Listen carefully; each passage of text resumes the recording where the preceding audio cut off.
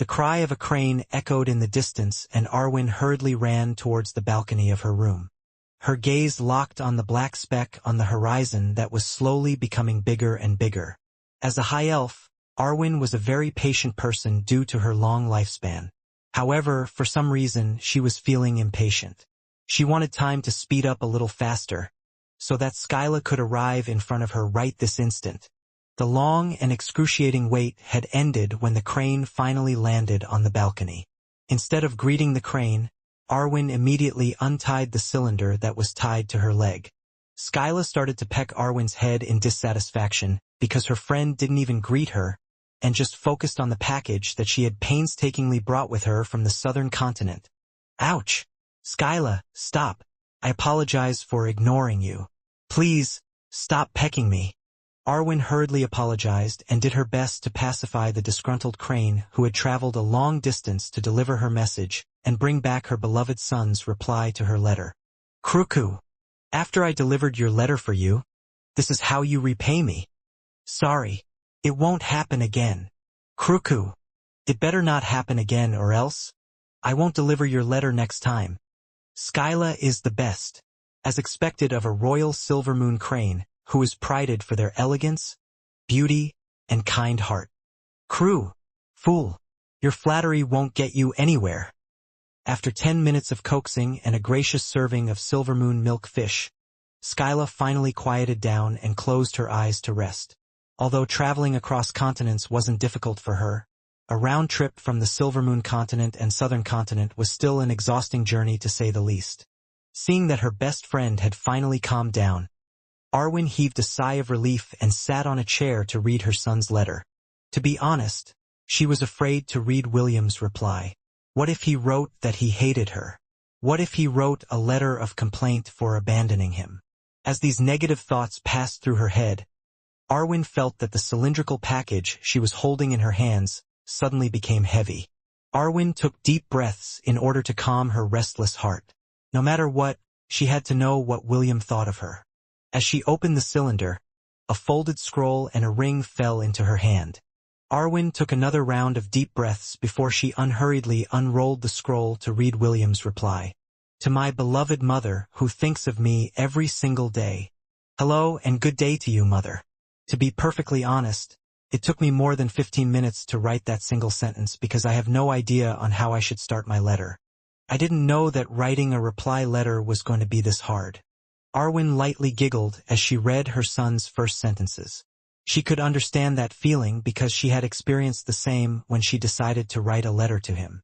Her eyes wandered across William's handwriting. Although it wasn't as elegant as hers, she still fell in love with the firm and bright strokes that showed his determination to reply to her letter. Let me formally introduce myself first. My name is William von Ainsworth, the most handsome boy in the southern continent. Grandpa James said that I look just like you, mother, so that means that you are definitely the most beautiful lady in the Silver Moon continent. I was surprised when I saw big sister Skyla appear in Lant carrying your letter. I've never seen a white crane as big and as smart as her. She was very gentle and kind enough to tell me stories about you, my grandparents, the holy city of Nitfi Ethel, and the Silver Moon continent. Big sister Skyla also said that although my mother is beautiful, she is also the biggest crybaby in the holy city of Nitfi Ethel. Arwen's lips twitched when she read the part of her being a crybaby. She glared at the sleeping Skyla at the side. You traitor, Arwen thought. How dare you tell my son that I'm a crybaby? I'm not. As if sensing her glare, Skyla opened her eyes and gave her the what? You have a problem with me? Sidelong glance which made Arwen immediately avert her gaze. Between Skyla and Arwen, the crane had always been the more aggressive of the two. She had been Arwen's protector for years and had treated the high elf as if she were her own little sister. This was why Arwen couldn't go against Skyla, even if she was made to drink 2 jars of courage. With a defeated heart, Arwen returned to reading William's letter. Don't worry, mother. Even if you are really a crybaby, as big sister Skyla said, that won't change the fact that you are my mother, and I care for you. It is quite regretful that I didn't get the opportunity to see your face when I was still a baby. If possible, can you please send me a drawing of you, so that I may know what my beautiful mother looks like? My Mama Ella also wants to see you. Before I forget. Mama Ella is the one who took care of me since I was a baby. She's an Angorian goat and I grew up drinking her milk every day.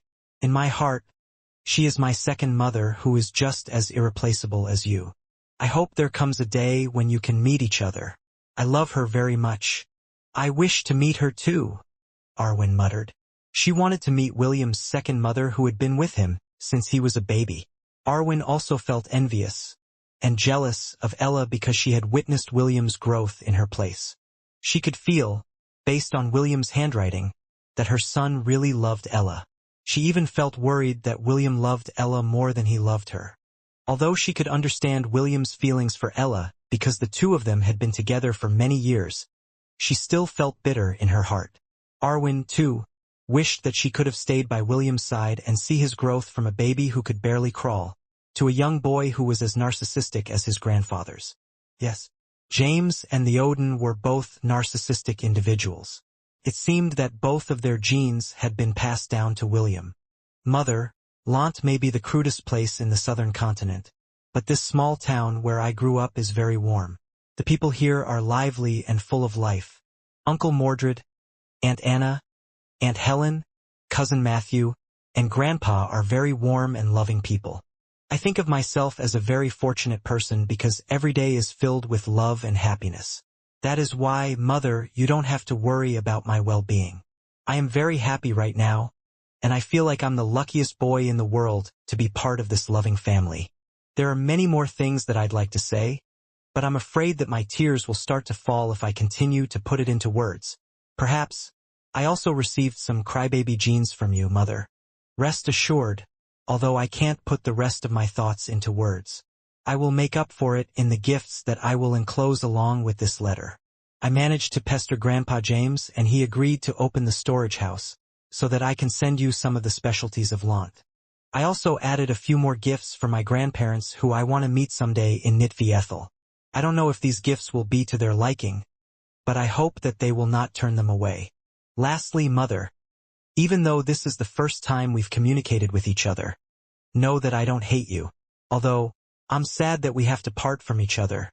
I know that you did it for my sake. Words can't express how much I want to see you, so please, if possible, send me a painting of you. I will also ask Grandpa to have me painted as well, so that you will be able to see how handsome and amazing your son is. I pray that our fated reunion will come a day sooner. Thinking of you from the southern continent, William von Ainsworth. Arwen's eyes blurred as she pressed the letter to her chest. She felt relieved and happy that William didn't hate her. However, she also felt bitter because her feelings of love were overflowing, but she couldn't give them to him.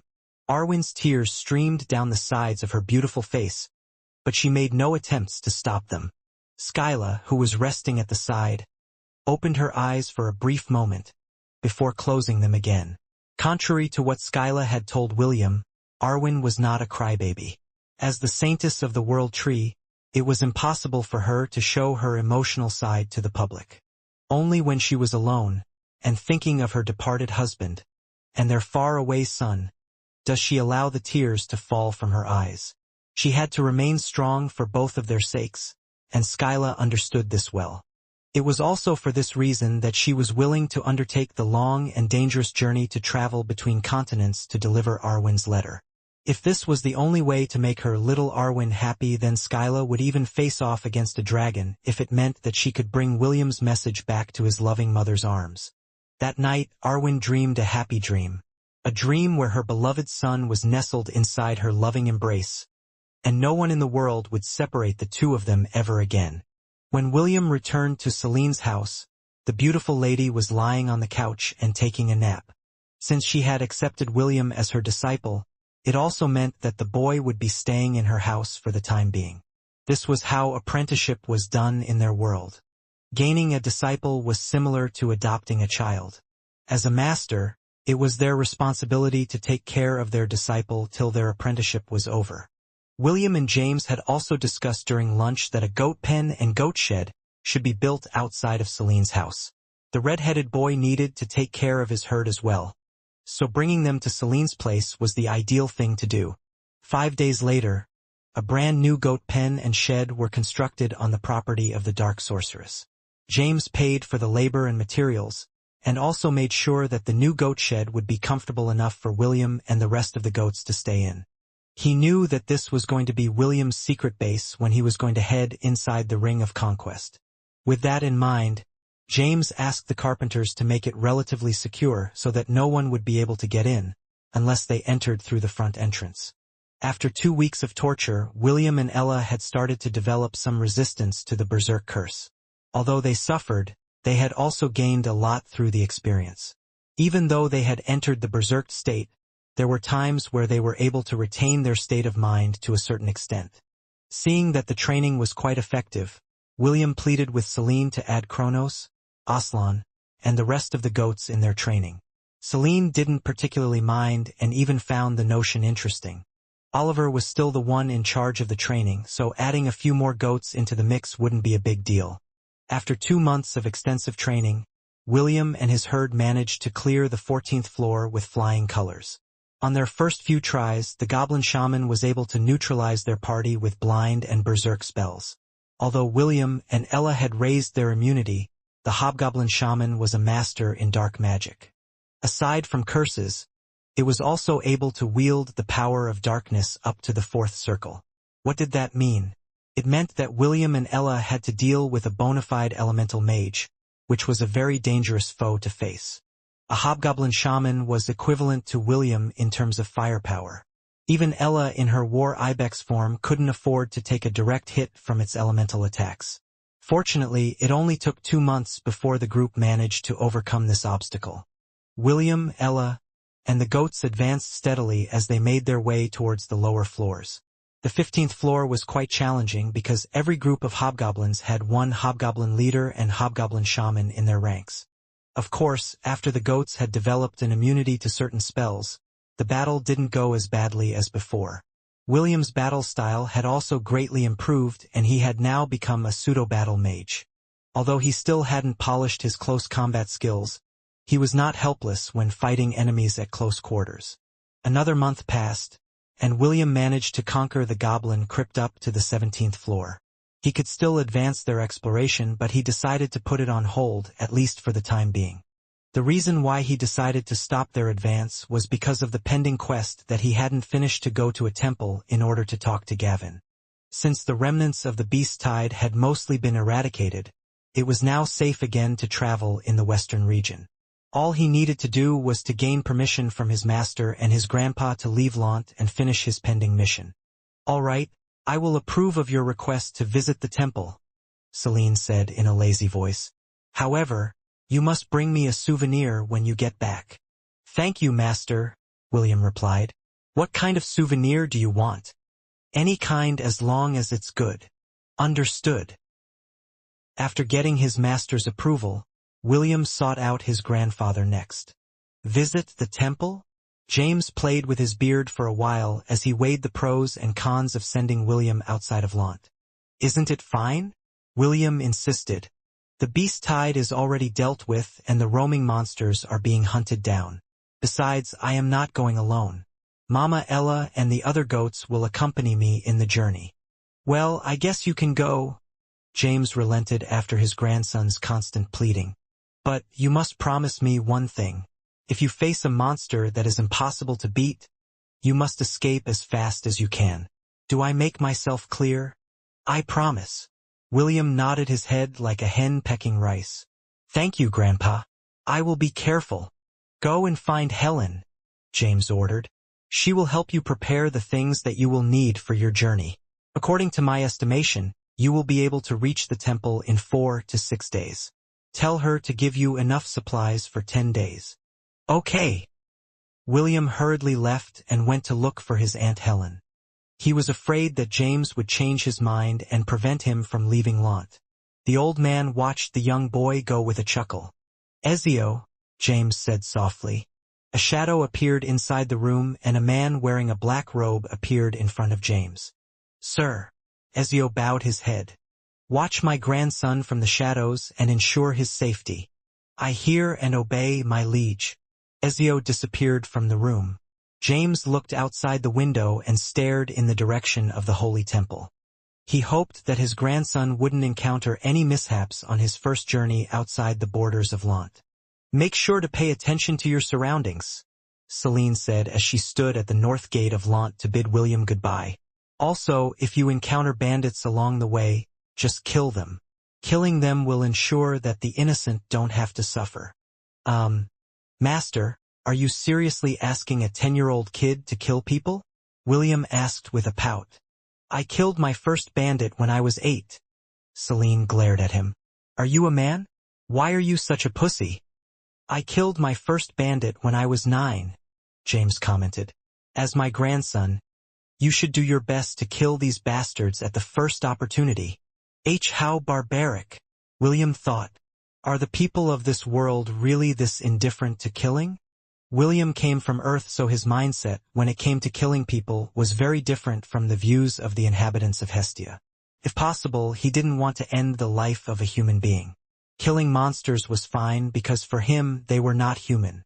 However, he knew that if he was pushed into a corner, he would also steel himself to commit the deed even if he didn't want to. "Little William, look after yourself," Helen said as she helped him wear a traveling cloak. "I have packed you enough food and clothes for 10 days. Make sure to eat on time and rest on time. Okay?" "Thank you, Aunt Helen." William smiled and nodded his head. "I'll come back as soon as I can." "Good. I will be waiting." William waved goodbye before mounting Ella's back. "Master, grandfather, take care. Come back early," Celine said as she waved back. "Feel free to pick up a girl to bring home as a wife when you return," James shouted. "It doesn't matter how many you bring back. We'll take them all." William almost fell off Ella's back when he heard his grandfather's shameless words. The old man still hadn't given up on the notion of playing matchmaker for William. He was even insisting that the more wives he had, the better. Did he think that beautiful girls grow in the wild like cabbages? As the town of Lant disappeared behind his back, William felt a sense of anticipation. It was his first time going on an adventure away from home, and it was making him excited and anxious at the same time. What he didn't know was that during this trip towards the Holy Temple, he would meet someone that would play an important role in his life in the not-so-distant future. Can you accomplish this task?" "I can." "Good." A woman who seemed to be in her early 30s nodded her head. "Your father is expecting great things from you. Don't let him down." "I will do my best, mother." The boy looked up at his mother with a serious gaze. "I will not let you and father down." The woman sighed and pulled the boy in her embrace. She then brushed his head affectionately for a time before letting him go. "Nana, Herman, I leave Est in your care." The woman looked at her 2 loyal retainers. "Make sure that he returns safe and sound from his mission." "Yes, my lady." "By your will, my lady." 10 minutes later, a wooden carriage made its way outside of the city walls and traveled into the darkness of the night. Their destination was the Holy Temple. The young boy looked outside the carriage window as they left the glorious city behind. "Don't worry, father, mother. I will complete my mission," Est vowed as he looked at the stars in the distance. "You Excellency, Lady Astrid, please watch over me. Brrr. The water is so cold." William shivered as he washed his face using the water in the river. He just woke up a few minutes ago and decided to wash his face in order to remove the last dregs of sleep in his system. Ella walked beside him and gave her morning greeting. "Me." "Good morning, Mama Ella." "Me." After their daily greeting, William took out a wooden bowl from his storage ring and milked his Mama Ella. Although he was already 10 years old, he still drank her milk every day. Why? Because Ella's milk is delicious. Also, Ella would nag at him if he didn't drink her milk on a daily basis. William could drink it directly from the source, but he decided to use a cup instead. Ella didn't seem to mind this change in her baby's routine. The only thing she cared about was whether or not William drank her milk. Daily quest. Drink milk has been completed. Rewards. 6 EXP points. I still don't understand why this quest still works up to this day. William mused as he looked at his notification window. Back when he was still a baby, he depended on this daily quest in order to gain some EXP. Now, this notification reminded him of the time when he was still a weak and feeble baby that could only stay still and wait to be fed on a daily basis. A nostalgic smile appeared on William's face as he remembered the shenanigans he and Ella had during his childhood. He was about to go into a daze when he felt a wet sensation on his cheeks. Me. Sorry, Mama Ella? William apologized as he caressed Ella's neck. I was reminiscing about the past. Mia. The time when I was still a baby. Mia. Time flies so fast. Everything that happened was like yesterday. William closed his eyes as he hugged Ella's neck. I'm very lucky to have you, Mama. Mia. Ella closed her eyes and pressed the side of her face on William's cheeks. The mother and son pair stayed like this for a few minutes. They only stopped when they felt the other goats starting to stir from their slumber. William prepared a small fire where he warmed his breakfast and Ella's milk. Ella and the other goats drank from the river and munched on the grasses until they had their fill. After eating their breakfast, William, Ella, and the goats continued their journey. It had been 3 days since they left the town of Lant. So far, they hadn't encountered any bandits or any roaming monsters along the way. However, they did see several ruins as they journeyed towards the Holy Temple. These ruins belonged to towns and villages that used to thrive in the western region of the Hellon Kingdom. When William passed these villages and towns, the young boy would spend a few minutes offering a silent prayer to the people who had died in the incident. As someone who had memories of his reincarnation, he knew that these people would also be given another opportunity to live their lives all over again. The only difference was that they would no longer remember anything about their past lives. I pray that all of you find happiness in your next life, William prayed as he knelt on the ground. May your days be beautiful and bright. The goats stood still by his side as they looked at the ruins. They didn't make any noise and waited for William to finish his prayer. It was then when he heard the sound of a carriage being pulled from behind him. William didn't move and continued to pray. He didn't feel any malice coming from the carriage, so he decided to continue his prayer. The boy thought that they were just travelers who were passing by, so he just ignored their presence. When William finally finished his prayer, he was surprised to find out that the carriage had stopped a few meters away from him. The boy frowned and looked at the goats. For a moment, he thought that the goats were blocking the way so that the carriage was forced to come to a stop. Seeing that his herd was standing in a neat row and away from the main road, the worry in William's mind disappeared. The boy looked at the carriage and noticed a middle-aged man seated on the coachman's seat, smiling at him. Lad, are you familiar with this place? A middle-aged man with graying hair asked. Sorry, but I'm not a local of this area, William replied. I am just passing through and saw these ruins. I see. The man nodded his head in understanding. Then, can you tell us where the Holy Temple is located? You're also on your way to the Holy Temple? William smiled. What a coincidence. I am, also, headed towards the Holy Temple. Oh, have you been there before, lad? No.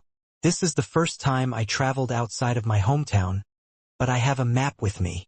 Can I have a look at your map, kiddo? I just want to know the general direction of the temple. Of course. William walked towards the carriage while pulling out the map from his storage ring. He handed the map to the middle-aged man in a very friendly manner. Kid, you shouldn't trust others too much, the middle-aged man said with a serious expression. What if I'm a bad person? I might just snatch this map and leave you behind. My goats are a good judge of character, William replied. Since they're not making any ruckus, then that means that you are not a bad person. You trust your goats that much? I trust them with my life. The middle-aged man didn't know if he should laugh or cry at the little boy's naivety, but William's carefree attitude left a good impression on him. The middle-aged man nodded his head a few times as he examined the map. It had been many years since he had been to the western region, and the recent calamity had drastically changed the scenery. The landmarks he remembered were no longer there, so he was having a hard time finding the road that would lead him to the temple. Fortunately, He sensed William from afar and decided to head in his direction. His gamble paid off and he was rewarded with a map that would lead him to their destination. "Thank you," the man said as he returned William's map. "You said that you are also traveling towards the Holy Temple. Why don't we travel together?" "Fate has brought us together," William commented. "I will accept your offer to travel together. The more the merrier." "Ha ha ha. You are an interesting kid. Not only interesting but handsome as well. Gwahahaha. What a chap, I like." The middle-aged man gave William a thumbs up. William grinned and mounted his mama Ella. The middle-aged man was a very social person, and he kept on chatting with William as the carriage and the herd of goats traveled side by side. William listened to the old man's stories about his adventures and the cities he had visited during his younger years. "Mr. Herman, do you know anything about the Central Continent?" William inquired. "The Central Continent? I've stayed there for a few years," Herman replied. "That place is where the elites of the various continents gather." "Why? Are you interested in going there, William?" "I don't know." William shook his head. "However, there is a possibility that my master will ask me to go there once I grow older." "Your master?" Herman narrowed his eyes as he glanced at the collar on William's neck. He already noticed the slave collar on the young boy, but he didn't say anything about it. Although the Hellon Kingdom is not supportive of the slave trade, it didn't make any moves to abolish it completely. Even in the capital, slaves were being sold as well. Herman just found it a pity that a boy like William had become someone's property. "Ah, this." William touched the collar on his neck. "This is just an accessory. My master gave it to me as a present." "I see." Herman felt complicated. He wanted to curse William's master for tricking a child to become their slave. From what he could see, William didn't resent his master. In fact, Herman could tell that the boy genuinely respected him. "Lad, what is your master like?" "Master? She's the crazy kind of a very amazing person. She treats me very well." A snort was heard from inside the carriage. Suddenly, the voice of a woman reached William's ears. It was filled with disdain and made William think that she was currently having her period. "I bet your master enslaved you because you are a half-elf," the woman inside the carriage said in disdain. "Perhaps she will make you her boy toy once you grow up. A good-looking boy like you will definitely sell for a high price at the black market." "It is true that I am very good-looking," William replied with a smile. "Thank you for your praise, my lady." "I'm not praising you," the woman snapped. "I'm telling you that you are stupid for being enslaved." William scratched the side of his face while feeling helpless. He also didn't want to be a slave, but the circumstances were special.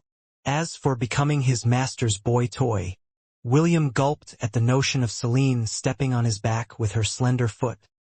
Hey, what am I thinking? I'm not a masochist." William swatted the perverted images on his head. "Nana, please, don't be rude."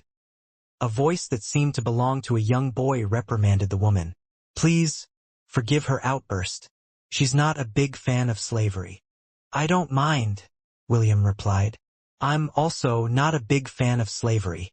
These were the last words they exchanged with each other as they continued their journey. The awkward silence along the way made Herman sigh internally.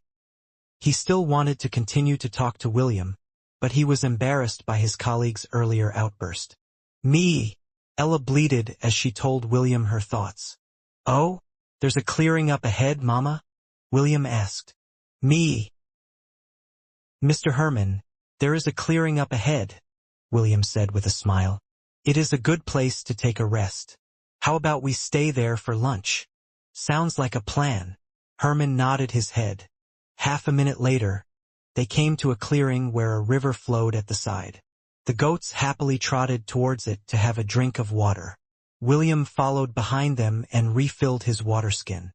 He wasn't aware that a pair of clear, light brown eyes were watching his every move from inside the carriage.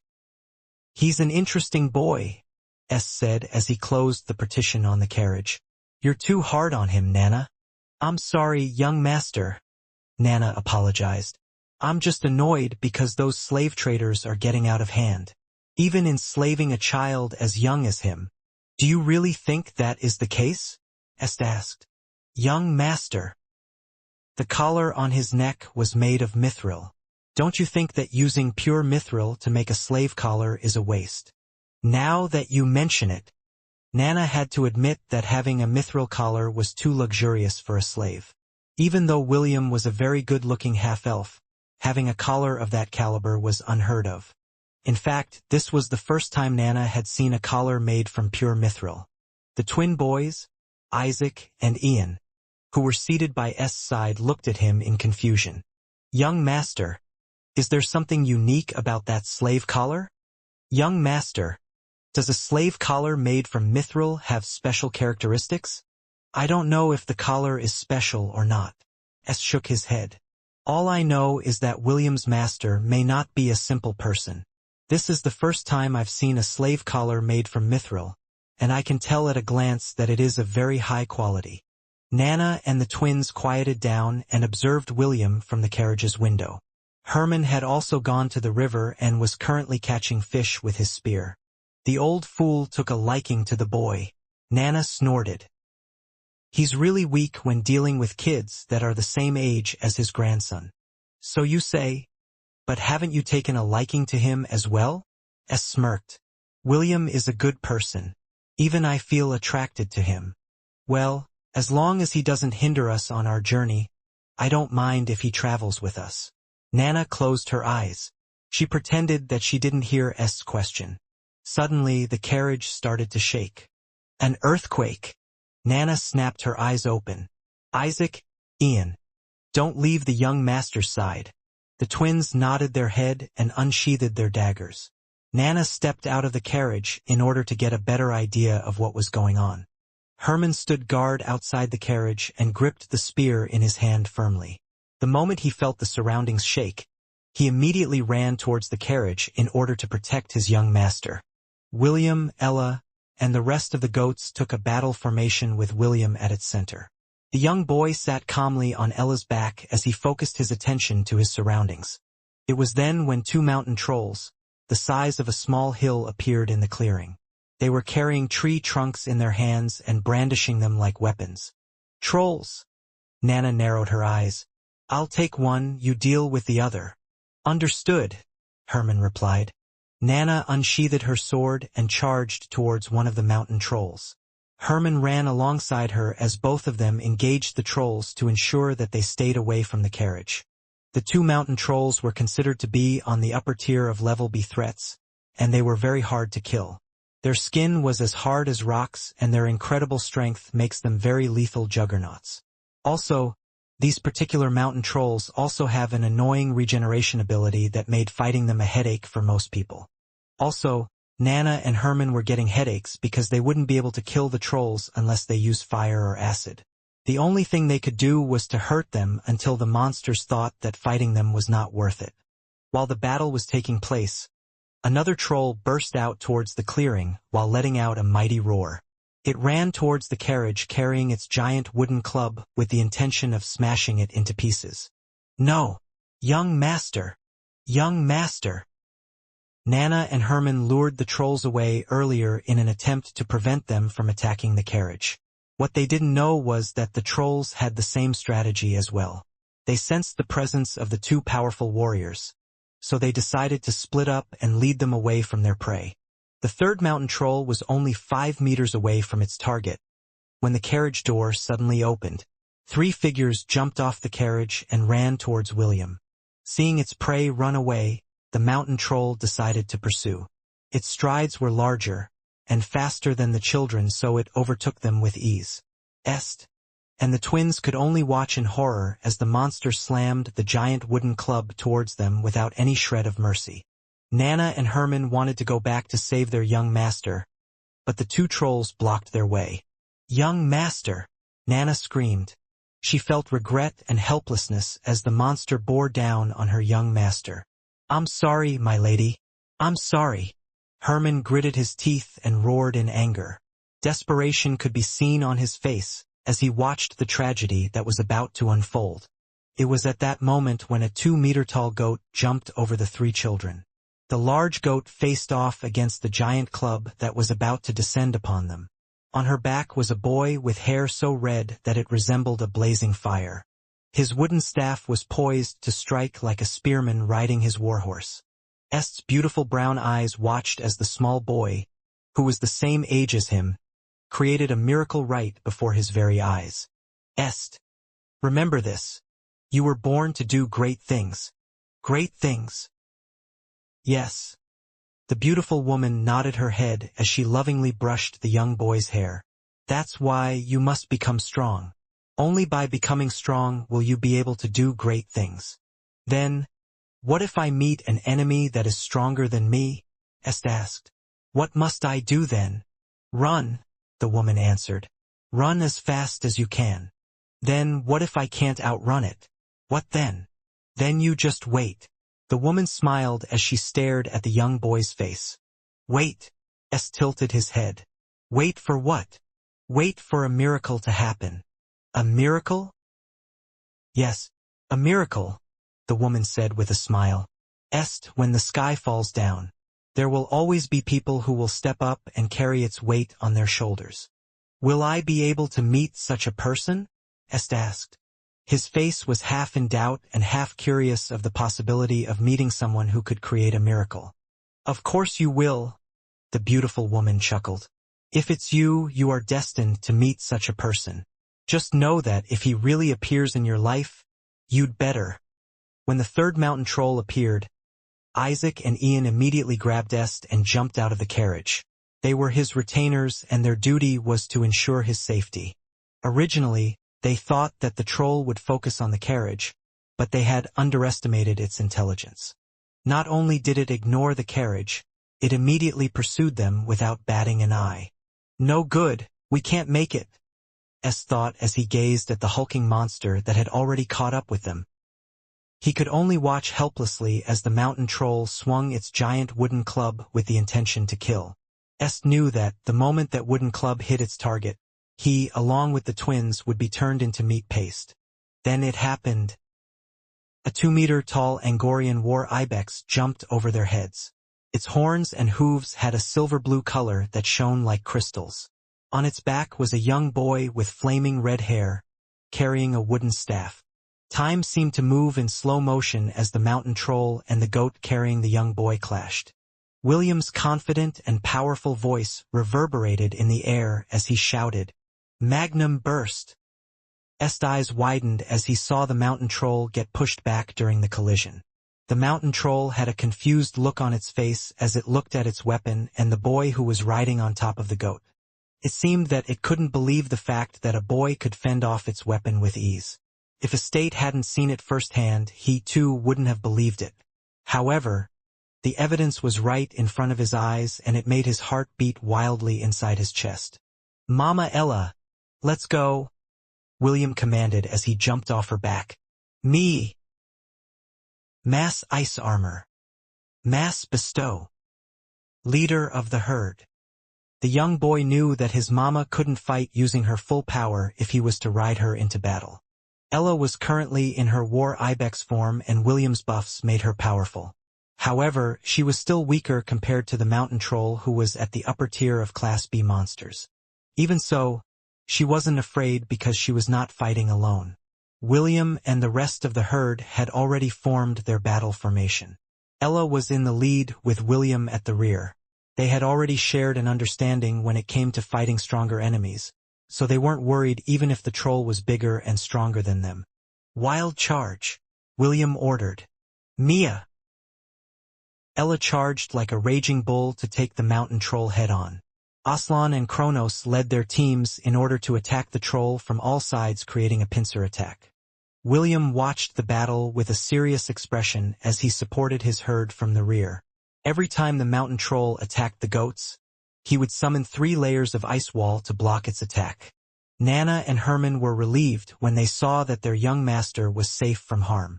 They then vented their frustration on the 2 mountain trolls that were blocking their way.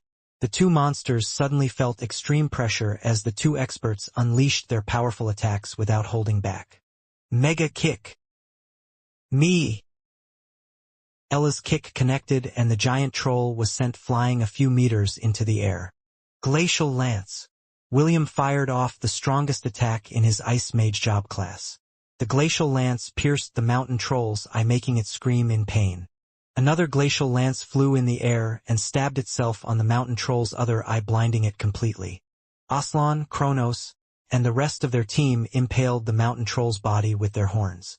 Ella, too, didn't miss the opportunity and delivered a wild charge at point-blank range, piercing the mountain troll's chest. The mountain troll could only swing its wooden club blindly in the air, hoping that it could hit something with its frenzied attacks. 2 minutes later, the mountain troll gave off a guttural roar and ran away in the opposite direction. Its powerful regeneration had allowed its eyes to recover enough vision to see its surroundings. Seeing that it couldn't beat its prey, it decided to retreat. The 2 other mountain trolls followed behind their leader in haste. The 2 humans that they had fought were lunatics and they didn't want to engage them any longer. William watched the mountain trolls run away with relief. Although they were able to fight it to a stalemate, it was still a Class B beast. This made the mountain troll very hard to kill. He never thought for a moment that they would be able to defeat it. The most they could do was to hurt it as much as possible so that it would call it quits. Of course, the goats didn't think that way. Ella, Kronos, Aslan, and the rest were sure that they could beat the monster if it hadn't run away. After defeating the hobgoblin shaman, the goats had regained their confidence and were raring to fight strong opponents. For them, the mountain troll was only an oversized goblin. As long as they could hit it, they could kill it. "Good job, everyone," William said as he motioned for the goats to gather. "Is anyone hurt? Come, let me heal you." "Me." "Aslan, what do you mean it doesn't hurt? Look, your leg is bleeding." "Mia." "Just a scratch? I don't think so. Come here. Let me heal you." "Mia." "No buts, come here. First aid." "Okay. Next." "Me." "Echo. You are a girl.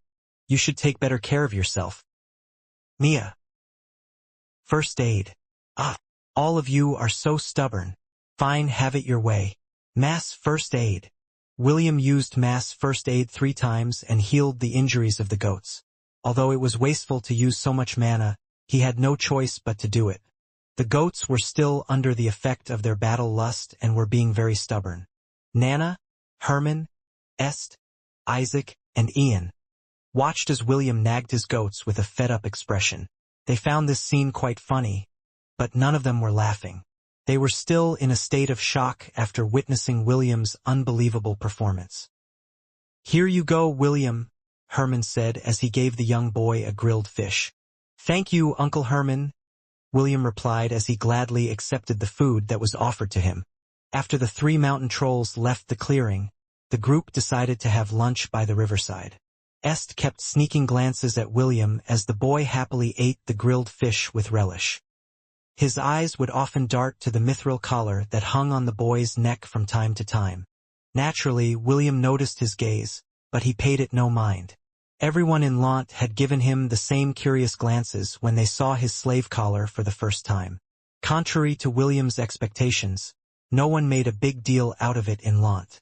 They just looked at him with interest and thought that the collar on his neck looked cool. Even the adults who had realized that it was a slave collar felt that it was just a prank by Celine in order to tone down William's mischievousness. Of course, this mentality was only restricted in the town of Lant.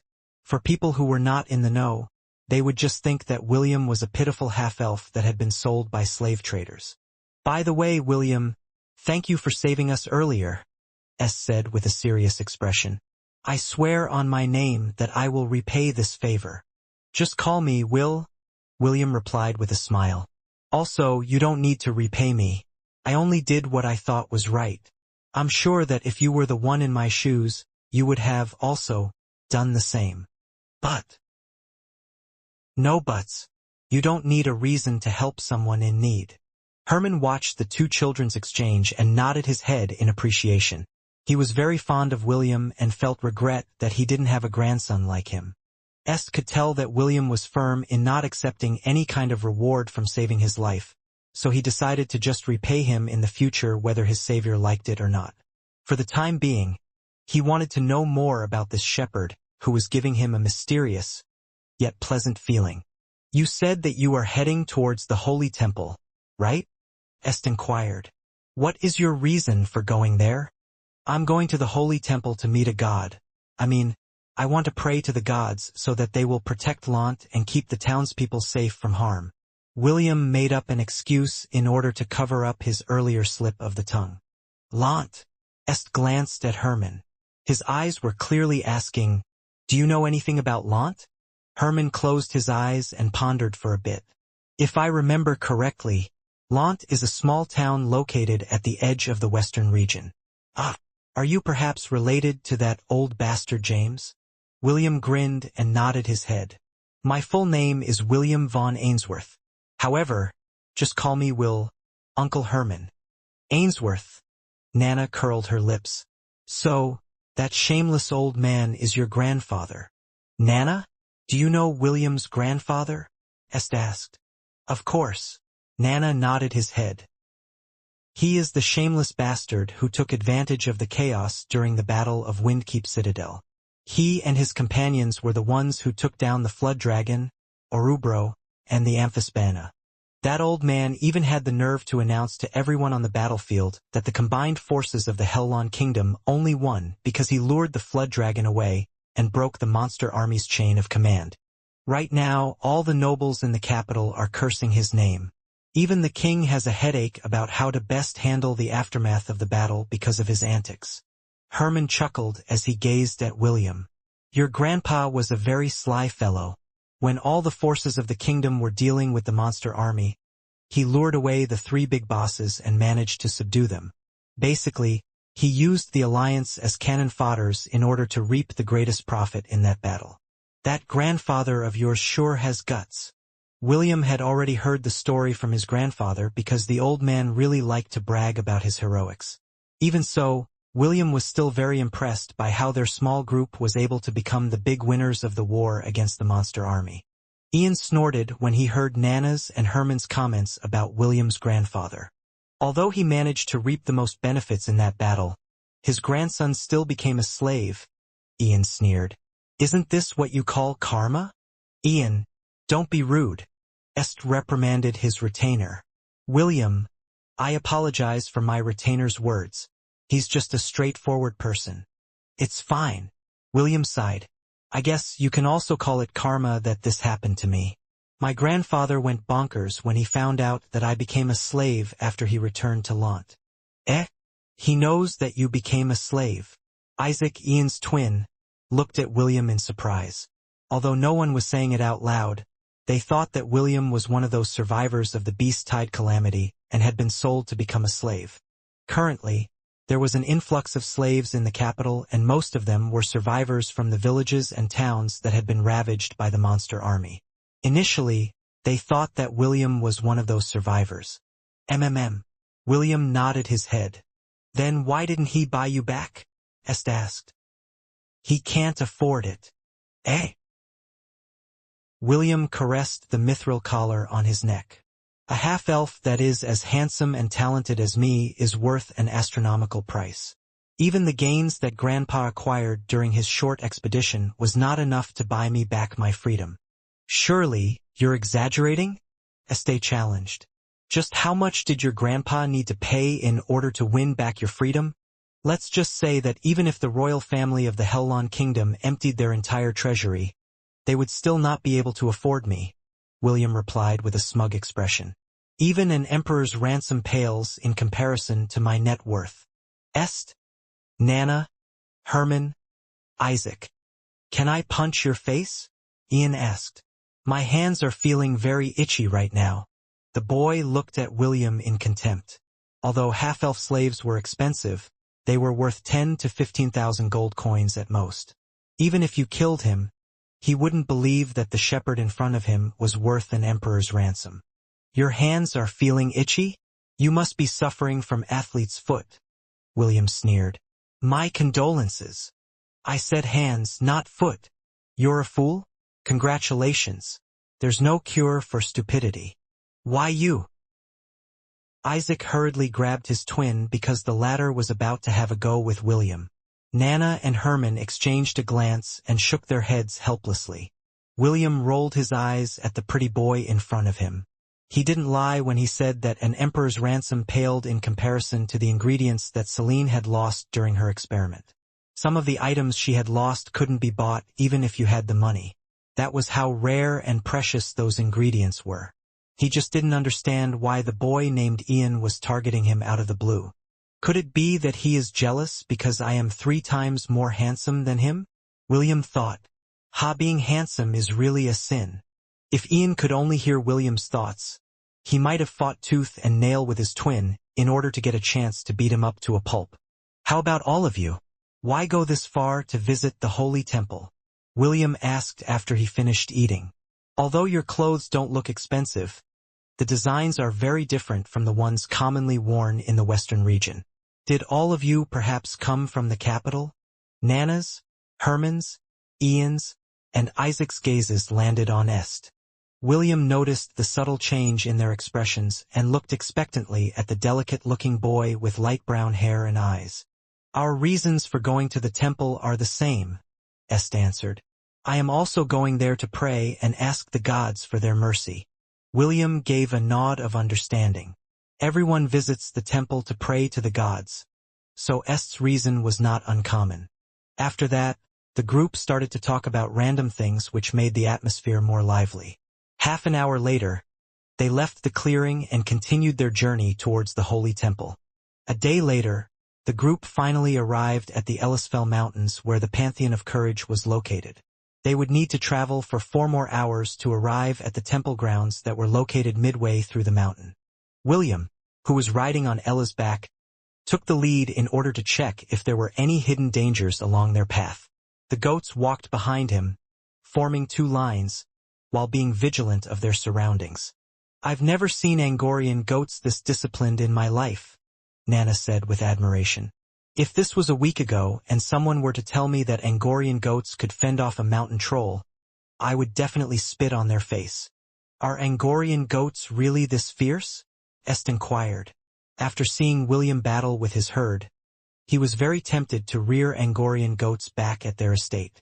Of course not, Nana answered firmly. I have seen many Angorian goats and all of them were as meek as sheep. The goats under William's care are quite abnormal, especially the one he calls Mama Ella. Strange, Est frowned. During the battle, that goat named Ella took on a different form. She was much larger and more intimidating than her current look. Nana, did you recognize the form she changed into during the battle? Yes, Nana nodded. If I'm not mistaken, she took the form of an Angorian war ibex. In the north of the kingdom, there is a tribe of warriors that live in the mountain. They are very fierce warriors, and the mounts they ride on are the wild Angorian war ibexes that live in the great mountains of Kirintir.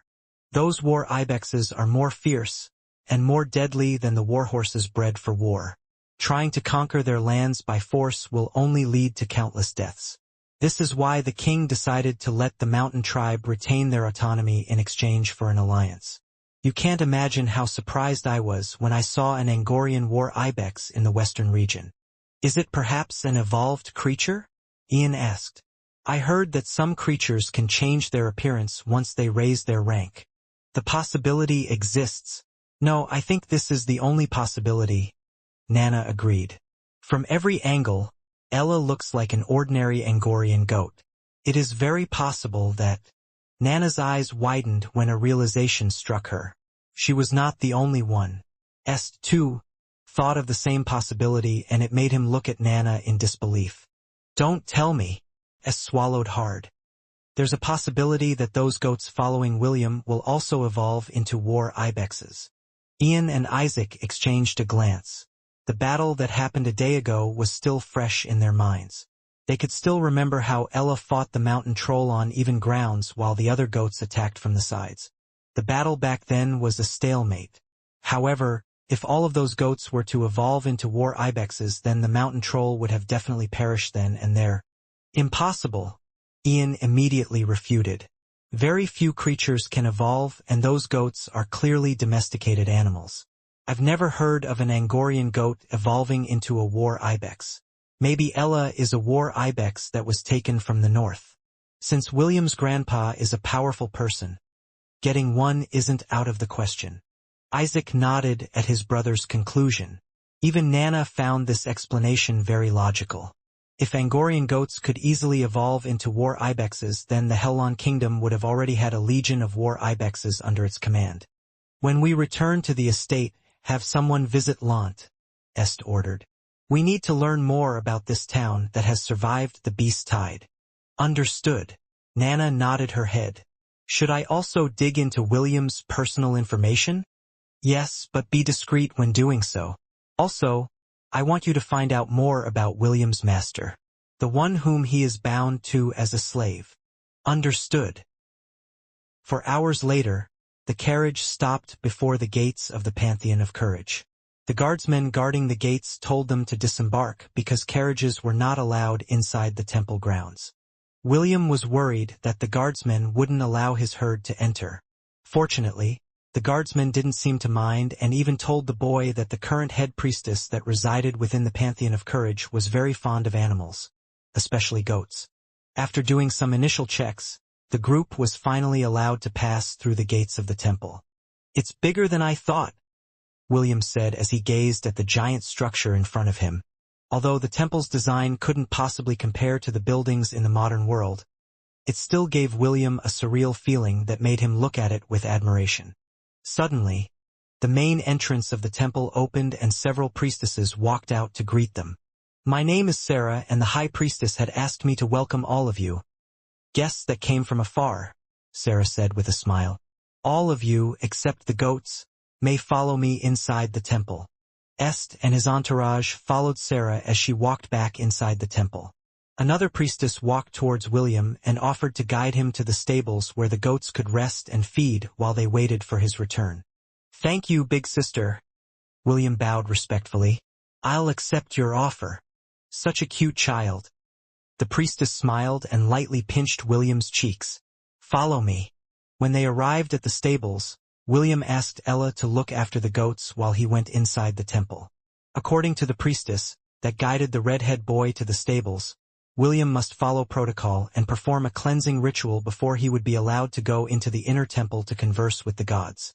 The priestess explained that it would take a whole day for the ritual to complete because it also involved a few hours of fasting. Mama Ella, take care of everyone for a day or two, William said as he hugged her neck.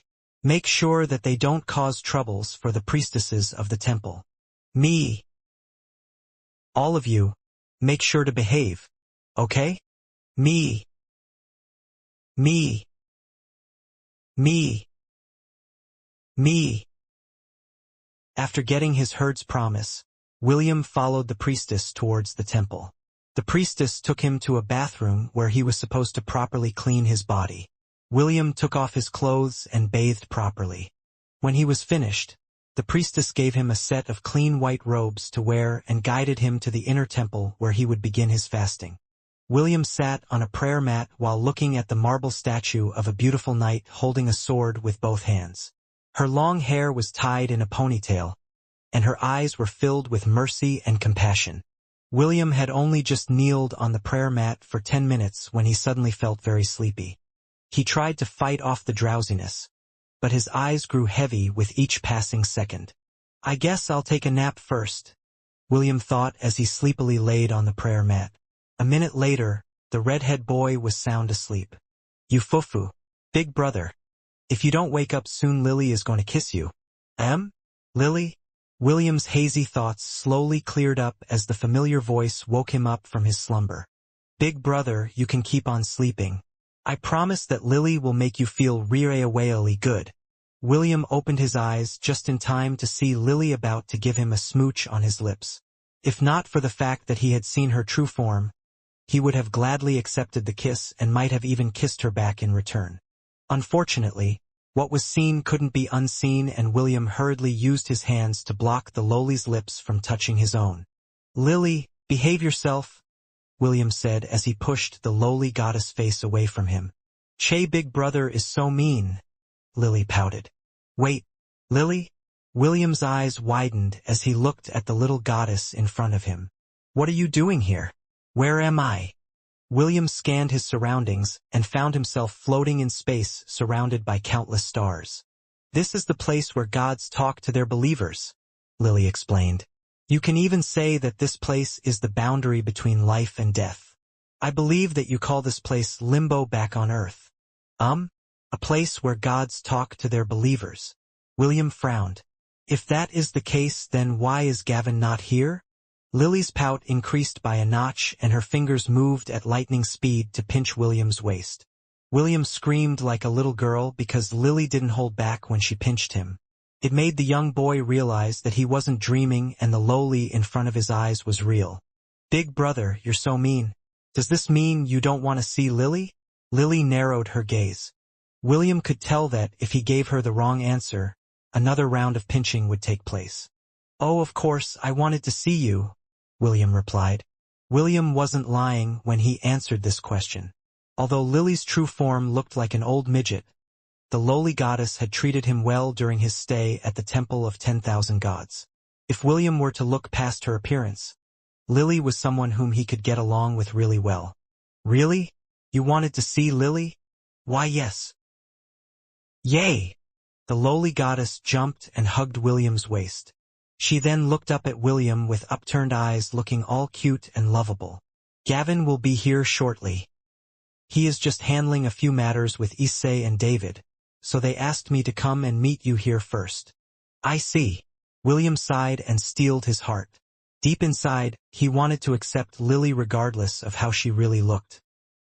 He then took the initiative to pat the lowly goddess' head, which made her close her eyes like a satisfied kitten. William continued to brush her hair for 2 minutes. A few seconds later, he heard a sigh coming from the lowly goddess. "Big brother, you are really kind," Lily muttered as she lightly pushed William away. "Lily, let's sit down first and have a chat. I'm sure that Big Brother has a lot of questions to ask Lily." As soon as she said those words, a dining table appeared in front of William. Several dishes were laid on top of the table and all of them looked delicious. "Let's talk as we eat, Big Brother." Lily made a gesture for William to sit. William obediently accepted her invitation and sat on the chair facing Lily. "Aren't you going to eat?" Lily asked. "Let's wait for the others to arrive," William replied. "It would be more fun if we eat as a group." Lily gave William a sweet smile that made his heart skip a beat. "Big brother, Lily wants to ask you a question." "Go ahead. As long as it's not math, I'm confident that I can give you the right answer." Lily chuckled as she rested her chin on the back of her hand. She then looked at William with her adorable, bright, red eyes.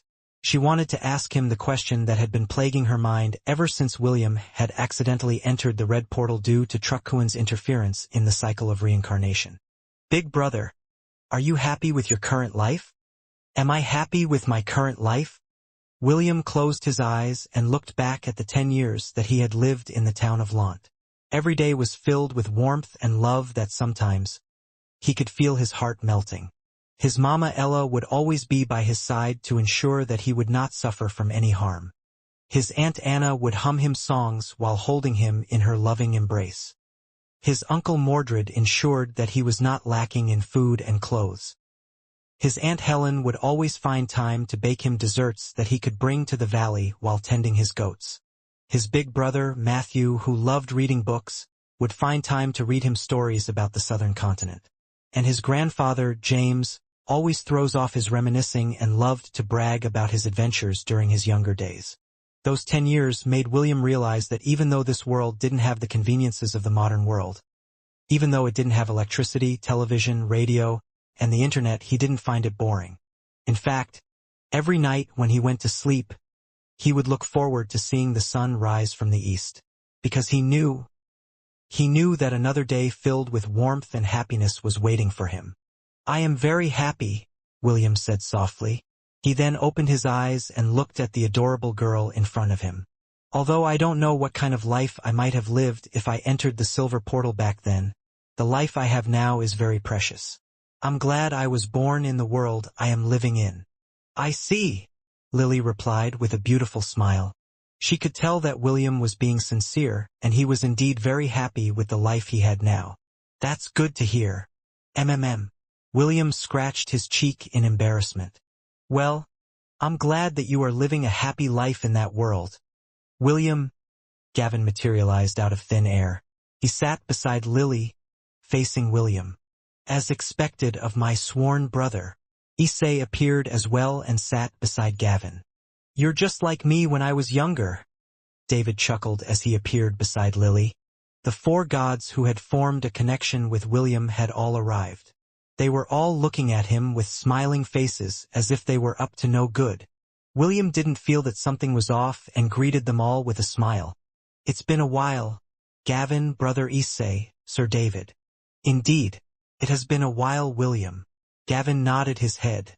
I'm glad you are doing well. Issei and David also nodded their heads in acknowledgement. Since everyone is already here, why don't we all eat first? Lily proposed. This feast was prepared for your arrival, so it would be a waste if you don't have your fill. She's right, Issei commented. Let's all eat. William nodded his head and everyone began to eat and drink. After the food had been cleared from the table, the gods started to ask William questions about his current life, which the boy answered as honestly as he could. That master of yours is not half bad, Issei said with a mischievous grin. Will, having an older woman as your lover is not a bad thing. They are more mature and you can lean on them when things get tough.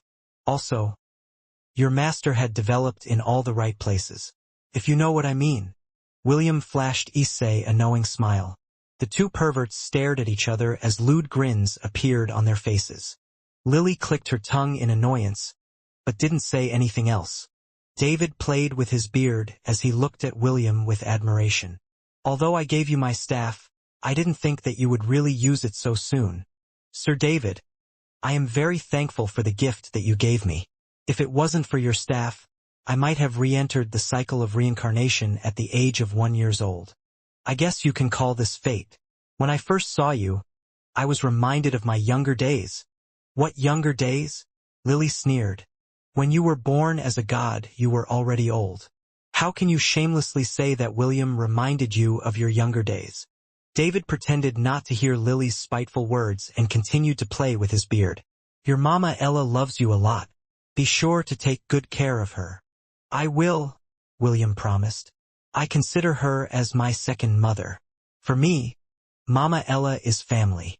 David had a satisfied expression as he nodded his head.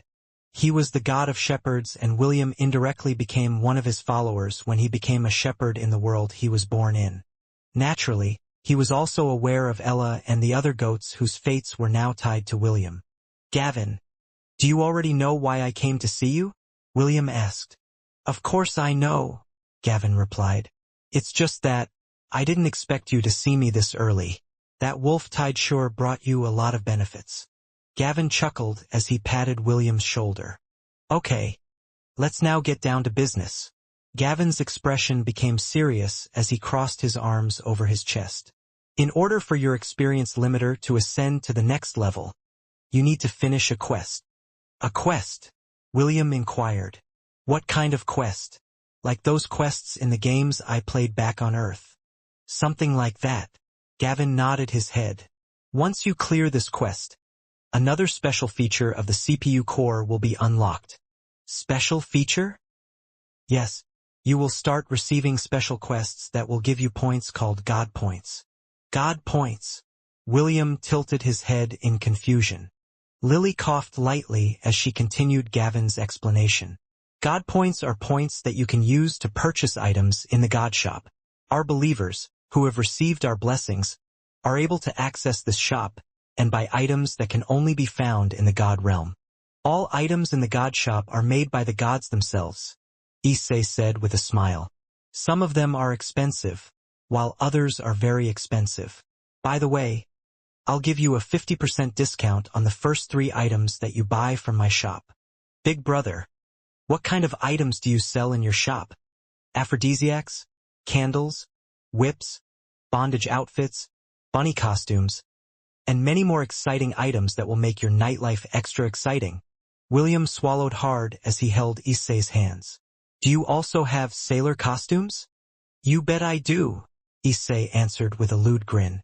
We even have shrine maiden outfits. The two perverts clasped their hands together, which made the other gods look at them in contempt. Gavin cleared his throat in order to catch William's attention to continue his explanation. Listen, William. I will now tell you the contents of your quest, Gavin said. Right now, you are in the Pantheon of Courage. One of our colleagues has asked for assistance, and it just so happens that you are also present in her temple. Because of this, I decided that your quest would be to help her follower clear a trial. You will find more information when your soul returns to your world. Do you have any other questions? Will I be able to see you guys again? William asked. When you reach your next bottleneck, you can come and find us again, Lily answered with a smile. Big brother. Even if you miss Lily, you shouldn't push yourself too hard. Take things one step at a time. We will have our reunion in good time. Don't worry, brother, Issei commented. We will also be watching over you from time to time. Even if you can't see us, we can definitely see you. That's right. David nodded his head. Of course, we can't really interfere and help you when you encounter difficulties. Gods aren't allowed to interfere with the material world. However, we can offer you help in other ways. The important thing is for you to live a life worth living, Gavin said. Although getting strong is a must, you must not ignore the world around you. Life is not a matter of chance. It is a matter of choice. It is not a thing to be waited for. It is a thing to be achieved.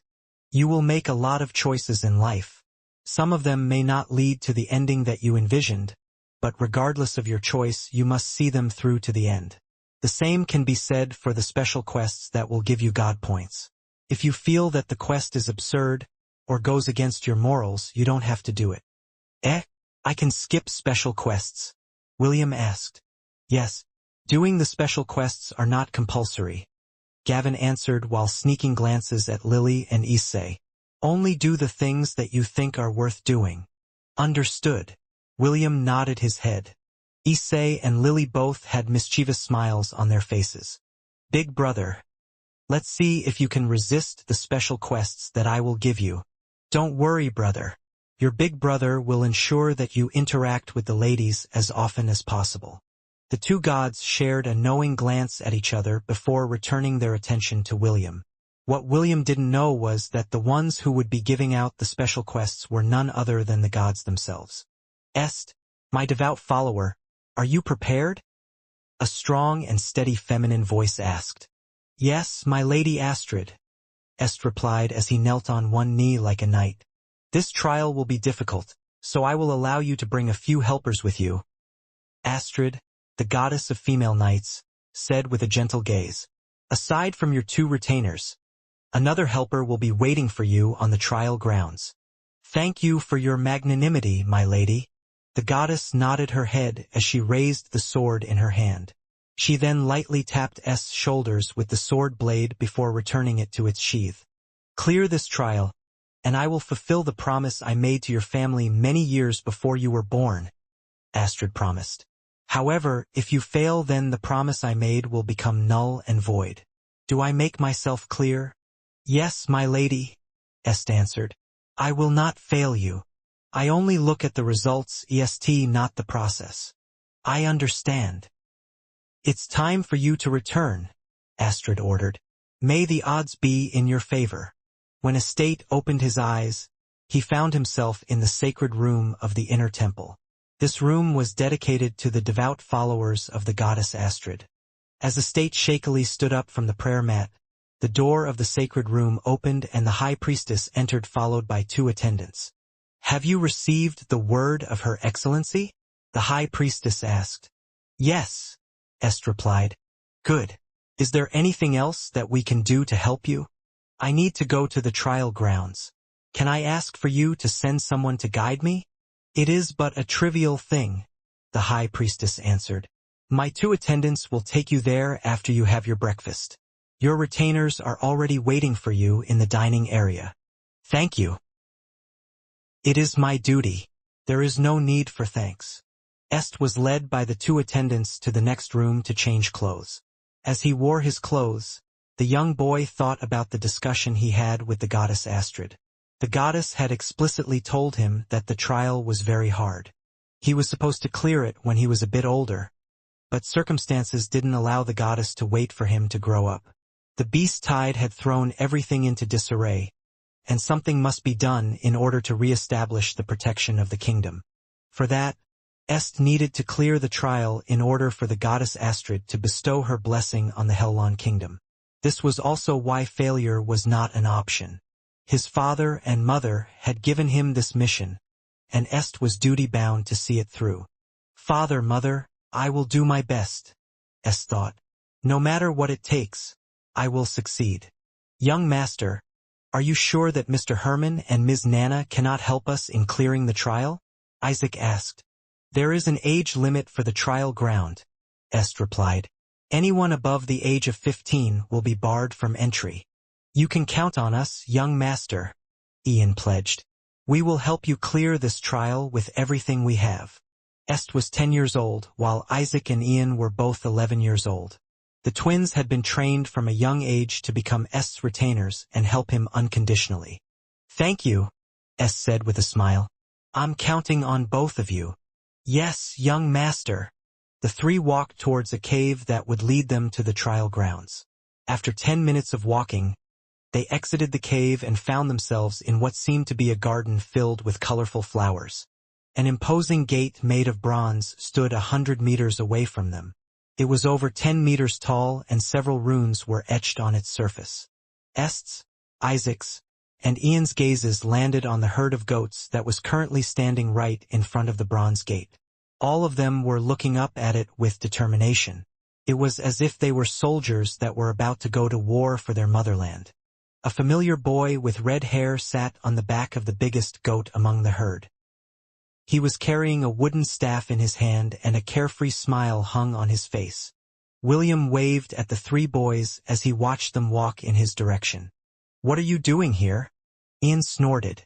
This place is off limits to those who are not affiliated with the Pantheon of Courage. Say, are you a girl? William asked. Why are you always irate? Are you perhaps having your period right now? You're the one having a period, Ian shot back with anger. His face was dyed a deep shade of red as he glared hatefully at William. I don't understand why you're always butting heads with me. William shrugged. Wait. Don't tell me you've fallen in love with me?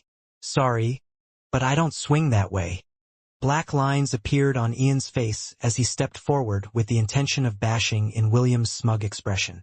Fortunately, Isaac and Est held him on both sides, which prevented him from having a fight with the smug shepherd in front of him. William, what are you doing here? Est inquired. Although he already knew the answer, he still decided to ask this question for confirmation. I came here because my patron god told me to help someone clear a trial, William answered. Are you perhaps the one taking the trial? Yes, Est nodded. Are you really here to help me clear the trial? Yes. However, since someone insulted me, I'm no longer in the mood to help, William replied. We don't need your help, Ian interjected. My sist brother and I will be enough to help the young master clear this trial. Is that so? William raised an eyebrow. I heard that this trial is very hard. If you really don't need my help, then I won't force it.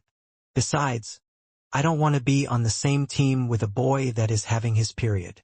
Ian was about to reply to William's remark when he felt Est's gaze land on her. The gaze made him shudder and the words that he was about to say became stuck in his throat. Will, this trial is important to me, Est stated. I would be very happy if you were to help me clear it. Will it be fine if I formally commission you to help me clear this quest? I will prepare sufficient payment once we successfully clear the trial. Sure, William readily agreed. He wouldn't reject Est's offer because those were just freebies for him. Even though Ian was making things difficult for him, he had no intention of allowing Est to start the trial on his own. This trial was also important to him, because it was the quest that Gavin had given him in order to break through his bottleneck. William was more than willing to turn a blind eye to the annoying Ian, who seemed to be his mortal enemy in his past life. "Is everyone ready?" William asked. "Me," the goats replied in unison. "Wait, can the goats enter the trial grounds too?" Est asked. He looked at the goats in a hopeful manner. During the battle, the goats showed amazing battle prowess, and having them inside the trial would definitely raise their chances of success. "There's only one way to find out," William grinned. He then tapped the bronze gate with his wooden staff. The door trembled for a few seconds before opening widely. A silver portal appeared at the center of the gate, which reminded William of the portals in the cycle of reincarnation. "After you," William made a gesture for S to enter first. "I'll see you on the other side," S said as he entered the portal. Isaac and Ian entered the portal as well. The latter didn't forget to give William a hateful glare before passing through the portal. "What's with him?" William frowned. He then shook his head helplessly as he lightly caressed his mama Ella, urging her to enter the portal. Soon William and the rest of his herd entered the portal. Deep inside, William was feeling excited. He was very curious about what kind of trial he would be facing. He was also looking forward to the completion of the trial so that he could check out the items in the god shop. According to Gavin, there were several items for sale in the shop that would allow him to acquire very rare job classes. With such an incentive, William was pumped up to finish the quest as fast as possible. Little did he know that the trial in the sacred grounds was not only prepared for Est, but for him as well. They found themselves at the entrance of an eerie forest where Est and the twins were waiting for them. With just a glance, William could tell that the forest was bad news. Ding! "You have accepted the quest, Trial of Courage." Quest, Trial of Courage. Quest objective: escort a state to the altar of courage located at the center of the forest. Secondary objective: Est must survive. Quest will automatically fail once Est or the host dies. Quest reward: host's second transcendence phase will be unlocked. What an ominous-sounding mission, William sighed as he finished reading the contents of the quest. He then returned his attention to the forest and observed it more closely. The air smelled of decay and rot, while the towering trees blocked out the sunlight.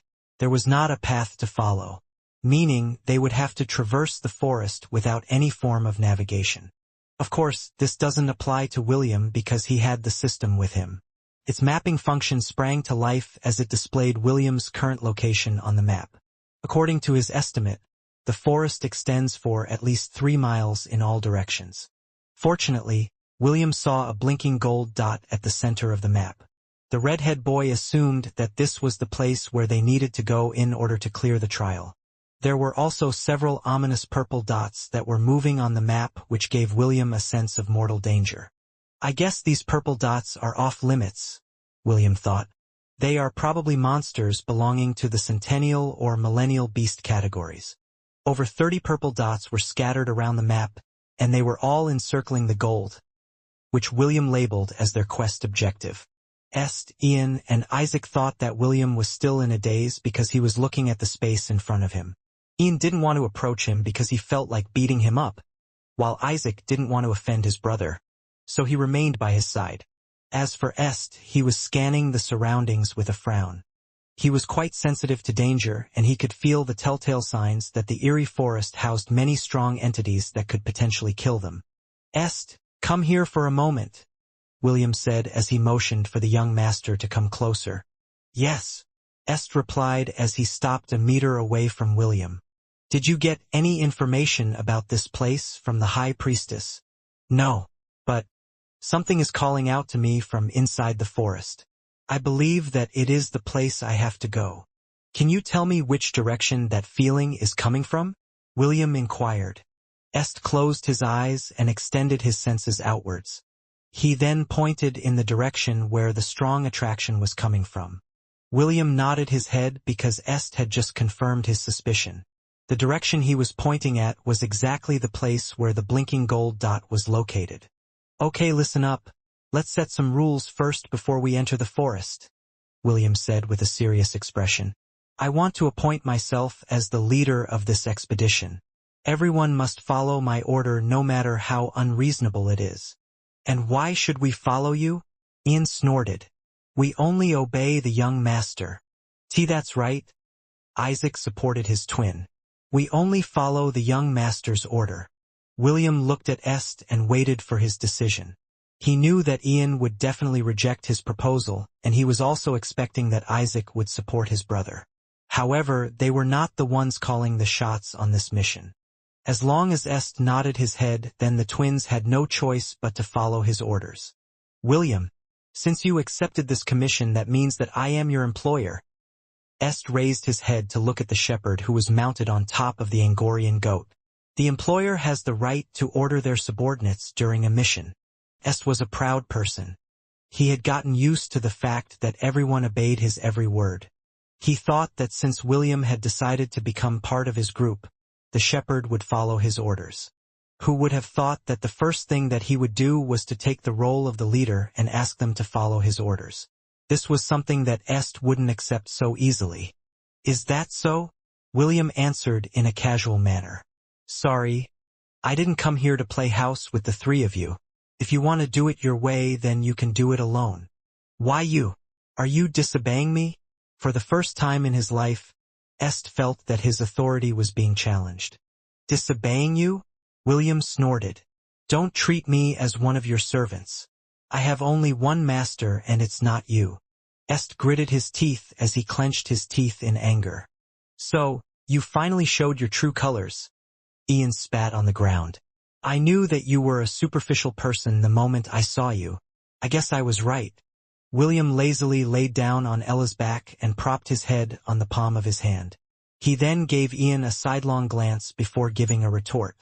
The first time I saw you, I knew that you were a little goblin in disguise. I guess I was right. Even your breath smells bad. Why you? Ian unsheathed his short sword and was about to charge at William when the Angorian goats stepped forward and formed a battle formation. Their sharp and pointy horns were aimed outwards. Clearly, they would not hesitate to attack Ian if he moved to hurt their master, William. Even Ella changed her form into the Angorian war ibex. Her intimidating aura pressed down on the young boy and made him stop in his tracks. Me! Ella bleated. The color of her horns and hooves changed to mithril blue. Her gaze locked on Ian. Est could easily tell that the war ibex's gaze was not friendly. He immediately made a gesture for Ian to hold his ground and not provoke the goats any further. The three children had to admit that even if they joined forces, they would not be a match against Ella and the Angorian goats by her side. Not to mention, William was also a magician. Although they didn't know why a magician, like him, was acting like a shepherd, they didn't doubt his fighting ability. There's no need to fight against each other, Est said after regaining his composure. We are not enemies. My condition remains the same, William commented in a lazy tone. Either I lead this group or we part ways here. There's no room for negotiations. Est knew that William had already made his stance and wouldn't change his mind. Right now, he was in a dilemma. Either they carried out the trial with just the three of them or let William have his way. If he chose to clear the trial with just the three of them, the difficulty would surely increase. Also, he didn't know what kind of dangers he would be facing inside the forest. There was safety in numbers and the goats held an advantage because of their teamwork. However, he was still struggling deep inside because he didn't like someone forcefully taking over his authority. In the end, he made a decision as he made a gesture for Ian and Isaac to stand by his side. We will part our ways here, Est stated in a firm manner. I will not forget that you have saved my life from the mountain troll. This favor I will definitely repay in the future. Without waiting for his reply, he turned around and walked into the forest. Isaac and Ian hurried to catch up behind him. William watched the three go with a calm expression. However, deep within his heart he was feeling anxious. Fine, let's see what the three of you can do, William mused. I'd like to see how far the three of you can go without my help. William watched as the three green dots that represented Est and his lackeys entered the forest. He was very curious about what kind of abilities the three of them possessed. They weren't able to show it earlier when he was fighting against the mountain troll. The redhead boy deemed that it was best to know the extent of their battle capabilities, so that he could make the right decisions if he was to work together with them. Isaac and Ian used their short swords to cut the vegetation to create a path. They were paying extra attention to their surroundings as they moved with caution. Est had a frown on his face as he walked in the rear of their formation. They had already been walking for an hour, and they still hadn't encountered a living beast within the dark forest. He couldn't even hear the sounds of birds or the buzzing of the insects. The forest seemed to be devoid of life, but it only made him more wary. Suddenly, he heard some snapping noises around them. Isaac and Ian immediately rushed to his side and formed a protective perimeter. It was at that moment when something sprouted out of the ground and grabbed hold of Isaac's ankle. The boy immediately looked down and saw a hand made up of bones holding his ankle in a firm grip. Ian immediately stomped on the hand, crushing it to pieces and freeing his twin in the process. To his dismay, more hands sprang up from the ground and latched unto them. Ha! Est, Ian, and Isaac released a shout, and a powerful shockwave blew the skeleton arms off their bodies. "Climb the tree, hurry," Est ordered. The three children hurriedly ran towards the nearest tree and climbed as high as they could. Not long after their climb, the ground started to shake. "An earthquake?" Isaac asked. "No," Est replied. "This is not an earthquake. It's something worse." Ian's face paled as he watched hundreds of skeleton warriors rise up from the ground. Some of them were wearing light armors and carrying steel weapons in their hands. The sounds of bones snapping reverberated in the forest as more skeletons rose up from the ground. The forest that was once devoid of life was now teeming with the undead. William clicked his tongue as he watched the event that appeared in front of his eyes. He was currently on top of a tree and watching the three children from afar. Due to his skill eagle eyes and vulture eyes, he was able to see up to 1,100 meters in front of him. Eagle's eyes, 5/5, passive. Able to see farther than regular eyesight. Increased vision plus 100 meters. Dexterity plus 10. Vulture eyes, 5/5, 10 mana points. Lock on to your target from a great distance. Increased vision plus 1,000 meters. Skill duration, 20 minutes. He could clearly see over 1,000 skeletons encircling the tree where the three children were perched. The bad news was that the number of skeletons was still rising at an alarming rate. Should I help them? William thought. Although he couldn't fight off the skeletons, he could easily help Est and the twins to break free from the encirclement. While William was still pondering on what to do, Est and the twins had already made their move. Why are they? OFCK. The bastards are headed in my direction. William cursed internally. Oh shit. The skeletons are also headed in my direction. William's eyes widened in shock when he saw the sudden turn of events. His eyes unconsciously darted to Ian's no-good face. The redhead boy could see the devilish smirk plastered on the hateful boy's face, which made his liver itch. I'm itching to beat the crap out of this bastard. William gnashed his teeth as he watched the three children jump from tree to tree while heading in his direction. Their movements were quite fast and, within a minute, they landed on the tree opposite of William's. William ignored the three children and focused his attention on the skeleton army. He gauged that it would still take the skeleton army 15 minutes to arrive at their location. That was more than enough time to have a chat. Fancy meeting you here, Ian said with a sneer. What's the matter? Cat got your tongue. Fancy meeting you here, William replied with contempt. What's the matter? Did you come here to beg this sir to help you? Ian's face darkened, but he couldn't find any words to refute William's claim. Earlier, he had sneakily used his ability to mark William by using his anger as a medium. As long as his anger for the boy remained, he would be able to locate him wherever he was. This was an ability he had awakened a few years ago. It was an ability meant to track his enemies, giving them no place to escape his pursuit. Never in his wildest dreams did he think that he would have to use his ability to seek the help of the person whom he hated the most. William leaned against the tree bark in a carefree manner. He was the one who had the advantage in this negotiation, and he would be a fool to not use it to his advantage. An internal struggle was currently happening inside Est's mind. Although they did manage to escape the skeleton's pursuit, It was only a matter of time before they caught up to them. The burst of power they had displayed a while ago had a time limit, and they couldn't keep their sword aura active for very long. Even now, they only had 5 more minutes before it lost its effect. Est knew that with every minute that passed, the danger they would face would grow exponentially. With a sigh of resignation, he looked at the carefree shepherd in front of him and admitted defeat. If he wanted to succeed, then he had no choice but to compromise. It was at that moment when he remembered the goddess' words back in the temple. I only look at the results, not the process. For the first time in his life, Est was forced to take a step back and swallow his pride. He even had to compromise and lower his head to someone who was not his equal. Since he had made his decision, he no longer hesitated and took the initiative to ask for William's help. I agree with your condition, Est said. Please, lend us your strength. I need to clear this quest no matter what. The fate of the entire. A hand covered Est's lips as Isaac stood beside him. I'm sorry, young master, Isaac whispered. Please forgive me for my transgression, but we can't let anyone know about our mission. This was the warning that the oracle gave us before we left the capital. Est's eyes widened in shock as he realized that he almost told William the reason for undergoing the trial. The sudden attack of the skeletons had clouded his mind and made him lose a bit of his composure. After taking a few deep breaths to compose himself, he tapped Isaac's hands to assure him that he was now in control of his emotions.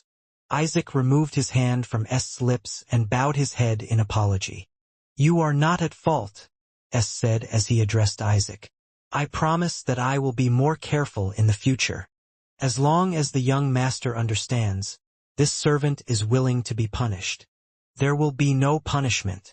Just focus on the task at hand. Yes, young master. William watched the exchange with an amused expression. He didn't really want to pry, and he was really not interested in knowing more about their mission. All he cared about was the completion of the trial so his own mission would be completed. Let's go, William ordered as he jumped towards another tree. The 3 children followed behind him, and they returned to the outskirts of the forest where Ella and the rest of the goats were waiting for them. It might have taken some time, but William had finally accomplished his goal to take command of this party. Even the annoying Ian kept his mouth shut and simply followed behind him. Half an hour later, a herd of goats darted across the forest floor. The skeleton army had been long left behind in their dust. William kept his attention on the map as he gave minute orders to the goats. Est, Isaac, and Ian were currently riding Aslan, Kronos, and Echo. After careful consideration, William decided to conserve the 3 children's fighting strength. This would help them deal with any unexpected surprises that they might meet along the way. Stop, William ordered, and the goats immediately stopped in their tracks. They were only 2,000 meters away from the golden blinking dot on the map, but they couldn't advance any further. Regardless of what path they chose, they would be forced to fight with one of the 5 purple dots guarding each of the 5 entrances that led to their destination. William had already used his ability to look ahead of them and found no other way forward, except for a direct confrontation. A giant purple orb of light blocked the only path leading to the center of the forest. William had tried to find other routes, but a powerful barrier blocked their way. After repeated tries, it dawned on them that the only way to advance was to confront the purple orb that was blocking their path. Prepare for battle, William ordered as he raised his staff. Immediately after his announcement, a notification appeared in front of his eyes. Ding! Are you going to participate in the challenge of courage? Yes/no. William took a deep breath before choosing yes. After choosing his answer, the giant purple orb in front of them expanded. It engulfed William, Ella, Est, Ian, and Isaac along with the rest of the goats. A few seconds later, they found themselves on what seemed to be an open plain. Nothing could be seen for miles except for the vast grassland. However, instead of calming the children, it only made them raise their guards even more. As they eyed their surroundings, William noticed that his herd was feeling restless. The ears of the goats would perk up every now and then as if they were picking up sounds that the humans couldn't hear. Suddenly, Ella broke away from the formation and charged at something. Since William was mounted on her back, he had no choice but to be dragged along with her. "Me!" Ella bleated. "Me! Something is in front of us?" William asked. "Mia," Ella answered. "Mia! Monsters? And there is more than one of them." William looked around anxiously, but he couldn't see anything. "Me!" Ella stomped her front hooves on the ground and delivered a powerful kick behind her. A loud shriek was heard as something that resembled a lizard flew several meters off the ground due to Ella's powerful kick. William observed the monster in front of him as it angrily hissed at Ella after standing up. The monster, that looked like a cross between a chameleon and a monitor lizard, was at least 6 meters long. Its body was covered in dark green scales, and its blood-red eyes were currently looking at Ella with hatred. Its webbed feet had 4 razor-sharp claws, and they glinted in the sunlight like a sharp blade. The redhead boy had no idea what it was, so he immediately used his appraisal skill to get a better understanding of an enemy that he was seeing for the first time in his life. Gas mirage. Chameleon-type beast. Threat level C. Known as the hidden killer of the grasslands. This chameleon, who lives in the eastern plains of the southern continent, is known for its lethal ambushes. Its main weapon is its long tongue that extends up to 30 meters and can easily shatter a boulder in one strike. During battle, it coats its claws with poison that is potent enough to kill a man within 5 minutes. Its special ability is stealth. As William absorbed the information in his head, he noticed that the gasmirage's front right leg was bent at an unnatural angle. It seemed that it was the part of its body that received the full brunt of Ella's kick. The monster hissed and its long tongue shot out towards William and Ella like a deadly whip. Ella evaded the attack with ease. However, a 6-meter-long gash that was a meter deep appeared in the ground that they were standing at just a few seconds ago. It showed William just how powerful the attack was, and it made him very wary of the gasmirage's battle prowess. Seeing that it failed to kill its targets, the pissed-off gasmirage's tongue lashed out a barrage of attacks in rapid succession. Even with Ella's agility, she was having trouble dodging the consecutive blows of the tongue that seemed to have a life of its own. "Behind you!" William heard S' warning, and immediately turned his head to look at his back. There he saw 4 more lethal tongues that were currently heading in their direction. Ice wall. 4 layers of ice wall appeared behind William's back as he attempted to shield himself and Ella from the unexpected sneak attack. The 4 tongues that were powerful enough to break boulders shattered 3 layers of the ice wall before stopping at the 4th one. "Mama! Mia!" Ella quickly took that opportunity to make her escape and return to where Est and the others were. Surprisingly, the monsters didn't make any follow-up attacks on William and Ella as they retreated towards their group. The injured gas mirage flicked its tongue before using its stealth ability. It was not in a hurry to have its revenge because its comrades were slowly forming a tight encirclement in order to trap their prey. Also, their leader was already headed in their direction. Once it arrived, their enemy's chances of winning was nil. "What are we going to do?" Est asked as he warily looked around their surroundings. "We can't fight what we can't see." "What kind of monster was it?" Isaac asked. "I've never heard or seen something like this before." "Its name is Gas Mirage. Threat level C," William explained.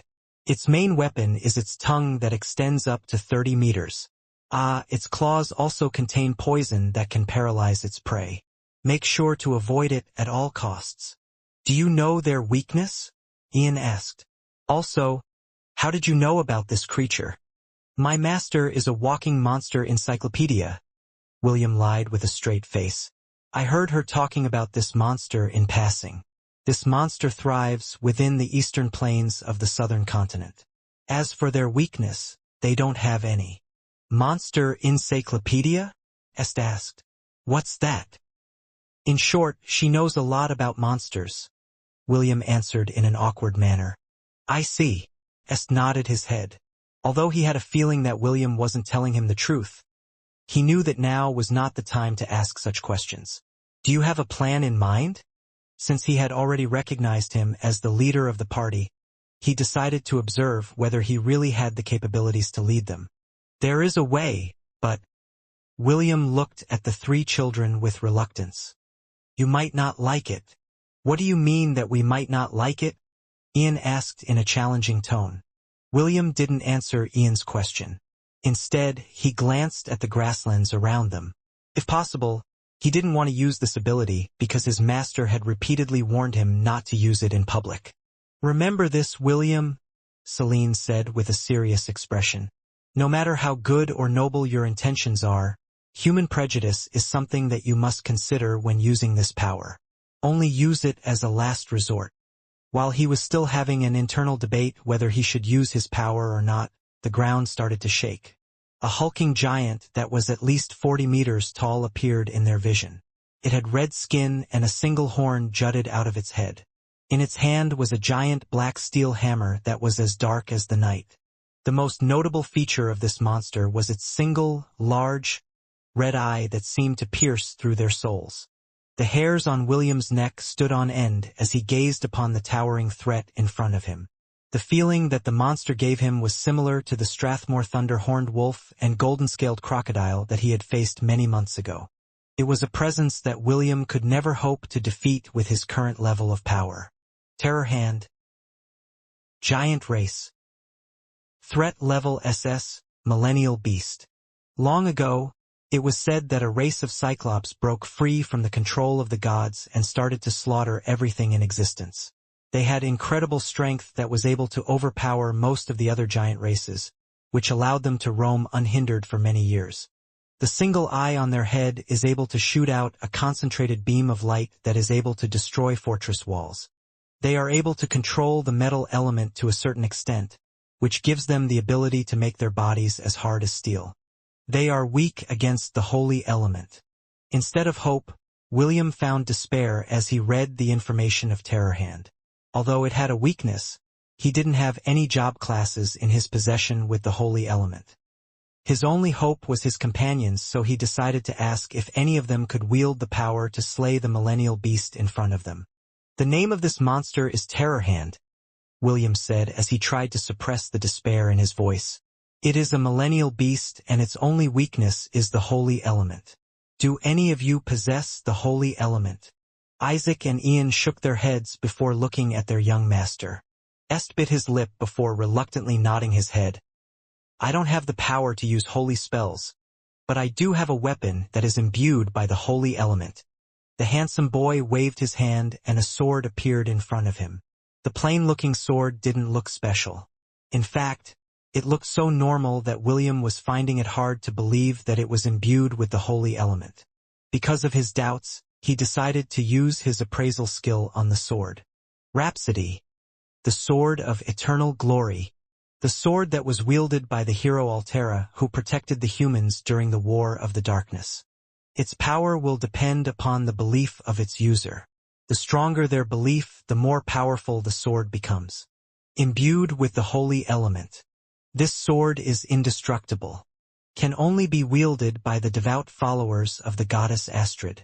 William had a complicated look on his face as he read the information of the sword. Although the word indestructible and imbued with the holy element caught his eye, he was not feeling optimistic about their chances. Aside from Terror Hand, there were 6 gas merges that were currently hiding using their stealth ability. William's map had been disabled, so he couldn't detect their locations. With a millennial beast and 6 invisible threats, William felt that this challenge was simply impossible to clear. I guess I have no choice, William thought as he clenched his fist. This was a battle of life and death, so he couldn't be choosy with the method that was available to him. Since it was impossible for him to beat the Terror Hand, he would devote himself to the supporting role to ensure that Est would be able to deliver the finishing blow to the millennial beast. Est, do you have the confidence to beat that thing? William asked. No, Est shook his head. Beating it is impossible. He was feeling faint-hearted as he gripped the sword in his hand. When the goddess mentioned that the trial would be hard, he thought that he would still be able to clear it using the sacred sword that the goddess had passed unto him. Est realized how naive he was. Would a challenge that affected the fate of a kingdom be easy? Of course not. He was starting to despair. Fear was slowly gripping his heart, and it was making it hard for him to breathe. Est felt his hand becoming clammy as cold sweat streamed down the side of his face. As he was about to lose all hope, a pair of rough hands pressed down on his shoulders. Est raised his head and saw a pair of bright green eyes looking straight at him. No matter how strong the enemy is, a hero can't choose their opponent, William said in a firm manner. This is why they are called heroes. But I'm not a hero, Est replied. I was not born a hero. Heroes are not born, they are made, William stated. A hero is an ordinary individual who finds the strength to persevere and endure in spite of overwhelming obstacles. His confident voice pierced through Est's heart, warding off the fear that had almost rendered him paralyzed. Est could also feel warmth spreading from the palms of William's hands that were currently pressing on his shoulders. Pep talk is over, William said as he gazed at the adversary that he had to face. His fearless gaze awed Isaac and even Ian, who was always skeptical about William, had to admit that the boy's current expression looked cool. Bestow. Ice armor. Leader of the herd. William buffed his herd and applied ice armor to everyone including Est and the twins. He then asked the system to switch his subclass from the Ice Wizard to Dark Mage. Right now, his ice magic could make little difference against their enemies, so he decided to get serious. William, the mithril collar that I gave you is special, Celine said as he patted the boy's head. It has a special function that you can use once every 5 years. The price of using it is very steep. However, if you have to choose between paying the price and dying, you should just pay the price and use it. After all, only when you are alive will you be able to accomplish your goals in life. The passcode to activate the collar's ability is... William touched the mithril collar on his neck and said, Rule Breaker. The collar glowed radiant blue as William felt a surge of power washing over his body. This was a forbidden spell that Celine had taught him to preserve his life before he left the village to visit the Holy Temple. William didn't know that Celine had a premonition that William would encounter extreme danger during his journey. Because of this, she decided to impart the collar's secret in order to give him a chance of survival. Tendrils of darkness snaked around William's body as the mithril collar executed its special function. This is dark magic? Isaac gasped. Ian's eyes widened in surprise before his face contorted to an expression of scorn. Est stared at the redhead boy who was slowly being enveloped by darkness. To his surprise, he didn't feel any negative feelings towards William. In fact, Est was feeling a sense of peace and security coming from him. Est understood that William was taking a risk by showing them this side of himself. The sword in his hand pulsed with power and the words of the goddess whispered in his ears. I only look at the results, not the process. Lady Astrid, I think I now understand what you are trying to tell me, Est thought as he firmly gripped the sword in his hand. Since you chose him to be my companion in this trial, I will also put my trust in him. Ding. The special function of the Collar of Wisteria had successfully activated. Dark Mage job class have been forcefully upgraded to a Prestige class. Acquired Prestige class. Prince of Darkness. This job class is temporary and will only last for 2 hours. William sighed as the power inside his body stabilized. This was the first time he felt so powerful. Even so, he understood that he wouldn't be able to beat the Millennial Beast with his current strength. However, beating a Centennial Beast poses no problem at all. Ethereal Vision.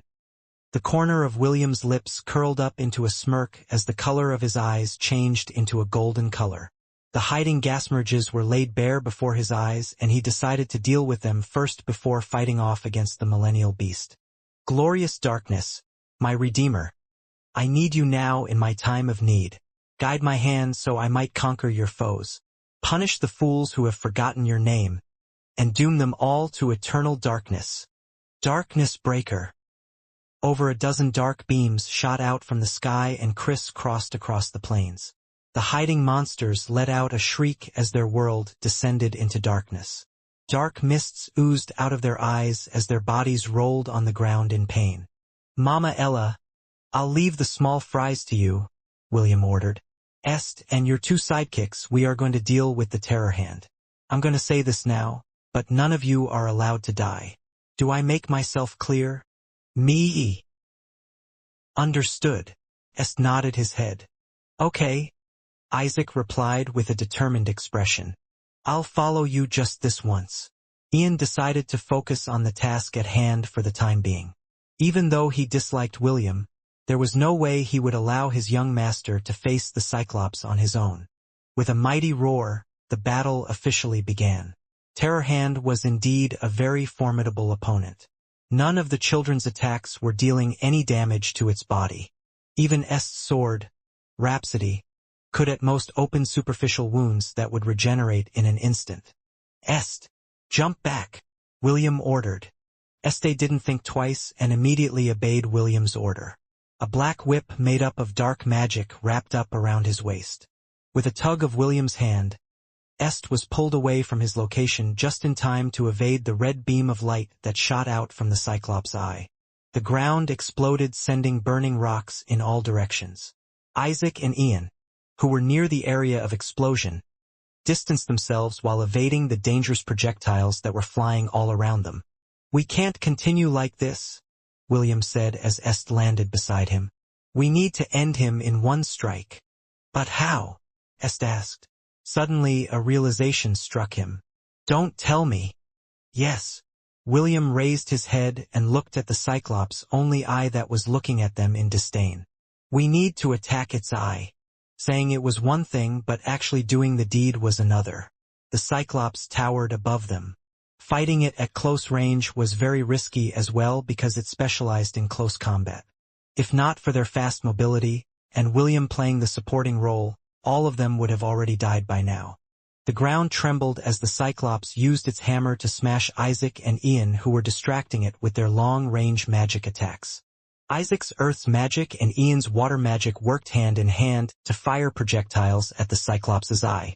These attacks didn't deal any damage to the eye itself, but it annoyed the giant to the point that it was focusing its attacks on them. Ian jumped in the air and William's black whip pulled him out of the Cyclops' attack range. They were using hit-and-run tactics against the Cyclops because it was very dangerous to fight it head-on. Gained EXP points. 10,000. William looked at the notification with a grim expression. He was buying enough time for Ella and his herd to kill the gas merges so that they could help them deal with the Cyclops. 2 more small fries remain, William thought as he glanced at the pitiful gas merges who were currently being ganged up on by Ella and the goats. At most, it will be over in 2 minutes. 2 minutes might seem like a short time, but when fighting against a millennial beast, every second counted. William also knew that even if Ella and the rest of the goats were to complete their mission, the help they could offer against the Cyclops was very limited. Aside from Ella, the other Angorian goats would not be able to do anything. William was not foolish enough to order them to engage against a millennial beast. That would be just like throwing eggs on a boulder. He had already fired over a dozen void arrow at the Cyclops, but it remained indifferent to his dark magic. It seemed that the Cyclops race was immune to any type of magic that disabled their eyesight. An angry roar reverberated in the plains as the Cyclops went on a rampage. It swung its hammer and hurled it towards William's and Est's location. Levitation, William said as he held Est's waist. He then flew up towards the sky to evade the incoming attack. Even though the attack missed, a powerful shockwave pushed the 2 children away as a dust cloud appeared on the area where the giant hammer fell. This is really hopeless, Est sighed as William and him landed on the ground. We won't be able to kill it. Of course we can't kill it, William said with irritation. But we can beat it. Do not forget that the power of the sword is dependent on your belief. If your belief wavers, then its power will also be affected. I know, Est said through gritted teeth. He knows, but what of it? No matter how much he tried to hold onto his belief, he felt that he was an ant facing off against an elephant.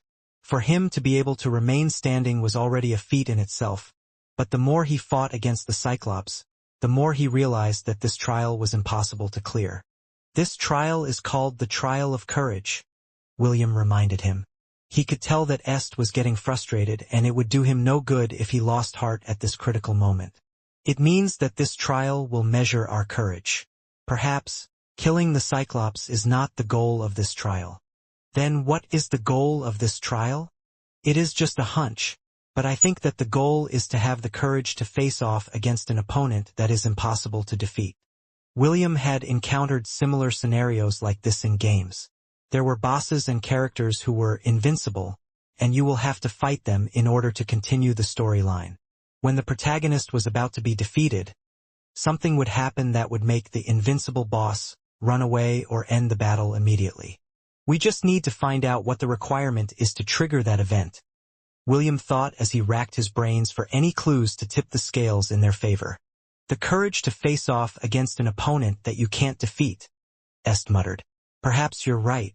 Maybe we just need to keep on fighting and show our bravery. Yes, William replied. Gavin gave me this trial, so there must be a way to clear it. He couldn't possibly have given me a trial that was impossible to clear in the first place, right? Gavin, is there really a way for William to beat that Cyclops? Issei asked as he looked at the projection in front of him. Isn't this trial too hard? Exactly. Are you trying to bully William? Lily scoffed. He still hasn't used my divinity and you're already planning to get him killed? Are you out of your mind? Gavin cleared his throat as he looked at the struggling redhead boy in the projection.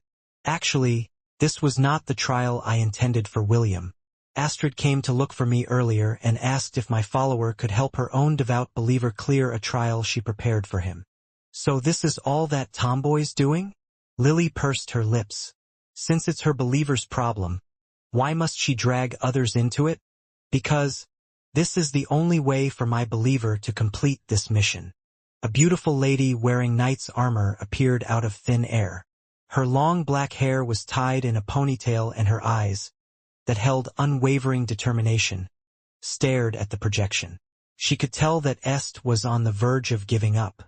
Only the words of the red-headed boy beside him was preventing him from losing all hope. My believer is still too young and inexperienced, Astrid said in a clear and crisp tone. It just so happened that I sensed someone with very strong divinity in his surroundings. After an in-depth investigation, I found out that he was one of Gavin's followers. Astrid paused and gave Lily and Issei a sidelong glance. I didn't expect to find out that the boy carried not only one, but 3 divinities in his body. This is the first time I've seen something like this. I'm very curious. Why did the 2 of you favor another god's follower? I wonder what will happen when the other gods learn about this secret. That's none of your business. Lily angrily placed her hands on her waist. You think you can blackmail us? We're not breaking any rules. Are you threatening us? Issei narrowed his eyes. I doubt that a righteous knight like you likes to gossip, but if you ever do, I'll make sure that all of your believers will become part of my followers' harem. I'm not afraid of you, nor any of the gods. Mess with my brother and I'll make sure that all of your believers would become my men's sex slaves.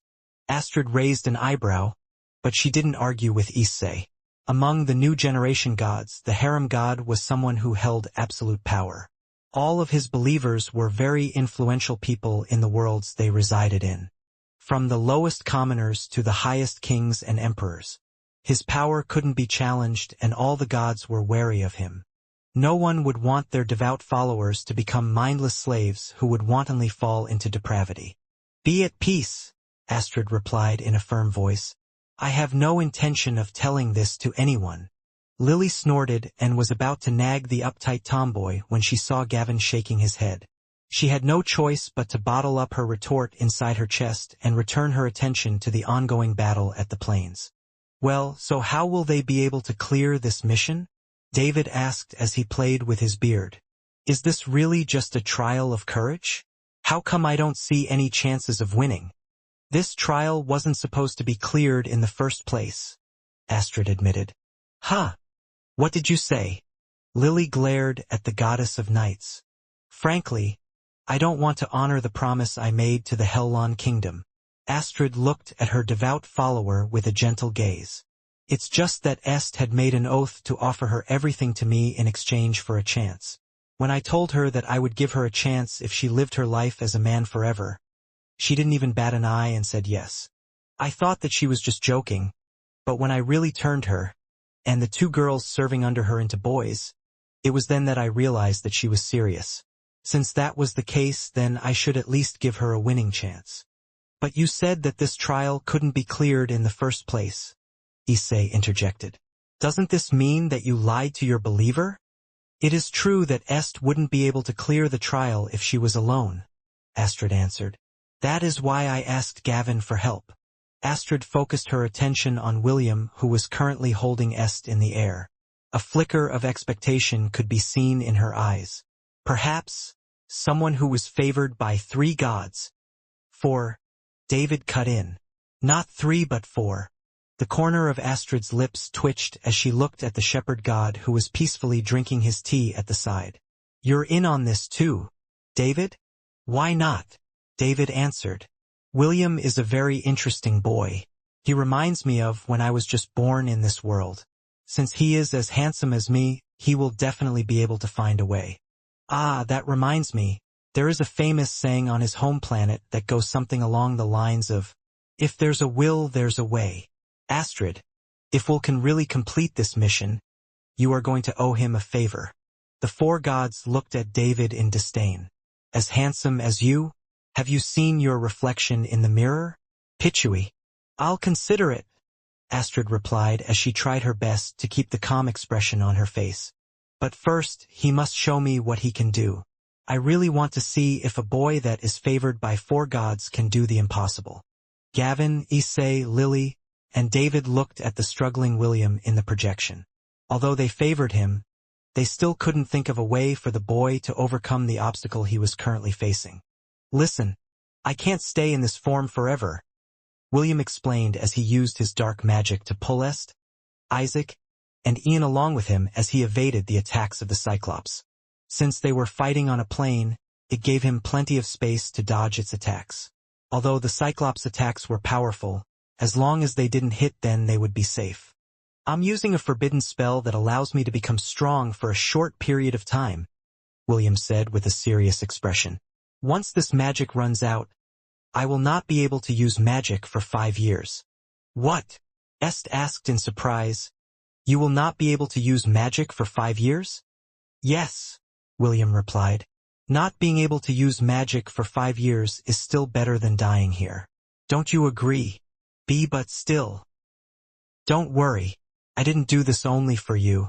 This is part of my trial as well, so we are in the same boat. Isaac looked at William with admiration. Ian, on the other hand, had a rare look of pity on his face. Although both of them had different expressions, they still understood the weight of William's sacrifice. They never expected that the redhead boy would go this far in order to help their young master clear the trial of courage.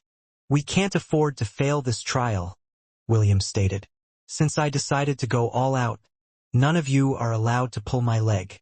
I have a plan, but it is risky. Are you all willing to put your life on the line and trust me? Yes, Est replied with a determined look. He then gripped the sword in his hand tightly. If it will help us clear this mission, then I'm in.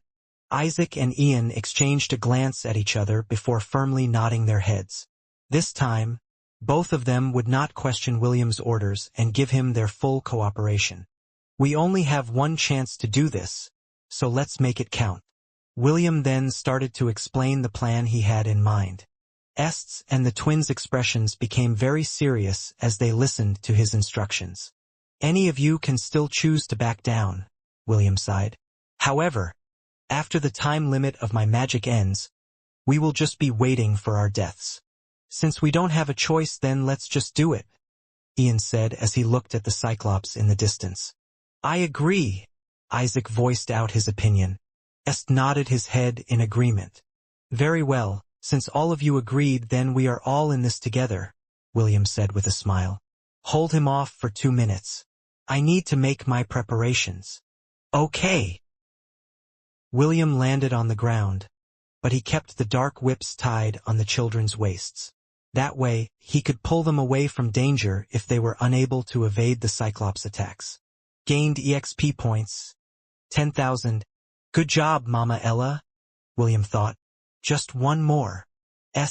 Ian and Isaac charged toward the Cyclops from different directions. The twins were using their ranged magic attacks to get its attention. William made a few hand seals as he prepared the spell that would aid them toward their victory. A black dagger appeared in front of him and stabbed the tip of his finger, allowing blood to spray from his fingertip. As the blood was absorbed by the ground, a red magic circle appeared under William's feet. As soon as the magic circle had fully formed, William immediately began his chant. Darkness that is darker than black. Blood that burns with the life of the living. I pledge myself to overcome the obstacles that lay before my eyes. Bestow your power upon my unworthy hands, and let the fools who stand on my way be destroyed by your unending might. Clones of darkness. William, Isaac, and Ian suddenly multiplied as William's spell took effect. The clones of darkness was able to create 12 clones for each of William's targets. These clones were not ordinary clones because they were able to manifest 50% of their original's power. It was not only the children that had gained this wondrous effect, but Ella and the other goats as well. Because of this, the hundreds of goats easily overpowered the last gas mirage and sent it to the afterlife. Gained EXP points, 10,000. Me! The goats made a full-powered charge towards the Cyclops. Of course, the original goats aside from Ella were ordered by William not to join the battle. Even though they were unwilling, they still followed their shepherd's orders and remained a safe distance away from the Cyclops.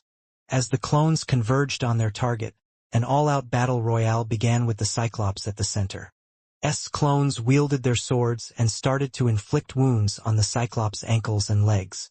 Due to William's current circumstance, finally threw caution to the wind and resolved himself to beat the Cyclops. This sudden change in his attitude made the power of his sword slowly increase with each passing second. William's clones darted across the battlefield and used the dark whips in order to help his allies evade and attack the blind spots of the towering giant. The Cyclops became annoyed and wildly swung its hammer left and right. It even fired beams of light from its eye in the hope that it would be able to destroy the insects that were currently ganging up on him. Unfortunately, William's clones had dedicated themselves to the supporting role. All of his clones were flying in the air and took control of the situation. The original William, who was on the ground, raised his bloody finger and aimed it at the Cyclops' eye like a gun.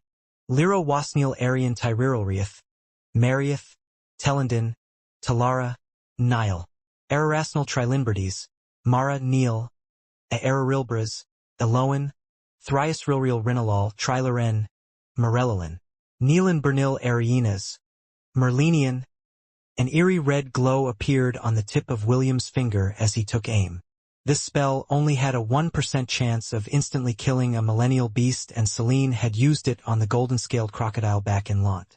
William decided to take a gamble and use this spell to end the life of the millennial beast in front of him. Finger of Death. William roared as a red lightning bolt shot out from his finger. The Cyclops felt the deadly threat of William's attack and immediately countered it with its own beam of light. The red beam and the red lightning bolt clashed against each other, which caused everyone's heart to tremble. William's feet skidded across the ground as he faced the Cyclops' counterattack head-on. Blood seeped from the corner of his lips, but he didn't relent his attack. He was pouring every strand of his magic power in this offensive spell because this was their only chance to beat the Terror Hand. A powerful explosion sent shockwaves in the air as the two attacks canceled each other out. William fell powerlessly on the ground as the last vestige of magic power left his body. One of William's clones shouted as it held the wooden staff in his hand like a baseball bat. Didn't hesitate and leaped into the air. He landed on the wooden staff as he prepared his body to strike. Go! William's clone shouted as he swung the wooden staff. Magnum burst. Flew in the air like a cannonball. The Cyclops' reaction was a bit slow because it had also exhausted itself in countering William's full-powered death blow. The young boy fearlessly pulled back the sword in his hand as he prepared for his strongest move.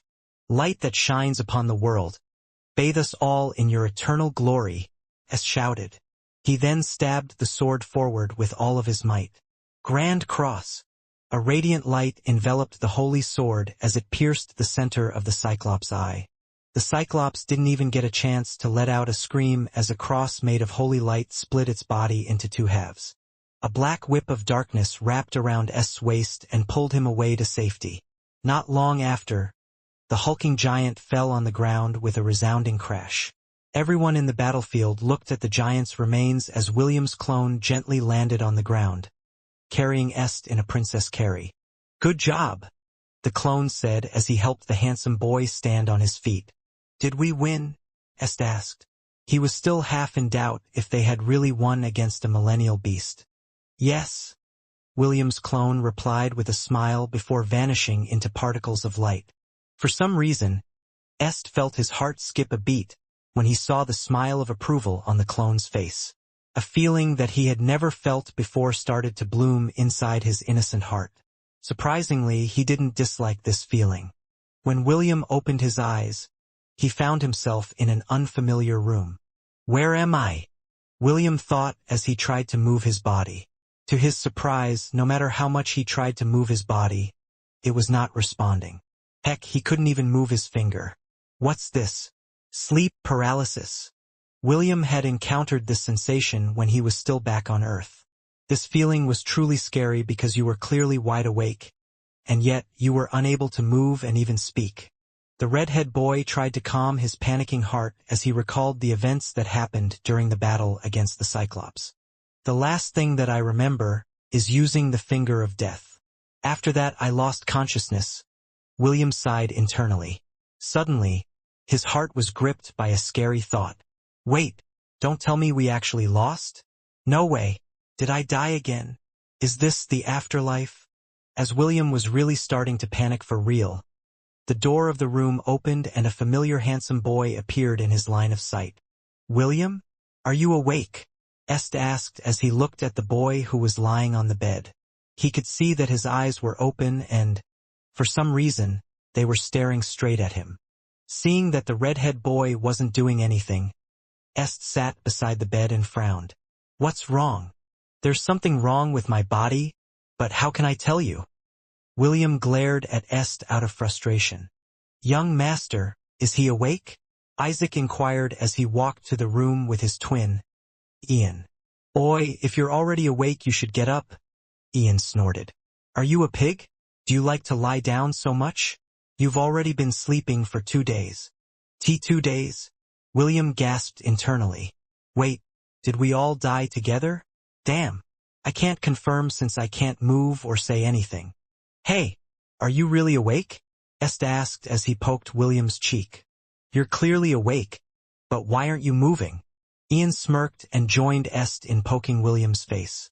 The two children found that doing this was amusing, so they continued to poke him all over. "If I can move, I would have already kicked the two of you." William was feeling frustrated. "Just because I can't move you think you can bully me?"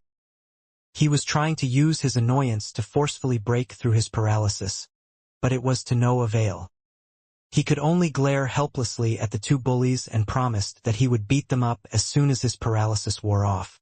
"I think something is wrong with him," Isaac said as he sat on the bed. "Is he perhaps suffering from sleep paralysis or a stroke?" "Ian, call the head priestess immediately," Est ordered. Ian left the room begrudgingly as he went to look for the high priestess. For some reason, he found William's current state to be quite amusing. It made him want to bully the defenseless shepherd and irritate him to oblivion. "Don't worry, William," Est assured him. "Help is on the way." William winked at Est once before closing his eyes. Since help was already on the way, he decided to check the blinking notifications in his status screen. Ding! Gained EXP. 1,200,000. Congratulations! You have slayed a millennial beast. Special monster first kill bonus EXP. 500,000. You have acquired Giant Slayer title. You have acquired Millennial Grade Beast Core. Dark Mage job class had reached its max level. Would you like to advance to the next job class? Yes/no. I got the rewards even though Est was the one who killed the Cyclops. William felt happy upon seeing the notifications. He would definitely not reject the system's rewards for his hard work. Giant Slayer. The bigger they are, the harder they fall. Increase attack against giant race by 30%. Increase attack against monsters that are over 5 meters tall by 30%. Strength plus 5. Giant Slayer. Not bad. This is one good title. William looked at the new title with approval. He had been dealing with big monsters as of late, so having this title would definitely make his life easier. Now time to look at my status page. Hit points. 725/725. Mana. Disabled. Job class. Shepherd level 30. Subclass. Dark Mage level 40, max. Strength. 25, plus 2. Agility. 35, plus 3. Vitality. 25, plus 2. Intelligence. 60, plus 2. Dexterity. 16, plus 20. Current EXP.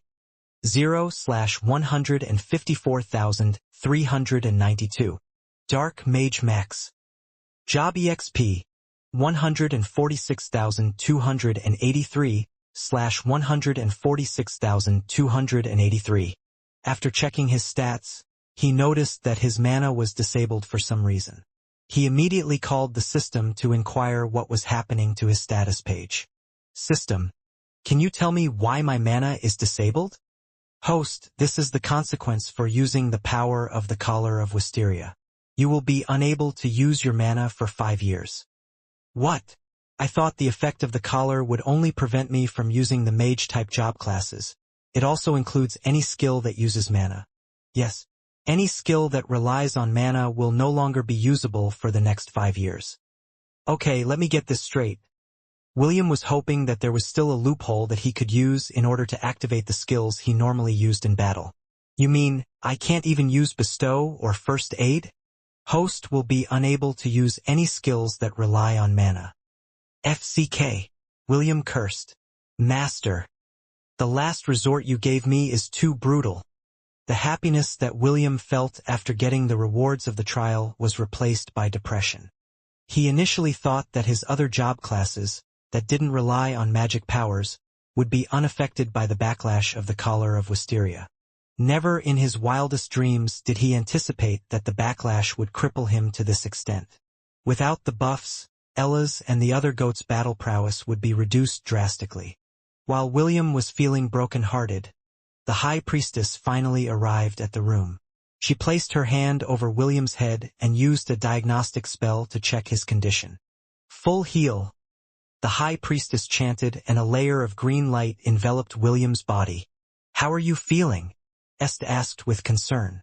Depressed and broken-hearted. William answered as he voiced his thoughts out loud. And maybe a little hungry. Don't be depressed, young man. The High Priestess commented with a smile. You're still young. Why are you feeling depressed?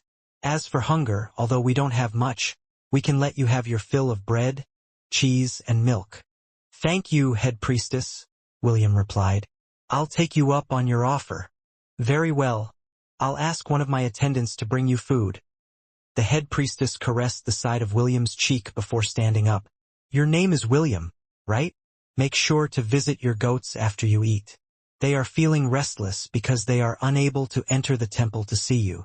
That's right. My goats. William sprang up from the bed and hurriedly left the room.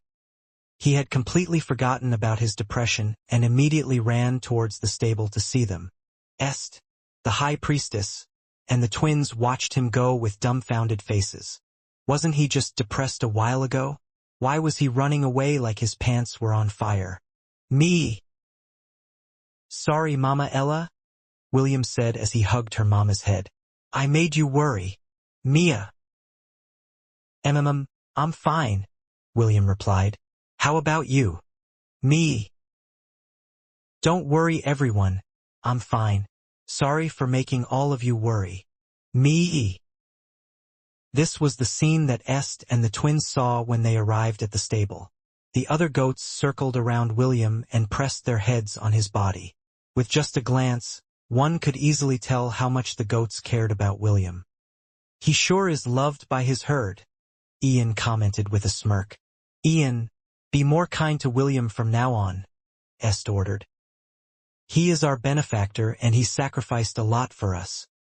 "I understand," Ian replied. "I'll try not to be too mean when I talk to him." "Why are you being mean to him in the first place?" Est asked. This was the thing he had wanted to ask for quite some time. Ever since Ian saw William, the other had always treated the shepherd in a rude manner. "I don't know," Ian answered. "I just feel irritated when I see him." "Don't tell me you fell in love with him at first sight?" Isaac teased his twin. "They say that when someone wants to be noticed by their crush, they do things to get their attention." "Me? Have a crush on him?" Ian scoffed. "Even if he was the last boy in the world, I would never have a crush on him." Ian looked at the red-headed boy who was surrounded by his goats. It was true that, whenever he saw William, he felt irritated for some reason. He was also unsure why he was feeling that way against a boy whom he had only interacted with for a short while. As Ian pondered in silence, his gaze landed on Est. His young master was looking at William with a tender gaze. It made Ian doubt his own eyes, but Est continued to gaze at William in this manner. As if the last puzzle on the board fell in place, Ian finally understood why he didn't like William. He then looked at the shepherd, who was surrounded by his beloved goats, as a feeling of irritation blossomed inside his heart. Although he wasn't certain, he had a feeling that William would take something very important from him, and that was the reason why Ian felt that William was very unpleasant to his eyes. 3 days after William and Est cleared the trial, their group finally left the Holy Temple. Although William was feeling down that he suddenly got nerfed, he decided to not think too much about it. The group was currently taking a short break by the river, before continuing their journey downstream. "It's only 5 years," William thought as he swam on the river. "Once those 5 years are over, I'll charge down the road in order to become the OP protagonist." Perhaps it was due to his frustrations, but he said the last sentence out loud. Ian, who was cooling his feet by the riverside, wasn't able to resist the urge to bring him down a peg. "OP protagonist? Do you think you're some kind of hero in a fairy tale?" Ian said in disdain. William angrily glared at his mortal enemy and swam in his direction. "Hey, are you really a boy?" William asked, as he stood a few meters away from Ian. "How come you're acting like you're always having a period?" Ian's face darkened when he heard William's words. A part of him wanted to refute him, and the other half suddenly became anxious. Did he notice? Ian looked at William anxiously. "No. It's impossible. Only a handful know about our secret." "What's the matter?" William was feeling smug. "Cat got your tongue?" It was very rare for him to make Ian speechless. Seeing the annoying boy unable to make a comeback made William's frustration decrease by a good margin. "HMP. I will not argue with an idiot like you," Ian replied as he grumpily walked towards the carriage, leaving the smug-looking William in his wake. Est watched this exchange and helplessly shook his head. He had already told Ian not to be too mean to William, but the latter just couldn't resist quarreling with him every chance he got. The handsome boy with light brown hair and eyes appraised the red-headed boy from where he was sitting. Like most boys, William's body was still developing. His wet red hair glistened in the sunlight, and his pale white skin shimmered with water droplets. As Estate observed his body, he noticed a black rose tattoo on William's chest. It was as big as an adult's hand, and was quite eye-catching. "William, did you always have that tattoo on your chest?" Est asked. "Tattoo? What tattoo?" William asked back. "That tattoo on your chest," Est said as he pointed at his own chest. William lowered his head and looked at his chest. When he saw the black rose tattoo, a frown appeared on his face. He had a hunch where the tattoo came from, but he still asked the system for confirmation. "System, do you know where this black rose tattoo on my chest came from?" To answer the host's question, the black rose tattoo is a powerful seal that prevents you from using your magic power. "I knew it." William looked at the tattoo on his chest with a complicated expression. In the end, he sighed and answered Est's question. "This is the first time I'm seeing this tattoo," William replied. "I guess this is the side effect of using the forbidden power during the trial of courage." "I see." Est looked apologetic as he stared at William's face. "Sorry, it's because of—" "All right, you can stop right there." William shook his head. "I already told you, and I'll say it again, I didn't do it just for you. You might not believe me, but I was also tasked with clearing the trial of courage. Maybe the reason why it became so difficult is because there are two people taking the trial at the same time. Besides, the one who killed the Cyclops was you and not me.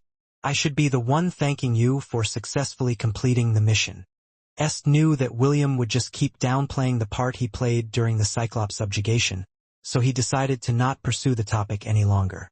Even if William denied it, he was still Est's benefactor, and that wouldn't change no matter what the red-headed boy said. Est wanted to know more about William. If possible, he wanted the two of them to become friends. Aside from Isaac and Ian, Est never had a peer of the same age. His days were spent inside their estate studying and practicing swordplay. This was the first time he wanted to be close to another person. He wanted to know more about him. After making a decision, he decided to take the initiative to prolong their conversation. "What are your future plans?"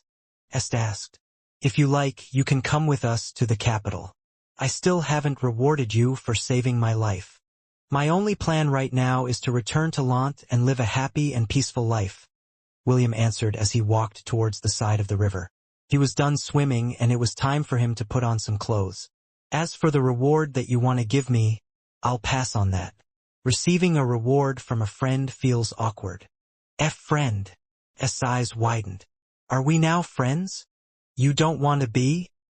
"I want." William chuckled when he saw Est's reaction. He didn't mind being friends with someone who had fought side by side with him in a battle of life and death. William walked towards Est with a refreshing smile. Water droplets were still falling from his hair as he extended a hand to the handsome boy in front of him. The latter also extended his own hand and held William's hand in a firm grip. "Hello. My name is William von Ainsworth. Just call me Will. Est Wells Newmont. Just call me EST. Is that your real name?" William asked. "For now," Est answered. "Sorry, I want to tell you my real name, but I am not at liberty to do so." "It's fine. So how about your two sidekicks?" William inquired. "What are their real names?" That. Est averted his gaze. "I am also not at liberty to answer that question. So they're just Isaac and Ian for now?" "Yes." "Understood." William nodded his head. Everyone had their secrets, and it would be wrong of him to pry. Since the state and him were now officially friends, he decided to ignore Ian's rudeness for the time being. "Very well, I have decided." Est looked at William with determination. "I will escort you back to Lant." Escort me back?"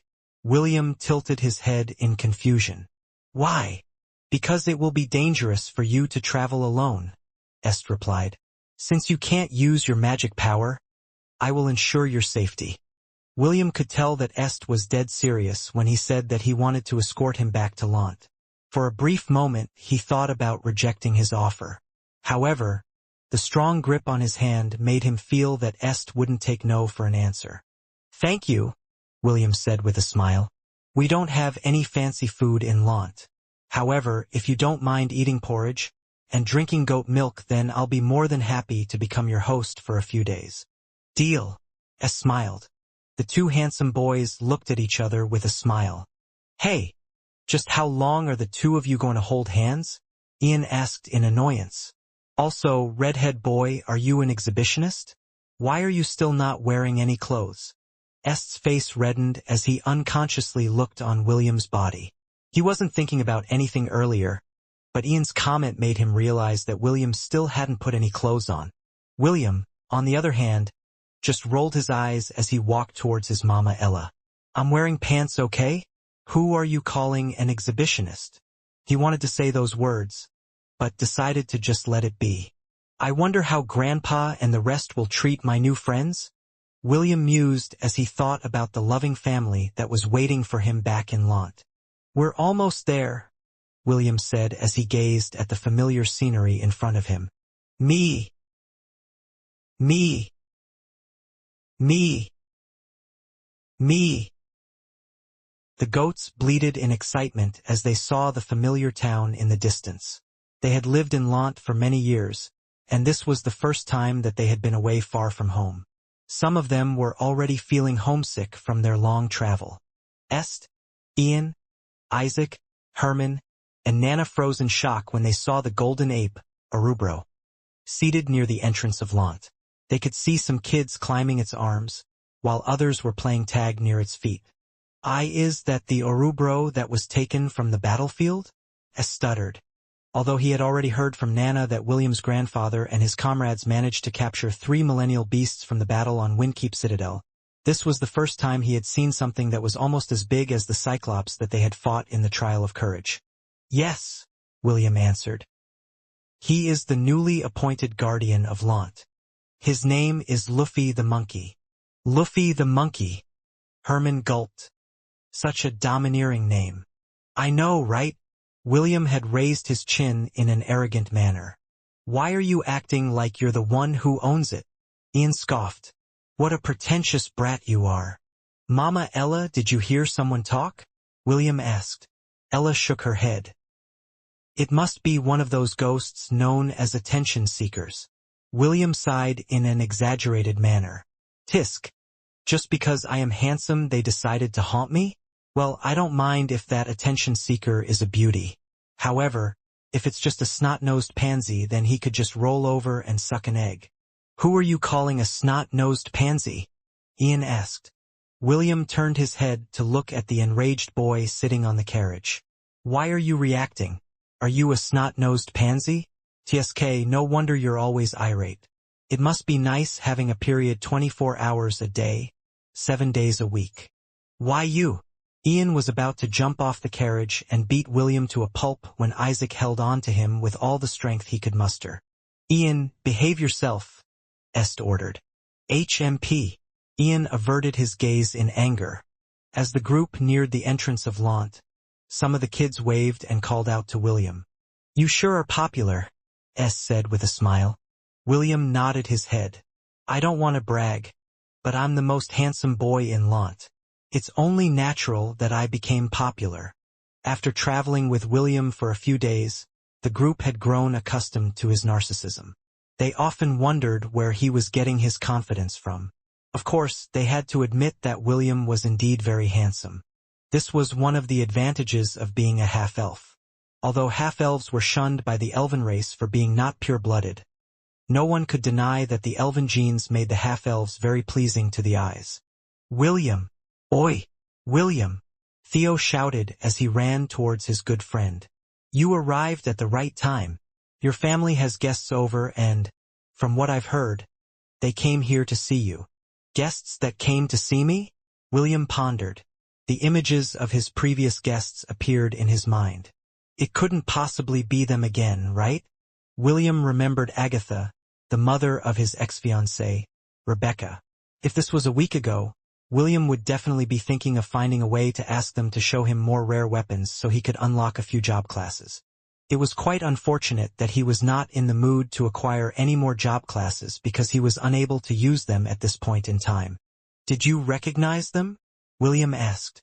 "Do they look like the guests that came to visit last time?" "I didn't see their faces, but the carriage looks familiar." "A carriage pulled by a griffin?" "Yes, but this time, there are 3 griffins." 3. William felt his liver start to itch. This time they called for reinforcements? "Do these nobles think that I'm so easy to bully?" William's expression clouded over. He was regretting the fact that he couldn't use his powers at this moment. If he still had his powers, he would definitely curse their guests until they ran away screaming to whence they came. "Did we come in a bad time?" Est asked. "No." William looked at Est and smiled. "All of you are guests. The ones that arrived are pests. Let me kick them out so I can give you a tour of Lant." William and his entourage entered Lant and headed straight towards the Ainsworth estate. Just like what Theo said, he saw 3 griffins loitering outside of his home. That is the crest of the Duke of Griffith, Herman said as he recognized the coat of arms on the carriage doors. Why is a big shot here in this town of Lant? Duke of Griffith, if I remember correctly. That is the house that gave birth to the genius girl who specializes in ice magic, Nana commented. Is your family acquainted with them, William? Well, that genius girl you spoke of, Lady Nana, is my ex-fiancée, William replied in a casual manner. Fiancé? Est's expression became serious when he heard that William had a fiancée. He felt a pang of pain in his heart, but he doesn't understand why he was feeling this way. Isaac's and Ian's eyes widened when they heard William's answer. They were trained to read the body language of people, and they could tell that William wasn't lying. You said ex-fiancé? Herman asked. Why? Are the 2 of you not betrothed to each other anymore? I canceled the marriage agreement, William answered like it was not a big deal. Although my ex-fiancée, Rebecca, is very cute, her mother and her master have the bloodline of mandrakes. Mandrakes? Est frowned. The mandrake was a spiritual plant that was used in alchemy and medicine. However, these plants were quite annoying to get because, when you touch them, they will emit a scream that is strong enough to shatter a person's eardrums. Herman, Nana, Isaac, and Ian immediately understood what William was hinting at. Just like ladies looking for juicy gossip, the peanut gallery was looking forward to seeing what kind of drama was going to unfold at the Ainsworth residence. After Herman parked the carriage at the stables, William ordered the goats aside from Ella to go to the goat pen. The goats happily bleated in reply and went to their old home with excitement. They were very tired from their journey and wanted to rest in a familiar place. William watched them go with a smile on his face before leading his guests towards the main entrance of their residence. My handsome and awesome grandpa, I'm back, William announced his arrival. Welcome back, my handsome grandson. James welcomed William with open arms. You've only been away for a few days, but you've become more handsome. Tell me, what kind of sorcery is this? It can't be helped. William raised his chin in arrogance. I was fated to be handsome the day I was born with your bloodline. Ha ha ha. James roared in laughter as he patted William's shoulder. Being handsome is a sin. This is the sin that both of us carry. No matter how heavy this sin is, I, William, will carry it until I breathe my last breath. Spoken like a true Ainsworth. Isaac walked beside Est and whispered in his ear. Young master, now we know where William inherited his narcissism. Est nodded his head in agreement. This was the first time he saw an old man act like this in public. Oh? Is that the grandson that you've been bragging about as of late? A booming voice asked from behind James. Not bad. At least he is not lacking when it comes to good looks. James smiled as he introduced his friend to his grandson. William, this old bastard is a close friend of mine. James introduced his friend with a smirk. Lawrence Fox Griffith, the old Duke of the Duchy of Griffith. Surprisingly, James didn't lead William and his guest to the living room. Instead, he guided them to the garden that was outside the residence. Large tables laid out with delicious dishes had been placed all over the garden. William saw familiar faces, namely, Rebecca, Agatha, and Eleanor. There were also several children that were around his age loitering around Rebecca's table. They were all wearing the same light blue clothes with an insignia of a snowflake embedded on its chest. I guess they are the kids from the Misty sect and Rebecca's fellow disciples, William thought. Among the kids who were seated near his ex-fiancée, there was a certain boy that stood out. He had blonde hair, gray eyes, and a face that would make all the girls scream, Kaya, Kaya. The moment they saw him, he was practically oozing with the I'm a pretty boy vibe. Unfortunately, William was more handsome than him. Even Rebecca's fellow female disciples looked at William with keen interest. William ignored the gazes of the little Lolis and focused his attention on the blondie that was seated beside his ex-fiancée. This person might be that dependable senior brother that is too common in cultivation stories. William eyed the first male antagonist he had encountered in his lifetime. According to the script in the novels, he would challenge me in order to formally break our marriage agreement. That way, he would be able to score some brownie points with Rebecca's mother and master. William sneered in his heart. If he hadn't temporarily lost his magic powers, he would have easily wiped the floor with the handsome boy's face. Sadly, he was now at his weakest point and couldn't use his trump cards. James led William and his guests to another table that was also laid out with delicious dishes. Messengers had arrived at the residence beforehand to announce William's arrival.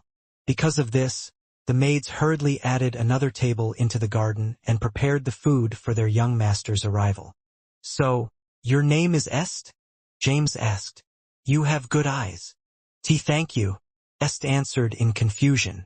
He didn't know why James said that he had good eyes, but he could tell that William's grandpa didn't say it in a casual manner. Of course, he didn't understand what the old man was hinting at. "Let's talk more later." James smiled. "I'm very interested in the friends that William has made during his trip to the Holy Temple." Est smiled and nodded his head. He was also curious to know more about William's grandfather.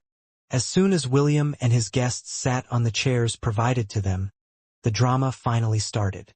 "Old James, since your grandson is here, it's time to get right down to business," Lawrence said with a smile on his face. He then faced William and told him the reason for his visit. "Young man, I would like to apologize for the actions of my daughter-in-law. She shouldn't have made things difficult for you and forced you to break the marriage agreement that your grandfather and I had agreed on," Lawrence stated. "The reason why I'm here right now is to mediate and fix this misunderstanding." "Father," Agatha shouted, "that boy is not worthy of your granddaughter. He is just a dirty shepherd." Est frowned when he heard the Duchess' rude remarks. Even Ian, who was always at odds with William, had the same reaction as Est. For some reason, he didn't like it when other people insulted William. "Sir Griffith, I also believe that my disciple deserves someone better," Eleanor said from the side. "Rebecca is a genius. She only deserves the best that also goes for her future husband." Surprisingly, James didn't say anything and just sipped his tea in peace. If this was in the past, he would have already raised a ruckus to defend his grandson's honor. He believed that his grandson would have no problems getting many beautiful wives even without his help.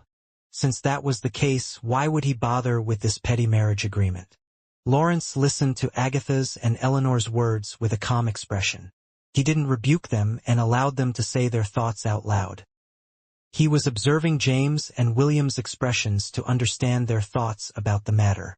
Seeing that both of them were not reacting to the subtle insult raised by the two women, Lawrence felt that something was wrong. He then decided to test the waters and asked the redhead boy a question. "They say that you are not worthy of my granddaughter. How do you feel about that?" Lawrence asked. William grinned as he answered Lawrence's question. "Sir Lawrence, do you think that someone as handsome as me would find it hard to find a beautiful wife as my companion?" "No," Lawrence answered. William nodded his head like a scholar.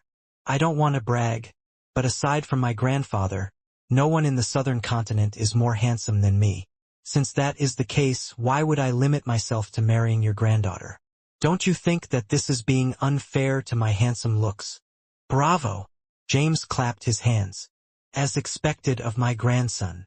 Eleanor's and Agatha's face contorted in disgust. They had already experienced how shameless William was, but it seemed that he had become more arrogant since the last time they had met. "So are you saying that my granddaughter is not good enough?" Lawrence asked. His voice was laced with amusement. "You should ask her that question," William replied. "Is she good enough for me? Personally, I think not." Rebecca, who was quietly listening from the side, raised an eyebrow at William's words. "What makes you think that you are good enough for me? If not for grandfather's insistence, I wouldn't even bother coming here." At first, she was planning to stay out of this mess, but William's words annoyed her. She was the genius that was born once every 200 years. Although she wasn't interested in William, this was the first time that someone told her that she wasn't good enough at something. "Then why don't you go?" William casually waved his hand as if to shoo away a pest. "So what if you're a genius? Even geniuses need to poop?" Or are you going to tell me that you don't poop at all? Everyone that was currently eating at that moment glared at William. Even James, who was drinking his tea, spat it out on the ground. Such crude words. Don't you have any sense of delicacy? As expected of a country bumpkin, truly lacking in manners. The disciples of the Misty sect berated William, but the red-headed boy paid them no mind. In his eyes, the sooner these pests left, the better. Rebecca's face became beet red. There was no way that she could retort to William's question. Was there any human that didn't need to poop? If there was, could they still be considered human? Lawrence frowned. From what he could see, William really had no interest in his granddaughter. A part of him wanted to spank the boy silly, while the other part of him looked at the boy in a new light. The bastard James is not reacting as well, Lawrence thought. Are they hiding something from me?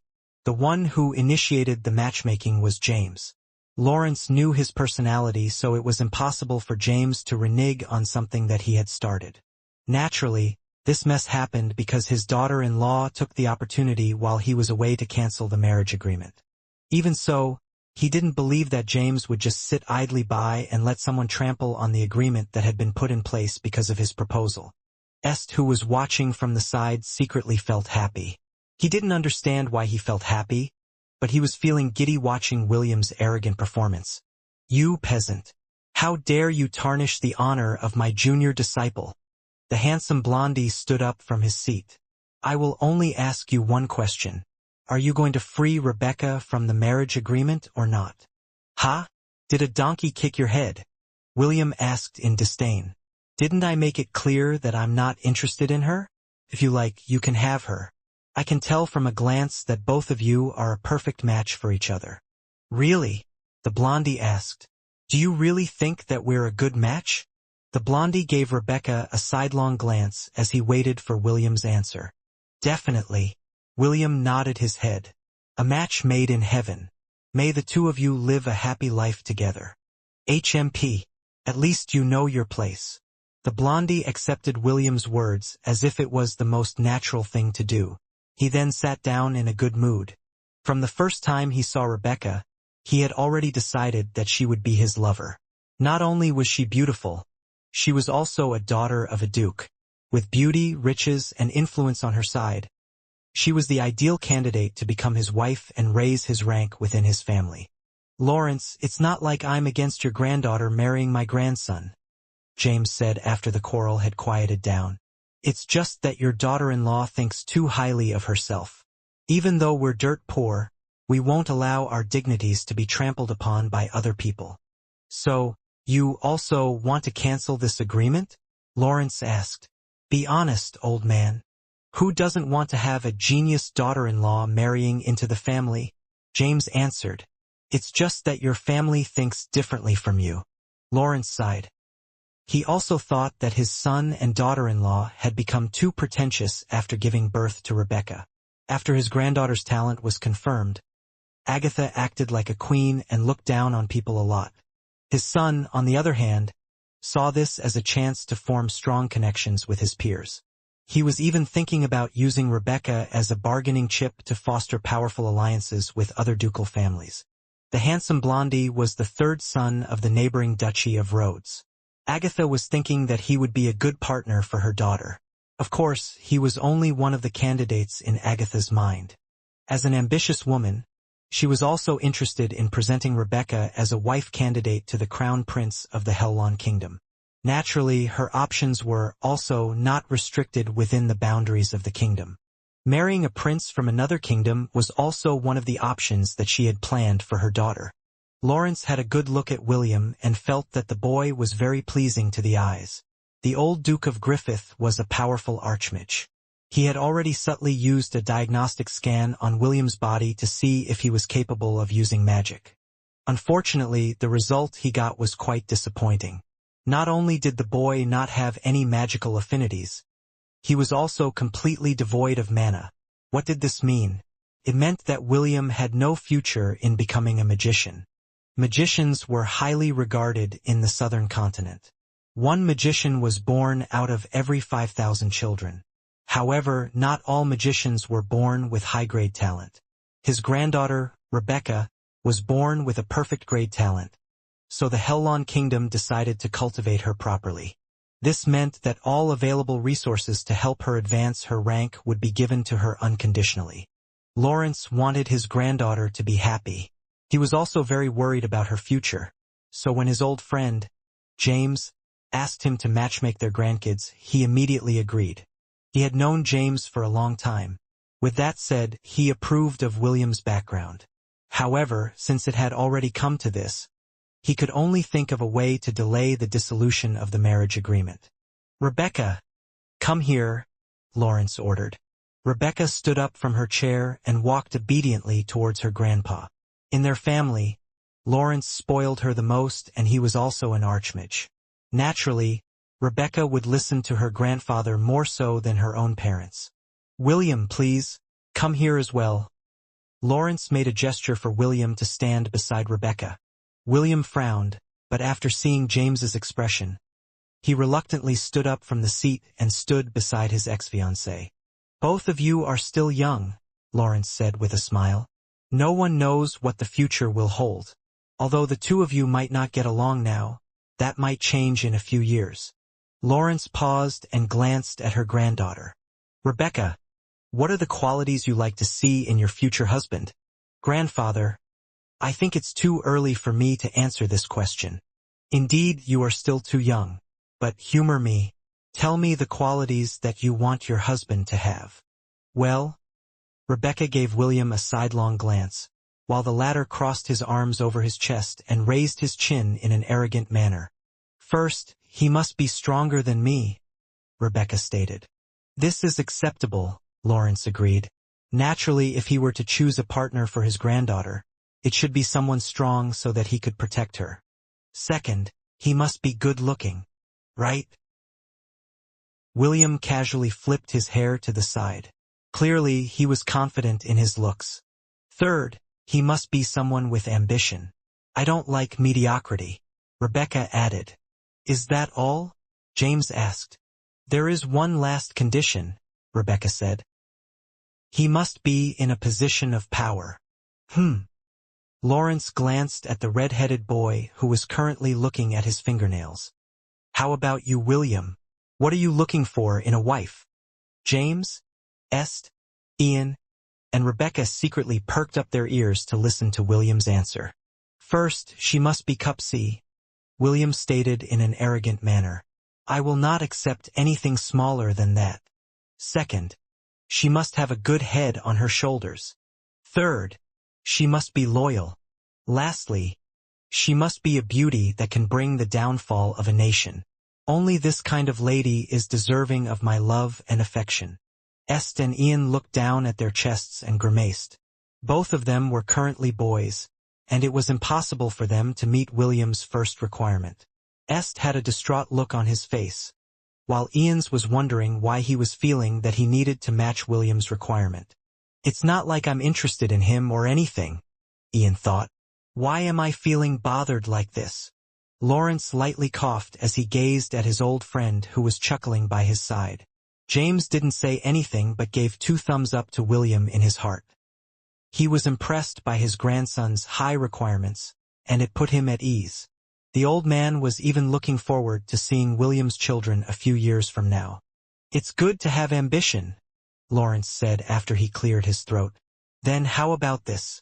7 years from now, the two of you will have a duel. Until then, the talk about breaking this marriage agreement will be put on hold. The winner can demand anything from the loser. Also, I will not take no for an answer. If you want to break up, then break up after you have fought against each other." William looked at Lawrence with a dumbfounded expression. "How barbaric!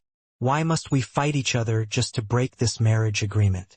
Can't we just talk things out like civilized, normal people?" "It will be as you wish, grandfather," Rebecca answered. She then glanced at the boy standing next to her. 7 years from now, we will have our battle at the peak of the Misty Sect. Until then, do your best to become stronger." Rebecca returned to her seat after voicing her opinion. William also returned to his seat. He had a complicated look on his face, which made Est and the rest wonder what he was thinking. This Lawrence is indeed an old fox, William thought. Why is he persistent in matching his granddaughter with me? Is he after my good genes? I need to be more careful when dealing with this person. If Lawrence only knew what William was thinking, he would have kicked his bum with all of his might. There were two reasons why Lawrence imposed a duel between the two of them. The first one was to prevent others from approaching his granddaughter and using her as a political tool. This was something that he didn't want to see. The second reason was to give pressure to Rebecca so that she wouldn't become lax in her training. He didn't really care whether William would become his son-in-law or not. What was important to him was to keep his connection with the Ainsworth family and not break their good relationship. James also understood what Lawrence was scheming, but he wasn't too concerned about it. After all, he was the one who initiated this marriage agreement. I don't agree to this condition. The blondie stood up from his chair. Why wait 7 years? I, Kingsley Rhodes, challenge William von Ainsworth to a duel. Do you dare to accept my challenge? The air stilled after Kingsley made his challenge. Everyone looked at William and waited for his answer. William sneered in his heart because he had already anticipated this outcome. His years of reading novels didn't amount to nothing. Naturally, he also knew how to downplay this challenge, so he went along that route. Why should I fight you? William snorted. I don't have any reason to accept your challenge. So, you admit that you are a coward? Kingsley asked in disdain. I guess the only thing you have going for you is your face. Are you jealous of my face? William asked back. It's not my fault that I am more handsome than you. If you want to complain, complain to your parents for not being good-looking enough. William's words made everyone's teeth itch. It was a very blatant provocation, but it was super effective. Kingsley's face contorted in rage, but that only lasted for a brief moment. He then collected himself and ridiculed William. I didn't expect that a shepherd like you would, also, be a master of words. Did you learn that from tending to your goats? Thank you for your praise. Feel free to praise me more. William raised his chin in arrogance. I'm not praising you. Kingsley wanted to shout out loud, but reined in his words. I guess the Ainsworth family only amounts to this much. A family of cowards. Ha, what a low blow, William thought. I knew he was going to bring this up. I guess I'll follow the script for now and accept his challenge. Since you are so persistent, then I guess I have no choice but to accept this challenge, William said with a serious expression. Good. Kingsley narrowed his eyes. I've been longing to see the ability of the man who was paired up with junior sister. Prepare to be disappointed. William summoned his wooden staff. I'm currently not in my peak condition. Heh. We haven't even started our duel, and you're already making up an excuse? Kingsley sneered. Well, I have to admire your strategy. This way, even if you lose, you won't look too bad in front of everyone. James stood up and clapped his hands. If the two of you are going to fight, let's change locations. He then turned around and walked towards the training field that was 100 meters away from the garden. William and Kingsley followed behind him. The rest of the peanut gallery also followed suit. They were very curious about what kind of ability William possessed. Est and his entourage, on the other hand, were feeling a bit anxious. They knew that William wasn't lying when he said that he wasn't in his peak condition. They had heard of the name Kingsley before. Just like Rebecca, the boy was considered as one of the prodigies of the kingdom. He was a magic swordsman, and Kingsley was quite proficient with both sword and magic. William wasn't able to use his magic right now, so he was at a disadvantage. The two combatants stood 10 meters away from each other. William was holding his wooden staff, while Kingsley held a wooden sword. This was a friendly duel, so Eleanor didn't permit Kingsley to use his magic sword to fight William. She also didn't want to provoke James, because the old man might do something reckless if William got seriously hurt. Rebecca stood beside Lawrence. She had a calm expression on her face, but her eyes were looking at William with anticipation. Since Kingsley was in the same sect as her, she was well aware of his fighting abilities. She was very curious about how a shepherd boy would be able to match a prodigy of the Misty sect. None of you are allowed to hit each other in the face, James said. The battle will end if one of you surrenders or is unable to continue to battle. This is a friendly match, so fatal blows are not allowed. Do I make myself clear? Yes. Understood. James nodded his head and raised his hand. Fight! As soon as the signal was given, Kingsley activated his movement technique, Misty Steps. It was the trademark of the Misty sect and was hailed as one of the fastest movement arts in the southern continent. The disciples of the Misty sect cheered when they saw their senior brother display their sect's special move. Kingsley moved like a blur and appeared 2 meters in front of William. He then lowered his body and slashed forward. First phase, Phoenix Strike. Kingsley was confident that this single strike would be enough to end the duel. Frankly, he felt that it was beneath him to get serious fighting against a shepherd who tended sheep and goats. If not for his plan to leave a good impression on his junior sister's family, he wouldn't even bother to challenge William to a duel. The deadly strike was aimed at William's shoulder with the intention of breaking his bones. Although he couldn't deliver a lethal strike to his rival, there was no rule that said that he couldn't cripple his opponent. A loud clap reverberated in the air as the 2 wooden weapons clashed against each other. William was unable to follow Kingsley's movement, but his passive skill, Parry, activated automatically. Parry 10/10, passive, increased the chances of parrying an attack by 30%. Requirement: only works for staff, spear, and pole-type weapons. Although William couldn't use any offensive skills, his passive skills were still in effect. Right after William parried the blow, he immediately used his staff to counterattack. Although Kingsley was surprised that his attack was blocked, he was still a prodigy and managed to jump back to avoid William's strike. The short exchange silenced the crowd, and their gazes became serious. Kingsley also took a proper stance as he prepared for his next attack. After taking another step forward, Kingsley disappeared from William's sight and appeared behind the redhead boy. Second phase, Phoenix Crossing. Kingsley unleashed 2 consecutive slashes at high speed to form a cross. William's battle instinct, that had been honed in the Goblin Crypt, kicked in as he immediately used his staff to receive the blow. With a loud shout, William swung his wooden staff behind him. A few seconds later, William skidded backwards as the power of the Phoenix Crossing passed through his staff's defenses. William was somehow able to block the first strike, but the second strike connected with his right chest. A searing pain racked his senses, but he forced himself to pretend that it didn't hurt him much. Good thing it didn't break my ribs, William thought as he stood his ground. That really hurt. Kingsley's expression became more serious when he saw William's calm expression. He clearly felt that one of his blows connected, but the latter was acting as if nothing had happened.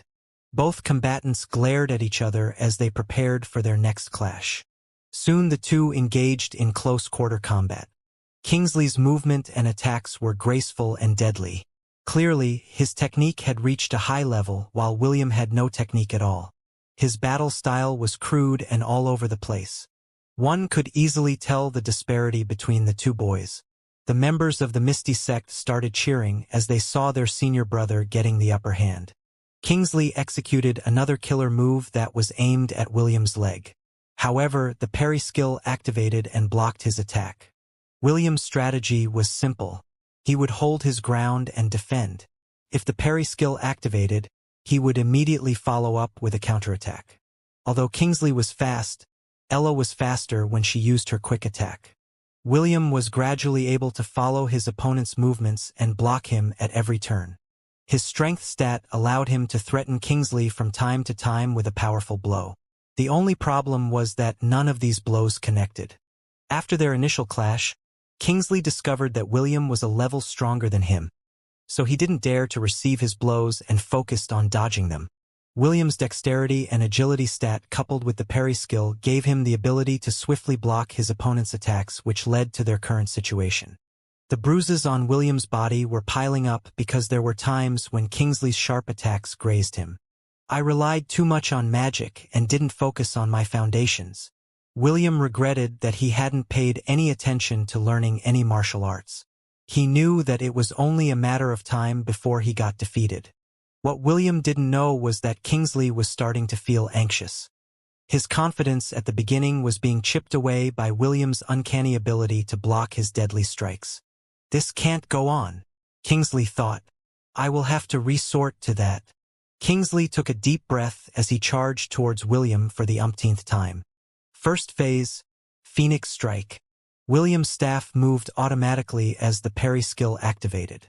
However, instead of backing away like he always did, Kingsley actually took a step forward as the wooden staff and sword collided against each other.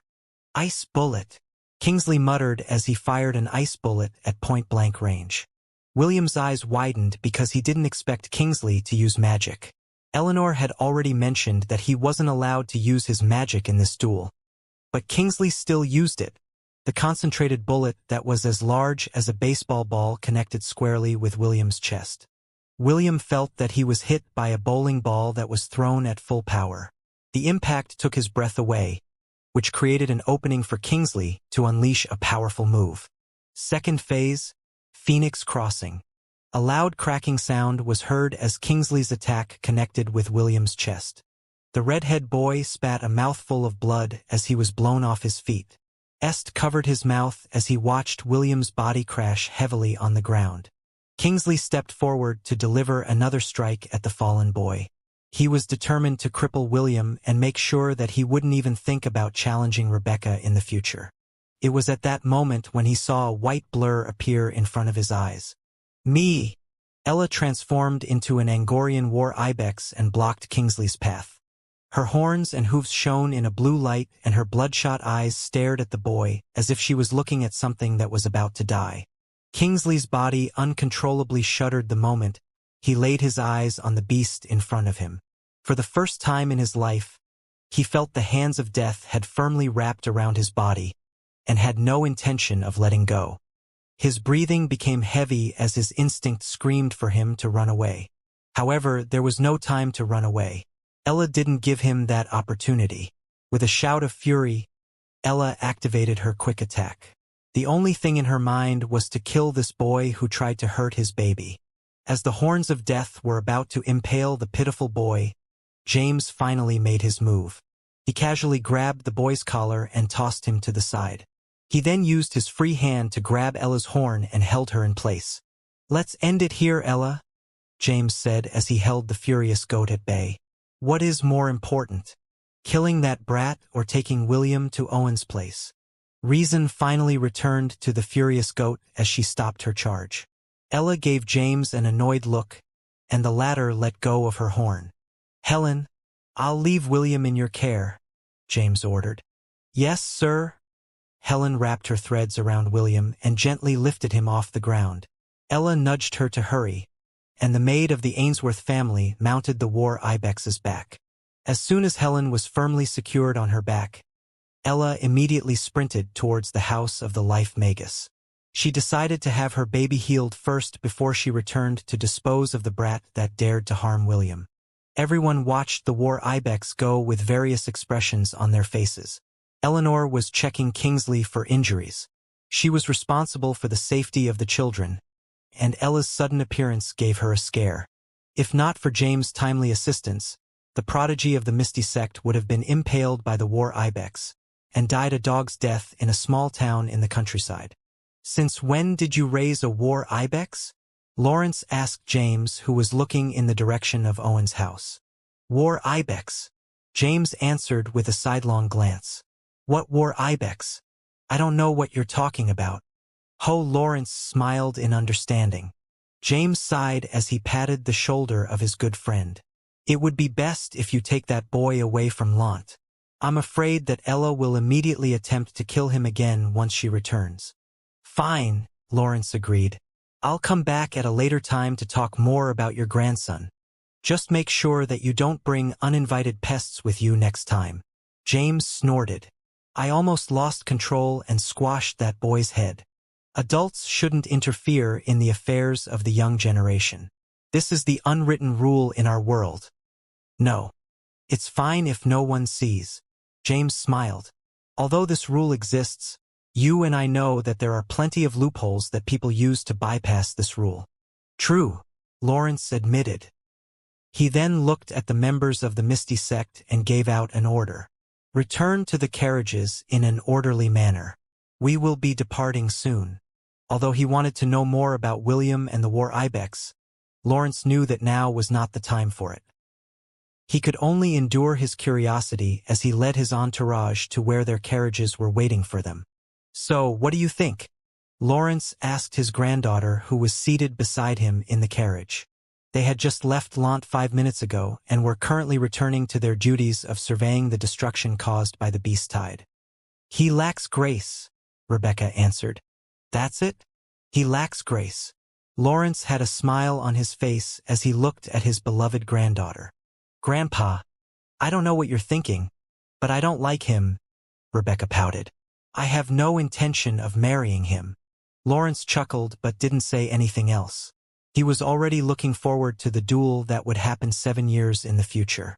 Owen's treatment ended quickly, and the injury that William received was healed completely. Even so, the life magus advised the red-headed boy to take it easy for the time being and to avoid doing any strenuous activities. "I got too complacent," William muttered as he unconsciously rubbed his chest. Although he didn't expect that Kingsley would use magic in their duel, he should have considered this possibility. His opponent was a magic swordsman, someone who could wield both sword and magic. William understood that the main reason why Kingsley didn't use magic earlier in their duel was due to his pride. Because of this, William thought that his opponent would only use martial skills and not resort to using his ice magic. "Young master, I hope you learned something from this lesson," Helen said as she walked beside Ella, who was currently carrying William on her back. "I did, Aunt Helen," William sighed. "I learned a very painful lesson." "It's good that you learned this lesson early, young master," Helen patted William's leg. "If that happened in a real battle, then you would have lost your life. Perhaps losing my magic was a blessing in disguise." William sighed for the second time. "It made me realize how lacking I truly was. I better properly build my foundations and learn some martial arts." "You're right, Mama. I will strive to be stronger." Mia. Meanwhile, back at the Ainsworth residence. If not for William, Lant might have suffered the same fate as the other villages and towns in the western region, James said with a smile. "You should have seen how amazing he was when he fought against the Strathmore Thunder-Horned Wolf." James bragged about William's amazing feats to his guest while he was getting his treatment. He was not worried about his grandson's injury because Owen was the best healer he knew. Even though William broke a few of his ribs during the duel, it was not a life-threatening injury. As long as he still had breath in him, Owen could easily patch him up and make him as good as new. Est listened to James' story with interest. After the old man finished his tale, it was the young man's turn to tell the Lord of Lant how William saved his life from the mountain troll. Est also told James about William's sacrifice in the trial of courage. If he could still use his magic, that disciple from the Misty sect wouldn't have been able to even touch a strand of his hair, Est commented with a wry smile. "I see," James frowned. "So that's the reason why he seems different compared to the time he left the residence. He lost his magic power." "I'm sorry. It was my fault that William ended up that way." Est lowered his head in shame. "Because I was too weak. He had to use a forbidden spell in order to give us a chance of winning." "Est, you don't have to worry about William," James commented with a smile. "That boy is always doing something dangerous. Perhaps this incident will help bring him down a peg and make him less reckless. Sometimes, I worry about him because he is getting stronger at a very fast rate." "Isn't getting strong a good thing?" Est asked. "Of course, getting stronger is a good thing," James agreed. "But getting strong using a shortcut will lead to instability. William should start training from the basics. Since he is my grandson, I believe that he also realized this point." James paused and looked at Est with praise. "Unlike my stupid grandson, I can tell that you are someone who trained at a very young age. Your surname is Newmont, correct?" "Yes," Est replied. He wanted to tell James his full name, but he resisted the urge to do so. There were some things that he was unable to share with other people. "If I'm not mistaken, that is the surname of a noble that came from the kingdom of Valeria." James gave Est an appraising look. "Did you perhaps come from Valeria?" My mother came from Valeria, Est replied. Right now, I'm living in the Hellon Kingdom. James nodded and decided to not pry any further. Still, you guys actually defeated a terror hand? That's simply amazing. If news of this gets out, you will definitely be treated in high regard by the royal family. I don't need such treatment, Est stuttered. Lord Ainsworth, please, don't tell anyone about this. Herman, who was standing behind Est, bowed his head. I also ask Lord Ainsworth to not tell anyone about this. The young master is someone who doesn't like being in the limelight. James gave Est a knowing glance and nodded his head in acknowledgement. He was about to talk about William's embarrassing moments during his childhood when he felt his grandson's presence near the residence. Gramps, I'm back. William walked inside the living room with a smile. Welcome back. How is your injury? James asked. Already healed, but I'm not allowed to do anything strenuous for a few days, William answered as he sat beside his grandpa. Ella laid on the floor beside William and rested her head on her baby's lap. William lovingly brushed her head, while his mama closed her eyes in satisfaction. You two are really close, Est teased. I've never seen someone treat a goat like you do, William. Mama Ella is not an ordinary goat, William corrected her. She is my mama, the one who raised me since I was a wee old babe. I've been drinking her milk for as long as I can remember. Mia, Ella bleated as if reminiscing the time she took care of William. Ah, that reminds me. How long will you be staying in Lant? William asked. I still haven't given you a tour of the countryside. Well, Est glanced at Herman and Nana. The truth was they couldn't stay for long. They already delayed their return to the capital by escorting William back to Lant. Even so, Est didn't want to leave just like this. Young master. Nana gave Est an encouraging smile. It's fine to be a little selfish. We can stay for 2 days. Thank you, Nana, Est smiled. His smile was so dazzling that, for a moment, William thought that he was actually very beautiful and not handsome. Of course, this thought only lasted for a brief moment. Since all of you are William's friends, then you will be treated as honored guests. Helen, please prepare the guest rooms for Est and his entourage, James ordered. By your will. Helen respectfully bowed her head and left the living room to attend to James' order. While waiting for their rooms to be prepared, James continued to tell stories about William's childhood. At first, the stories were about William's amazing feats in Lant. However, that didn't last long and James started to tell William's embarrassing moments. The red-headed boy pleaded to his grandfather to stop embarrassing him in front of the guests, but James didn't care about his feelings. Because of this, Est and Ian continuously teased the pitiful boy until William ran out of the living room out of embarrassment, followed by his mama Ella, who was hot in his heels. Est and Ian stared at the beautiful woman in front of them as if they had met their nemesis. Celine, William's master, was lying on the couch in a lazy manner. Her dress, although conservative, wasn't able to hide the wonderful curves of her body. The two boys stared at them and felt their confidence suffer a major blow. So, you are William's new friends, Celine said in a teasing manner. I'm surprised that my disciple managed to make friends and even brought them back here in Lant. Oh, where are my manners? Allow me to introduce myself. I am William's master. You may call me Miss or Lady Celine. When William arrived in Lant, Celine had watched him from afar using her crystal ball. She didn't come to see him right away because he was with guests. During the battle, Celine noticed right away that the red-headed boy was unable to use magic. Since she was the one that taught William the forbidden spell, she was able to connect the dots easily. When William got injured, she almost used a long-range curse to cripple the Kingsley boy for life. However, she resisted the urge because she knew that Owen would be able to patch William up without any problems. After the Ainsworth family had dinner, she sent Oliver, the parrot monkey, to pass his message to William. Her message was simple. Stupid disciple, why didn't you visit your master to announce your arrival?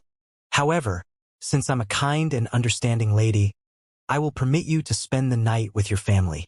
Even so, I expect you to visit me before noon tomorrow. Ah, before I forget, make sure to bring your 3 little guests with you. I would like to have a long talk with them. When William arrived the next day, Celine chased him away by ordering him to buy some ingredients for lunch. She wanted to know more about William's new friends and check if they had hidden agendas in their decision to visit Lant. Celine always thought of William as an overly trusting person. So, she took it upon herself to check whether these people bore him ill will. "It's an honor to meet you, Lady Celine," Est replied with a smile. "If possible, I would like to request that you free him from the slave collar on his neck." "Oh," Celine raised an eyebrow. "And why should I do that?" "Because William is our benefactor and it is the right thing to do," Est replied. "Also, he doesn't deserve to be your slave." "Est, right? I would like to remind you that whatever I do with my disciple is none of your business. A true master would never enslave their own disciple." The lady and the boy stared at each other. Neither of them were willing to back down. Even Ian, who was seated beside Est, also joined his young master in glaring at the beautiful woman in front of him. Est and Ian couldn't accept the fact that William was Celine's slave. "That's too bad, because I can't remove the slave magic that was placed in the collar." Celine lied with a smile. "Of course, even though I can't remove the slave magic, I can pass it to others. So, who among the three of you would like William to become their exclusive slave?" Est was taken aback by Celine's words. For a brief moment, he thought about William wearing a butler suit and hand-feeding him a plate of grapes. Ian, on the other hand, imagined that William was fanning him with a feathered fan, while he took his afternoon nap. Est and Ian wavered, and Celine could easily guess that they didn't dislike the idea of William becoming their slave. The only one who shook his head was Isaac. For him, William was a good person. He didn't want to treat him as a slave. "How much?" Est asked. "How much will it take for you to pass the ownership of William's slave magic?" Ian stared at Celine with a serious expression. His thoughts were quite simple. If William became Est's slave, then that also meant that William would become his slave. Since that was the case, it would be best if his young master was able to buy William's slave contract from his current master, Celine. Celine covered her lips and chuckled. "I was just joking with you. How can I possibly relinquish ownership of a handsome half-elf? Also, he is my disciple. How can I possibly surrender him to two boys who still haven't grown their hair? Boys who couldn't even beat a cyclops on their own." Est's face reddened and Ian scowled. Both of them were thinking of the same thing. "I hate this woman." While the two boys glared at Celine, the door opened and William entered with a smile on his face. Ella followed behind him like a tail. She was William's personal mother and bodyguard in one whole package. "Master, I bought everything," William announced. "Should I start to cook lunch?" Take the meat of the golden-scaled crocodile and make a stew," Celine ordered. "Make sure to put your heart into your cooking. Let your guest have a taste of your culinary skills." "Understood," William replied. He then glanced at his three friends and gave them a wink. "I don't want to brag, but I'm a good cook. Expect to eat something delicious for lunch. I look forward to the dish that you will cook." Est smiled. "I'm very hard to please, so make sure to do our best." "I'm not picky with food," Isaac commented. "I will eat anything. I don't have many expectations, but I'll force myself to eat your cooking," Ian replied. "Just make sure to not add anything funny to the dish or I'll break your bones." "HMP. If you were a girl, I'm sure that you would fall head over heels for me after you taste my cooking." William glared at the irritating boy before he went to the kitchen. Celine watched this exchange with amusement. The reactions of Est and Ian were clear for her eyes to see. These two boys are interesting. While Celine was deep in her thoughts, Est decided to ask her another question. "Why did you teach William dark magic?" Est asked. "Do you know that it's the one magic that was banned in the southern continent? If people were to see him use it, his life would become miserable." Celine rolled her eyes at the naive boy who didn't understand what he was talking about. Instead of answering Est's question, she shot back a question of her own. "Do you know that the first founder of the Hellon Kingdom was a sovereign of darkness?" Celine sneered. "If not for dark magic, then this kingdom would have never come to existence." "So? What of it? S countered. What happened in the past belongs to the past. Now, dark magic is banned from the southern continent. Anyone who was caught using it could be sent to prison. Do you want William to suffer such a fate? You don't have to worry about William, Celine replied in a lazy manner. He won't be staying in the southern continent. I will send him to the central continent once he comes of age. Why you can't do that? Est raised his voice. Why should he leave the southern continent? And why should he stay here? Celine narrowed her gaze.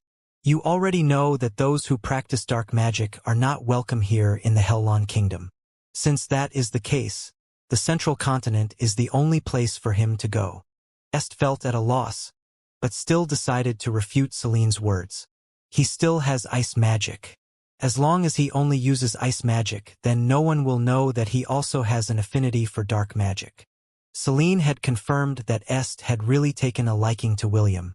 Even so, William's journey to the central continent was inevitable.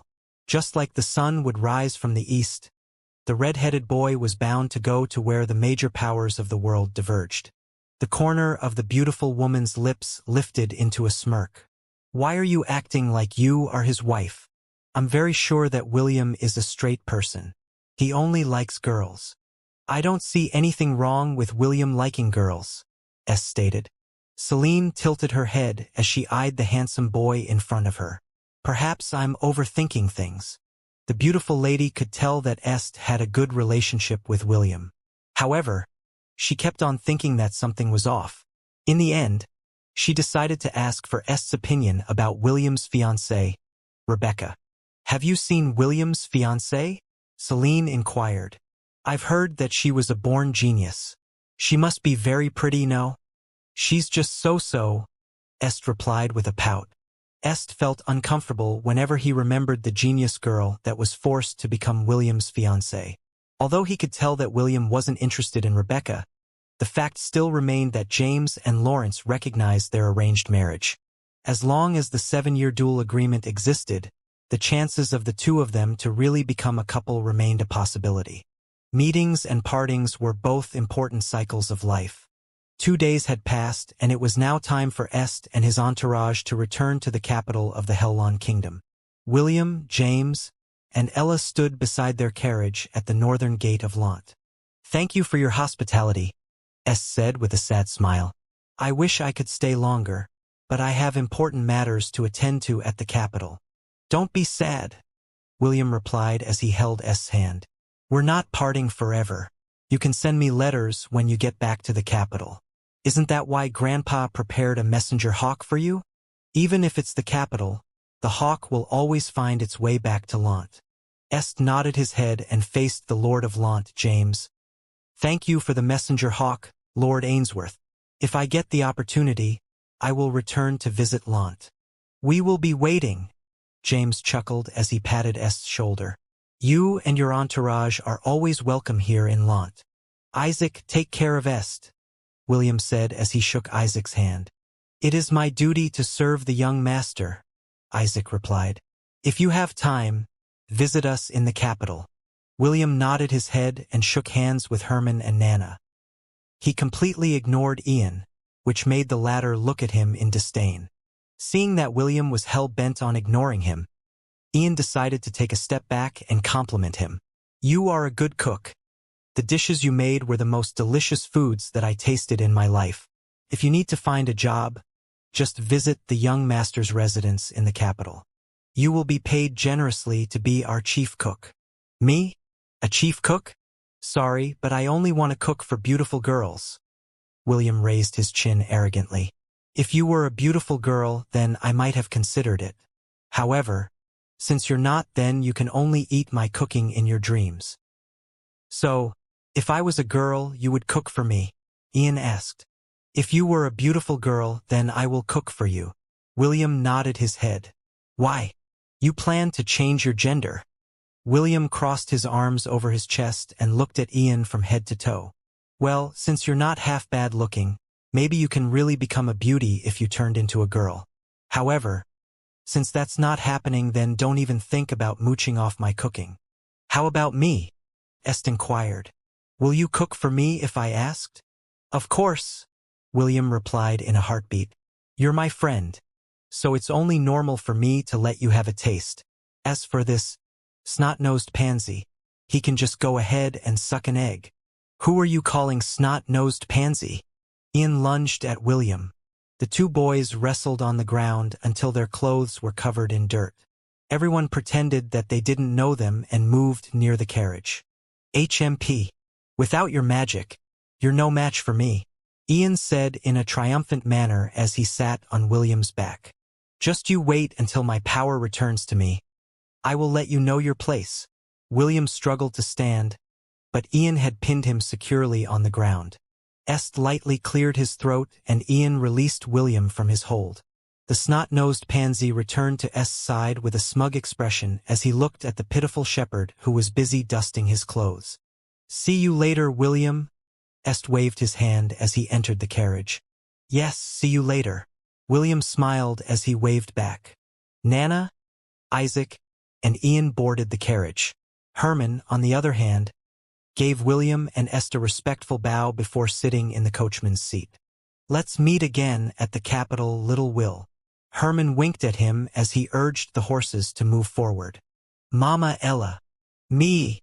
William mounted Ella's back and the two ran after the carriage. James watched all of this with a satisfied expression as he placed his hand behind his back. Don't forget about me, okay? Est pleaded as he looked at William from the carriage window. How can I forget you? William grinned. You still owe me for saving your life.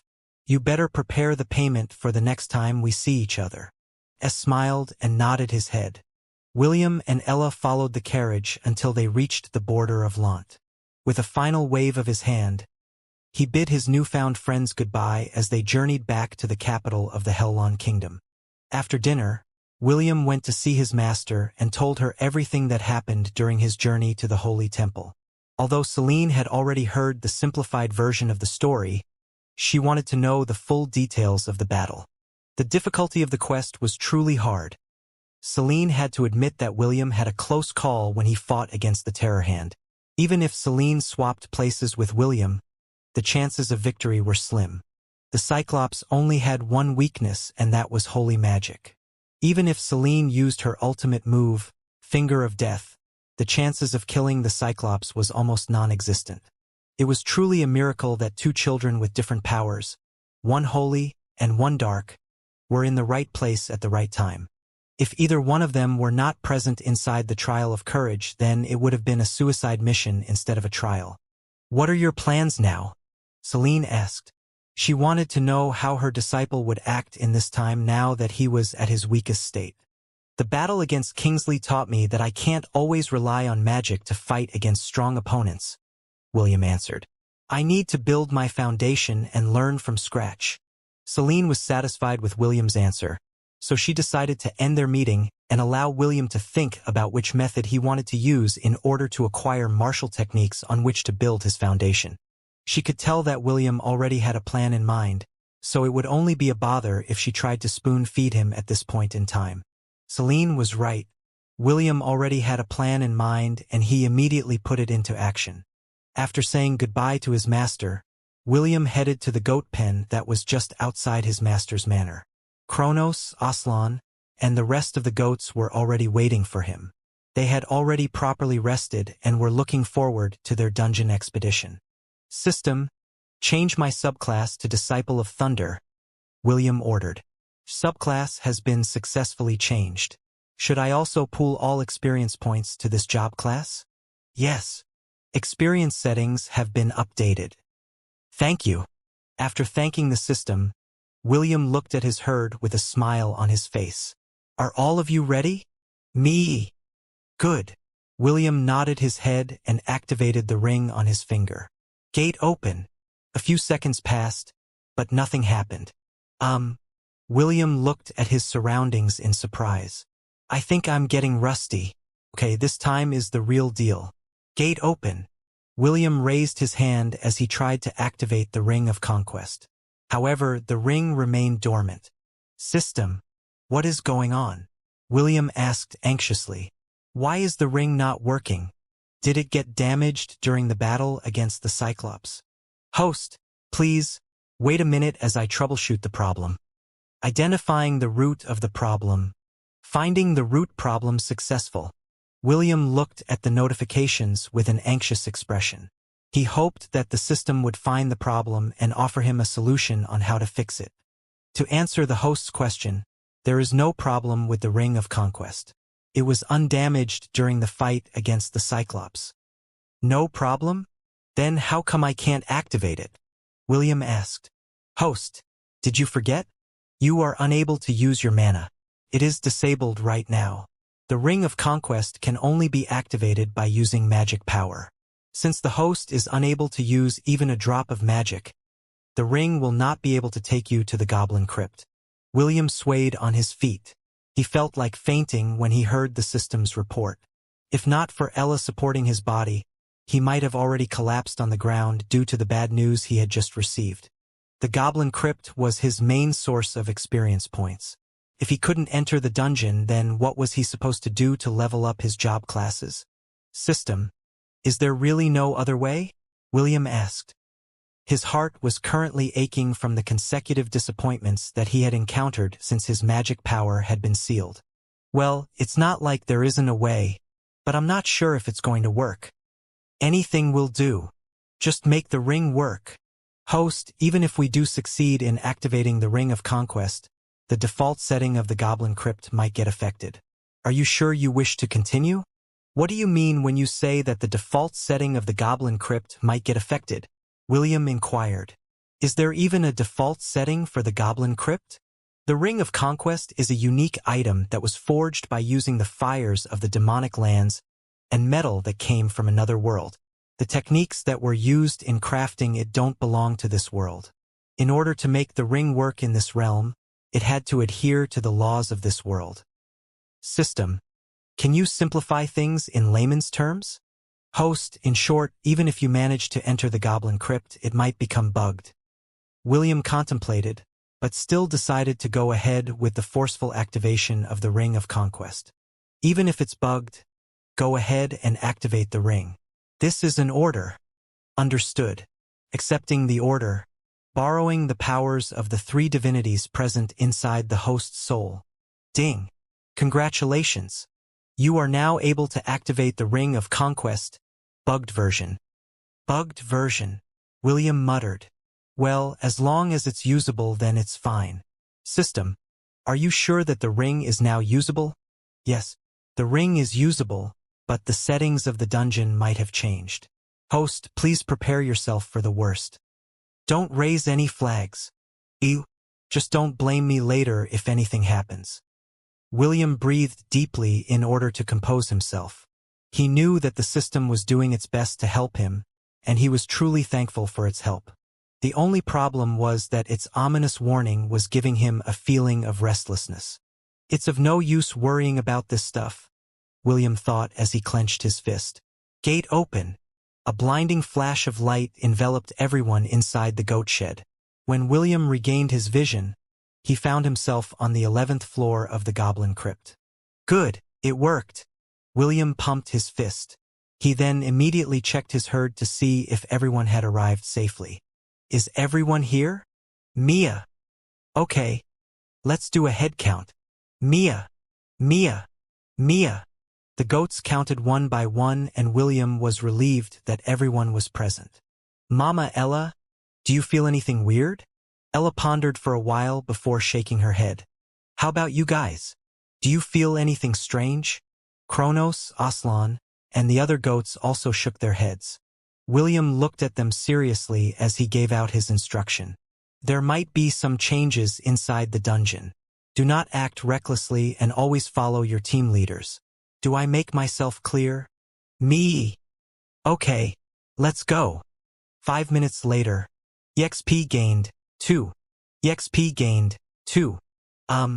William looked at the notifications appearing on his screen. For a moment, he thought that his eyes were playing tricks with him. However, the consecutive notifications proved that everything he was seeing was real. EXP gained, 2. EXP gained, 2. EXP gained, 2. Are you for real? William rubbed his eyes. Seeing that the numbers didn't change after rubbing his eyes, he immediately cursed inwardly. Damn, it is real. The goats were not able to see the notifications like William. They were busy fighting against the hobgoblins in front of them using their teamwork. After the group vanquished their foes, William immediately ordered them to rush towards the 14th floor.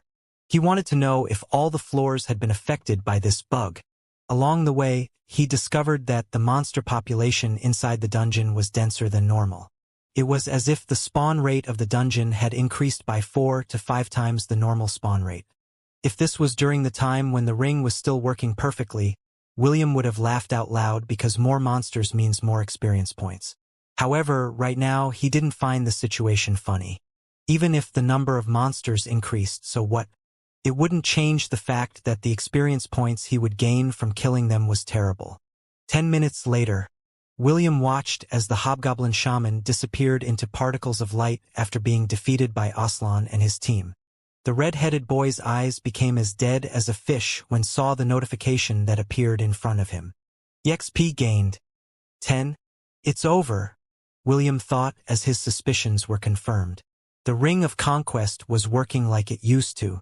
However, the bug had affected the amount of experience points that could be gained inside the Goblin Crypt. William had been used to seeing experience points in the hundreds, but now, it didn't even exceed the number 10. The red-headed boy gritted his teeth as he ordered his herd to go to the 18th floor. William wasn't in the mood to farm experience points and led the goats to the stairs leading to the unexplored floor. However, on the stairs that led to the 18th floor, a barrier blocked his way. The goats tried to forcefully break it by using everything in their arsenal. Even Ella stepped in to help destroy the barrier, but it was all in vain.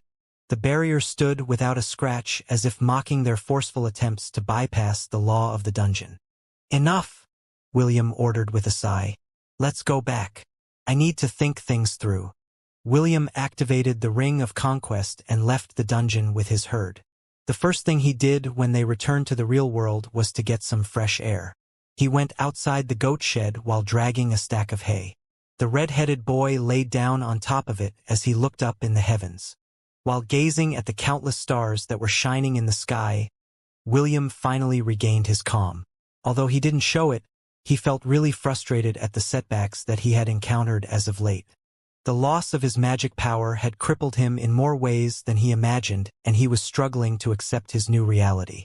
It was at that moment when he felt something wet touch the side of his face. Mama Ella. William pulled his mama close to him as he buried his face in her neck.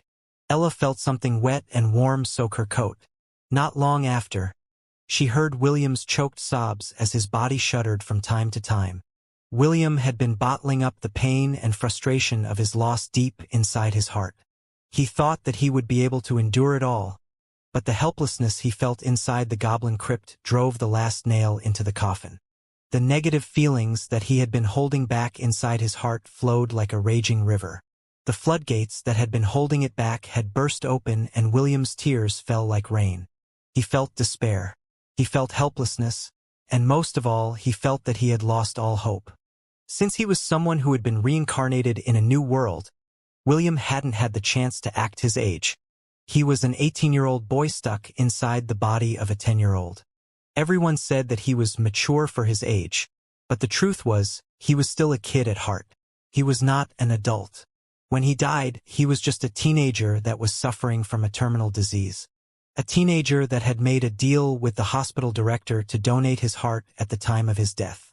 William did his best to live his second life to the fullest. He gave it everything, challenged anything.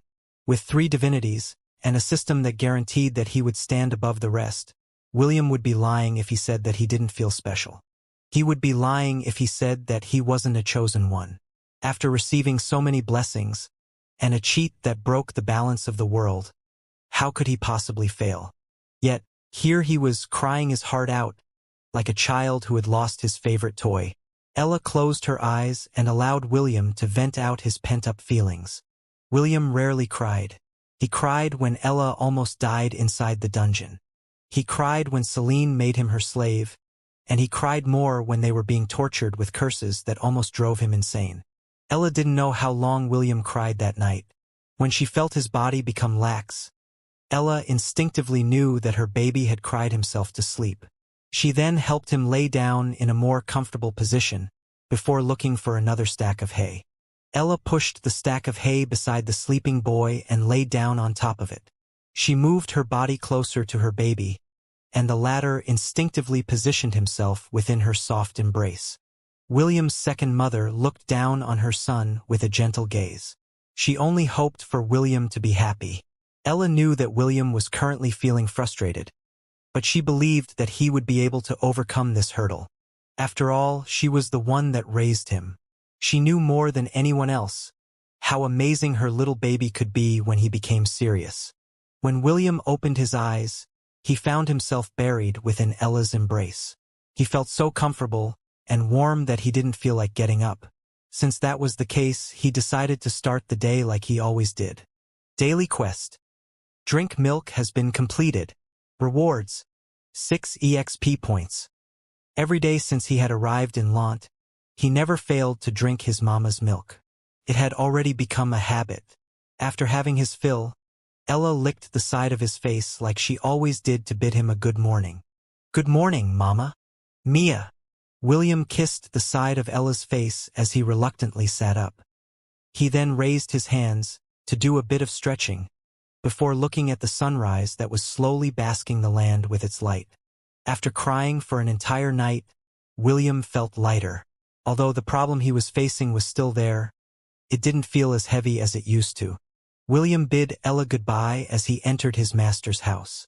As her disciple, Celine had tasked the red-headed boy to do the house chores and cook for her.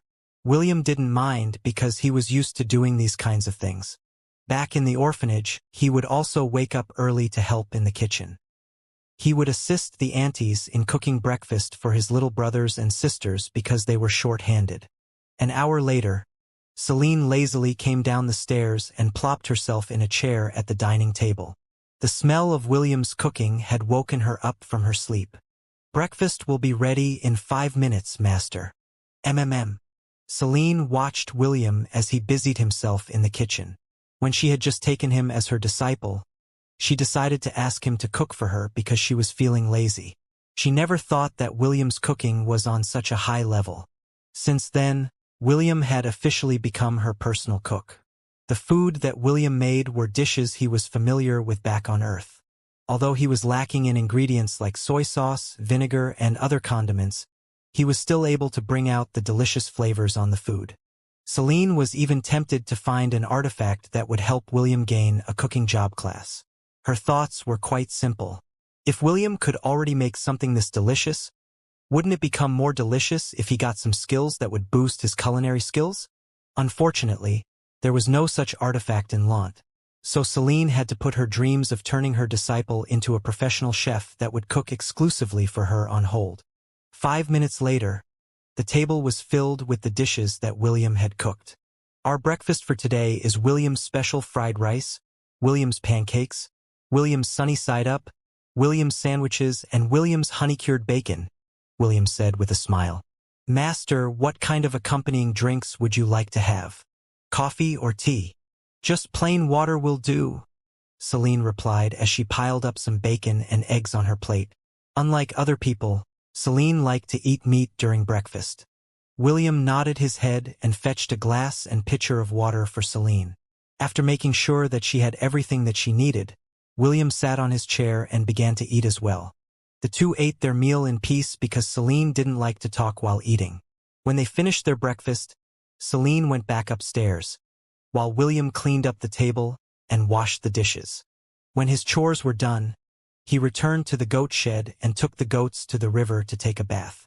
As he floated on the water, William thought of the things that he must do for the day. His first priority was to find a way to increase his job levels. William had already decided to brush up on his martial skills and focus on the basic job classes like swordsman, archer, spearman, monk, and fighter. Among the non-magic job classes, these 5 professions were the foundations of all martial arts in the southern continent. The battle against Kingsley made William realize that he was lacking in battle techniques. The battle style he had been using had evolved in fighting against monsters. However, fighting against humans was trickier. They were more intelligent and their means of fighting was vastly different from wild beasts. System. Can you tell me how the people of this world become stronger? William asked. To answer the host's question, would you like the simplified version or the detailed version? The simplified version, please. Understood. There are two ways on how people grow stronger in this world. One is through cultivation, the other through repetition. In the path of cultivation, the way to get stronger is to gather as many resources as you can. Host, do you know that everyone born in this world had a talent grade? Yes, William replied.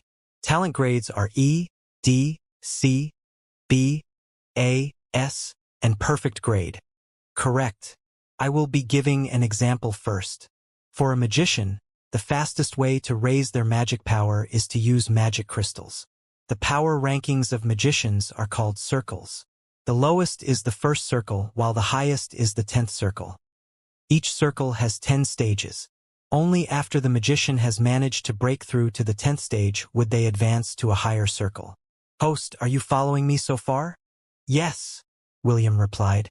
Bring on the info dump. The lowest talent grade E allows a magician to reach up to the peak of the first circle. Unless they find a way to raise their grade, they wouldn't be able to advance to the second circle for the rest of their lives. Grade D talent allows the magician to break through up to the second circle.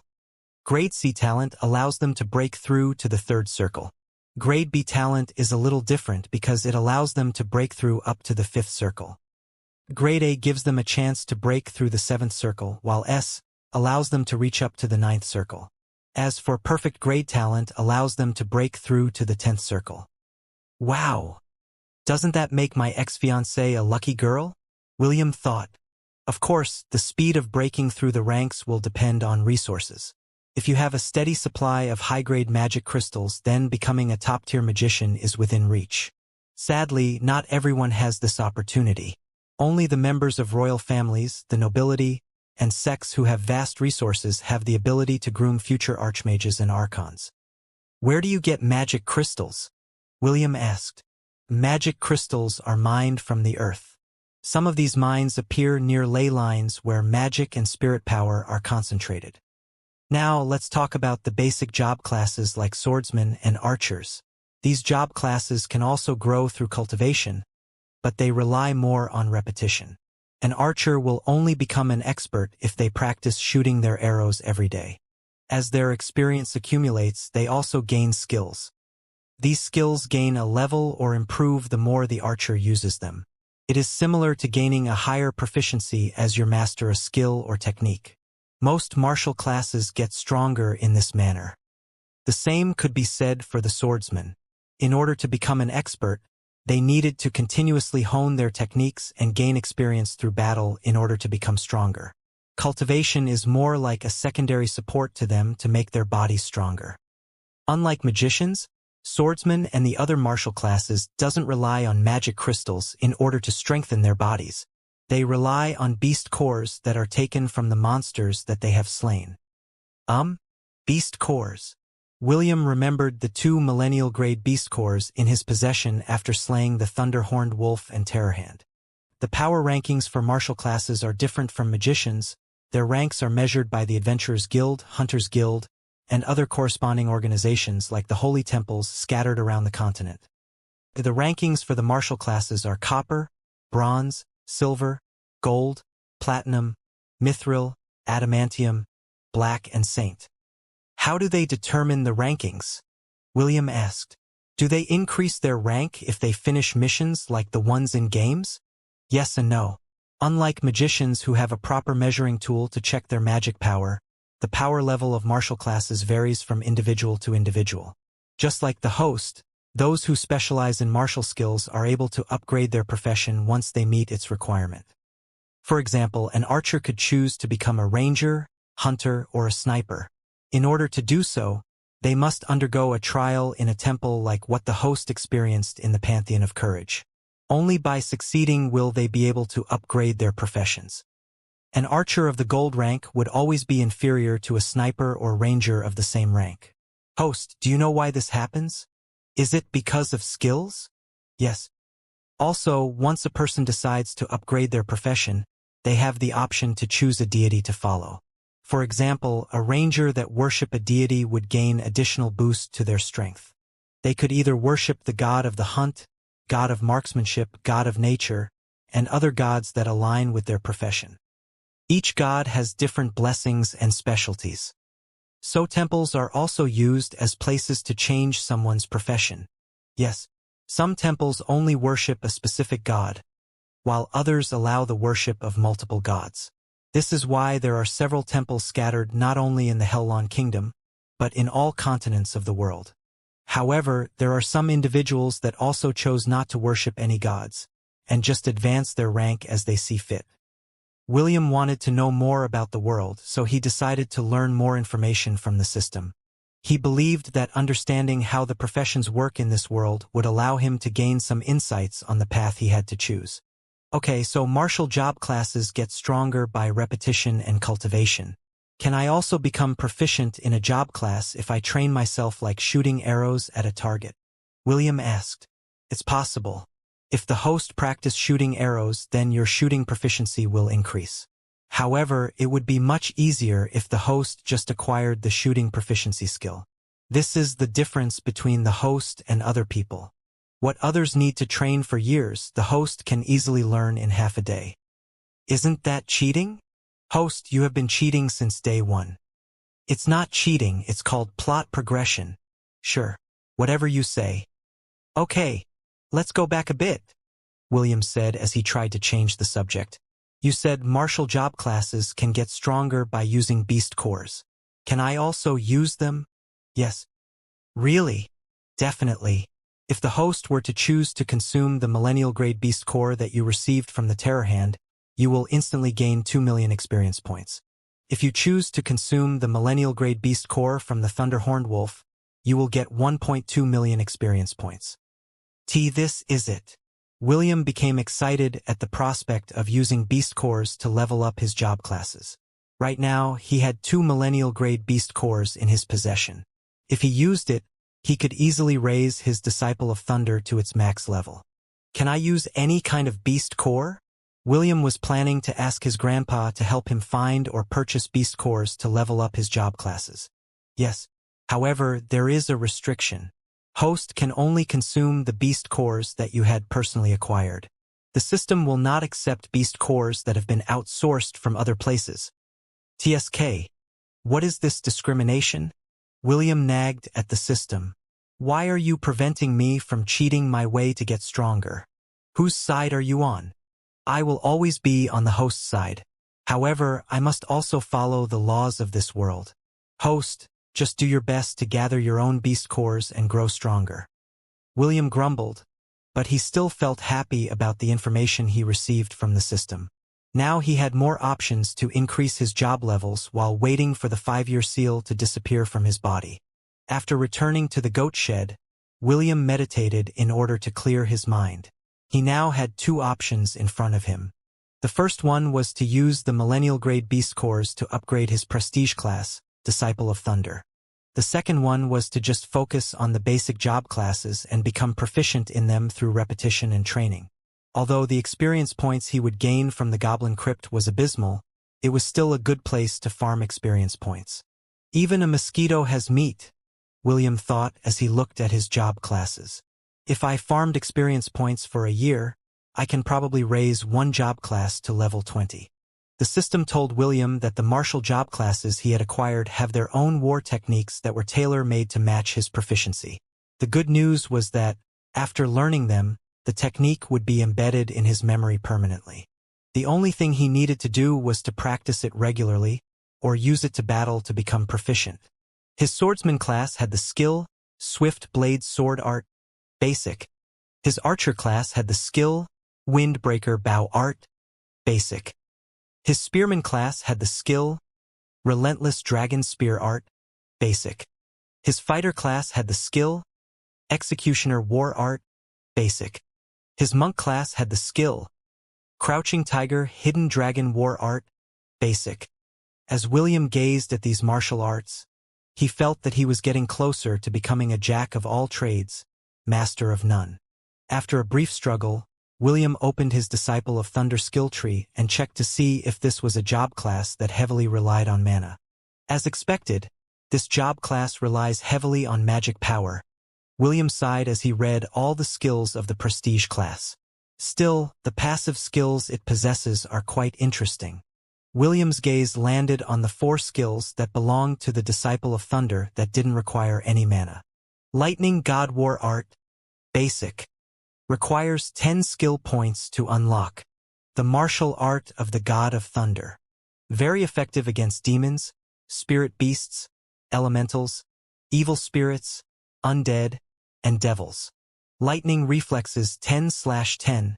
Increase agility stat plus 30. The user's reflexes are faster than normal.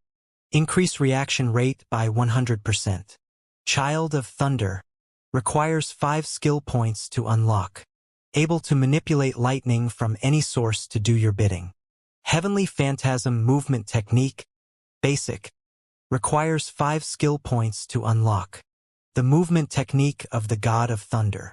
If William used his Millennial Grade Beast Core, he would be able to raise the Disciple of Thunder to its max level.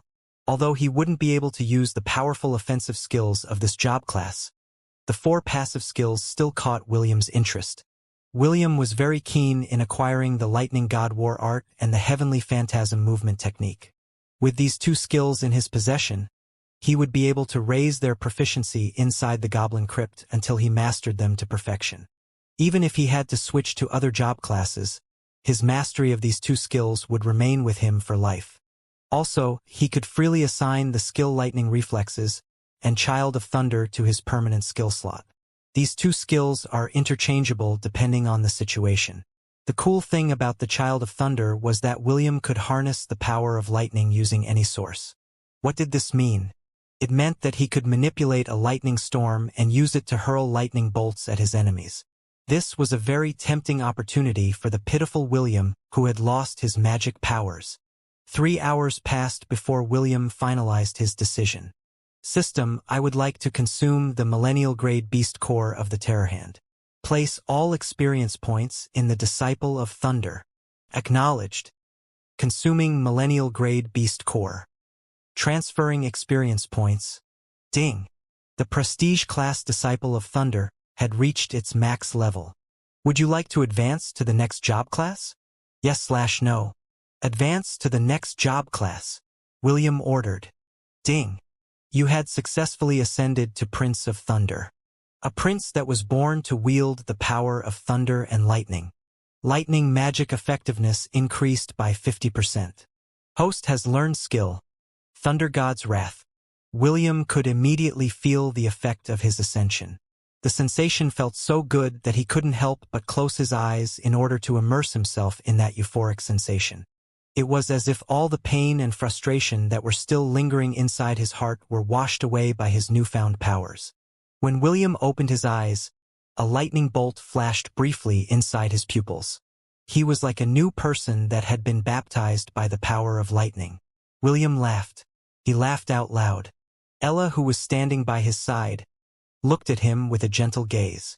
She could tell that her baby had finally found his path and pulled himself out of his depression. William wanted to share the happiness he was feeling at the moment, so he hurriedly gave his mama a hug.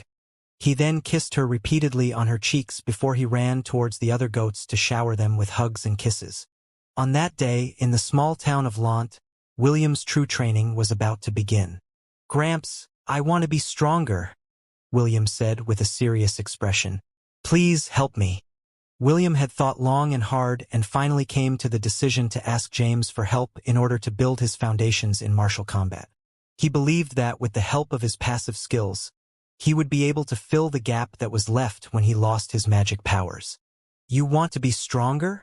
James asked. "Getting stronger is always good. But what is your purpose for wanting to get stronger?" "Purpose to get stronger? Everyone must have a reason to become strong. Imagine yourself as the sharpest sword. Sure, you are sharp and powerful, but if there is no reason for your wielder to use you, you're just nothing but a sword. A weapon that serves no purpose is nothing compared to a kitchen knife that is used to cook food.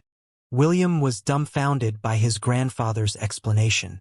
He had long thought of his grandpa as a battle junkie, a man with bronze but no brains. For James to speak such scholarly words made the red-headed boy realize that he still didn't know the true character of his happy-go-lucky grandfather. Purpose? What is my purpose for getting stronger? William was at a loss. He hadn't thought that far when he decided to ask his grandpa for help. He thought that the reason people sought strength was just to become stronger. The young boy didn't think of the reasons behind their desire to gain power. James nodded in satisfaction when he saw William's reaction. He had seen many youths who desired to get stronger, but they didn't have any goals in life. Without a destination in mind, these youths were then led astray by others who used their strength for their own convenience. James didn't want his grandson to become someone else's chess piece. He wanted William to control his own destiny and trudge down the path that would allow him to reach his own goals in life. "Come back to me when you have found your answer," James patted William's shoulder. "When you finally find your purpose, I promise that I will do everything in my power to help you gain the power you seek. Until then, think carefully." William nodded his head and left his grandpa's room without a destination in mind. Soon, he found himself on the hill overlooking Lant. When he left his hometown to go to the temple, he met Est, Ian, Isaac, Herman, and Nana. They reminded him that Lant was only a small speck of dust within the southern continent. Out there, in the vast world of Hestia, many kingdoms and empires could be found. It made William feel so small, like he was just an insignificant boy in a world filled with billions of people. Like a grain of sand found on the beach, and a star within the starry skies. What can a small boy like him achieve in this vast world that is filled with geniuses and experts that look down upon the mortal realm like gods? It was at that moment when William's gaze landed on the ring on his finger. "The ring of conquest," William muttered absent-mindedly at the ring that started it all. If not for this ring, William wouldn't have entered the Goblin Crypt and unlocked the Shepherd job class. He might have lived his life differently compared to the life he had lived up to now. Suddenly it dawned on him. The ring belonged to his father. Because his father died, his mother had no choice but to send him away from the Silvermoon continent in order to protect him. She wanted to protect him from whom? What are the circumstances behind his father's death? Why was there a need for him to separate from his mother? William had thought about these questions before when he was younger. However, he had set them aside with the excuse of, "I'll find the answer when I get older." He didn't think much about it. But now that he was thinking of what he really wanted to do in his life, his focus had locked onto this mystery that had plagued his childhood. The red-headed boy hurriedly left the hill and returned to the residence. His purpose was to ask his grandpa, James, to tell him about the events that had happened in the past. He wanted to know the truth about his true identity and the identity of his parents.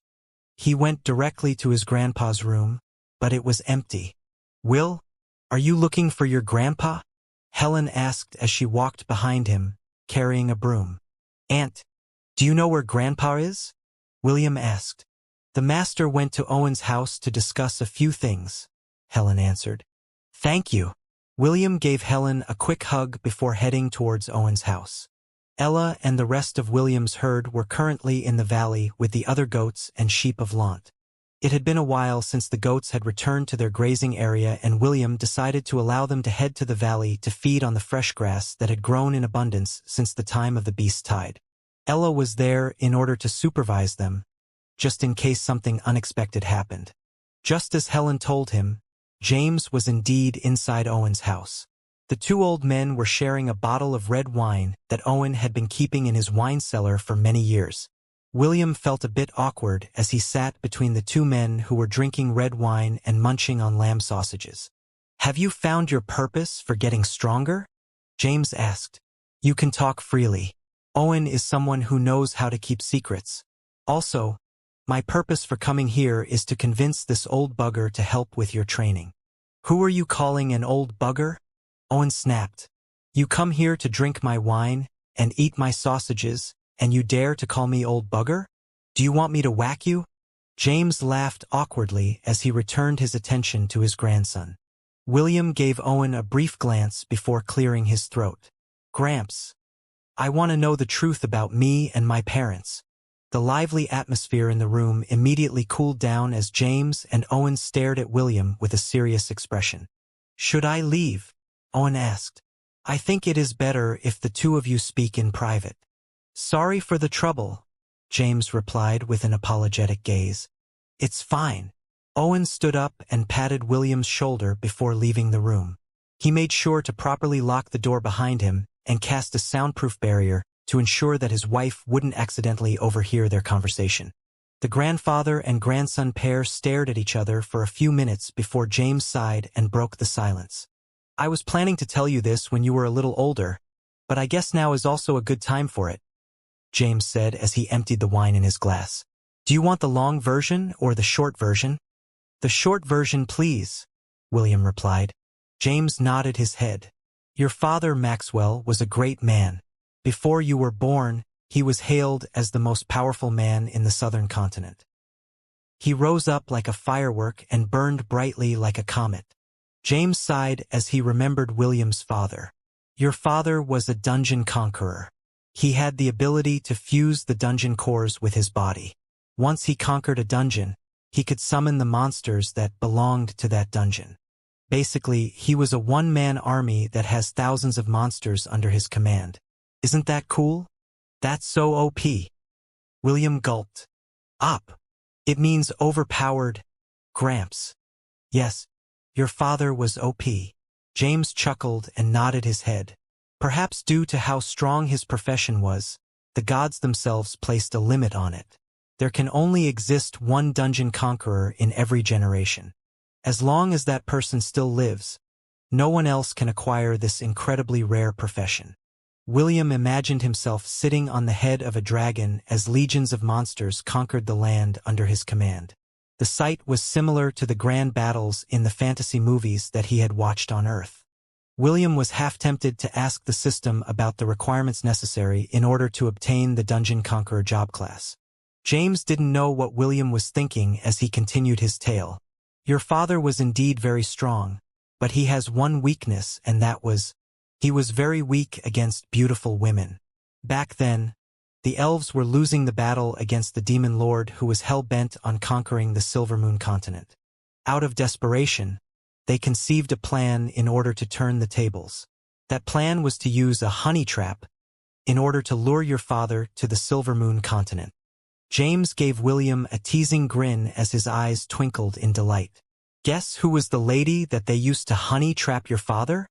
Of course it would be none other than the most beautiful lady in the Silvermoon continent. William raised his chin in an arrogant manner. My mother. You're right, and the Elven Council has regretted their decision to this day. James' laughter boomed inside the room as if to ridicule the long-eared bastards who thought that they could one-up his son with their schemes. Your mother, Arwen, is the saintess of the elven race, James said with a smile.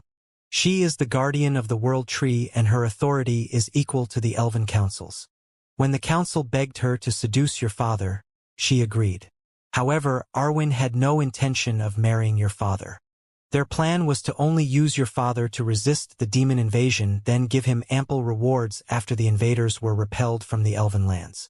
What they didn't expect was that your father, Maxwell, was not only an expert in conquering dungeons. He was also an expert in conquering the hearts of women. James paused as another chuckle escaped his lips. Even though your mother was a high elf and a strong-willed woman, she was still a maiden that had never known what love was. Maxwell was no fool. He knew what the elves were planning. However, he had also fallen helplessly in love with your mother. Like I said, my son had a weakness for beautiful women, and your mother was the most beautiful woman that he had seen in his life. William was captivated with James' storytelling skills and waited in anticipation for the continuation of the story. 3 days before the elves planned to counterattack the invading demon army, Maxwell snuck inside the sacred grove where the world tree and your mother resided. What the Elven Council didn't know was that Arwen had already fallen for your father's charms, and had secretly told him the hidden path that would allow him to enter the sacred grove without the guards noticing him. There, the two shared a night of passion. Arwen had surrendered herself to Maxwell, and the latter took responsibility for making her fall in love with him. In the original plan, this was not supposed to happen. The Saintess should only devote herself to the World Tree for the rest of her life. Of course, this doesn't mean that the Saintess couldn't get married and have children. She can, but like I said, this is not part of the Elven Council's plan because a Saintess is bound by a very strict rule. The man who takes her chastity will be her one and only lover for the rest of her life. Not even the Elven Council could overturn this rule that the first Guardian had decreed since the World Tree was born. Back then, the head of the Elven Council was planning to marry his son to Arwen. Unfortunately for him, your father was a step faster and the rest was history. Your father went to war and drove the invaders back to the demon lands. The elders thought that they had succeeded in their schemes, but lo and behold, your father got your mother pregnant in that one night of passion. The head of the council was livid and his son almost went crazy when they heard the news. They initially planned to have your father assassinated. But who was your father? He was a dungeon conqueror. When he summoned all the dungeon monsters under his command, the entire Elven Council had no choice but to begrudgingly allow their marriage. Not only that, your father brute forced his way and had the head of the council resign from his position and placed Arwen's father, the Narration, as the new head.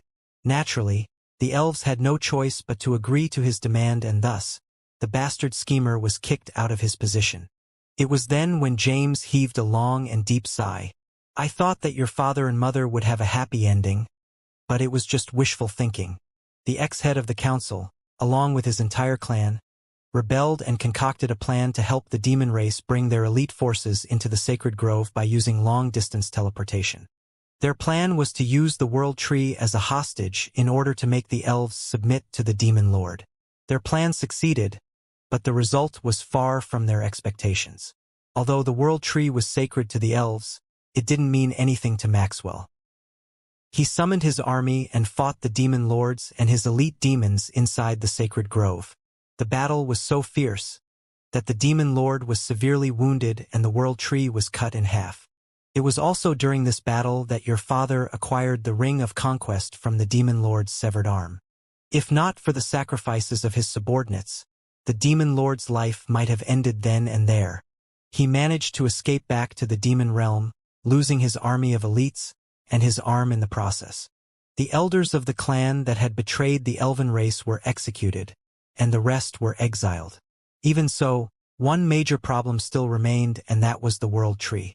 It was on the verge of dying. James refilled the cup with wine and drank slowly, as if trying to wash away the bitterness that was stuck inside his soul. If the World Tree dies, the elves will no longer be able to give birth and their race will lose their blessings. For the sake of his wife, and the child that was growing inside her body, your father decided to make a sacrifice. He used the power of the Dungeon Conqueror and fused with the World Tree. The tree recovered its vitality due to the immense power of the Dungeon Conqueror. You have to understand that your father, Maxwell, had conquered many dungeons. The magic power of dungeons is almost limitless and they only grow stronger with time. It was more than enough to revive the World Tree. The elves survived the disaster, but many still held a grudge towards your father. Although we had told you that your father was dead, this wasn't entirely true. He had merged with the World Tree, so basically he is the World Tree. However, in doing so, he has also lost sentience. Even your mother, the guardian of the World Tree, was unable to communicate with him. The only thing that remained of him was that ring on your finger. If my hunch is right, he stored the power of the Dungeon Conqueror within the ring. He did this to prevent another conqueror from being born. Perhaps he prepared the ring for you, perhaps not. I don't really know. All I know is that your father has now turned into a tree, and your mother accompanies him every day. James said with a sigh. Perhaps Arwen felt that the old bastards were starting to scheme again, so she decided to send you here to Lant. She was afraid that the elders of the council would use you as a hostage in order to force her to obey their command. Your mother is truly pitiful, James lamented. She lost her husband and her son. Like a caged bird, she can't leave the elven continent and hold you in her arms. The only reason why they didn't attempt to lay their hands on you, and your mother, is because of the tiny chance that your father might regain his consciousness inside the world tree. What James didn't tell William was that the elves were also dealing with another threat to their existence, and that was due to the elven prophecy by the Rayleigh family. "Will, I believe that there is a way for your father to return to this world," James said with a serious expression. "However, I don't know what method it is. Also, the way you are now, you can't go to the elven continent. If you go, you will not only endanger yourself, but endanger your mother as well. If you want to see her, then you must become as strong as your father. That is the only way for the two of you to reunite." William clenched his fists in determination. He had felt his mother's sadness through her letters. The young boy could feel the deep longing in her written words. There were times when William wanted to travel to the Silvermoon continent just to hug her tight. "Grandpa, I want to meet her," William said as he stared at his grandfather's eyes. "I want to hug her. I want to kiss her and wipe the tears from her eyes. I want her to know how much I miss her." James didn't say anything. Instead, he just looked at William with a calm expression. "Have you found your purpose?" "Yes. And that is—" William closed his eyes and pressed his right hand on his chest. "To reunite with my mother and find a way to make our family whole again. Also, I want to return a favor to the people who are looking after me from the heavens. For that, I will need your help, Grandpa." James was confused about the part about the people looking after William from the heavens. Even so, he still placed his hand on William's shoulder and looked at him with solemn gaze. "And you shall have it. Starting tomorrow, your training will begin. I will talk to the rest of the boys. However, William, remember this. I will not interfere with their training methods. No matter what happens, you are on your own. Do I make myself clear?" William nodded his head. He finally found his reason to become stronger. He would reunite with his mother, save his father, and spread Gavin's name to the entire world. Lily had secretly told him via telepathy that aside from him, Gavin had only one other believer. A god who didn't have any followers would cease to exist. William wouldn't allow this to happen. He was determined to spread Gavin's name throughout the world and unlock the power of the Jack of all trades that hadn't been seen for thousands of years. Somewhere in the Temple of the 10,000 Gods, in a small hut that stood in the outskirts, a chubby man covered his face with both hands. Tears were streaming down his face as he bawled his eyes out. Gavin, the god of all trades, heard William's words that came straight from his heart. He felt so happy that all the pent-up frustrations, anxieties, sadness, and fear that he had kept deep inside for thousands of years finally burst forth. That day, in that lonely hut, a god who was at the end of his rope finally found a ray of light. "Guac!" William rolled on the ground in pain after failing to dodge Owen's attack. "Does it hurt?" Owen asked while twirling the wooden staff in his hand. "Unfortunately, I don't plan on healing any of your injuries." William gritted his teeth as he propped himself up off the ground. He then grabbed his own wooden staff that was lying a few meters away from him, before facing the old man who had a smug look on his face. The red-headed boy couldn't believe that someone as old as Owen was an expert in close combat. He thought that the Life Magus was only a support type and had underestimated him greatly. "What's wrong?" Owen asked while stifling a yawn. "Is that it?" William roared as he charged forward. He used the movement technique of the Disciple of Thunder, Heavenly Phantasm, to get behind Owen before using the Lightning God War art that he had learned. "Flashy, but no substance," Owen said as he casually did a backhand strike that sent William flying backwards. "Learning new professions sure is nice, but without any proper foundation, it is nothing but a skill used for entertainment." William spat blood on the ground as he stood up with shaky legs. He channeled all his strength into his foot and charged forward once again. When he was only a few meters away from Owen, he immediately stopped and looked behind the old man's back. "Hello, Mrs. Sarah," William greeted with a smile. Hearing his wife's name, Owen turned around to look behind his back. William used this opportunity to sneak attack the old man. However, what greeted him was Owen's wooden staff striking the top of his head, sending him face first into the ground. Nice try." Owen grinned. But you know, that only works on stupid people. Do you think I'm stupid? William held his head with teary eyes as he endured the searing pain. Owen watched him with a smirk as he lit his pipe and started smoking. He did it in a very carefree manner which made the pain William was feeling intensify. You see, Little Will, during group battles the first people to get targeted are usually the support classes, Owen explained.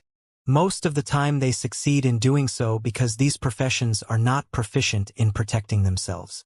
They rely on others to protect them. Owen puffed his pipe a few more times before continuing his explanation. In battle, the first person you have to subjugate is the support of the party. As long as they are around, you will have a hard time beating their group. Sometimes, the most scary opponents are not monsters but humans. When fighting against humans, you shouldn't show mercy. Owen finished his explanation and returned the pipe to his storage ring. Cure moderate wounds, Owen chanted, and a ray of light enveloped William. The pain he was feeling disappeared and the wounds and bruises on his body were also healed. The only problem was his clothes. They still remained tattered due to Owen's powerful blows. Now, do you understand that just learning a few skills without understanding them on a deeper level is just clowning around? If you want to become an entertainer, then it's fine to stay the way you are. But your old man begged me to help you. I don't want him to complain and tell me that I'm doing a half-assed job in teaching you the basics. Here, wear this. Owen casually threw 2 bracelets at William. The young boy caught the 2 bracelets and gave them a better look using his appraisal skill. High-grade training bracelets. Forged by the blacksmith Barbados, this bracelet was made for the purpose of training. This accessory is made from the scales of the golden-scaled crocodile. Once worn, the bracelet will increase its weight by 40 kilograms, 88 pounds. If the user is able to get accustomed to its weight, it will further increase its weight by multiples of 10. The limit of the weight increase is up to 200 kilograms, 440 pounds. The bracelet also has an additional special function. If the user were to chant the words, "Activate Protection," the bracelets will transform into arm bracers. If the user wants to cancel the special function, they just have to say, "Deactivate." This reminds me of Dragon Bone Z, William thought as he slid the 2 bracelets onto his wrists.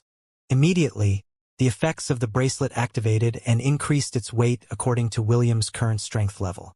Due to William's strength stat, the bracelet adjusted their weight and stopped at 50 kilograms.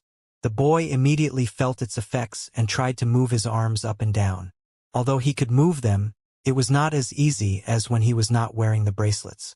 William then made a startling discovery. It was not only his arms that felt heavy, but his feet felt heavy as well. According to his estimate, his overall movement had decreased by 60%. It was like having a permanent dumbbell attached to your arms and heels. For now, we will not focus on fighting, Owen stated. We will focus on building your foundation. Let's start with your stamina first. Listen well, Little Will. It is important for a man to build up his stamina. If you don't have enough stamina, then you will not be able to satisfy your lover. Trust me, even at my age, I can still do 8 rounds of lovemaking without a problem.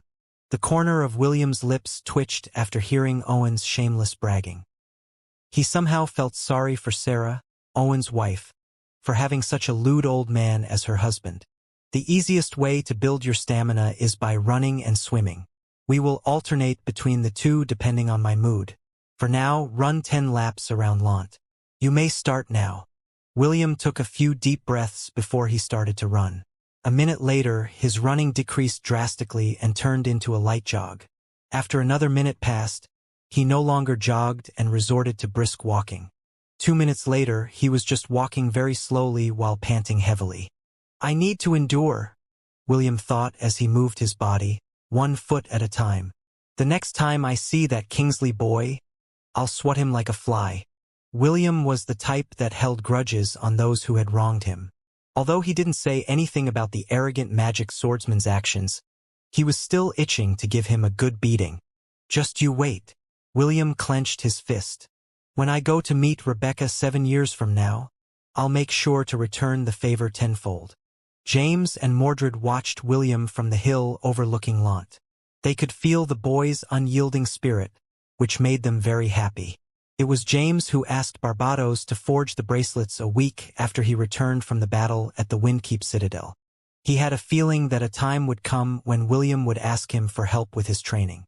When William lost to the Kingsley boy in their friendly duel, James knew that the time was at hand.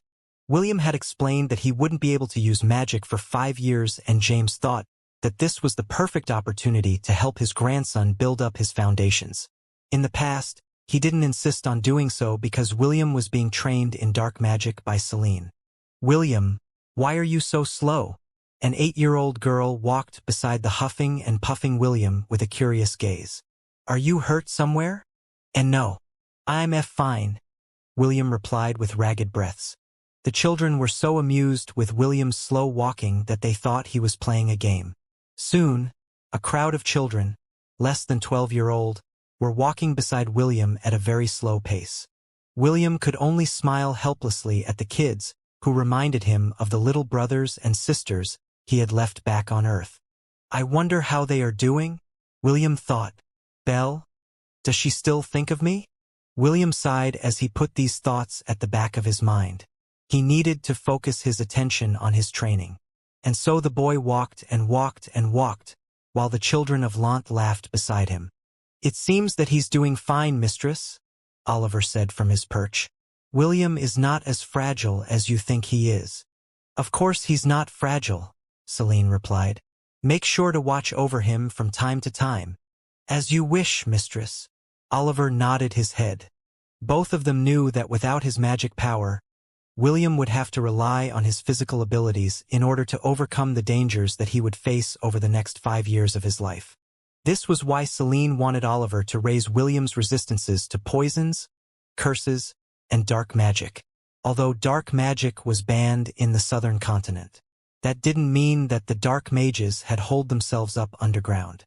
Many still walked among the populace and used their magic in subtle ways. She hoped that her one and only disciple would become strong, not only for his sake, but for hers as well. 232. 233. Theo said as he counted. 234. William gritted his teeth as he finished another push-up. Theo was sitting on his back as the sun slowly rose from the east. It had been 2 months since William had started his training under Owen's tutelage, and the desired changes in his body were starting to take place. The red-headed boy looked at the rising sun for a brief moment before he resumed his morning training. 250. Theo grinned. Morning quota reached. Good job, Will. Theo, is it just me or have you become heavier as of late? William asked as his friend slid off from his back. It's just you, Theo replied as he stretched his arms and waist. Now go. Don't keep Owen waiting. William shook his head helplessly as he waved his friend goodbye. Mama, let's go. Mia, Ella, who was lying not far away from William, stood up and ran beside him. The two of them sprinted towards the Urobro that was guarding the main gate of Lant. Currently, the bracers on his wrists weighed 70 kilograms, 154 pounds, each, but that didn't stop William from running to his destination at full speed. Owen had taught him a lot over the past 2 months, and that included some breathing exercises that helped him preserve his strength. When he neared the Urobro, he found Owen drinking a cup of coffee as he sat waiting for William. Done with your routine? Owen asked. Yes, William replied as he sat opposite him. The young boy then piled up some sausages and eggs onto his plate and started to eat his breakfast. Owen continued to drink his coffee as he stared towards the east. It has only been 2 months, but you've managed to get used to the training bracers on your wrists.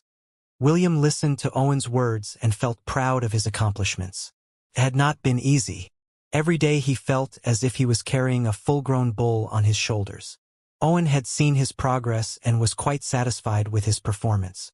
Since you have already passed the basic requirements of a fighter, it is time for you to take your training to the next stage, Owen stated as he placed the empty coffee cup on top of the table. After you finish your breakfast, go to the center of the silent forest. Your next instructor is waiting for you there. William raised his head to look at Owen. You're not the one that is going to train me? Owen smirked. I don't have a lot of free time to train a brat like you. Your grandpa only asked me to help build your stamina and prepare your body for the training that was to come. William frowned, but he still nodded his head. Who is going to be my new instructor? Someone who is stricter than me, Owen replied. He's a man of few words, but his skill is the real deal. You better be careful, William. That person doesn't know the meaning of holding back. William nodded his head. Thank you, Owen, for everything. You can thank me by getting stronger. Owen smiled. I am getting old. It's time for the new generation to step up and carry our burdens. What kind of burdens?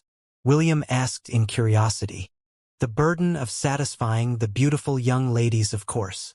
Owen looked at William as if he was looking at someone stupid. Why did you think I trained you to raise your stamina? It would be embarrassing if you are one of those quick shots who can't even hold it in for 5 seconds. William spat out milk he was drinking and started coughing. The red-headed boy completely forgot that Owen was someone who liked to boast about his prowess in lovemaking. He felt bitter at the thought that the old man only trained him in order to not become a quickshot. It was just a joke, Owen chuckled. But I was not joking about your next instructor. Be careful, William. You might just accidentally die if you don't pay attention to your surroundings. William wiped his mouth with a handkerchief before standing up from his chair. I'm off. Once again. Thank you for everything. William bowed to show his respect for the life magus who had trained him for 2 months. Although it was short, Owen did a good job in strengthening his body through rigorous training. Go! Owen shooed him away with a hand. Don't keep him waiting. Also, Ella, stay here. You're not allowed to accompany William. Mia! You should also start your training. Don't you want to protect William? Mia! Good. Owen stood up. Follow me. Ella nuzzled William, and the latter gave her a brief hug before the two of them parted ways. There was no need to exchange any words between the two of them. Both of them wanted to become strong, and this was the perfect opportunity to do that. The Silent Forest was located 2 miles away from the south of Lant. Like the name suggested, the forest was eerily silent. You could not hear the sound of birds, beasts, or even insects from within this forest. It was a forest devoid of living things with the exception of plants and trees. William had been here once in the past when James took him to look for special herbs. Although this forest had no living animals and insects within, it was rich in flora and was a good place to look for rare herbs that grew in the wild. Owen had told him that his instructor was waiting for him at the center of the forest, so William thought that he just needed to head to the clearing that the locals of Lant refer to as Hoya. Along the way, the only sound that William heard was his own footsteps. For some reason, it unnerved him. Then it happened. The whistling of wind whispered in William's ears. A few seconds later, he felt a searing pain hit his back. He staggered forward and almost dropped to the ground when another whistling sound reached his ears. William didn't know what was happening, but his body moved on reflex and dodged to the side. It was at that moment when he saw an arrow passing mere inches from his left shoulder. The arrow hit the tree trunk before bouncing off a few meters away from him. One quick glance and William recognized it as a blunt arrow usually used for hunting small game like rabbits and squirrels. Before William could even understand what was happening, more whistling sounds echoed through the forest. The red-headed boy immediately hid behind a tree as several blunt arrows harmlessly bounced off its bark. Who are you? William roared. Why are you attacking me? Are you my new instructor? William perked his ears to listen to a reply, however, none came. Instead, he heard another whistle. But this time, it sounded different. The shepherd didn't dare to move from his hiding place because he thought that he was safe as long as he stayed in place. What happened next proved him wrong. A loud clap was heard as the tree that William used as a shield exploded before his eyes. A shockwave formed and it sent the young boy slamming into another tree without knowing what happened.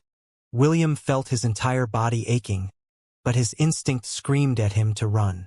He immediately activated his movement technique, Heavenly Phantasm, that he learned from the Disciple of Thunder. The shepherd planned to leave the forest in order to escape from whoever it was that was attacking him. However, the attacker, hidden in the shadows, didn't allow him to have his way. Several explosions that almost tore William in half prevented him from realizing his goal. Left with no other choice, William changed directions and ran towards the center of the forest where his instructor would be waiting for him. On that day, the silence of the forest was broken as William ran for his life. Whenever he heard any kind of sound, be it a whistle or a subtle hiss, he would immediately zigzag between the trees in an attempt to use them as shields. As William drew closer to his destination, the more intense his feeling of dread became. It was as if he was still inside the trial of courage and he was fighting against the Cyclops on his own. Only this time without his powers. The young boy didn't understand why he was feeling this way. He clearly knew that his opponent was a human, and yet, it felt as if he was facing off against a millennial beast that specialized in long-range attacks. Usually, it only took 2 hours on foot to reach the center of the forest. However, several hours had passed, and yet William had still not reached his destination. More like, he had lost his sense of direction because of the consecutive attacks that forced him to evade repeatedly. Without knowing which way was which, William was forced into a battle of attrition against his unknown assailant. However, in this battle, the shepherd was on the losing side. Due to his current situation, he was forced to use his physical abilities to their limits. He ran, he jumped, he dodged, he rolled. He did everything in his power to prevent himself from getting hit by the arrows that seemed to have a life on their own. Finally, everything became dark as the sun set in the west. William was very exhausted and hungry. The sound of his stomach growling echoed in the forest. He didn't had any time to take a break to eat anything. The only thing he managed to do was to drink some water from the water flask inside his storage ring. In order to avoid getting hit, William had focused all his concentration on his sense of hearing, and didn't care of anything else aside from evading the merciless attacks that came from various directions. Before he knew it, he collapsed on the ground panting. His body had finally reached its limit. He tried to prop himself off the ground, but his body refused to move. It was then when William heard the familiar sound of the whistling wind, and then darkness descended upon him as he lost consciousness. When William opened his eyes, he found himself in the same place where he lost consciousness. The only difference was that there was a leather sack bag a meter away from his face. The young boy gingerly moved his aching body as he forced himself to a sitting position. When he opened the leather sack, he found a water flask, beef jerky, and a small bottle of recovery potion. William wolfed down the beef jerky with a vengeance. He was starving and he ate the jerky as if it was the most delicious thing in the world. When he was done eating, he drank half the water from the flask. The young boy allowed himself to relax for a few minutes before drinking the recovery potion to ease the pain in his body. "I'd better find a place to stay for the night," William thought as he scanned his surroundings. It was not hard to find a place to rest, but the boy was worried that his unknown enemy would attack him during the night. The red-headed boy shuddered at that possibility. William was not stupid. When he saw the leather sack, he knew that the one who attacked him was the one responsible for the next stage of his training. "If it was the me from 2 months ago, I might have not lasted 10 minutes, William mused as he searched for a good place to pass the night. He finally understood how important stamina was during a fight of attrition. Owen's training was to increase my stamina, William pondered. Then what is the purpose of this training? William thought long and hard, but the only reason he could think of was that he was being trained to enhance his senses in order to react to dangerous situations. William had only taken 10 steps from where he lay when something hit his head and made him lose consciousness once again. A man wearing ranger's clothing stepped out from the darkness and picked up the leather sack that William had dropped. He gave the unconscious boy a sidelong glance before walking away with an indifferent expression. SHT. William cursed internally. It was the second day since he had entered the forest and his situation had not improved. In fact, it even became worse. He had just finished drinking water after waking up and a barely audible hisses pierced the stillness of the silent forest. Several arrows flew from different directions and they were all aimed at him. William activated his movement speed and dodged left, right, and center, but the arrows kept on hounding him. This time, The arrows were literally hounding him like homing missiles. No matter how he dodged, they kept on coming back. FCK. William cursed for the umpteenth time as he summoned his staff to help deflect the arrows. His parry skill activated and deflected some of them, but he was pushed back every time he did it. The arrows were surprisingly sturdy and seemed to be made from a very hard metal. If he was not gripping his staff tightly, it might have already flown out of his grasp. Another day of cat and mouse ensued, and it only eased up when the sun was at its peak. William almost collapsed from exhaustion due to lack of food and water. It seemed that the cat had left the mouse to allow it to get something to eat and drink. William gritted his teeth as he climbed a tree to pick some fruits from its branches. If the second master can see me right now, he might start calling me a monkey, William thought as he snagged a few fruits to serve as his lunch. Somewhere in Celine's house, Oliver sneezed while seated on his perch. "That little monkey William must be thinking of me," Oliver muttered. "I hope he's suffering right now." The parrot monkey closed his eyes and returned to his nap. Celine had already been notified by Owen that William was undertaking intense survival training in the Silent Forest. Oliver was quite tempted to join the fun, but Celine forbade him. He could only grudgingly obey his mistress' order while praying that William's suffering would intensify with each passing day. A month passed, and a ragged wild boy, who was covered in dirt from head to toe, jumped along the branches of the trees in order to escape the hunter that had been harassing him all this time. Aside from the constant harassment, William was also suffering from the constant ringing sounds in his ears. These sounds would often haunt him when the deafening silence descends after his attacker stops his assault.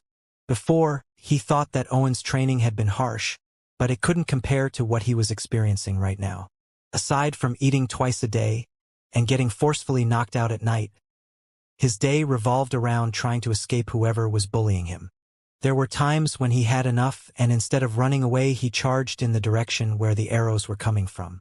However, each time he did it, he was unable to find his assailant. There were even days when he just wanted to call it quits and just allowed himself to get hit by the arrows, but that didn't help him either. The blunt arrows were coated by a very powerful drug that caused excruciating pain. The pain was so intense that he felt like dying. After experiencing it once, William didn't allow himself to get hit even once and just focused on running away. Another whistling sound reached his ears, but this time, William didn't panic. He stepped to the side and allowed the arrow to pass harmlessly in front of him. More arrows flew in his direction, but William calmly dealt with them all. Those he could dodge, he dodged. Those he couldn't, he deflected them with his wooden staff. In that 1 month of hell, William's sensory perception had reached a high level. His sixth sense, that warned him of danger, had also been heightened to an incredible extent. Sometimes, his hidden assailant would fire arrows that emitted no sound. That is when William's sixth sense would kick in and tell him that a hidden danger was approaching.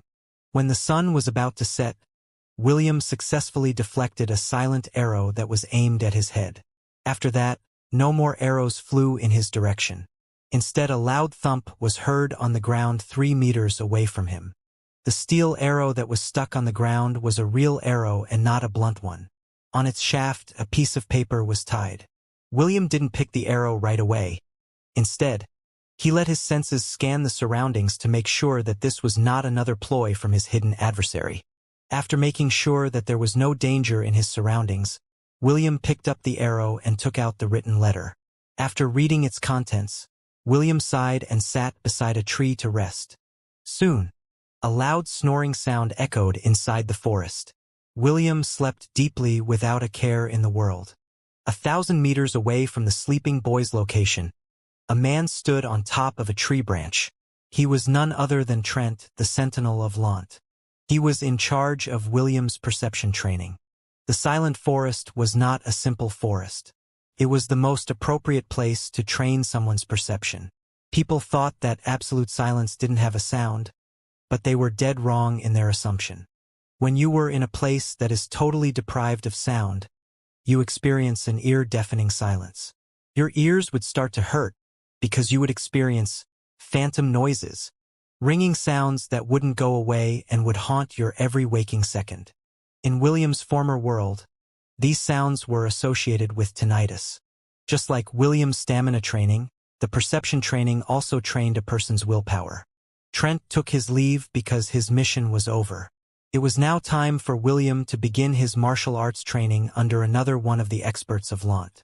Dwayne, the monk that held the profession drunken executioner, sipped his alcohol from a small wooden bowl.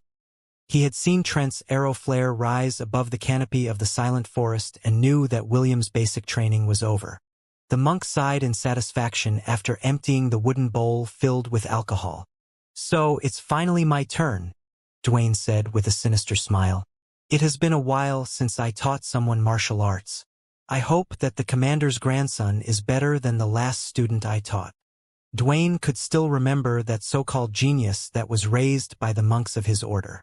In just a single session, the boy had been crippled and all the elder monks almost went mad in anger. Because of this, Dwayne was excommunicated from the temple and was not allowed to step onto another holy ground ever again. Dwayne didn't get mad at the treatment he received. He even felt liberated because he was sick and tired of being a goody two-shoes. He roamed the land doing anything he pleased. Sometimes he would wipe out bandit groups along the way. Sometimes he would become the bandit and terrorize the innocent souls who were unlucky enough to cross his path.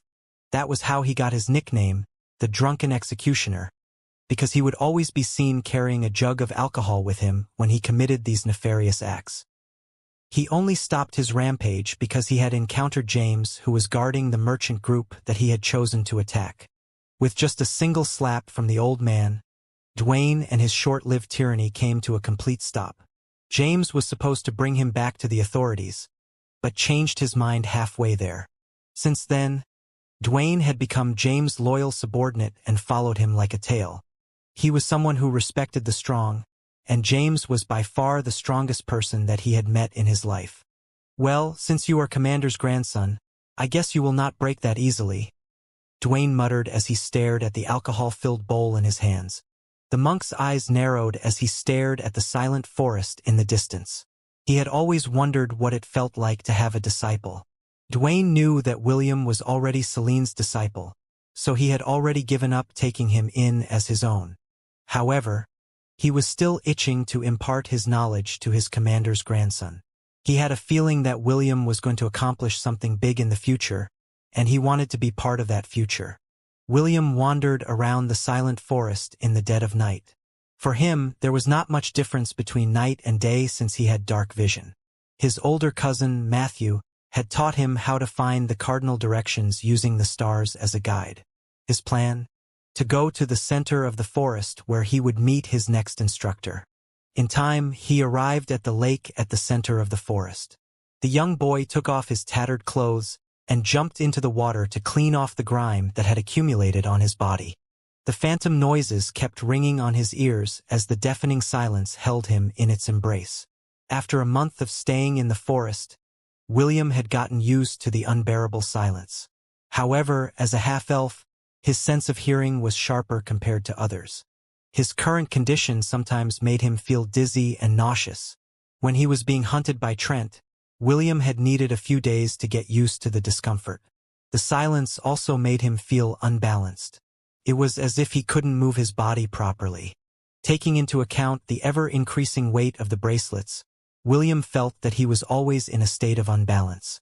The young boy sighed as he looked at the stars as he floated on the lake's surface.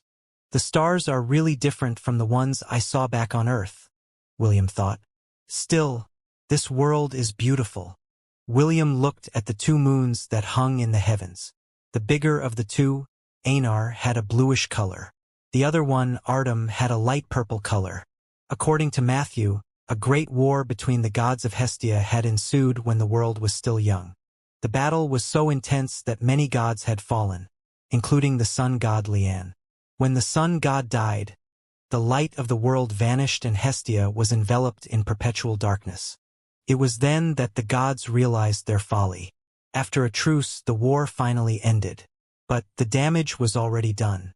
Years passed and humanity's extinction was at hand. In an attempt to stave off the extinction of mankind, the twin goddesses, Einar and Artem, sacrificed themselves in order to end the dark era of mankind. The two beautiful moons bathed the world with its soft light, and with it, the humans gained the power to fight back.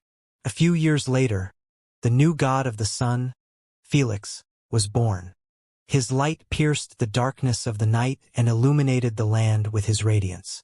These three gods watched over mankind. One during the day, two during the night.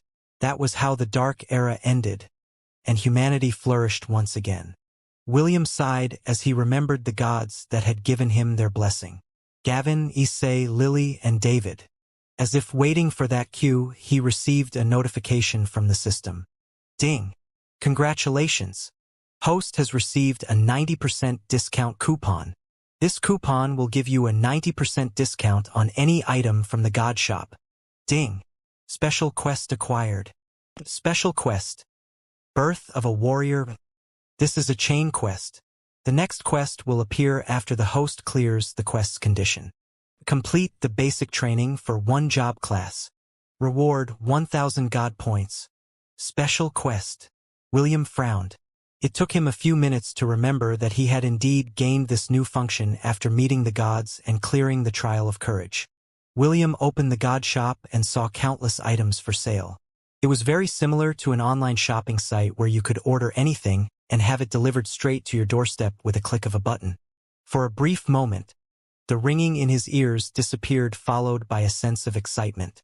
He spent the night browsing the God Shop in search of items that would prove useful for his journey through this new world of Hestia. Dwayne arrived at the clearing and saw a sleeping William beside the lake. The boy had drool spilling from the corner of his lips, which made the monk chuckle. He walked towards the unsuspecting boy and was about to kick him to the lake when William's eyes fluttered open. The red-headed boy rolled to the side and immediately propped himself from the ground. He then summoned his wooden staff and took on a defensive position. Dwayne nodded his head in appreciation as he gazed at the boy who was looking at him with vigilance. Trent's training wasn't wasted on you. The monk-eyed William engaged his current strength. His stamina is at the silver rank, and his perception awareness is at least in the initial stages of the gold rank. Not bad for a 10-year-old. Dwayne took a step forward, and William jumped back. The shepherd looked at the monk vigilantly and prepared himself to run away at the first sign of danger. Relax. I'm not here to hurt you. Dwayne raised both of his hands in surrender. At least not yet. William still didn't lower his guard. He recognized Wayne. He was one of his grandpa's trusted men, but he wasn't close to him. The young boy's instinct was telling him that this person was very dangerous. Let me formally introduce myself.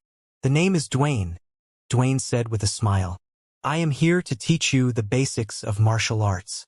I hope the two of us get along. William replied hoarsely.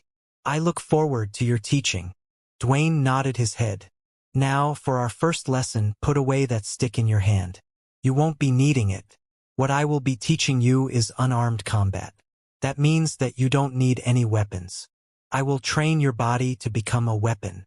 William reluctantly returned the staff to his storage ring, but he didn't lower his guard. He had become a bit paranoid due to the relentless attacks he'd suffered for an entire month.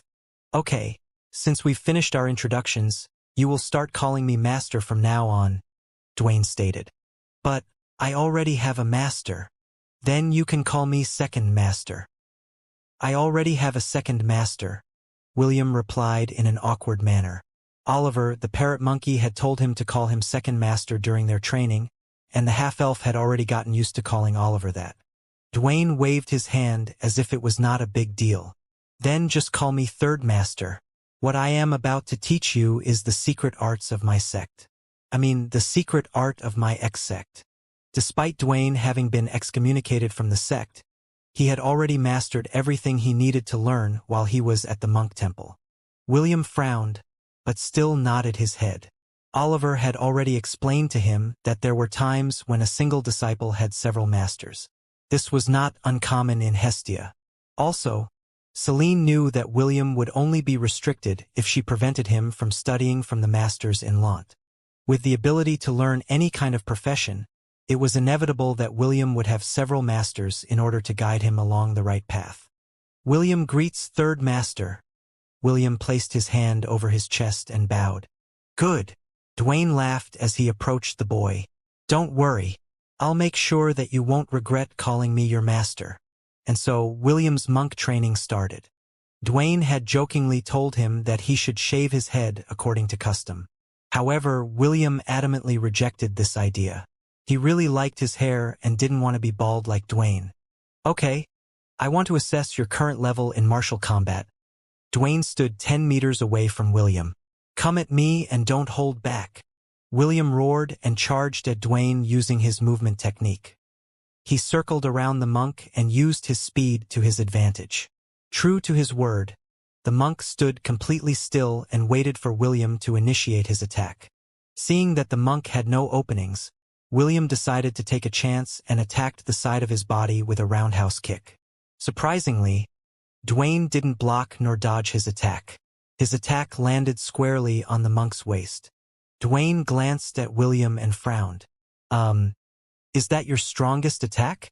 Yes, William replied.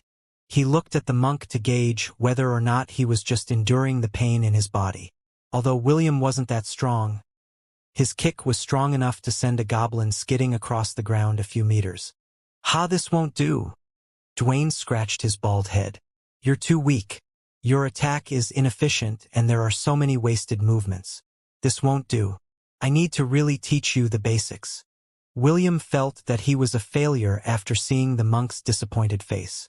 What he didn't know was that this was the strategy that Dwayne had cooked up in order for William to take him seriously. Don't worry. By the time I'm done with your training, you won't even recognize yourself, Dwayne assured him. Now let's begin. First I will show you how to throw a proper punch. I will demonstrate it first. Make sure to watch me closely. William narrowed his eyes and focused all of his attention on Dwayne's posture. Seeing that the boy was observing his movement, the monk unleashed a simple punch. The monk's punch was slow enough for William to observe. He could tell that his new master had limited himself in order to teach him the proper form of a punch. Suddenly, a loud explosion reverberated from the center of the lake. The water exploded and William was drenched by the drizzle it created. Now it's your turn, Dwayne grinned. The first thing we will need to train is your flexibility. Flexibility? William asked in confusion. Not punching. William was dumbfounded by his new master's way of teaching. After showing him such an awesome punch, the red-headed boy was itching to practice punching like him. What he didn't know was that this was another scheme that Dwayne had cooked up in order for William to get invested in monk training. Why should we train with punching when you punch like a little girl? Dwayne looked at him as if he was stupid. Let's start first with the basics. Flexibility and balance training. We can move to punching after you master the drills I will be giving you. William gritted his teeth as he stood on two wooden poles in the horse stance position while supporting a log in his hands. He had been in this position for 5 hours, and sweat was oozing out of his body. At first, he thought that this training was going to be easy, but facts showed that it was harder than he thought it would be. Dwayne was seated not far away from him drinking alcohol out of a wooden bowl. A spear protruded on the ground and was aimed at William's little brother. The moment he broke his stance, or lowered his body, little William was going to get pierced by the spear, and the red-headed boy had no intention of becoming a eunuch. Because of this, he gritted his teeth and focused his concentration on his balance. With each day that passed, the weight of the log increased.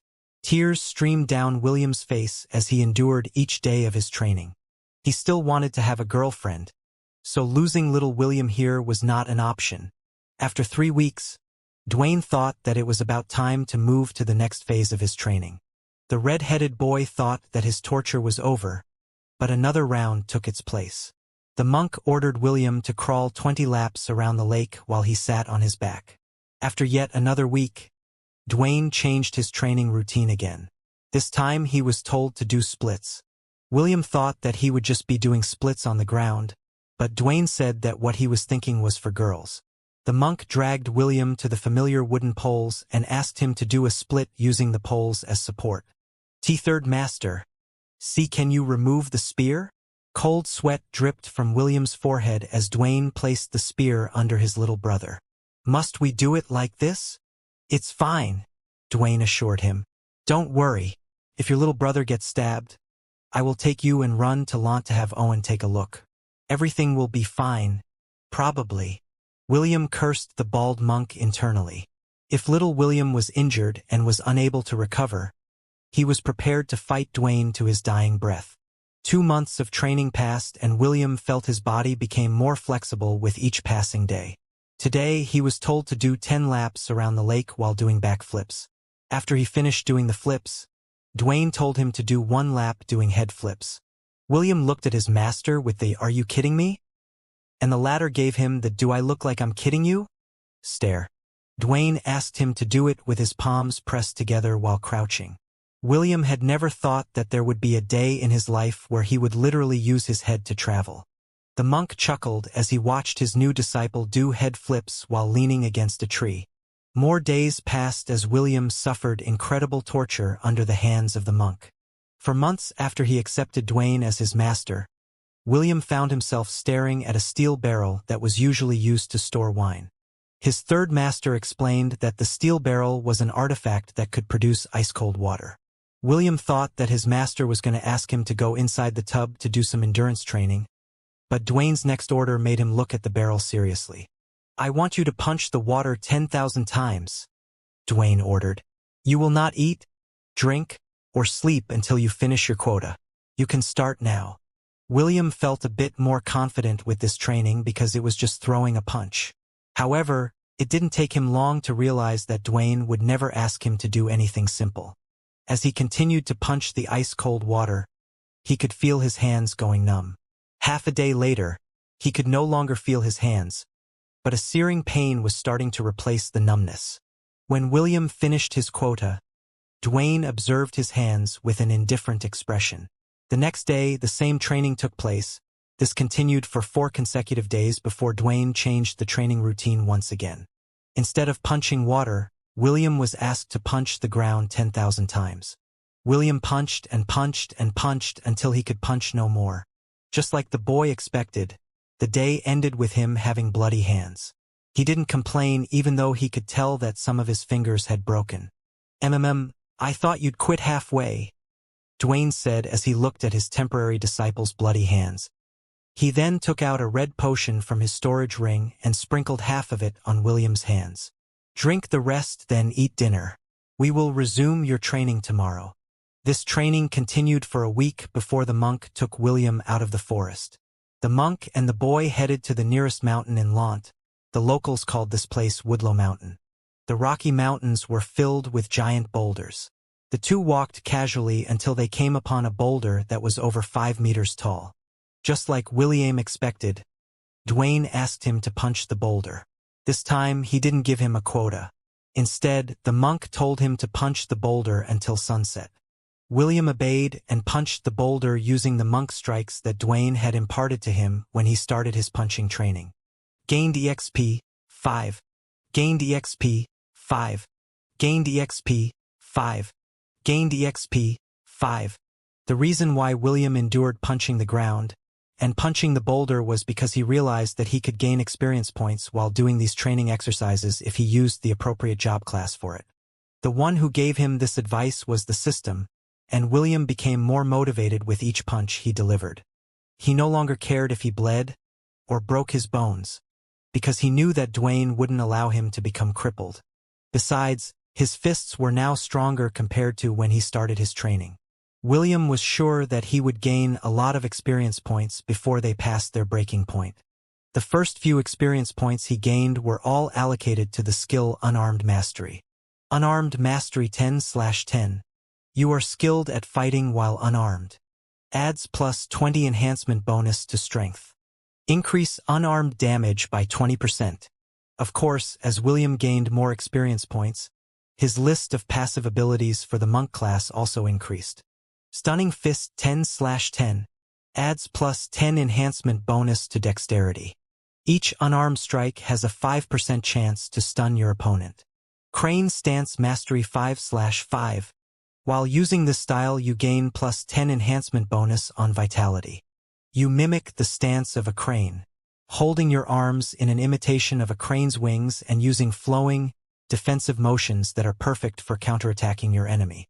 Allows you to move fluidly within 3 square meters from where you stood. Deflect range attacks 5/5. Gives you a 30% chance to deflect projectile attacks aimed at you. The chances of deflection lowers by 1% for each projectile aimed at you. Diamond Fist. Needs 10 skill points to unlock. Makes your fists as hard as diamonds when doing unarmed strike. Overwhelming Strike. Needs 5 skill points to unlock. Once a day you can deliver one full-powered unarmed strike that contains all of your strength. Damage dealt is equivalent to your strength stat multiplied by 20. Even though it was painful, William endured and kept on pummeling the boulder as if his life depended on it. He was using the crane stance in order to allow his body to adapt to the fighting style. Just like the system said, warriors grew strong through repetition. With every perfect punch he delivered, William's technique was slowly being refined. Even Dwayne, who was observing from a distance, couldn't believe that William managed to get this far only after a few months of training. I knew I was a good instructor, Dwayne praised himself. That so-called genius brat from the temple only became crippled because he was not good enough. This brat is the real deal. Dwayne felt very smug because of how much William had improved since he began his martial arts training. He was even very tempted to negotiate with Celine to have William be an official disciple to both of them. I'll ask her when we return to Lant, Dwayne mused. I can't wait to take this brat to the temple and let him face off against those so-called wannabe prodigies. My fists are itching just thinking about it. After William has completed his punching training, the monk then taught him his very own kicking techniques. The red-headed boy's determination to learn martial arts was pushing him to take each of Dwayne's lessons seriously. Dwayne was in such a good mood that after William mastered his kicking techniques, he also taught him some sneaky palm strikes that were highly effective in close combat.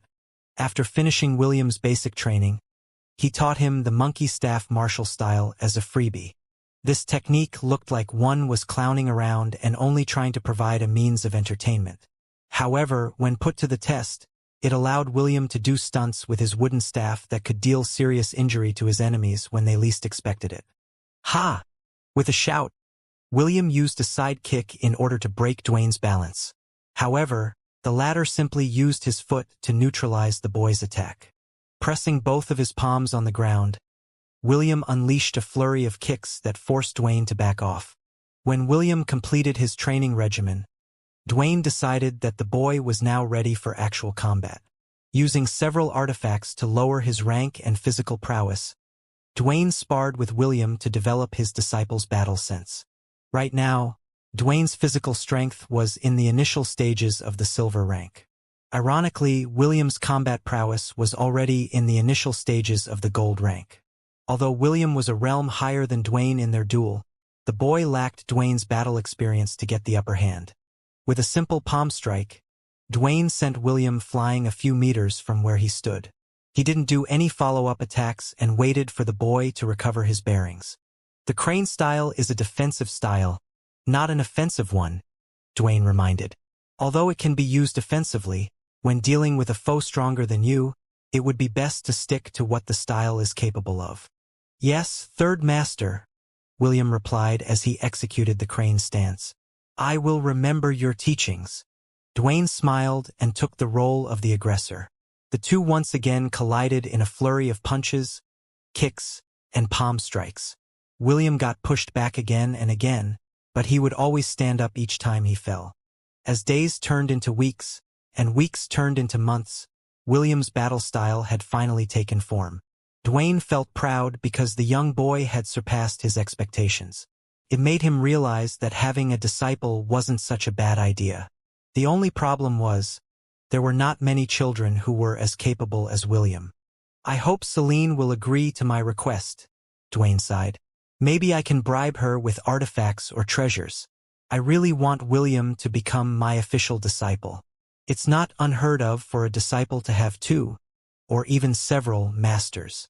While Dwayne was deep in his thoughts, William was currently doing a lap around the lake using handstands. If Oliver were to see him, he would definitely tease the young boy and call him a monkey. A year passed as William studied under Dwayne's tutelage. The monk was very satisfied with his temporary disciple's performance. If not for the fact that the boy needed to do other kinds of training, he would have insisted that he stay with him in order to learn higher forms of martial arts. Right now, William's battle prowess in unarmed combat was gold-ranked. What Dwayne didn't know was that, in that 1 year of intensive training, William had reached the max level of his monk job class. William managed to achieve this feat through pain and suffering. Even during his rest period, he would continue to punch boulders. If there were no boulders to punch, he would punch the ground. Sadly, he was not able to ascend the monk job class to the next level because there was a requirement. William needed to visit a monk temple and offer a prayer to the gods before this job class could be upgraded. Dwayne didn't skimp on William's combat training, and the two sparred almost every day after William had mastered his fighting style to a passable grade. Because of the constant one-sided beating he received from Dwayne, the red-headed boy's battle sense had improved by leaps and bounds. Owen had helped him to increase his stamina. Trent had taught him to enhance his perception. And Dwayne taught him martial arts which combined everything that he had learned in a fighting style that suited him. Although you have only been my disciple for a short period of time, I'm very proud of you, Dwayne said with a smile as he patted William's shoulder. Our lessons end here. It's time for you to go to the next part of your training. Thank you, Third Master, William replied and gave Dwayne a deep bow of gratitude. He, too, felt reluctant to stop his training with the bald monk because he could feel that he still had a lot to learn. Even so, he knew that this was the curse of the jack of all trades. He could never focus on one class alone if he wished to increase his repertoire. Let's go back to Lant, Dwayne grinned. Your next instructor said that you can have 2 days off before you start your archery training. William returned his master's grin as he nodded his head in acknowledgement. The boy looked in the direction of Lant with anticipation. He was looking forward to the next set of training that was waiting for him. Call me Big Brother, William said slowly. Bigbrother. Call me Grandpa, James coaxed. Grandpa. Instead of an answer, what the young boy and the old man heard was the gurgle of a baby. Did you hear that, Gramps? William asked with a smug expression. Eve called me brother. No, you numbskull, James refuted. Clearly, she said Grandpa. It's brother. Grandpa. All right, don't fight, Anna said in exasperation. You're going to scare Eve if the two of you continue this argument. Anna was cradling a baby girl in her arms as she admonished William and James. She had given birth while William was doing his training, and this was the first time the young boy was seeing his cousin. William was very good at handling babies because this was one of his duties at the orphanage. Seeing his cousin's adorable blue eyes looking up at him, the young boy felt that his heart was melting. Aunt, can I hold Eve? William pleaded. I promise I'll be careful. Do you know how to hold a baby? Anna inquired. Yes. Okay. It is good that she gets to know her cousin as early as possible. When Anna passed Eve to William, the little girl's face scrunched up like it was about to cry.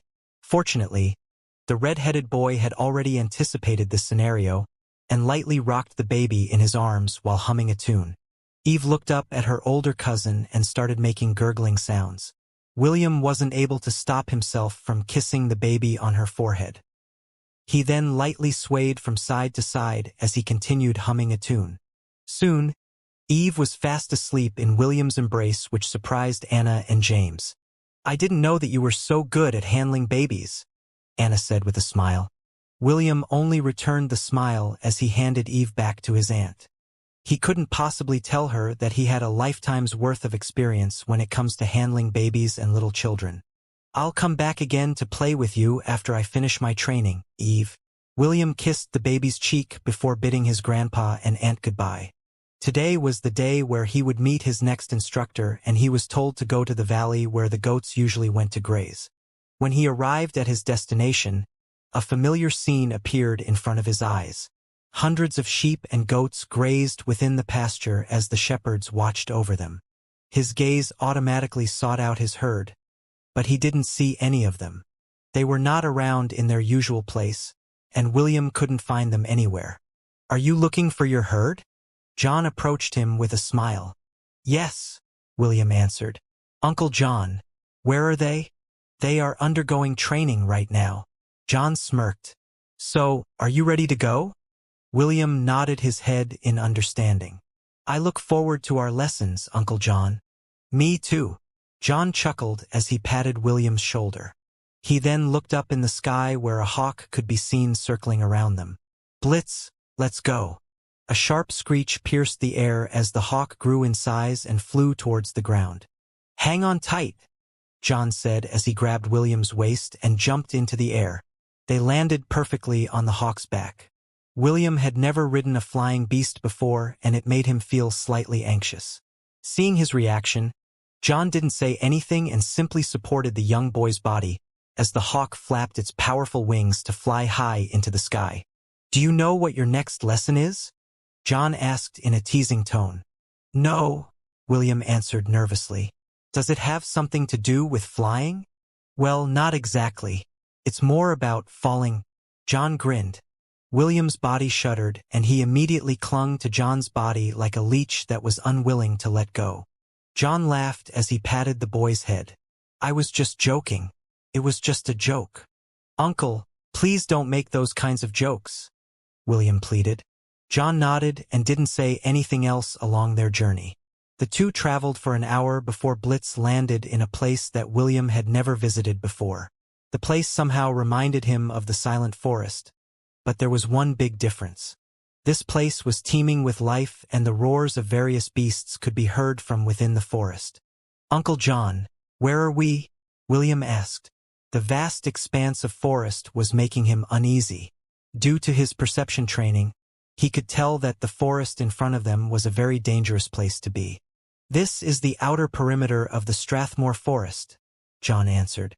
"It is the entrance to one of the forbidden lands in the southern continent." "Strathmore Forest? Wait, don't tell me this place is—" William looked at John in shock. He might not have come to this place, but he had heard many stories about it. Strathmore Forest, the forbidden land that was located in the southern continent, and was said to house one of the handful of calamity-class beasts in the entire world. This beast that had lived for thousands of years had already stepped into the ranks of demigods. It was none other than the home of the nightmare behemoth, Cheong-Chi. "Relax, we are only at the outside perimeter," John stated. "The Strathmore Forest extends for hundreds of miles, and the big boss is located at the farthest end. He wouldn't be so bored as to find trouble with two little ants like us. Besides, only those below the age of 20 can enter the forbidden lands." "Uncle John, I'm only 11 years old." "I know. Can I go home now?" "Of course not." John firmly gripped William's shoulder. "Don't worry, we won't be going to the depths of the forest. We'll just play at the outer perimeter. Aren't you excited?" "Yay, I'm so excited," William said in a sarcastic tone. John chuckled and took out a small bow and a quiver filled with arrows from his storage ring and handed it to William. "Have you used a bow before?" John asked. "No," William replied. "The reason why I brought you here is to teach you archery," John explained. "Bear in mind that we will not leave here until I am satisfied with your performance. Do I make myself clear?" "Yes." William nodded his head. To be honest, he had always wanted to learn archery. When he was still back on Earth, he would often go near the archery club to peek at Belle's archery practice. Not only was she the #1 beauty in the academy, she was also a very talented archer that had won many awards and gold medals from competitions all over the country. William had often thought of joining the archery club in order to be close to her, but his ailment prevented him from doing so. The image of the black-haired beauty made William grip the bow in his hand tightly. Although he wasn't able to learn archery on Earth, it was not too late to learn it on Hestia. "I like your eyes," John praised as he looked at William's light green eyes that were burning with determination. "In order to learn archery, you must first learn how to hold the bow." John demonstrated the proper bow stance using his own bow and showed William the step-by-step process on how to aim and fire an arrow. William immediately asked the system to change his subclass to archer. He had a feeling that he could gain experience points for his archer class the way he did for his monk class as he continued his training. A month after John and William arrived at the outskirts of the Strathmore forest, thunk! The sound of an arrow hitting its target echoed in the distance. The wooden arrow hit the mark that John had painted on a tree that served as William's target practice. William had a smug expression on his face as he looked at John in anticipation. "How is it?" "Disappointing," John replied as he gave the arrow a sidelong glance. "Your shooting is a textbook example of how to hit a target." "Uncle, what's wrong with that?" William was perplexed. "Isn't the objective to hit the target?" "Indeed. However, you are not using your own ability to hit the target." John frowned. "I don't know how you're doing it, but this is not the right way to learn archery. It's like you're using some kind of cheat and it will not be beneficial for your growth in the long run." William averted his gaze because he was feeling guilty. John was right, he was using the passive abilities that he had learned while learning how to shoot arrows. "I agree with John. Using your passive skills will not be beneficial to you in the long run." William sighed as he opened his archer skill tree to look at the 3 skills that he had learned during his 1 month of archery training. Precision aiming 10/10. When you focus your concentration on aiming, your attack becomes very accurate. Adds +10 enhancement bonus to dexterity. Improved concentration 1/10. Greatly enhances your concentration when aiming at your targets. Adds +2 enhancement bonus to dexterity. Long distance aiming 5/5. Allows you to focus your aim at great distances. Increase range of sight by 250 meters. Requirements: bow or crossbow weapons. After thinking long and hard, William asked the system if he could help him with the current situation. "Host, the solution is really simple." "Oh? I'm listening." "All we need to do is disable the abilities of the archer class. You can still gain experience points as you continue your training, but you will be unable to use the skills under the archer skill tree." "Perfect. Let's do that." "Understood." Disabling archer skill tree. Disabling successful. System: disable the abilities of the shepherd job class as well. Understood. Disabling shepherd job class successful. William could feel significant changes in his body due to the loss of the passive skills that increased his stats. The young boy knocked an arrow on his bow and aimed at the marked target in the distance. This time, he could barely see the target using his normal vision. When William released the arrow, John noticed significant changes in its trajectory. He was an expert hunter, and the young boy's latest attempt made his eyes widen in surprise. Just like he expected, the arrow landed way off its designated target. You could even say that it didn't even make it through its target because it landed 50 meters away from the tree. However, instead of nagging at William, John happily patted the boy's shoulder and gave him a thumbs up. "Good. Now take another shot. Remember, practice makes perfect," John said as he urged William to take another shot. The boy complied and shot another arrow. Just like his previous attempt, the arrow still fell short from his target. Even so, William had a smile on his face. Somehow, he felt that with every failed attempt he made, he was getting closer to standing on equal ground with the young lady who had made his heart skip a beat. William rolled on the ground as he evaded a wind blade directed in his direction. After regaining his balance, he immediately summoned his bow and took aim. The young boy fired 3 consecutive arrows in rapid succession towards his target. The bird of prey who had shot at William with a wind blade evaded his attack with swift aerial maneuvers that made William click his tongue in frustration. 3 months had passed since he started his training with John, and his proficiency with the bow had reached the peak of the silver rank. The surprising part about all of this was that William wasn't relying on any job classes. Instead, he had used everything he had learned from his previous instructors and put it into play. Owen's stamina training allowed him to hold his ground in a battle of attrition. Trent's perception training allowed him to read the trajectory of the opponent's attacks so that he could evade them. Dwayne's flexibility training gave William an edge on performing difficult stunts for both attack and evasion as he firmly held the bow in his hand. A shrill cry reverberated in the sky as Blitz warned him of another incoming danger. Another bird of prey flew from the outskirts of the forest in an attempt to rend William with its claws. It seemed that it was the partner of the other one he was engaging in combat, and the two beasts decided to work together to subdue the boy that they intended to eat for lunch. Green-scaled Archaeopteryx. Birds of prey. Threat level D high. Cannot be added to the herd. A voracious hunter in the forest. This bird of prey is well known for its viciousness when hunting for food. Able to use wind magic up to the first circle. Blitz! William shouted, and the hawk dove from the sky to answer his call. The young boy jumped on the hawk's back and gave the two birds of prey a sidelong glance. If it was only a one-on-one battle, William was confident that he could beat it. However, since its backup had arrived, the young boy decided to retreat. He was not a fool. With his job classes sealed, fighting two Class D beasts was suicide. With a flap of its mighty wings, the hawk left the outskirts of the forest and landed near a small camp where its master, John, was waiting for them. "How did it go?" John asked. William shook his head. John had tasked him to look for suitable prey inside the forest for lunch. But he hadn't seen any beast that was easy to deal with, so he decided to circle around the outskirts in the hope to find an opponent he could take down.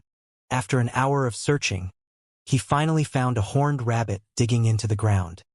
He was about to go for the kill when he was interrupted by the green-scaled Archaeopteryx. Naturally, the horned rabbit was alerted and immediately ran away.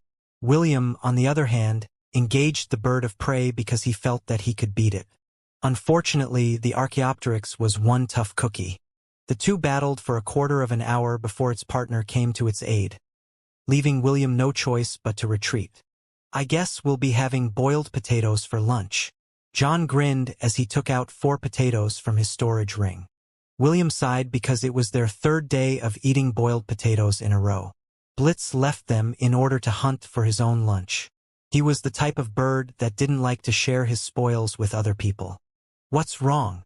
John asked as he stared at the depressed boy that was sighing beside him. "I finally understand how hard it is to hit a moving target," William replied as he gazed at the pot of potatoes over the fire. "It is much easier to hit them when they are standing still. If someone were to shoot you with a bow, would you keep still?" John inquired. "Of course not," William answered. "I don't want to die." "Correct." John nodded his head. "Naturally, the beasts you are fighting against don't want to die either. However, that's just how the world works. It is either you are the hunter or the prey. These two roles could interchange at any point in time. 1 minute you are the hunter, the next second you are the hunted." William knew that John was telling him the truth. It was the same when they fought the hobgoblin shaman for the first time. They were the hunters, but they kicked a steel plate. In the end, the tables were turned and the hobgoblin shaman almost wiped out their entire party. Then, "How do you hit moving targets?" William inquired. He was hoping that John could give him some advice. "Predict where they will move next," John replied. "This is why I asked you to hunt for our food. You need to use your perception and predict your target's next moves. That way, you will be able to land a hit on them." "Predict?" William frowned. The movements of the green-scaled Archaeopteryx were too erratic for him to predict. What William didn't know was that aside from archery, John's role was to teach him to read his enemy's body language. All martial artists were proficient in this field, but hunters were the ones who paid extra attention to their targets. Hitting your enemy from a distance is no easy feat. It required strong concentration and perception in order to land a hit on your target's body. John's profession was an aerial cavalier. He was a hunter that specialized in shooting his targets from the air while riding his mount, Blitz. The thing that he was proficient in was hunting moving targets. This was why he was able to hold the Strathmore horned wolf at bay until James and the others arrived as his backup. Another month passed and William had gotten used to hunting on the outskirts of the Strathmore forest. Thanks to John's advice, he was able to hit his target 6 out of 10 tries.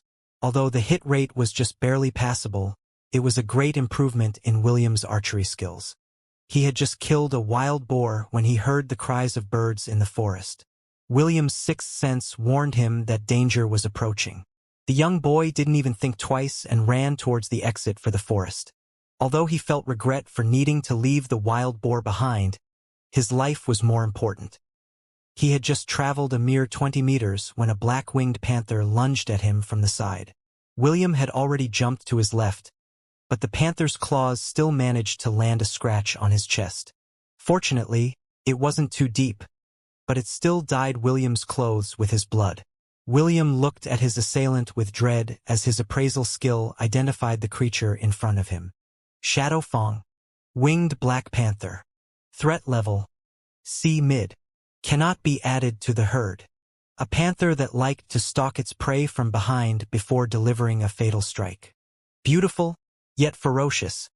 This beast is a difficult adversary on land and in the sky. System unlock my job classes now, William ordered. He knew that now was not the time to withhold his strength because he was fighting against an opponent that was stronger than his mama Ella in her war ibex form. William wouldn't take his chances against such an opponent. Unsealing job classes. Seal has been lifted. Host's abilities has been successfully unlocked. William felt his body getting lighter and stronger after his abilities were unsealed. System. Switch my subclass to monk. William stored his bow inside his storage ring and ran away in haste. He zigzagged through the trees using his movement speed, heavenly phantasm. The Shadow Fong looked at him in disdain as it jumped from branch to branch in pursuit of its prey. When the panther was about to jump to the tree near William, the boy kicked the tree bark with all his might, splitting the tree in two. The sudden change caught the panther by surprise as it flapped its wings to adjust its landing. William chose that opportunity to charge towards the Shadow Fong and deliver the most powerful trump card in his monk arsenal, which was the Overwhelming Strike. Overwhelming Strike. Once a day you can deliver one full-powered, unarmed strike that contains all of your strength. Damage dealt is equivalent to your strength stat multiplied by 20. Knockback effect. A powerful clap resounded in the forest as William's fist connected with the panther's leg. The panther roared in pain as it was knocked away by William's full-powered strike. Its front leg was bent at an unnatural angle, which proved that the boy had successfully crippled his attacker. However, the battle was not over yet. The panther flapped its wings and several feathers flew in William's direction. The wings of the Shadow Fong were as hard as steel, and it could use their feathers as range weapons when dealing with its enemy. William bent his body in an unnatural angle to evade the feathers, which was only possible because of his flexibility. After dodging the attack, William ran away because this was his only opportunity to do it. He hoped that the winged panther would call it quits and leave him alone. Sadly, no one heard his prayers as a vengeful roar echoed through the forest. Even though its front leg was crippled, the Shadow Fong could still move its body by flying in the air. When William exited the forest, the Shadow Fong was already above him and was prepared to take his life. It was then when a loud shriek pierced the sky and Blitz collided with the winged panther with its talons poised to strike. The Shadow Fong was forced to abandon its plan to bite William's head off from his body and turn to clash with the hawk who dared to get in its way. The panther and the hawk engaged in a fight in close combat as they clawed, pecked, swiped, and bit each other in the air. William could only watch the spectacle unfold as the two beasts fought tooth and nail against each other. "Stop playing around, Blitz," John said as he appeared beside William. "Don't play with your food." Blitz cried out reluctantly as it looked at the panther with a sneer. The Shadow Fong felt that something was wrong, but it still continued to attack the hawk in front of it. The hawk's body grew in size until he was as big as two buses combined. He lashed out his sharp talons against his enemy and left deep gashes on the panther's chest. The Shadow Fong knew that it was in trouble and decided to run away. But Blitz didn't give it a chance to do that. The hawk's talons tore the wings off of the panther's body. The Shadow Fong roared in pain as it crashed to the ground head first. Blitz was about to deal the finishing blow when a whistling sound tore through the air. An arrow flew towards the panther's open jaw and pierced through its head.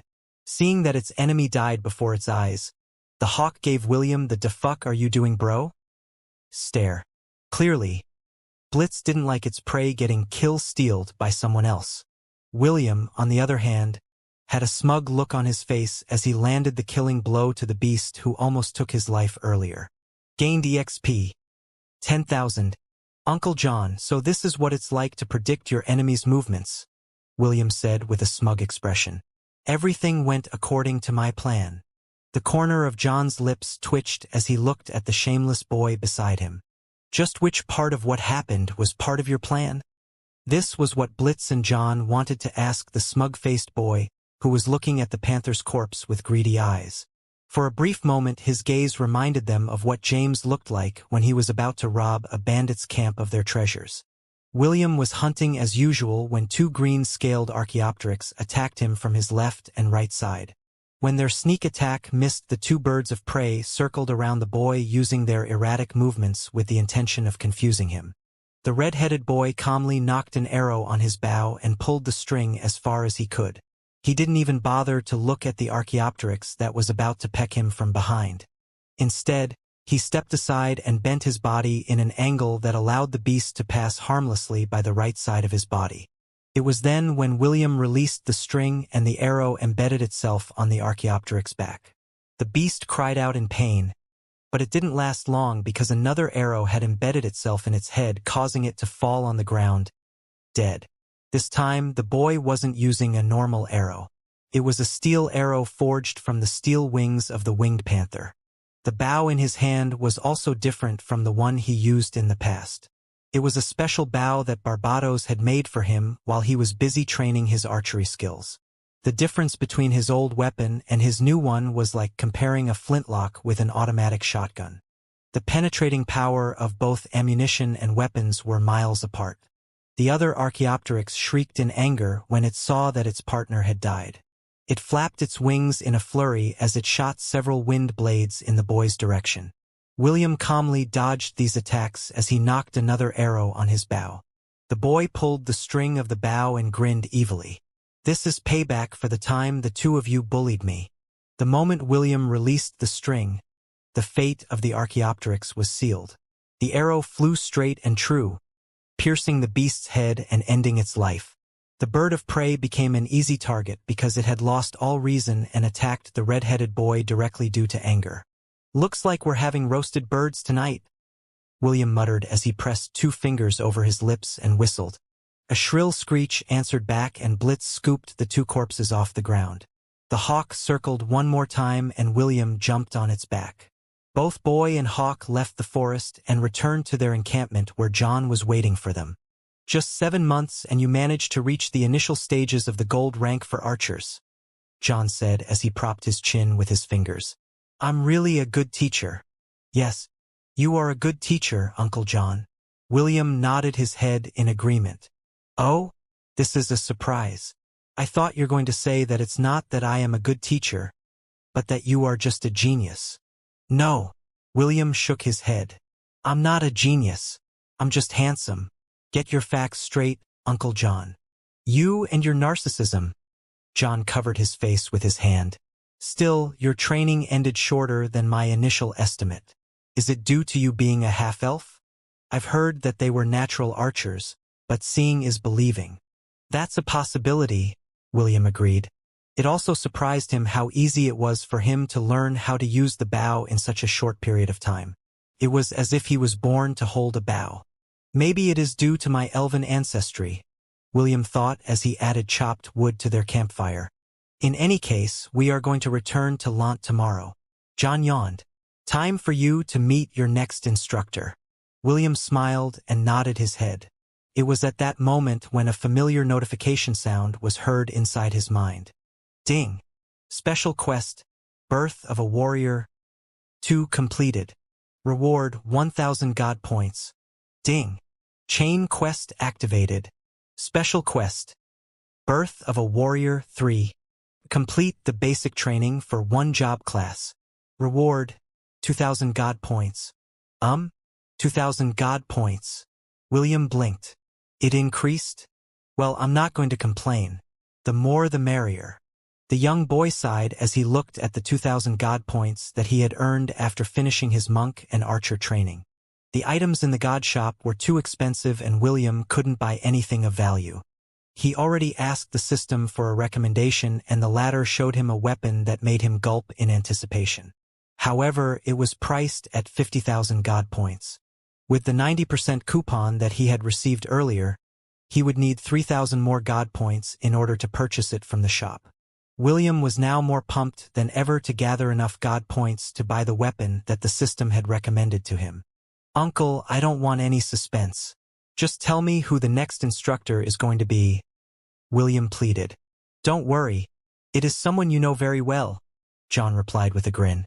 "Even if you ask me 100 times, I'm not going to spill the beans. It will be best if you just wait and see who your next instructor is going to be." "Fine." William backed down and just focused on cooking their dinner. No matter who his next instructor would be, he was confident that he would be able to handle anything that was thrown at him. At least that's what he thought at the time. William lightly coughed as he looked at the beautiful lady in front of him. He and John had just arrived in Lant when Sane appeared in front of him with a smile. "Long time no see, master." William gave a dazzling smile that was enough for old women to give him something good to eat. "Indeed," Celine replied with a sweet smile. "It had been 2 years since we last saw each other." Is there anything you need from me, master?" "I came here to pick you up." "Pick me up?" William blinked his eyes in confusion. Suddenly a dreadful realization appeared inside his mind. Master, don't tell me." The next stage of your training will commence." Celine lightly caressed the head of her one and only disciple. "Let's go, William." The beautiful lady didn't even wait for William's reply as she dragged the boy away. John could only wave at the pitiful little shepherd who seemed to have given up all resistance, and allowed Celine to take him back to her residence. "I knew that the reward of 2,000 God points was too good to be true," William thought as he obediently followed his master, Celine, back to her home. The young boy's body shivered as he entered the house that he hadn't visited for more than 2 years. Everything seemed to be the same. Even Oliver, the parrot monkey, was seated on his usual perch and was staring at William as if he had found an interesting new toy that he could play with. "Little Will, I missed you terribly." Celine caressed the side of William's face. "I also missed your cooking. Can you prepare something good to eat for dinner?" "Of course, master," William replied. Celine's soft hand lingered on his face for a few more seconds before she patted the boy's head. "I'm looking forward to dinner," Celine winked. "Do your best, little Will." Celine left it at that and went towards the stairs. William watched her go until she was no longer in sight before hurrying towards the parrot monkey, who was looking at him with a smirk. "Second master is scaring me," William said. "Is she planning something sinister for me?" "How could that be?" Oliver replied in an exaggerated manner. "You know that the mistress cares for you very much. How can she probably do something sinister to you? Being poisoned, cursed, and tortured every day is not considered sinister?" William wanted to spit on the parrot monkey's face, but he needed allies right now. When Celine acted like a spoiled, rich young lady, it meant that she was planning to do something that was enough to give William a fright. "Second master, just spill the beans," William pleaded. "Is the master upset? Is she angry at me? Should I look for a gift to make her happy?" "Well, regardless of what mistress is feeling, giving her a gift is only right and proper since you are her disciple," Oliver answered. "As for whether she is upset or angry at you, I don't think that is the case. Make sure to do your best in cooking dinner. Perhaps the mistress will be so pleased that she will not do anything tonight." "Okay," William nodded. "It has been a while since I used my culinary skills. I'm going to get master addicted to my cooking." "You do that." Oliver nodded his head. "Also, prepare an extra portion for me." "Leave it to me, second master. I'll look forward to your performance." That night, the three had a sumptuous dinner. William did his best, and Celine and Oliver were quite satisfied with the dishes that he had prepared for them. Celine asked William about his training, and the boy replied honestly to her every question. "Dwayne must really like you if he asked you to call him your third master," Celine said as she eyed William. "You know, although that bald monk is an alcoholic, he is someone that is very hard to please." "It's all thanks to you, Master," William replied with a smile. "I was able to perform well because of the discipline and mindset that you imparted in my training. As expected of my one and only disciple." Celine replied, "You speak the truth." Celine stood up from the table and walked towards the stairs. The young boy thought that he had managed to dodge the bullet, but Celine paused and turned to look back at him. "William, after you finish cleaning up and washing the dishes, take a bath," Celine ordered. "Make sure to scrub yourself properly, then come to my room afterwards." The beautiful lady gave William a wink before climbing up the stairs. The red-headed boy looked at the beautiful lady's retreating figure with a dazed expression.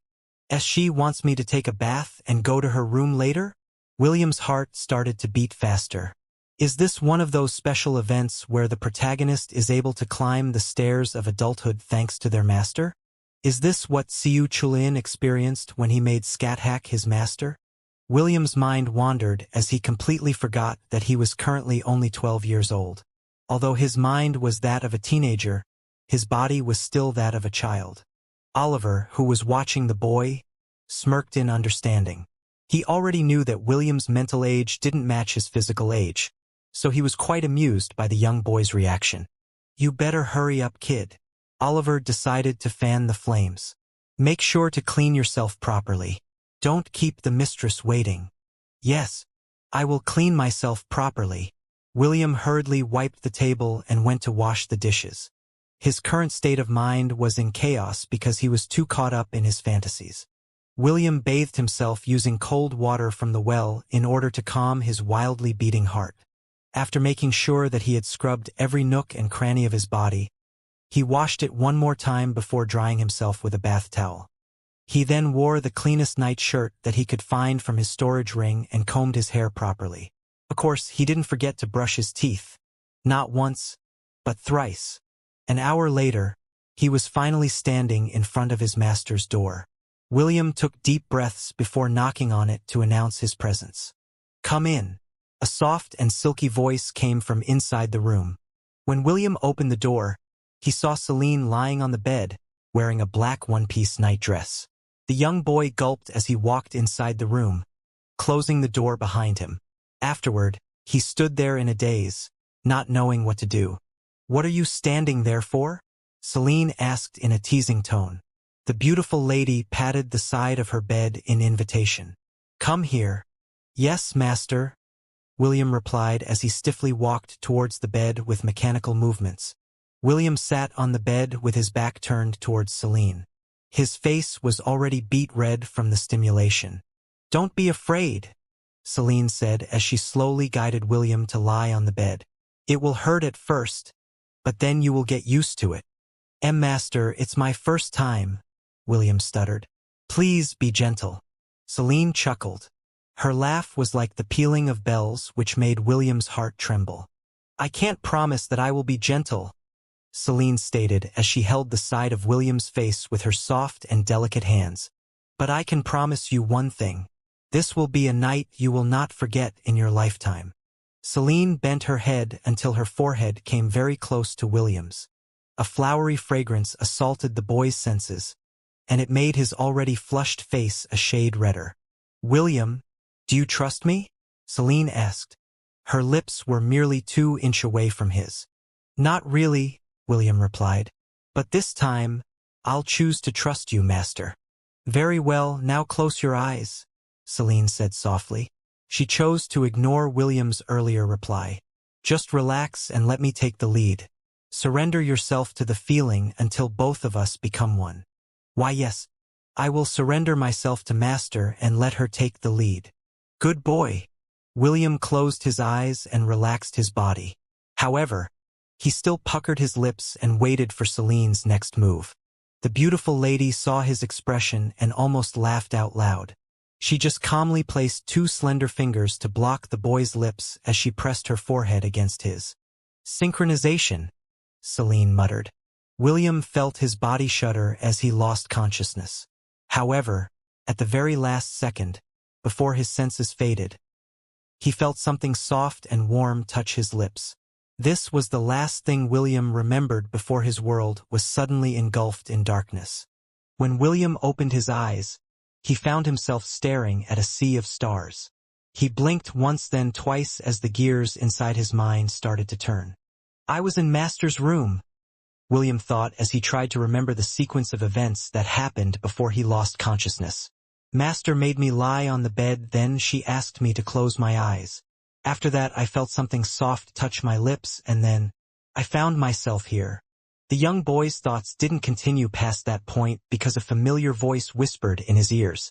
Glad to see you are finally awake, Celine whispered. Although, it doesn't bother me much. Can you put on some clothes first? Ha! William turned his head to look at his beautiful master. Celine was wearing a skin-tight bodysuit that seemed to resemble Catwoman's costume.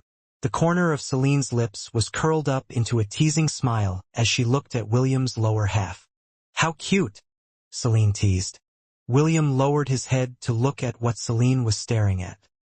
His body immediately curled up like a shrimp as he used his hands to cover the proud and mighty little William, who was standing up in its full glory. Calm down, Celine chuckled as she looked at the embarrassed boy in front of her. We are inside your sea of consciousness. Just imagine yourself wearing clothes and the problem will be solved. The boy immediately did as he was told, and clothes did appear on his body. William sighed in relief as he felt the familiar shepherd's clothes that he had been wearing for a long time. Master, you said we are inside my sea of consciousness. How come you are here? William inquired. This was not the first time he entered his own sea of consciousness, because this place was where the divinities hid themselves inside his body. He was just surprised that Celine was here as well. Good question. Celine nodded her head. The answer to your question, my dear disciple, is that I snuck inside your sea of consciousness. The reason is because this will be the special venue for the next phase of your training. System, can you hear me?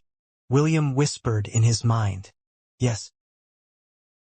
Will there be a problem if we train inside my sea of consciousness? If the host's soul receives sufficient damage, then this place might collapse, and you will not be able to wake up ever again. In the outside world, you will be in a coma for the rest of your life. William sucked in cold breath as he realized the grave danger he was in. Celine said that this would be the venue of their training. This meant that one mistake and he would become a vegetable for life. The young boy lightly coughed as he looked at his master with pleading eyes. Master, can we switch locations? This place is not a suitable training area. No, Celine shook his head. This is the perfect place for our training. We will be killing two birds with one stone if we do our training here. Master, do you know that I might die if we train here? Yes. That's precisely why we're training here, my cute disciple. William's face darkened when he realized that Celine was fully aware of the dangers that accompanied training inside his sea of consciousness. What William didn't know was that even though the system said that he would go into a coma if his soul received sufficient damage inside this place, it was not as bad as he thought it would be. Only when his soul disintegrated into 1,000,000 pieces will the sufficient damage clause apply. Meaning, even if he was sliced into 100, even thousands of pieces, the injury to his soul would be very minimal. Even Truckkuin, the #1 perpetrator in sending people to the iSky worlds, could only temporarily damage William's soul after he crashed on him.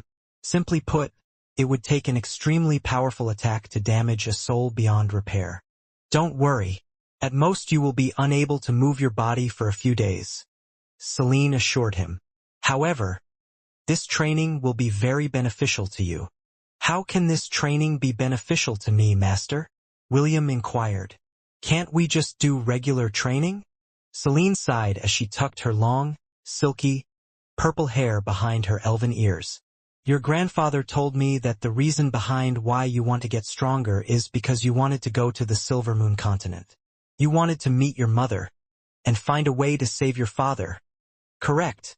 Yes, William answered. Do you have a plan in mind on how to accomplish your goal? Train until I become as strong as my father before I go and meet my mother. And how many years will that take? Celine placed her hands behind her back as she waited for William's answer. 20 years. You're quite an optimist, aren't you? What makes you think that the Elven Council will give you 20 years to grow? William noticed that Celine's words were laced with malice when she mentioned the Elven Council. He didn't understand why Celine was telling him that the Elven Council would not give him time to grow. Master, what do you mean? William inquired.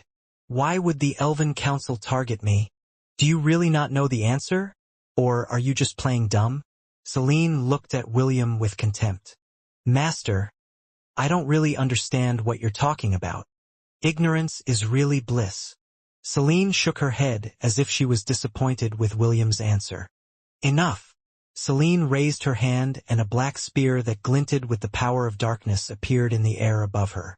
We came here to train and not to talk about these things. Now draw your weapon. Let me see the extent of what you've learned in your training. William looked at his master with a serious expression as he raised his hand. Come forth, Stormcaller. A spear materialized above William. It was the family heirloom of the Ainsworth family, and the young boy grabbed it firmly in his hands.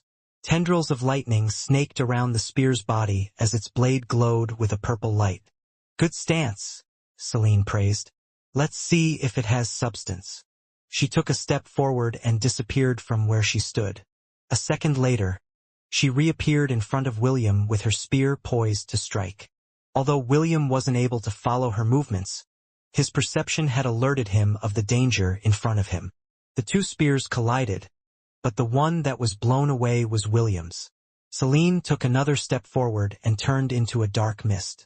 William felt danger from behind, so he immediately turned his body to parry Celine's attack from his rear. Where are you looking?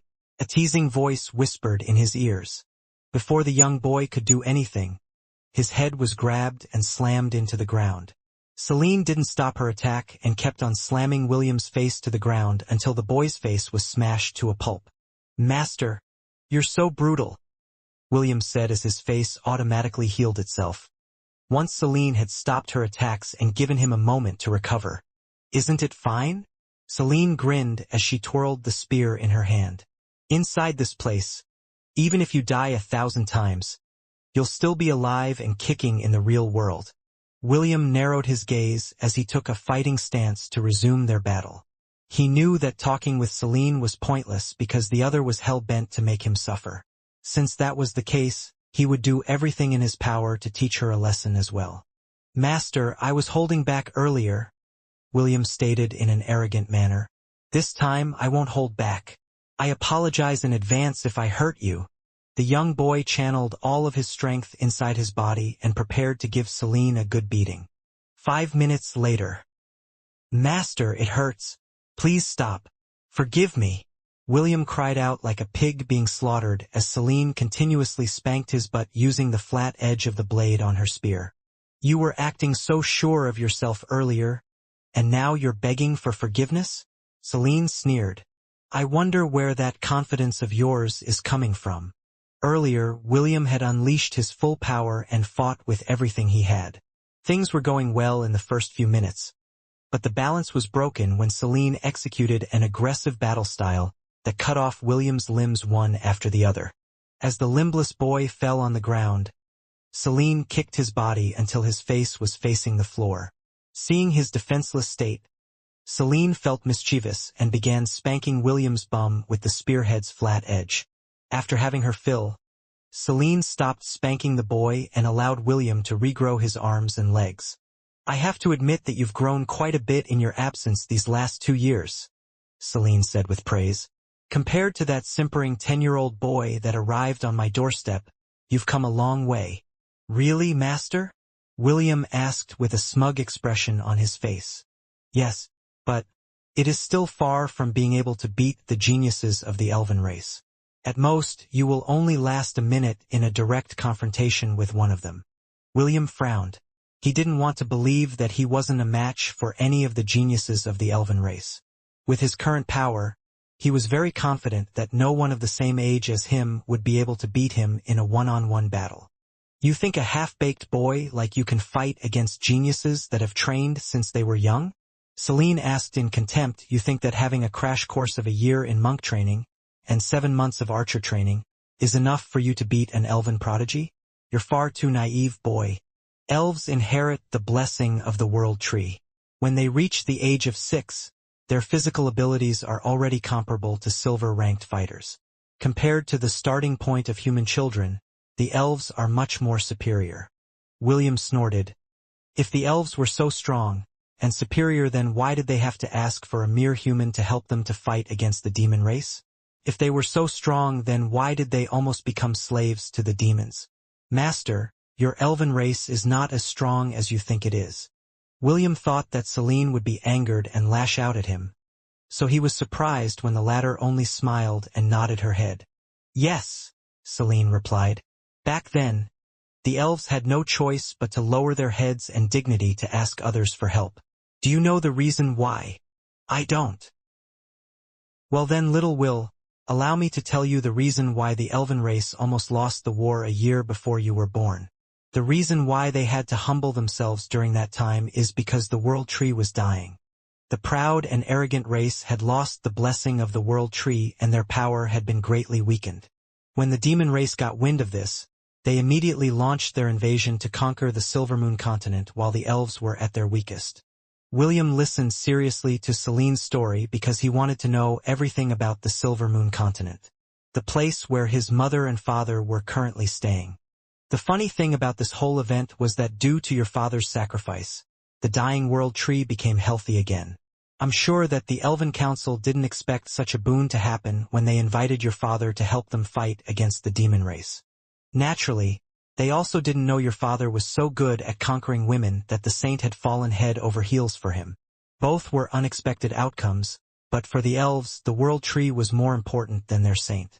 There were already plans to replace your mother as the guardian of the world tree, but the tree rejected the saint candidates they presented. Perhaps it was due to your father's lingering emotions, or perhaps the world tree cares for his current guardian. This was why, until this day, your mother is still the saint of the elven race despite the fact that she has given birth to a half-elf. Celine sighed as she looked at the young boy in front of her. After the world tree recovered its vitality, the elves of the Silvermoon continent also recovered their strength and arrogance. William, you are the son of the hero and the saint who saved the elven race. However, many ancient families bear a grudge against your father for marrying their saint. Celine didn't continue because William understood her meaning.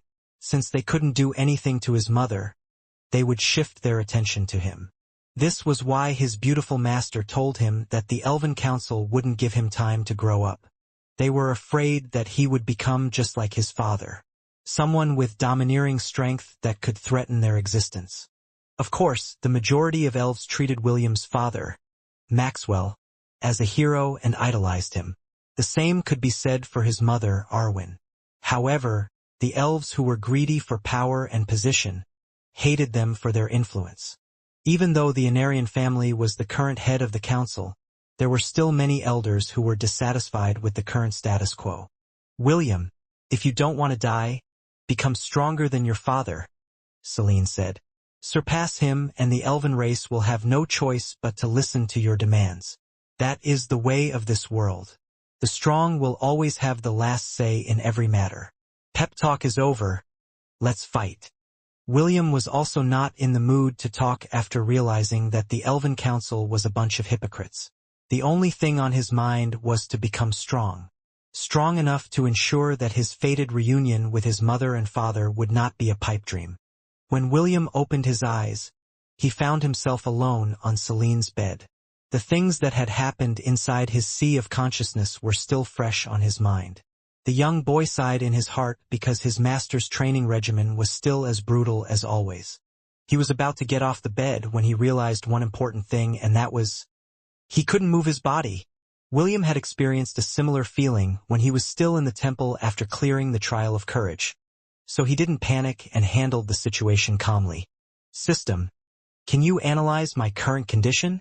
There's no need to analyze the host's current condition. What you are experiencing right now is the spiritual backlash from your training within the sea of consciousness. How long before I can move my body?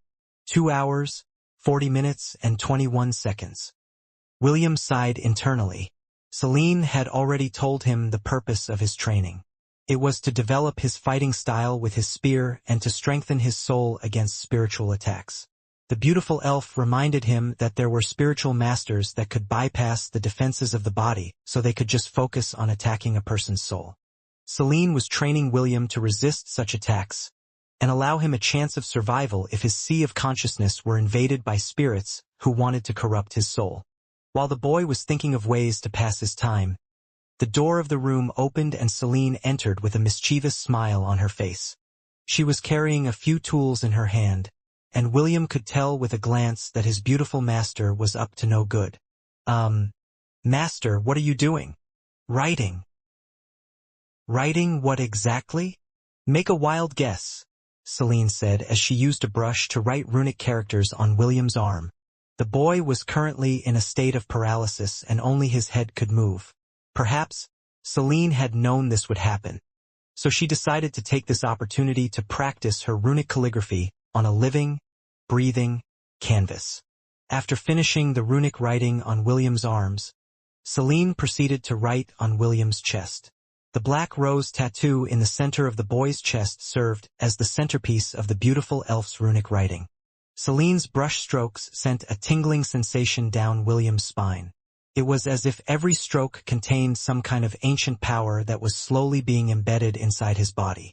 With every rune that finished, William could feel some vague changes inside him that he couldn't explain. These changes were more on the spiritual side of things that made him feel unbalanced. After writing on his chest, Celine proceeded to write on his legs until she reached the boy's feet. This writing session ended after 2.5 hours. Celine stood up and admired her masterpiece with a satisfied smile. William's body was covered with blue runic letters that were glowing slightly. After making sure that everything was in order, the beautiful elf placed her right hand over the rose tattoo on William's chest while softly saying a chant. William was not familiar with the language that his master was using, but for some reason it was making him feel drowsy. Soon, the boy dozed off as the runes on his body started to glow brightly. Absorption, Celine said with a serious expression. All the glowing runes floated in the air for a few seconds before falling back onto William's body and disappearing under his skin. Beads of sweat streamed down the sides of Celine's face as she finished one of the most complicated reinforcement spells that was taught to her by her own master. Oliver appeared inside the room with a worried expression as he stared at Celine, who was still panting for breath. "Mistress, are you all right?" Oliver asked. "Should I bring you a rejuvenation potion?" "That sounds wonderful, Oliver," Celine replied. "I'd like to have one, please. Give me a moment." Oliver lifted his talon and drew a circle in the air. A medium-sized bottle that contained a purple liquid appeared in the air. It slowly floated towards Celine, and the latter caught it with a shaky hand. "The toll it took on my body surpassed my calculations," Celine mused as she drank the potion in her hand. The sweet, invigorating liquid entered her lips and a soothing feeling washed over her body. It made her feel drowsy, so she decided to lay down on the bed beside the sleeping half-elf. The pitiful William became Celine's hug pillow, as she, too, fell asleep due to exhaustion. Oliver watched the master and disciple pair with gentle eyes. "Little Will, you're so lucky that you chose my mistress as your master," Oliver thought as he left the room. He calculated that the two would wake up at around lunchtime, so it was up to him to prepare the food for the two hungry people who would wake up in a few hours. When William opened his eyes for the second time of the day, he found his face pressed against something soft like a marshmallow. It was also at that moment when a flowery fragrance entered his nose, which put him into a daze. It didn't take long for him to realize his current situation, and he didn't know if he should be happy or not with the unexpected development. "At least cup C," William thought as the soft mounds pressed against his face. Celine was currently using him as a hug pillow, and her deep sleeper breaths tickled William's ears. If the lady lying next to him was not his master, William would no doubt appreciate his situation more. Unfortunately, it was his crazy master, and William couldn't predict how she would react if she discovered that the young boy's face was currently resting on her proud peaks. Before William could think of a way to escape his predicament, Celine's eyes opened without warning. She stared at William, still half asleep, before covering her lips to yawn. Good morning, master," William greeted. Good morning," Celine replied. She then loosened her grip on the boy's body as she slowly propped herself from the bed. She raised her arms to do some stretching exercises, before she left the bed to go down to the dining room to eat. William felt complicated as he watched the door of the room close. Half of him was disappointed that the softness disappeared, while the other half was sad because Celine treated him like a child and not a man. "I'm so stupid," William thought as he rubbed his face with both his hands. "My body is still that of a 12-year-old kid. Of course, Master will not think of me as a man with my current age." William's stomach chose that moment to remind the boy that it was hungry. The boy placed the stupid thoughts at the back of his mind and joined his master for lunch. "Will, what do you know about aura?" Celine asked after she finished eating her lunch. "Aura?" William frowned. "Sorry, master. I don't know anything in regards to aura." "I see." Celine propped her beautiful face using the palm of her hands. "I had a feeling that Dwayne didn't have the time to add aura training in your exercises due to the limited time frame. However, don't worry. I'll make sure that you learn how to use your aura as a substitute for your lack of magic power." William tilted his head to the side as he looked at his master. "Is Master talking about those auras that enveloped Super Saiyans in Dragon Ball Z? If yes, that would be so freaking awesome." Celine didn't know what the young boy was thinking because she was preparing to explain what an aura was to her disciple. "Will, an aura is the energy that surrounds a person's body." Celine started her explanation. "Sword masters call their aura sword aura. The sword aura allows their sword to become harder, sharper, and even allow itself to block magical attacks to a certain extent. Once a sword master has become proficient in the control of his aura, he then trains his sword intent. The sword intent allows him to manipulate the sword aura to execute energy-based attacks, and other feats that are impossible for those who have not yet awakened their aura, like cutting a mountain in half." Celine paused to allow William to digest her explanation. "You can even say that what separates the rookies from the expert warriors is the ability to use aura. It's like a form of graduation for them. From a swordsman to a knight to a Templar. Knights can use sword aura to a certain extent, but it is only at the beginner level. Templars, on the other hand, are stronger and can perform powerful sword strikes that can cut reinforced steel in half like a hot knife cutting through butter." Celine gave William an arrogant look before continuing her explanation. "The purpose of the runes I inscribed on your body earlier was to increase your sensitivity by 100-fold. This will help you feel the flow of aura in your body and allow you to understand how to wield it." William patted his shoulder, then his hand. He couldn't feel the increased sensitivity that Celine was talking about. Celine watched William's actions with an amused expression. "You need to say a special word that serves as the password to activate the increased sensitivity in your body. I will not tell you this word now, because I still haven't prepared the right environment for our training. It would be far too dangerous if you activated it at this point in time." "Then, when will we start our aura training?" William inquired. His eyes were sparkling in anticipation because he wanted to experience what it was like to become a Super Saiyan. "Tonight," Celine replied with a smile. "You are free to wander around for the time being, but be sure to return before sunset. You still need to cook dinner." Celine stood up and walked towards the stairs leading to the basement. "I will prepare the venue for our training. Make sure not to disturb me unless it is important." Yes. Celine needed to prepare the venue for their training. Learning how to form auras would usually take 2 to 3 years. But she and William didn't have that much free time on their hands. What she needed to do was use the special artifact that was given to her by her master before she left the northern continent once her training had finished. "Master, did you give me this artifact in preparation for this day?" Celine thought. Her master was a powerful sorceress who was also proficient in future sight. Although she didn't say anything about why she handed her prized artifact to Celine, the beautiful elf had a nagging feeling that her master had peeked into her future. "Master, I miss you," Celine sighed as she held the golden pendant that was hanging on her neck. It was the gift that she received from her master when she officially became her disciple. The beautiful elf wished that there would come a time when she would be able to see her beloved master once again, before the elven prophecy came to pass. Oliver, I'll leave the house in your hands. Worry not, mistress. I'll make sure that nothing interrupts your training with little Will. Celine nodded her head and proceeded to go downstairs. She had just made the finishing touches for her planned 2 months training with her disciple, and only conversed with Oliver to give him some orders while she and William went into seclusion. Do you think that William will be able to endure it, mistress? Oliver inquired. I still think it's too early for this. We're on the same page, Oliver. Celine paused her footsteps before nodding her head in agreement. But time waits for no one. The sooner Will finishes his training, the less worried I'll be when he leaves Lant. The parrot monkey sighed. Oliver knew that Celine was right. This was the only way to boost William's strength with the limited time they had. He just hoped that the boy would be able to endure the training that Celine had specially prepared for him. William was currently in the living room. He was waiting for Celine to finish her conversation with Oliver. After hearing that they would go into seclusion for 2 months, the young boy felt anxious and excited at the same time.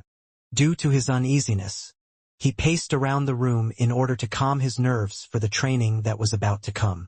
A few minutes later, he heard Celine's footsteps coming down from the stairway and immediately stopped his anxious pacing. He stared at his beautiful master, while trying to keep a calm expression on his face. Are you ready? Celine asked. Yes, William replied. We can start any time, master. Good. Celine nodded and beckoned for William to follow her. The two entered the basement together and headed to a secret passage that William had never seen before. Celine didn't say anything as he led her one and only disciple to a small room that was devoid of anything. It was just an enclosed space, yet William could feel energy fluctuations around him. Celine gave him a reassuring smile as she waved her hand. In front of them, a silver door appeared out of nowhere. The beautiful elf casually opened it and motioned for William to enter. The boy obeyed without asking any questions. William knew better than to question his master about every little thing that she did. Just beyond the door, a blue ocean and sky that spanned for as far as the eye could see surrounded William on all sides. He scanned his surroundings, but didn't feel anything unusual except for the fact that this reminded him of his sea of consciousness. Master, where are we? William asked. We are currently inside a divine artifact called Eternity, Celine replied. This is the place where we will be spending close to 4 years together. Huh? Master, what do you mean 4 years? Aren't we supposed to only stay in seclusion for 2 months? Yes and no. In the outside world, we will only be spending 2 months in seclusion. However, inside this divine artifact a day is equivalent to only an hour on the outside world. Meaning, a single day outside is equivalent to 24 days here. Celine patted the boy's head. In the span of 3 years and 9 months, you must learn how to manifest and use your aura. Do I make myself clear? If I am unable to learn it? William inquired. Celine smiled sweetly. It reminded William of the days where he was tortured until he almost went crazy. The boy knew that he better do his best to learn aura control or else he was going to regret it. Come. Celine sat crossed-legged on the ocean and made a gesture for William to follow suit. William understood her intention, so he immediately sat cross-legged, facing her. He had already prepared himself mentally, so he waited for his master's order attentively. The password to raise your sensitivity is Exceed Break, Celine explained. Take note that after you activate the runes, your body's sensitivity will increase 100-fold. If you want to cancel its effects, just say, Exceed off. Do you understand? Yes. William nodded. Very well, activate the seal, Celine ordered. Exceed Break, William muttered. Just as soon as the words left his lips, the runes that had embedded themselves inside the boy's body glowed in unison. William immediately felt a drastic change in his senses as his mind was overwhelmed by the sensations that washed over his body. We will now proceed with the first phase of your training, Celine said via telepathy. Since William's sensitivity had now increased by 100-fold, she was afraid that her voice might be strong enough to shatter his eardrum. For now, focus to see if you can feel any form of energy in your body. William closed his eyes and focused his attention on his body. It didn't take long before he could hear and feel the beating of his own heart. Soon, the thumping sound resounded in his ear like a steady rhythm. As the boy listened to his heart, he felt that his consciousness was turning hazy. What he didn't know was that his consciousness was starting to merge with his body when Celine's voice reached his mind. "Do not lose yourself and let your mind wander," Celine cautioned. "Focus and comprehend the flow of energy in your body. Let that guide you to better understand the vessel that houses your soul. Only then will you be able to feel the aura that envelopes your entire being." William followed Celine's instructions to the best of his abilities, but aside from the steady rhythm of his heart, he couldn't perceive anything else. More like, his heart was overwhelming his other senses and prevented them from sensing anything else. Celine looked at the young boy in front of her with a knowledgeable gaze. She had also undergone this training and fully understood what William was going through. A week passed, within the divine artifact, eternity, and yet only 7 hours had passed in the outside world. William was still sitting cross-legged as he tried to feel any form of energy that surrounded his body. He had made very little progress within the past week. There was a time when he felt a strand of energy flowing over his arms, but it disappeared after William lost his concentration. He had tried to grasp that same sensation again, but the feeling had eluded him for days. Finally, on the 8th day, he felt something at the tip of his fingertips. The red-headed boy channeled all of his concentration on that spot as beads of sweat formed on his forehead. William tried to grasp the elusive form that was struggling at the tip of his fingertips with every bit of willpower he had. An hour passed, and the boy's body was already drenched in sweat. He did everything within his power but still failed in the end. William's body almost fell forward due to exhaustion, but Celine had been prepared to support his body using magic. "Exceed off," William muttered as he panted for breath. Sweat streamed down the side of his face like a river, as he clenched his fist in frustration.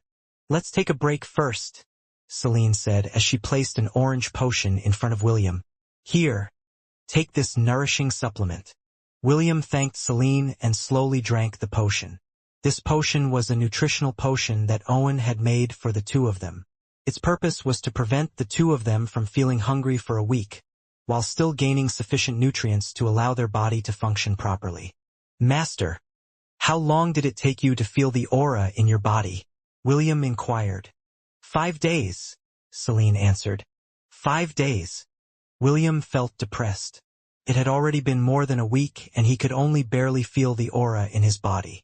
He finally realized that his master was truly exceptional among the elven race. "Don't feel down."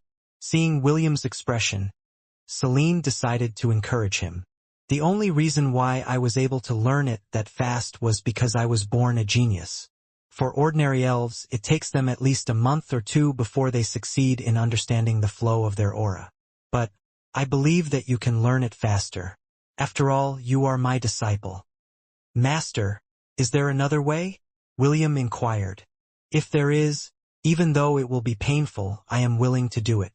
"Ho? Are you sure about that?" Celine smirked. "Do you think you can handle it?" "I don't know if I can handle it or not, but I won't know until I try." "Very well. I'm also curious if you will be able to endure it as well." 10 minutes later, William's laughter resounded within the world of eternity. If others were to hear it, they would think that the one laughing was truly very happy. However, reality was different. William was currently laughing with tears trickling down his face, snot running down his nose, and saliva dripping at the corners of his mouth. Clearly, Celine's alternative way to help William feel his aura made the boy completely lose his marbles. "That's it for now," Celine said as she stopped moving the feather in her hand. William was not in the right state of mind because his thoughts were currently scattered. Celine's plan was simple. She would imitate the flow of aura on a person's body by using a feather, so that William could feel its circulation. However, Since the boy's sensitivity was multiplied by 100-fold, he wasn't able to stop himself from laughing out loud as the ticklish sensation overwhelmed his senses. When William finally regained his bearings, he wiped his face clean from filth. He was feeling embarrassed of making a fool of himself in front of his beautiful master. When all traces of his embarrassment were removed, he then faced his master to complain. "Master, this is a very dangerous thing to do," William said with a very serious expression. "The sensitivity is too much.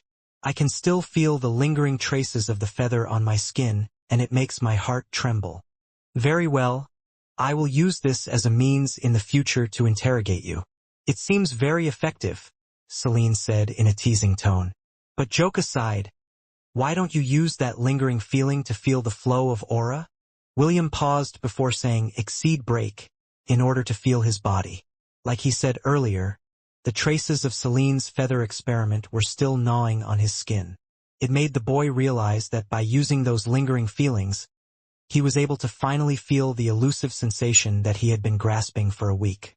The boy didn't waste any more time and focused his concentration to feel the flow of energy passing through every part of his body. A few minutes later, William had entered a trance-like state. Celine had a smile on her face because she could tell that William had finally grasped the flow of aura in his body.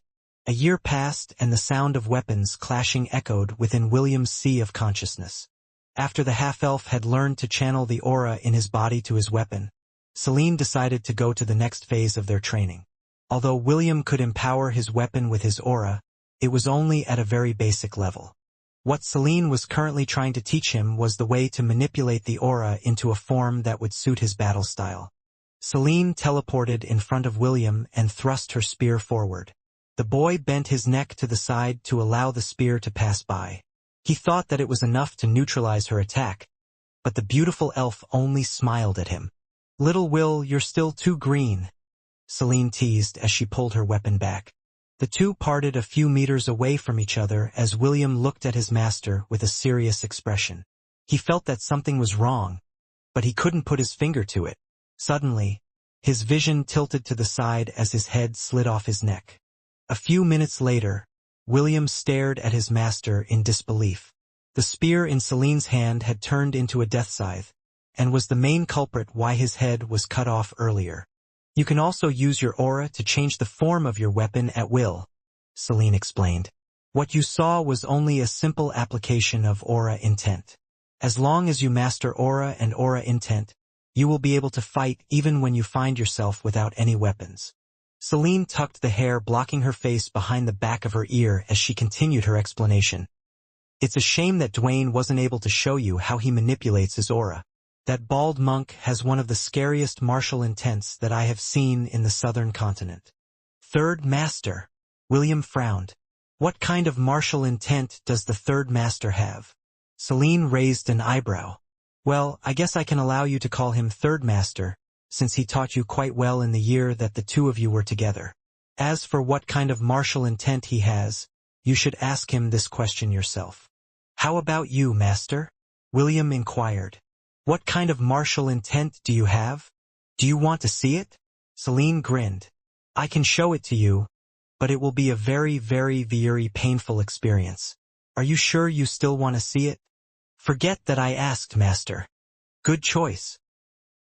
After that short intermission, both of them clashed once more. William was trying to find a way to use his aura so that he could at least not be at a disadvantage. Celine was also kind enough to teach him how to form a defensive barrier using his aura against magical attacks. However, William's aura could only withstand first circle magic attacks. If someone were to use a fireball against him, his aura shield would immediately be destroyed and the half-elf would be burned to a crisp. 2 years after William and Celine entered the divine artifact Eternity, Stormcaller flew in the air and engaged Celine in close combat.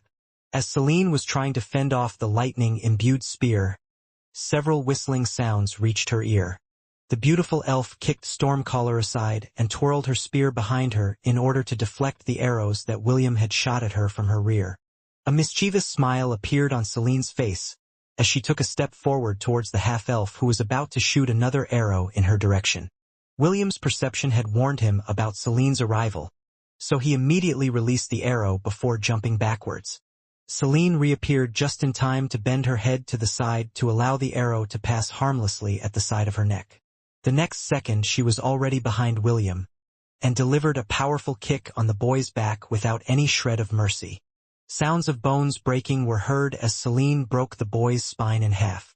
The half-elf's body skidded across the ground for a few meters before coming to a complete halt. A few minutes later, William stood up from the ground with a pained expression. He had suffered countless times over the past 2 years, but there was not a single instance where he had managed to land even a scratch on his master's body. Even so, he was quite happy with his improvement. The aura intent that he had developed was to coat his weapon with his aura and turn it to a living weapon that could autonomously attack his enemies. William had the option to control this weapon with his will, or let it attack automatically. This gave the boy an increase in his offensive power by using his bow to fire long-range attacks, while his enemy was trying to deal with his spear weapon. Due to his aura being at the initial stage, William was only able to control one weapon at a time. He could also only control this weapon up to 300-meter radius away from him. "Shall we take a break? Or do you want to continue?" Celine asked. "Let's take a short break, master," William pleaded while trying to straighten his aching back. Although they were fighting using their souls, they could still feel pain. The ironic part was that since it was a soul battle, the pain was multiplied by 2. Due to the constant beatings he received, William's spiritual resistance had also increased dramatically. This was another hidden trump card that his master had prepared for him in case that he ever found himself fighting against a spirit master. "Master, right now, am I able to fight against those elven prodigies you were talking about?" William asked. "With your current abilities, you can perhaps last 10 minutes, Celine answered without batting an eye. "Consider it an achievement if you can last for more than 12 minutes against an elven prodigy." William scratched his head in disappointment as he sat opposite of his master. Deep down, he was really itching to fight against one of these so-called elven prodigies and see if his master was only making fun of him or not. Still, he was happy that he was able to train using a divine artifact. If he were to train in the outside world for 2 years, he would be left in the dust by those who had been trained with vast resources at an early age. Of course, if he hadn't lost his powers, and his ring of conquest was still working like it used to, William knew that there was no genius that he couldn't beat.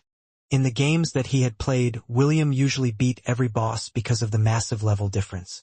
Even if the boss was resistant to fire, he would still be able to kill it with fire attacks due to being overleveled.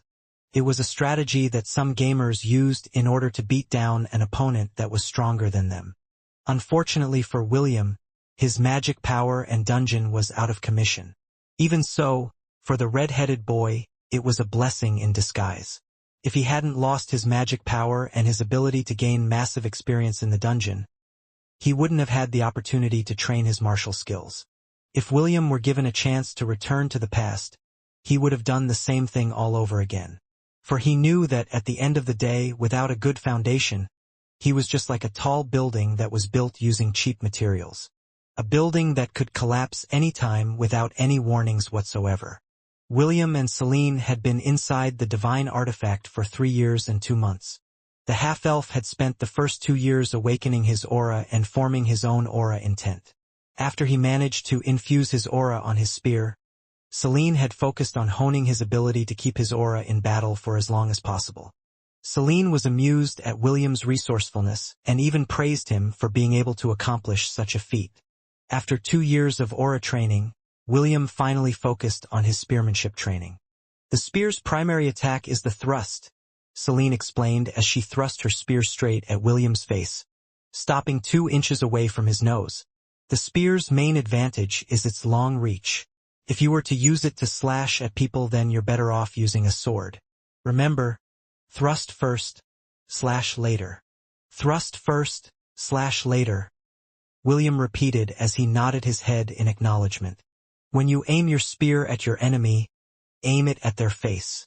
Not their chest, not their stomach, not their legs, but their face." Celine continued her explanation. "The reason? It allows you less openings and your spear point would act as a deterrent. Basically, you're telling them that you'll hit them before they hit you. Celine then showed William how to properly hold the spear.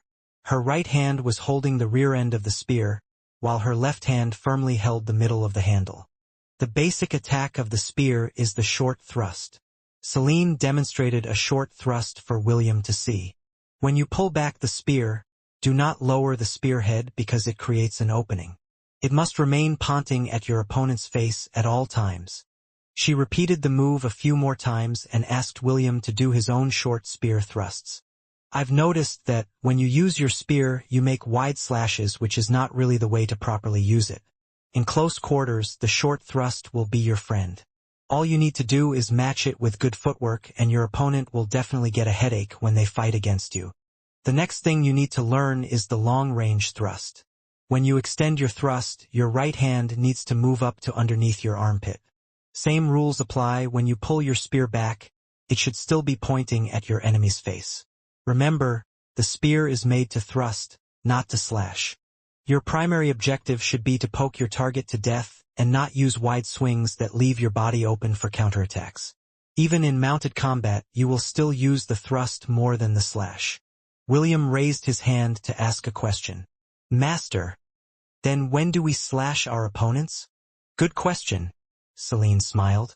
Usually, we slash when our thrust is deflected. When the thrust is deflected upwards, we need to recover our stance, and that is why we slash downwards.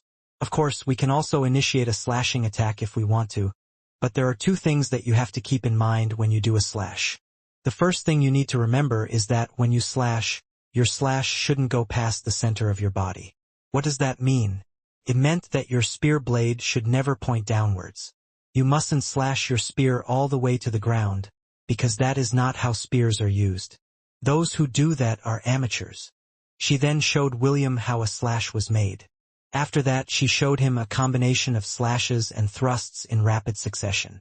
It was a very deadly combination if used effectively, because the possibility of poking your enemy's eye out using that combination attack was very high. The beautiful elf then resumed a fighting stance and showed William another option. Of course, there are other alternatives that you can do when your thrust is deflected. The blunt end of your spear is not just for how. It is also used to block and counterattack when your thrust is deflected. The key here is hand position and control. When your thrust is deflected, you can move your hand and position the spear to either block an attack, or hit your opponent's body parts such as their joints, knees, or hips, to catch them off balance. Celine demonstrated the block and counterattacks that he could use using the bottom end of the spear in order to regain the fighting stance and continue fighting. After showing William how to block effectively using the spear, the two once again engaged in a sparring match, which helped William increase his proficiency with his spear mastery and, of course, gain experience points at the same time. In the past, William thought that he could only level up his job classes by killing monsters in the dungeon. He didn't know that constant repetition also gave enough experience to level up the job class as long as it was done properly. When William showed Celine the monkey staff technique that Dwayne had imparted to him, the dark sorceress laughed and said that it could be used as an effective means of attack if William's defenses were breached. Basically, what Celine was saying is, just let go of your spear and switch to your monk class and pummel your opponent with punches until he doesn't recognize east from west. William scratched his head because he couldn't refute Celine's comment. Then William's repetition training began. Short thrusts, long thrusts, short and long thrust combinations, and slash and thrust combinations. Celine also paid extra attention to William's footwork. The spearman job class has the battle art called the Relentless Dragon Spear art.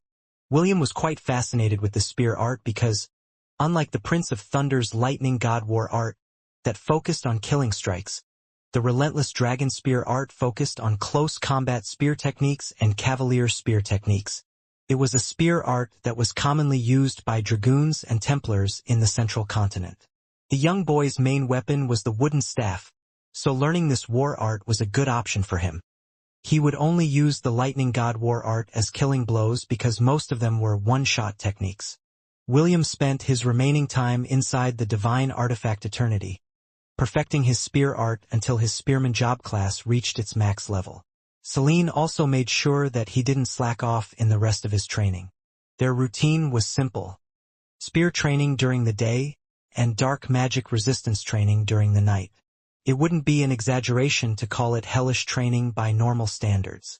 These days continued and William spent each day in pain and suffering.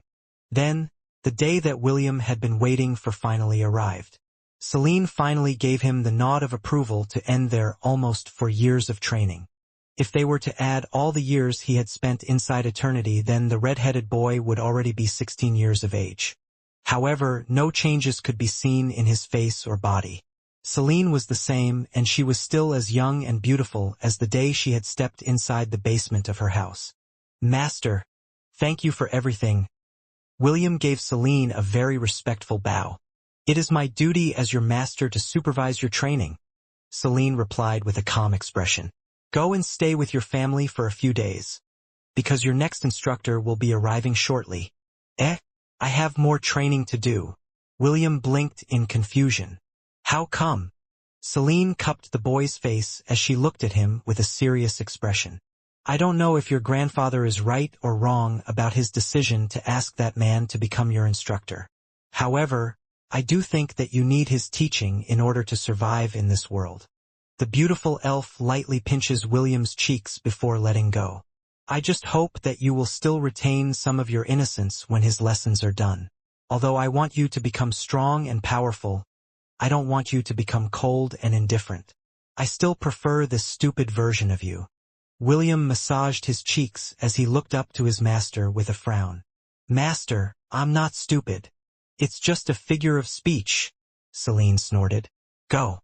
Spend some time with your family because you will be leaving Lant soon." William was still half in doubt, but he still nodded his head in acknowledgement. Celine and Oliver watched the boy's retreating figure through the window and sighed. "Mistress, I like this version of William. If possible, I don't want him to experience such an ordeal," Oliver said. "Me too," Celine replied. "But change is the only permanent thing in this world. Let's just wait for his return. We can think of a way to help after he finishes his next lesson." Oliver closed his eyes and sighed one more time. Tough times don't last. Tough people do. Celine had already done her best for William. It was now time to pass the torch to others. However, the one to whom the torch had been passed on was someone who thrived in the darkness. In a place where darkness reigned supreme, a burning torch was no different from a small candle whose light would be snuffed out by the swaying of the wind. Please have mercy. I won't do it again," a middle-aged man begged as he looked at the man approaching him with dread. "What do you want? Money? Women? Authority? I can give it to you. Just spare my life. I beg you." The man wearing a hood walked towards the middle-aged man with silent footsteps. Due to the hood covering his face, no one could tell if he was handsome or not. The man in question didn't care for such trivialities. The only thing he needed to do was carry out his work, as ordered by his liege. "Please, I beg yo, ah." The man wasn't able to finish his sentence, for the hooded man pierced his chest with a short sword in one swift motion. The middle-aged man died with his eyes wide open and staring at the starry skies. For a brief moment, before his death, his eyes showed fear and regret before they clouded over as his life left his body. "I find no joy in this, but there is no other way," the hooded man said. "Requiescat in pace." The hooded man walked away, disappearing in the darkness of the night. Having finished his task, it was now time for him to return to Lant, where his new mission was waiting for him. It was the second day after William had finished his training with Celine. He had just finished his daily martial arts routine and was waiting for the sun to rise from the east. "I wonder what Mama is doing right now," William thought as he took off his shirt and started to wipe his body with a towel. He hadn't seen Ella for the past 2 years, and his grandpa only told him that she was busy training along with the rest of his herd.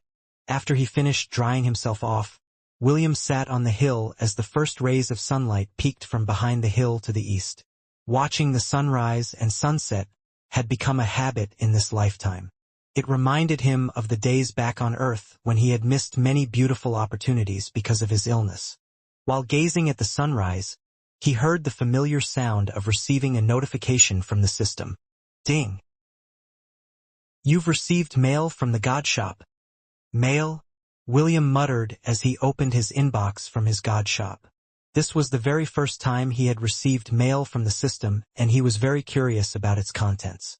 He read the mail and was surprised when he saw that there was an attachment included in it. To our beloved patron. The God of Shepherd is currently celebrating his 3021st birthday. Due to this, His Excellency David had decided to send gifts to his close friends and acquaintances. As the #1 provider of God-tier artifacts since time immemorial, the God Shop was tasked to send the gods gifts free of charge. Enclosed within this mail is the artifact Bell of Athanasia, courtesy of the God of Shepherd. It is a special artifact that is said to give happiness to the one who wears it. Yes.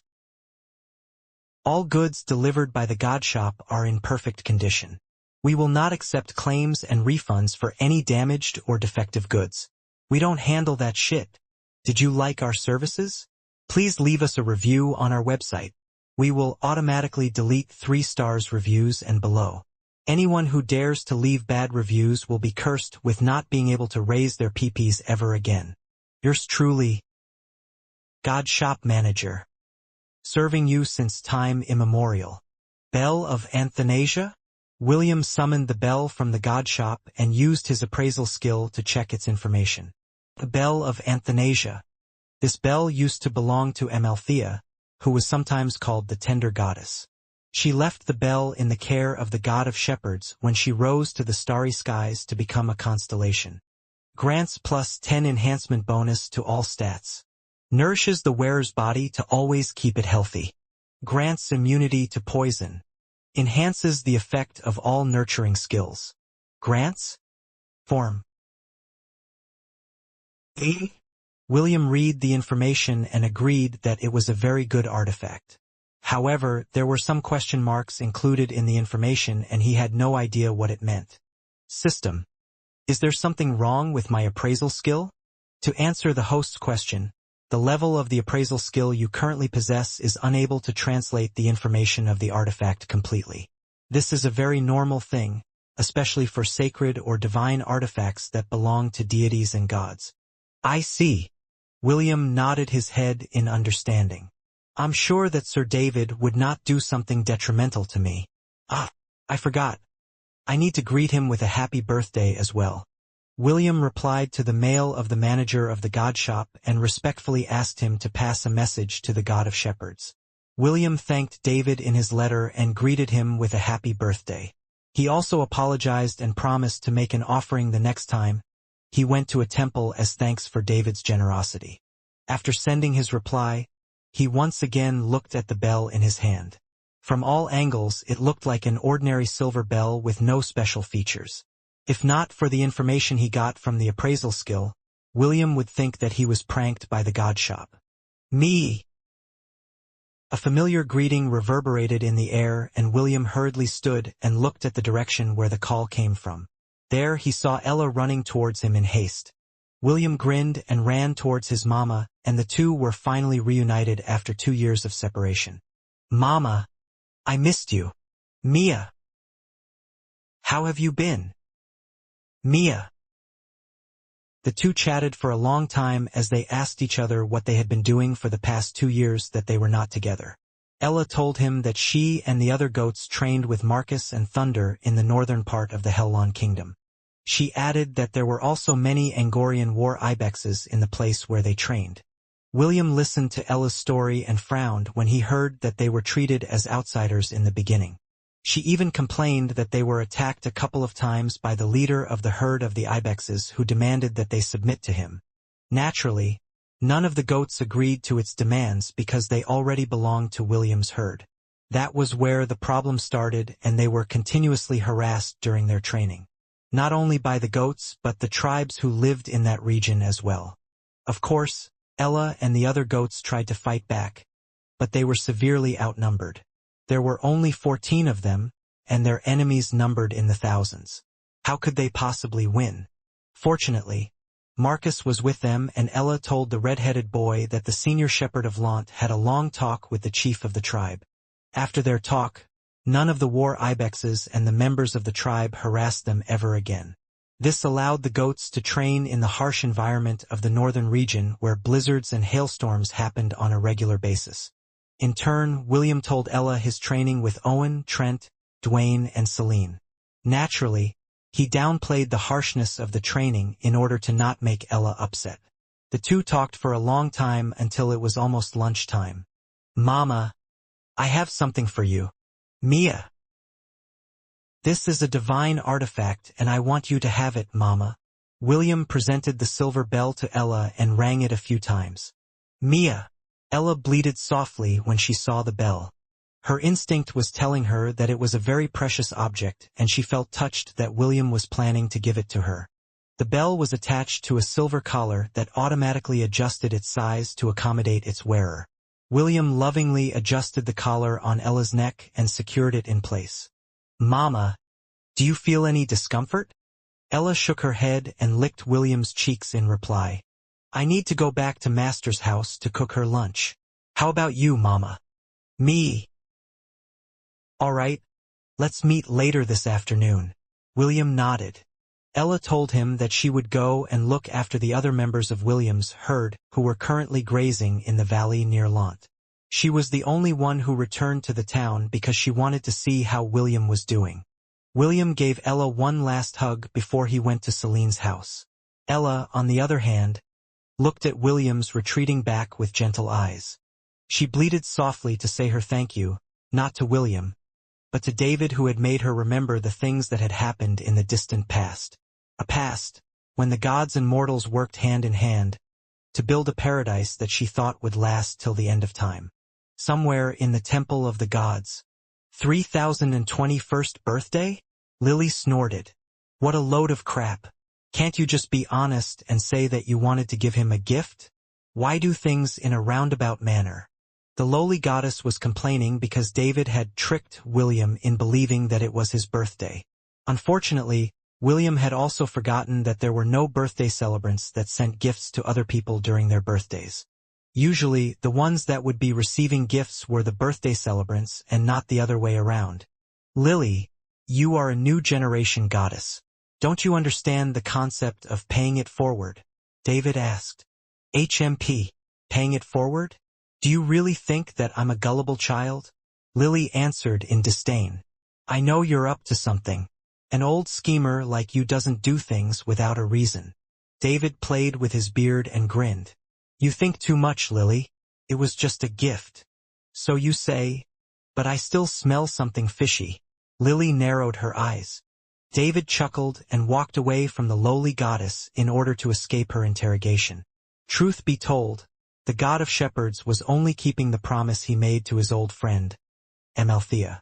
A promise that he had made thousands of years ago, when the universe was still young, and mankind was just starting to take its first steps towards the unknown.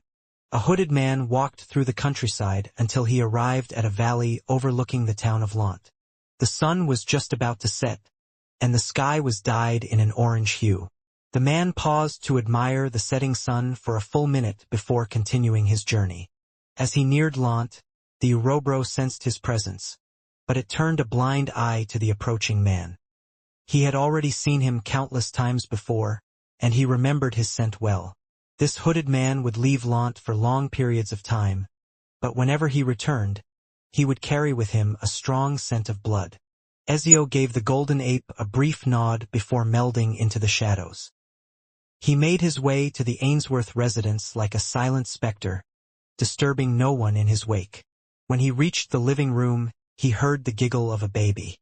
Ezio smiled despite himself because his lord would always return to being a doting grandparent whenever he was around his granddaughter. It was the same for Matthew and William, but he could tell that James would spoil Eve rotten as she grew up. He offered a silent prayer to the fools who would dare to court the young lady when she reached adulthood. Ezio was sure that if Madrid didn't kill them, James certainly would. He found his lord, writing a letter inside his room.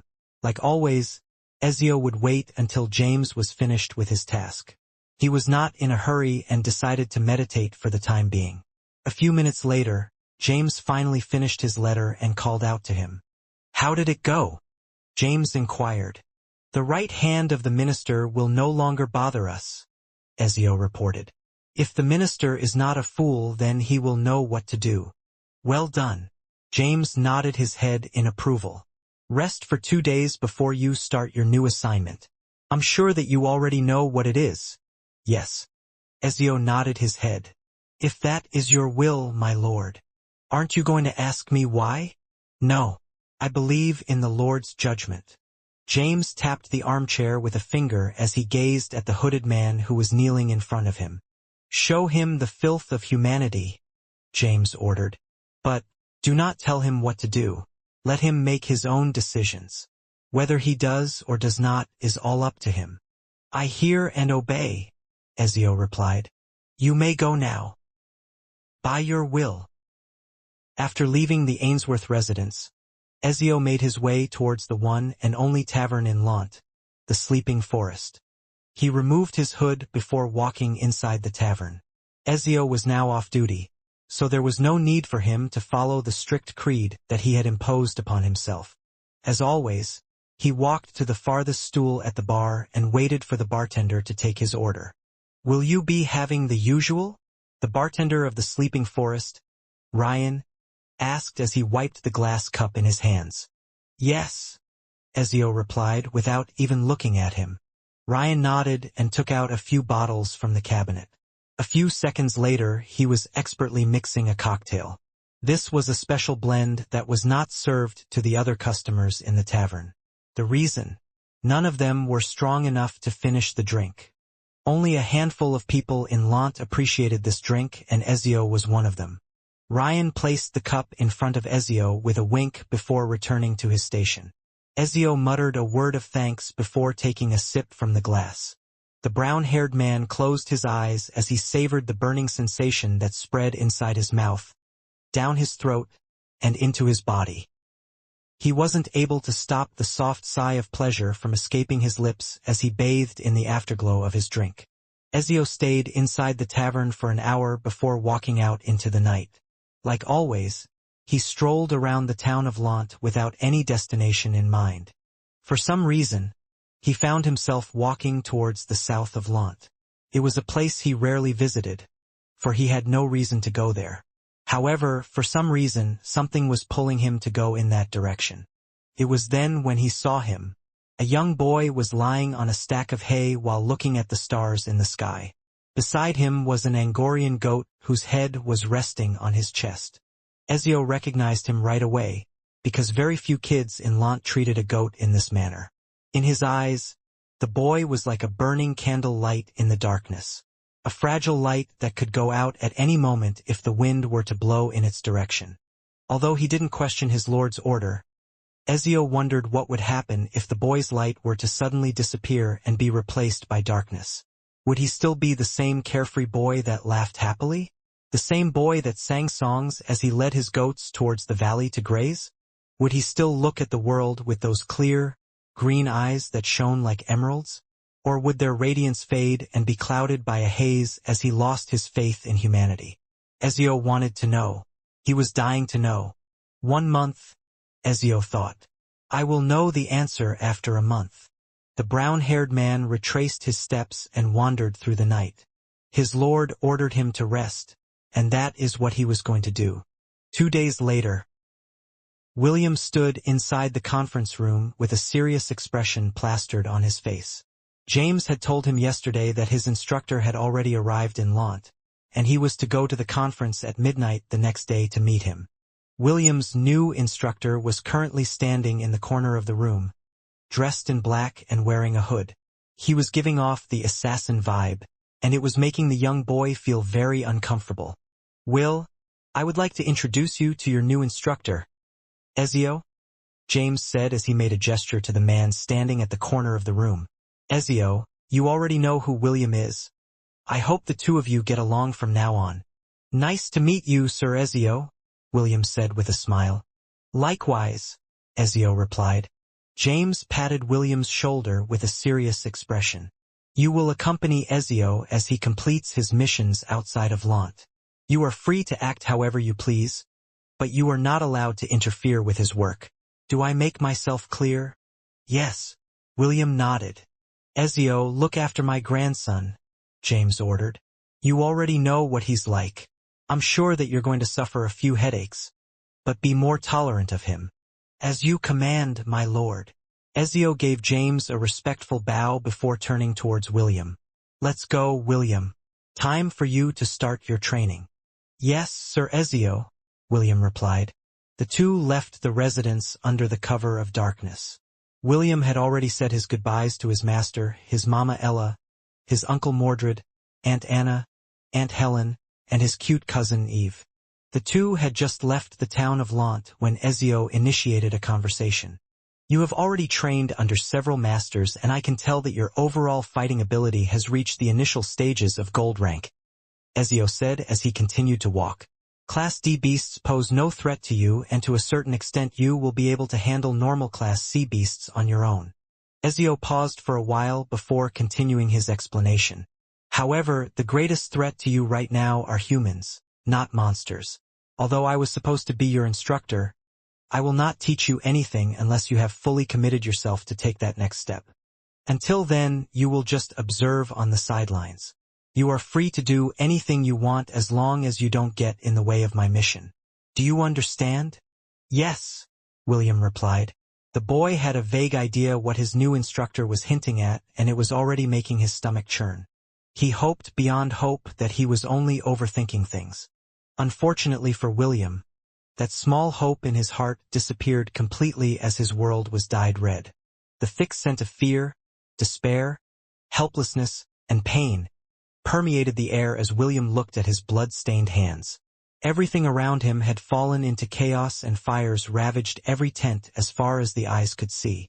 The crying of several infants could be heard nearby, as their mothers did their best to assure them that everything was going to be all right. Shouts filled with anger, curses, and heartbreak, laughter filled with ridicule and contempt. All of these merged together to create a ballad that had brought the red-headed boy to his knees.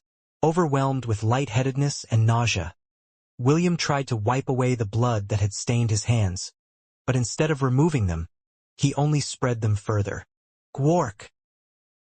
The young boy wasn't able to hold it back any longer as the smell of blood, piss, sweat, and excrement assaulted him from all sides. He vomited until he could vomit no more as tears streamed down his face. Roars, shouts, explosions, and weapons clashing against each other resounded throughout the encampment where the nomads of different tribes had gathered. William panted as he saw several men, carrying weapons, move in his direction. He wiped away the filth on his lips and forced himself to stand up. The young boy firmly held Stormcaller in his hands and took a step forward. The crying of the babies grew louder as their mothers shivered in fright. William stood in front of them with his weapon raised high. His legs were shaking due to exhaustion and discomfort, but he couldn't back down. He refused to back down. Alas, there were times when doing one's best was not enough. He had already gone above and beyond his limits in trying to keep this place safe. The red-headed boy had already reached the end of his rope. He could barely stand, but stand he did. For who else would do it in his place? None. That was why he needed to make his stand. William's small body was sent flying before finally skidding on the ground a few meters away from the women and children. He was a spent candle, and there was no way for him to fend off the group of men who had arrived at the makeshift shelter where the women and children of the tribe hid. Stormcaller crackled a few meters away from the fallen boy as tendrils of lightning hissed around its body. It was as if it was urging, pleading, for William to stand and protect everyone behind him. As much as the boy wanted to hear its call, he could no longer move his body. One of the men walked up to William and stomped on his legs without mercy. The resounding sound of bones breaking and the young boy's pained cry echoed in the night. Laughing at his suffering, the man stomped on his arms, breaking them as well. That's enough. Don't kill him, one of the men said. He's a half-elf. We can sell him for a high price. The group of men laughed as they looked at William and the people who were trembling behind him. Amidst the crying of infants, William's blurred vision wandered at a tree in the distance. There he saw a man wearing a hood as his robes fluttered in the wind.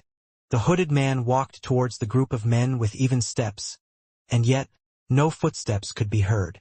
When someone finally noticed him, he was already only a meter away from the man who broke William's arms and legs. And on that day, William finally saw with his own eyes, and finally understood, that the world outside the boundaries of Lant was a place filled with misery and strife, where the strong bullied the weak and the evil tyrants ended the lives of innocent people as if they were merely cutting grass. Before William's consciousness descended into darkness, he heard the hooded man say something in his direction. Requiescat in pace. The blood from the group of men sprayed into the air like fountains, and fell on the young boy's body like rain. The only saving grace was that William had already fainted and was unaware of what was happening in his surroundings. The hooded man looked down on the pitiful boy lying on the ground, with his limbs bent in unnatural angles and tears dyed with blood staining his handsome face. Even though he was unconscious, his tears never stopped falling. Perhaps William wept for the lives that were lost, or perhaps he wept for his own loss. Whatever the reason, one thing was clear. When morning came, the young boy who had left Lant more than a month ago would never be the same again. Compared to William, Eve is such a handful, Anna said as she softly patted the sleeping baby's back while looking at the flowers in the garden. When do you think he'll be coming back, Father? James looked at his sleeping granddaughter with a smile on his face. However, when Anna mentioned William's name, the smile stiffened and was replaced with a troubled expression. It has been 6 months since he left Lant, James replied. I'm sure that he's already on his way back home. Anna pouted. Father, just where did you order William to go? I don't want Eve to grow up without spending time with her big brother. The red-headed boy firmly insisted that he be called Big Brother by Eve instead of cousin. Anna agreed on his request with a laugh, because she felt that William's reaction was quite funny.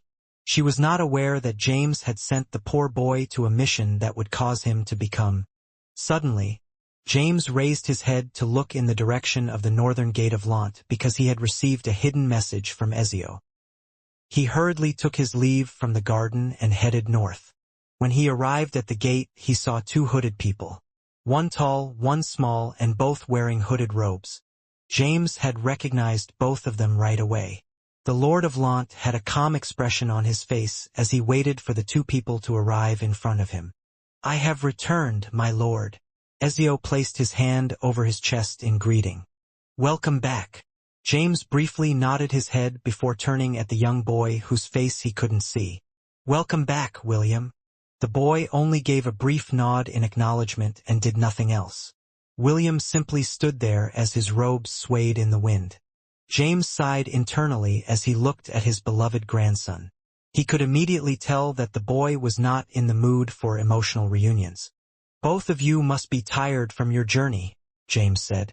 Let's go back to the residence. I'll ask Helen to prepare something good for the 2 of you. I'm not going. James frowned as he gazed upon the hooded boy standing in front of him. I'm not going to the residence, William stated. I'm going to Master's house. William didn't wait for James' reply and walked past him. The old man wasn't angered by William's actions. No, he couldn't possibly get angry because deep inside he was feeling very guilty.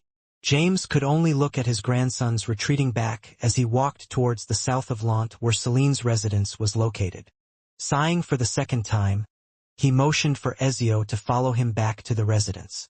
He wanted to hear his detailed report on what his grandson had experienced during his half-year absence from Lant. How many? James asked. 100, Ezio answered. Only 100? Yes. James closed his eyes as his fingers tapped the armchair. He was thinking on what to do next, for he knew that he couldn't allow William to stay in his current state. The longer he stayed in that condition, the harder it would be for him to break free from its hold. Thank you and sorry for troubling you, James said as he looked at his loyal subordinate. Can you tell me everything that happened in detail? Yes, Ezio nodded. The man took off his hood and began to narrate everything that happened since he left Lant with William. He told James the places they visited, the people they met, and the things that happened in between. The old man listened with a serious expression, as if he was afraid that he would miss a single word of Ezio's story. While this was happening, William had already arrived at Celine's house, but instead of meeting with his master, he went to the goat pen. Once inside, he closed all of its windows and barred the entrance. The young boy went to the corner where the hay was stacked in a neat row and laid on top of it. Soon he closed his eyes to sleep. His body would twitch from time to time and words would sometimes escape his lips. He was reliving the nightmares that he had experienced over the last 6 months in his dream. This was not the first time this had happened, for he had experienced this countless times during their journey. A few hours later, he woke up from his slumber. His stomach was growling and it was now time to eat. The boy was just about to take out the fruits he picked on their way back to Lant from his storage ring when the door of the goat pen swung open. Light flooded the dark environment and the boy had to cover his eyes due to the sudden brightness.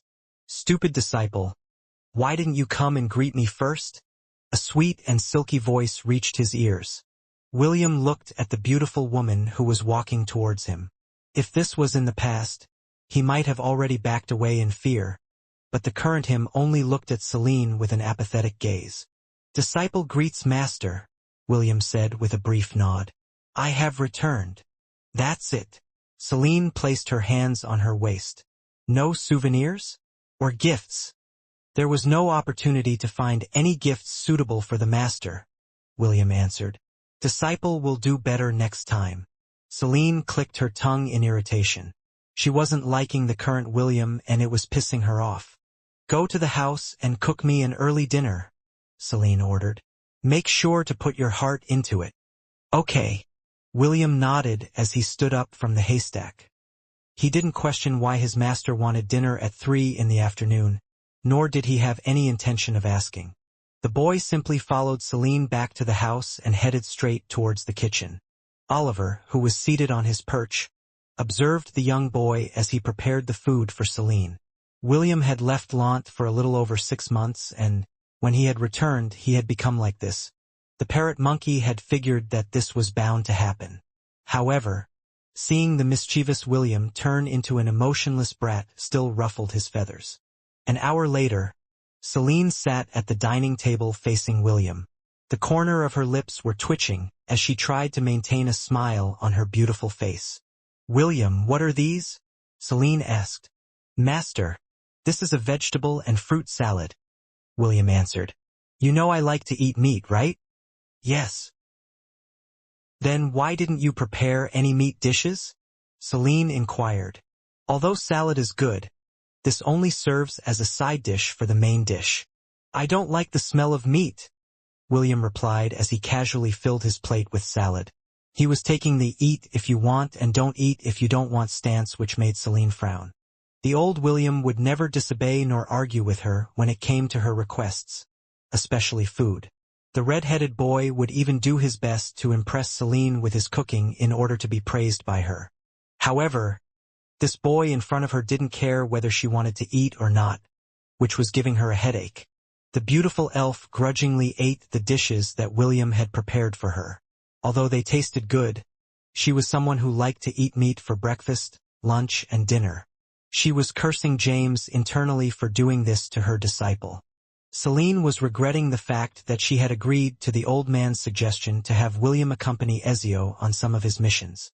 "Perhaps we rushed things too much," Celine sighed as she looked at the boy who had already finished eating. "William, come to my room tonight," Celine said as she placed down the fork in her hand. "Make sure to bathe properly. Do you understand?" "Yes," William replied. "Master, if you don't need me for anything, I will be returning to the goat pen." "Go. But remember that you have an appointment with me tonight." After giving Celine a brief nod, William left the house and returned to the goat pen. Celine and Oliver glanced at each other and shook their heads at the same time. "So, this is what it means to not cry over spilt milk." Oliver rolled his eyes. "Such an apt saying, don't you think, mistress?" "Oliver." "Yes." "Cook me some meat dishes." "As you wish, mistress."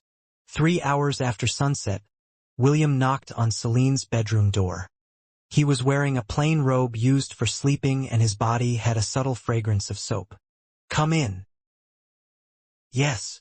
William stepped inside his master's room. Celine gave the boy a brief glance before beckoning him to come to the bed. William obeyed and laid beside his master. He then closed his eyes to sleep. For some reason, the beautiful elf felt a slight disappointment in her heart because the boy didn't even bat an eye while looking at her in her nightdress. Just a few months ago, William's face would turn beet red whenever he saw Celine in her nightwear. Now, he was acting as if he was an adult and Celine was just a little girl who had no redeeming features whatsoever. Celine pushed aside these mundane thoughts to the back of her mind as she pressed her forehead over William's. Synchronization. Celine almost didn't recognize William's sea of consciousness because it was very different from the one she saw 6 months ago. Last time, William's sea of consciousness was filled with stars that glittered brightly in the sky. The ocean underneath their feet would reflect these stars and create a world filled with dazzling colors. Now, there was only one color in William's world, and that was red. Red clouds hung in the sky, and the ocean under her feet had a deep crimson color. Countless weapons were embedded in the ocean's surface, with their handles pointed towards the heavens in defiance. Swords, spears, axes, daggers, and several weapons both exotic and unique could be seen everywhere. In the center of it all stood a small figure wearing a hood. Blood droplets fell from his blood-stained hands, which made small ripples beside his feet. Celine frowned when she saw this scene, but her feet didn't stop moving. She walked up to the boy who was staring in the distance, with his hood covering his face. "Master, why is human life so fragile?" William asked without turning his head.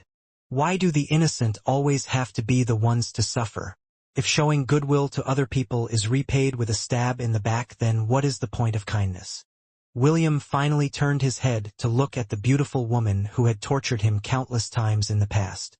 "I think it would be best if everyone just stopped being nice to each other," William said softly. "That way, you wouldn't feel betrayed if someone were to put a collar on your neck and sell you as a slave."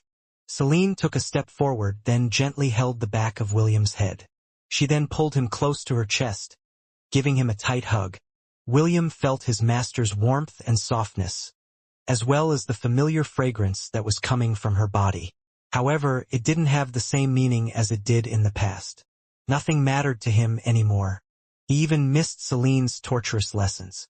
At least, during those times, he could scream and cry out because of the pain. Now, all the tears in his eyes had dried out. He no longer had tears to shed, he no longer cared. For him, the life he had now had lost its meaning. Within that blood-stained world, William laid on Celine's lap. He was sleeping very deeply. His body, heart, and soul were very tired. The young boy hadn't slept much during those 6 months that he had been away from Lant, and it had taken its toll on his body. Celine had a feeling that William had just wanted to return to Lant before he closed himself off from the world. Right now, she had a vague feeling that the boy had no intention of ever waking up from his slumber. It was as if he had gone into a self-inflicted coma without knowing when he would open his eyes again. "Did we make a mistake?" Celine muttered as she gently caressed the side of William's face. "Did we push you too much? Did it hurt you that deeply?" She wanted to know the answers to her questions, but no answer came. William's sleeping face, that used to look peaceful and attractive, was now pale and rigid. She could even see the slight frown that creased the corners of his face, and it made her wonder if the boy was still in pain even in his comatose state. James sighed for the umpteenth time as he stood on the hill overlooking Lant. His gaze was turned to the south where Celine's house was located. He had already received a message from Celine about William's current condition, and it filled him with endless worry. A week had already passed since William had entered a catatonic state, and only Owen's nutritional potions were maintaining the functions of his body. The old man racked his brains to find an answer to his problem, but all of the solutions he thought up came to a dead end. He didn't dare to try and forcefully wake his grandson from his current state, because it might cause his consciousness to be wiped out completely. "I should have waited until he was older." James blamed himself for his stupidity. "Everything was going smoothly, and I ruined it all." While James was in the midst of his self-blame, the sound of a bell reached his ears. The old man raised his head to look behind him and saw Ella walking in his direction. For a brief moment, James thought that he saw a look of disapproval on the goat's face. When the goat was only a meter away from him, she turned her back and kicked him. James was completely caught by surprise and didn't have time to defend himself. He never thought that the goat that he had raised since she was a young kid would attempt to kick him when he was feeling down and depressed. Ella snorted at the stupid old man who was sprawled on the ground before walking towards the south. She had just arrived a few hours ago and learned the cause of William's current condition from Oliver. Knowing the perpetrator for her baby's suffering, Ella was very keen to give him a good beating. However, after giving the old man a full-powered kick, she didn't have the heart to do any follow-up attacks. After all, she could tell with a glance that James was also suffering. After arriving at Celine's house, Ella conversed with Oliver and asked him to help move the sleeping William to the goat pen. Although Celine was reluctant to move her disciple from her bed, she still agreed to Ella's condition. She had already done everything in her power to help the boy wake up, but it all ended in failure. The beautiful elf thought that, perhaps, Ella would be able to pull William out from his deep sleep because the two of them had been together for a very long time. With her help, William laid comfortably in a pile of hay inside the goat pen. "I'll leave him in your care, Ella," Celine said after making sure that the boy was sleeping comfortably. "Mia," Ella nodded in response. Celine gave her one and only disciple one last glance before leaving the goat shed along with Oliver. Although they didn't show it on their faces, they hoped that Ella would be able to create a miracle. Ella laid beside William and looked at his sleeping face with gentle eyes. 5 minutes later, she pressed her forehead against William's and closed her eyes. A young lady with long, light blue hair that reached down to her waist walked towards the center of the blood-stained world. From all angles, her proportions were perfect and even more curvaceous than Celine. She wore a sleeveless fairy-like dress that fluttered gently, as if a soft breeze was moving past her body. The weapons that were present in the background made her look like a valkyrie that had come to pick up the soul of a brave warrior to bring to Valhalla. Her light purple eyes, that were as bright as William's when he was still a baby, stared in the distance where a floating figure could be seen. The silver bell on her neck rang softly, as if to announce her arrival. The two purple horns on her head glowed faintly as she neared the sleeping boy, whom she had raised since he arrived in Lant. The young lady, who seemed to be around 19 years old, made a gesture with her hand, and faint ripples started to appear under her feet. If William could see the lady who had intruded inside his world, there was a high chance that he would go in a daze even in his apathetic state due to her incredible beauty. As if pulled by an invisible string, William's body slowly floated towards the lady with light blue hair. When he arrived in front of her, the first thing the lady did was to take off the hood that covered his head. Ella gazed down at William with a gentle expression. She felt sad that the young boy had ended up this way and regretted the fact that she hadn't given James another kick earlier. "Darkness cannot drive out darkness. Only light can do that," Ella said softly as she held William in a loving embrace. "Hate cannot drive out hate. Only love can do that."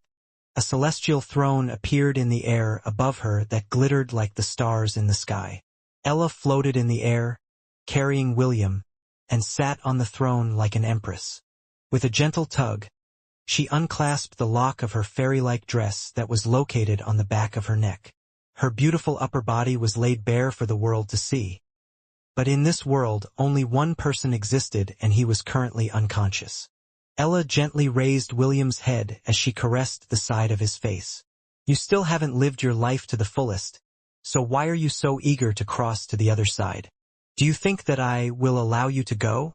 If you want to give a message to the world, let it be simple. As simple as the life of a shepherd."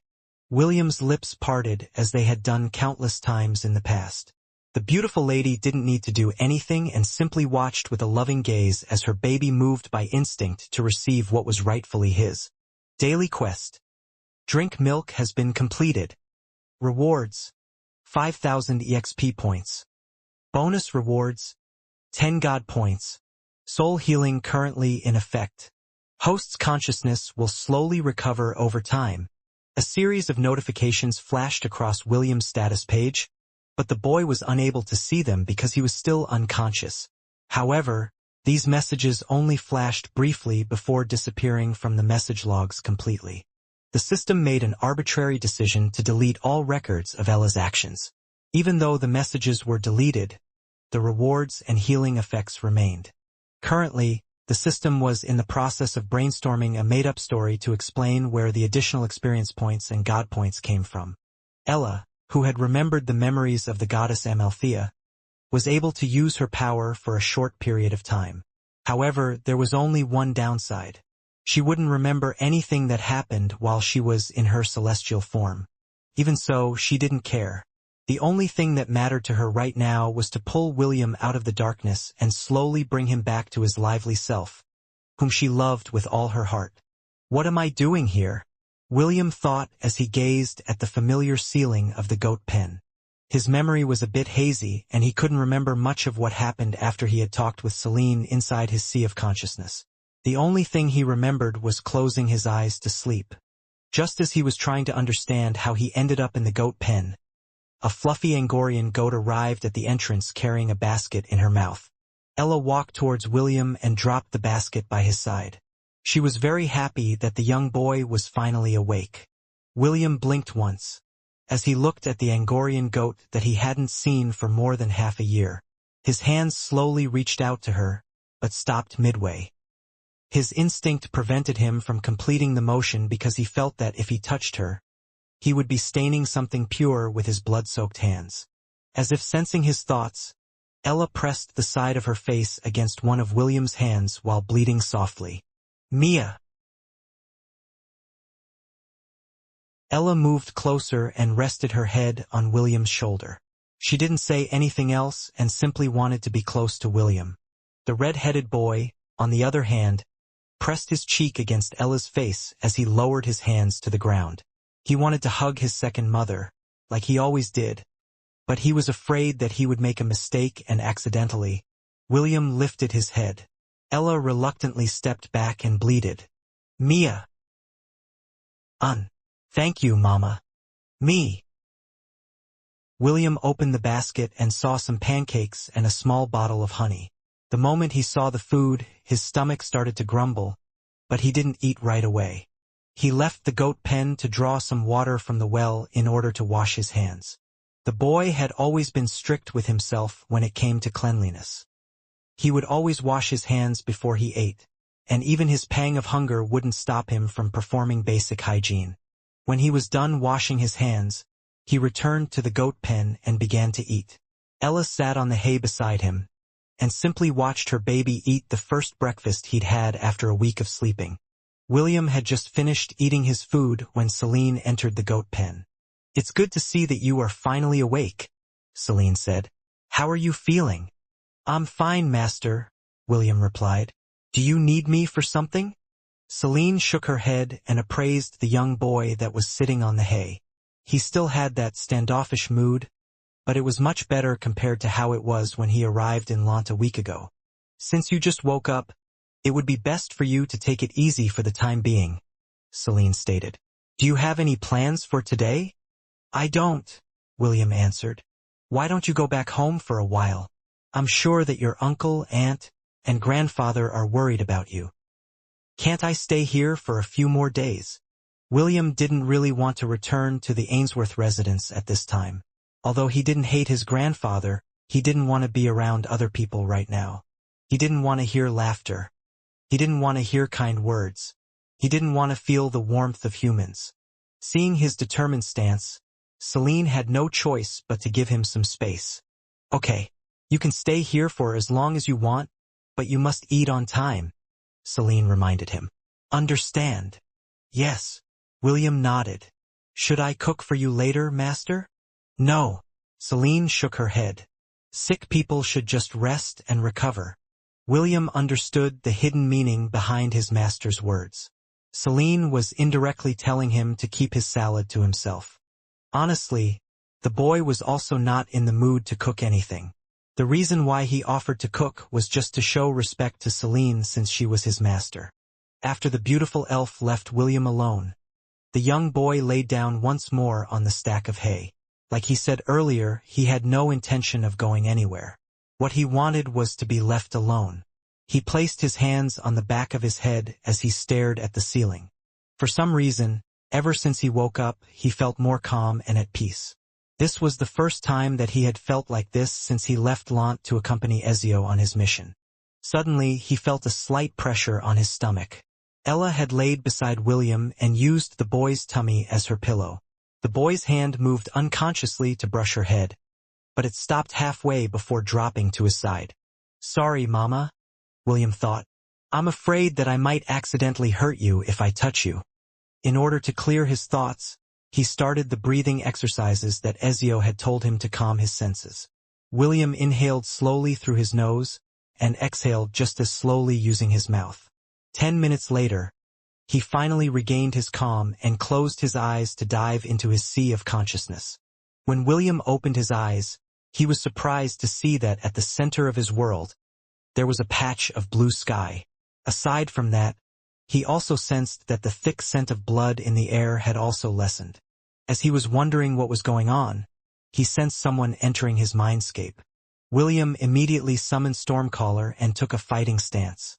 Lightning crackled on its purple blade as the image of the intruder slowly materialized in front of him.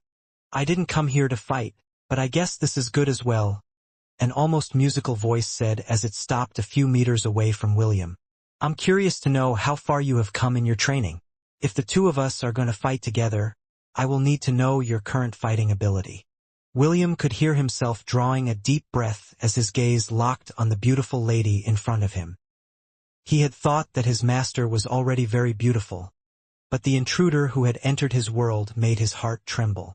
It took all of his willpower to break out from his daze and force himself to ask her a question. "Who are you?" William asked as he pointed his spear towards the lady with light blue hair, who was making his heart beat wildly inside his chest. "How did you manage to enter my sea of consciousness?" Although he didn't sense any malicious intent coming from her, the young boy had developed a mild sense of paranoia after everything that he had experienced on his journey outside of Lant. "I will tell you the answer after you beat me." The beautiful lady smiled as she summoned a bow made up of crystals. "Come, fight me with everything you have." With her declaration, she fired a magical arrow aimed at William's chest. The boy used his movement technique, Heavenly Phantasm, to dodge and, at the same time, charge in her direction. Ella smiled because this was the first time that she was fighting against William. She couldn't possibly do this in the real world because she was afraid that he would receive a serious injury. However, since they were inside his sea of consciousness, she could fight to her heart's content.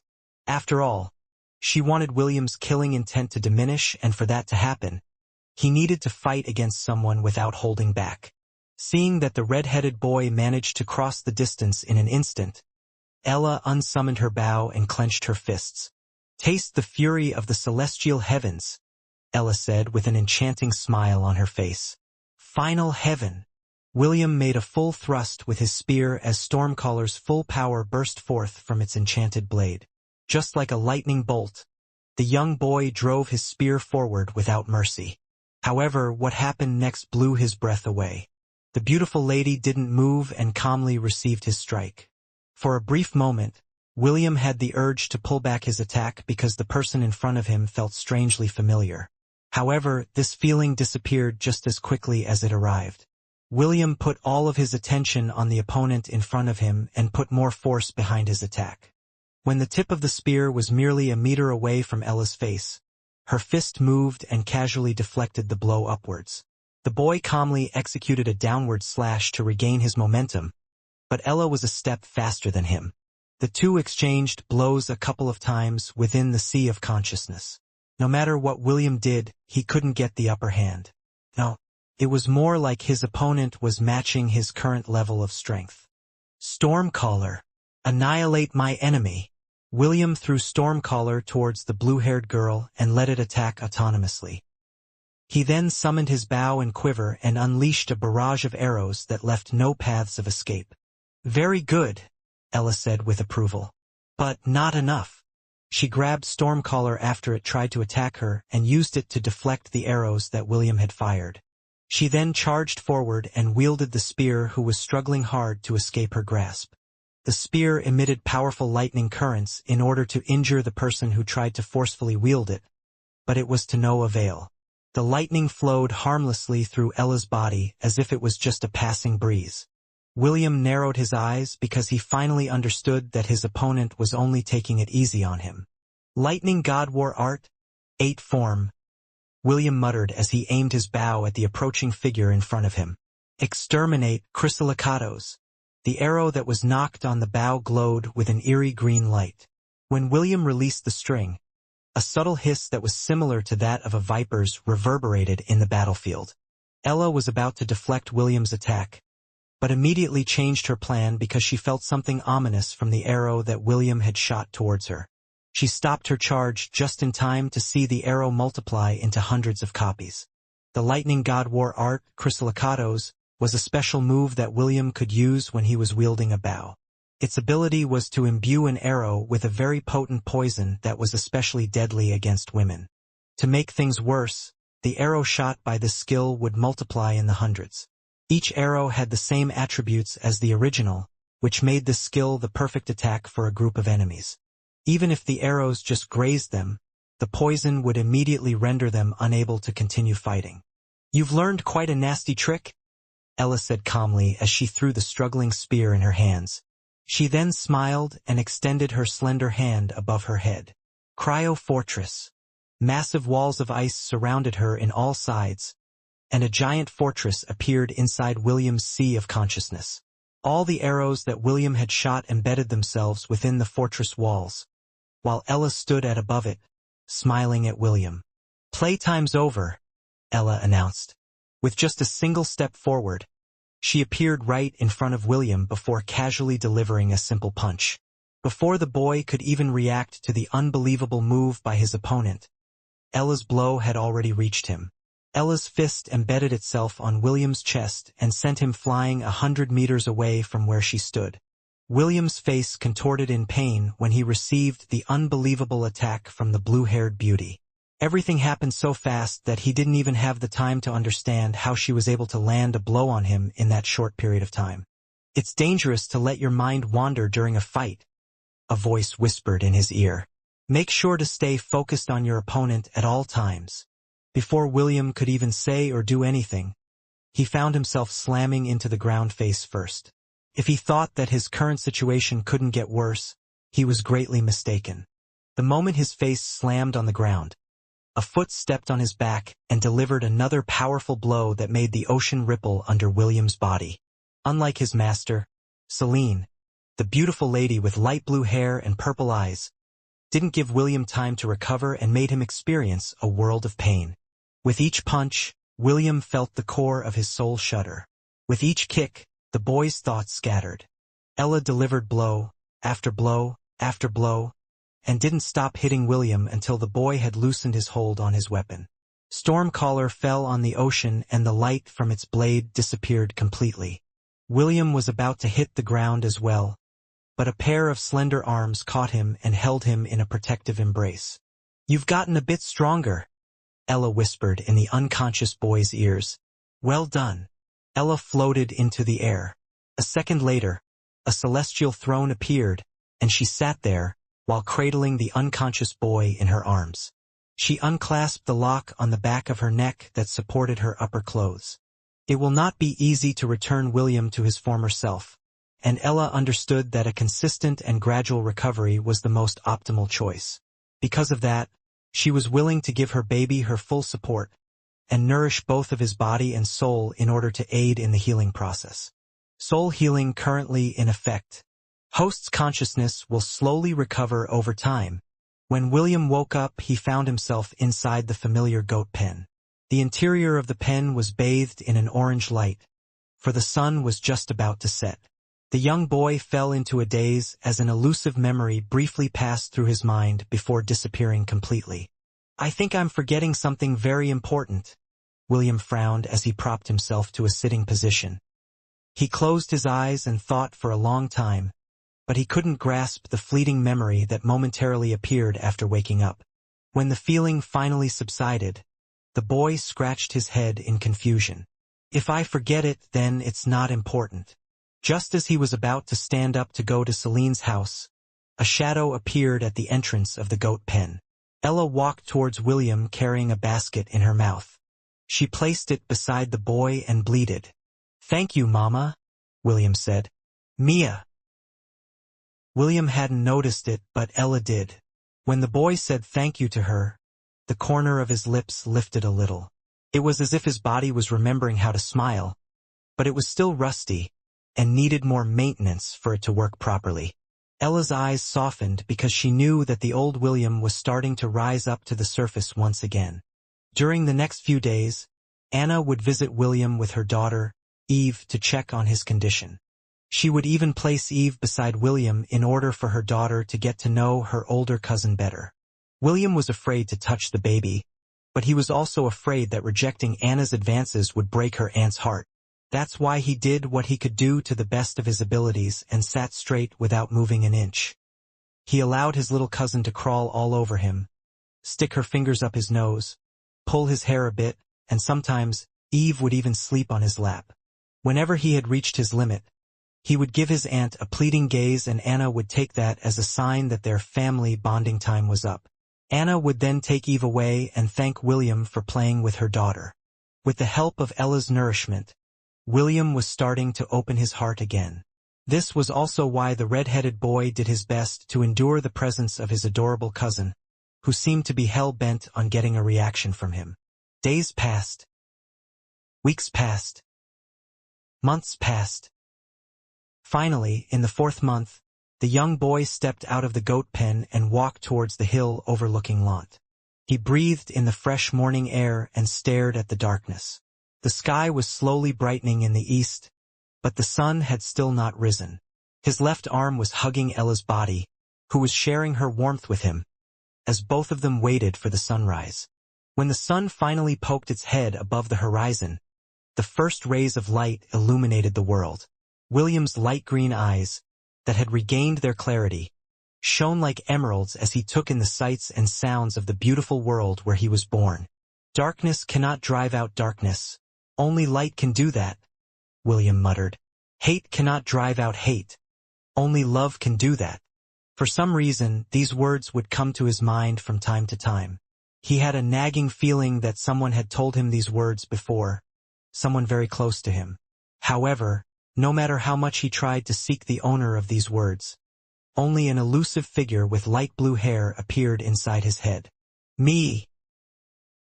Yes, Mama. It's a beautiful sunrise. Me. William softly caressed the side of Ella's body as he looked at the town of Lant, a small town in the countryside, where everyone was living a peaceful life and away from the horrors of the world. A small piece of paradise in a land ravaged by strife. Master, do you like it? William asked. I made sure to use all my skills in cooking it. It's not bad, but can you please add some meat next time? Celine replied. Although I am an elf, I am not a vegetarian. Master, vegetables are good for your body. William countered Celine's argument. It keeps the skin smooth and makes you look young and healthy. After the meal, William left to return to the Ainsworth residence. When the boy was no longer in their sights, the beautiful elf smiled as she gave Oliver a sidelong glance. The parrot monkey rolled his eyes to the side before flying to the kitchen in order to prepare some meat dishes for Celine. Both of them didn't want William to go into a relapse, so they didn't dare to cook any meat when he was around. Although it was a hassle, the two endured for the sake of their disciple. Feeling bolstered by the sunrise, William soon found himself facing off against a powerful foe that was twice as strong as a terror hand. Why don't you hold her? Anna asked. A pair of clear blue eyes looked up at him, and William could feel his heart beating wildly inside his chest. Aya, Eve said as she gazed at her big brother with renewed excitement. Hello, Eve, William replied with a stiff smile on his face. The 2-year-old girl had crawled up to William the moment he'd returned to the Ainsworth residence, which created this awkward scene. William lightly coughed because he didn't know how to respond to his Aunt Anna's request. If it was the William of a year ago, he would definitely hug, squish, and kiss Eve to oblivion. However, right now, he was afraid to hold the delicate baby for fear that he would not be able to control his strength and accidentally hurt her. Seeing this scene, James came to the rescue and picked his cute granddaughter up from the floor. William is still unable to control his strength due to his training, James explained. He's just worried that he might harm his cousin, so he is not in a hurry to hold her. Anna frowned as she gazed at her nephew. Is that why you're not playing with her? Yes. William nodded. Sorry, Aunt. I really want to play with Eve, but I don't want to hurt her. Eve giggled and grabbed a fistful of William's hair. It was as if the little girl was challenging her big brother to hurt her. The young boy could only smile helplessly as the little baby tugged on his hair while laughing. While this was happening, James whispered to Helen and asked her to cook something nice to celebrate William's return. However, he also added to make the dishes void of any meat. The head maid nodded her head in agreement and headed towards the kitchen. James looked at his grandson, who was getting bullied by his granddaughter, with a smile. After having her fill of playing with her older cousin, Eve felt sleepy, so Anna decided to return her to their bedroom to sleep. Come with me, William, James said as he walked towards the conference room without even waiting for the young boy's reply. William followed behind his grandpa with a calm expression. Ella decided to stay in the living room to give the two some privacy. Although she was curious about what James was planning to tell William, she knew that it would be better if she gave both of them some space. Inside the conference room, "Do you hate me?" James asked. "No," William answered. "In fact, I am very thankful. Thank you, Grandpa, for letting me see the dark side of the world." William bowed respectfully to his grandfather. During his 4 months of recovery, he had time to think about many things. Among those things was why James decided to let him accompany Ezio on his missions. What William experienced was a culture shock, although he had heard and imagined that such things were happening in the southern continent. Seeing them personally made him question the knowledge he had about the world he was currently living in. It was a painful lesson that brought William to despair. Fortunately, there were people who cared about him and pulled him out from the darkness that he had trapped himself in. James didn't say anything and just looked at his grandson. He was already old and understood that some words need not be spoken between men. "I'm very happy that you had shaken off the fetters that bound you, but the current you is no good," James said with a serious expression. "You can't live your life being unable to trust and touch people again. So a new round of training must be done in order to fix this issue. This time, I will give you 2 options." William stayed silent as he listened to his grandfather. He also knew that his current state was not ideal because it prevented him from being able to interact with people. If possible, he wanted to hug his cute cousin and play with her as well. "The first option is that you need to train with Jekyll," James said. "He will teach you about etiquette and how to act like a proper gentleman. The second option is to learn from Feyright. He will teach you how to become a bard and help you release your negative emotions as well as residual killing intent. The choice is up to you to make." "I'll choose the second option," William answered in a heartbeat. "Being a gentleman is not my style. My character will become inconsistent if I force myself to act that way. I'm fine with being a narcissist." There was another reason why William chose Feyright instead of Jekyll. Due to his heightened perception, he had grasped the ability to tell who among the people he had met were the most dangerous. The sole dentist, who always had a smile on his face, was on the very top of his list. Even Ezio's killing intent was not able to make William cower. But, when facing Jekyll, the boy always felt as if he was a pig that was about to be slaughtered. "Feyright? This is not a bad idea." James nodded. "You can also use this skill to court the beautiful ladies that you see on your journey." William just smiled at his grandpa's never-ending attempt to make him bring home potential bride candidates. "Very well, I will arrange for him to teach you by afternoon tomorrow. He's always asleep till noon because he performs at the tavern during the evenings." "Thank you, Grandpa." "You're welcome." After eating lunch, William returned to his room that he hadn't visited for a long time. Everything was in order and the young boy could tell that his Aunt Helen had cleaned his room in regular intervals. On his desk, several books with information about the Silver Moon continent could be seen piled up on top of each other. However, the one pile that caught William's attention was the neatly stacked letters on the right side of his desk. The young boy's eyes widened in surprise as he immediately took the letters in his hand. Just as he expected, all of the letters belonged to his mother Arwen. William felt a slight ache in his heart at the thought of not being able to reply to her letters. It made him feel bad that several years had passed and their exchanges came to a halt. "Sorry, Mother," William muttered as he opened the first letter according to the date that they arrived. He planned to read all of them and write a reply letter as soon as possible. As he read the letters one by one, Ella laid beside him with her eyes closed. She was planning to take a nap to recover her strength. The months that she had spent beside William had also taken a toll on her soul as she used the power of the Bell of Anthanasia. Since William was already feeling better, she decided to catch up on her much-needed rest and read Arwen's letter at a later time. A few hours passed before the boy finished reading all the letters that Arwen had sent to him. Complicated emotions rose from his chest as he went to his desk to write a reply to his mother. It seems that James had written a few letters to Arwen and explained that William was currently in training. Even so, that didn't stop Arwen from sending a letter once every month. She hoped that one of her letters would arrive during her son's in-between breaks so he would be able to reply to her. Unfortunately, Skyla always arrived at a bad time and wasn't able to meet William. The crane also didn't want to disturb the boy's training, so she simply asked James to give Arwen a monthly report on William's training.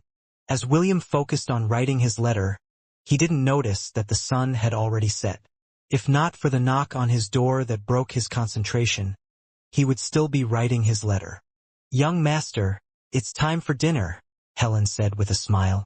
"Thank you, Aunt Helen," William replied. "I'll be in the dining room in a minute." After dinner, William was about to return to his room when he heard the familiar cry of a crane come from outside the house. The boy immediately ran out of the door and was just in time to see Skyla land down a few meters from the main door of the house. The Silver Moon crane gave William the "finally you're here" gaze, as it uttered a soft cry in greeting. "Big sister." William ran towards the 2-meter-tall crane and was about to hug her, but stopped midway. He had still not fully recovered from his mental shackles that prevented him from being intimate with anyone aside from Ella. Just an hour ago, he was thinking of a way to send his letter to the Silver Moon continent. He didn't want Arwen to wait for a second longer and was about to ask his grandfather for an alternative way to deliver the letter. Fortunately, an express carrier had arrived to answer his prayers. William respectfully invited Skyla to the garden and brought her food. He then waited patiently for her to finish eating before he started to ask questions about his mother and what she had been doing over the past few years. Although the crane was exhausted from her journey, she still talked to William and shared quite a bit of gossip about the Silver Moon continent. The crane also noticed something different about William.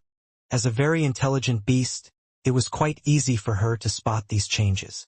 However, she didn't pry because she also understood that this was part of William's growth.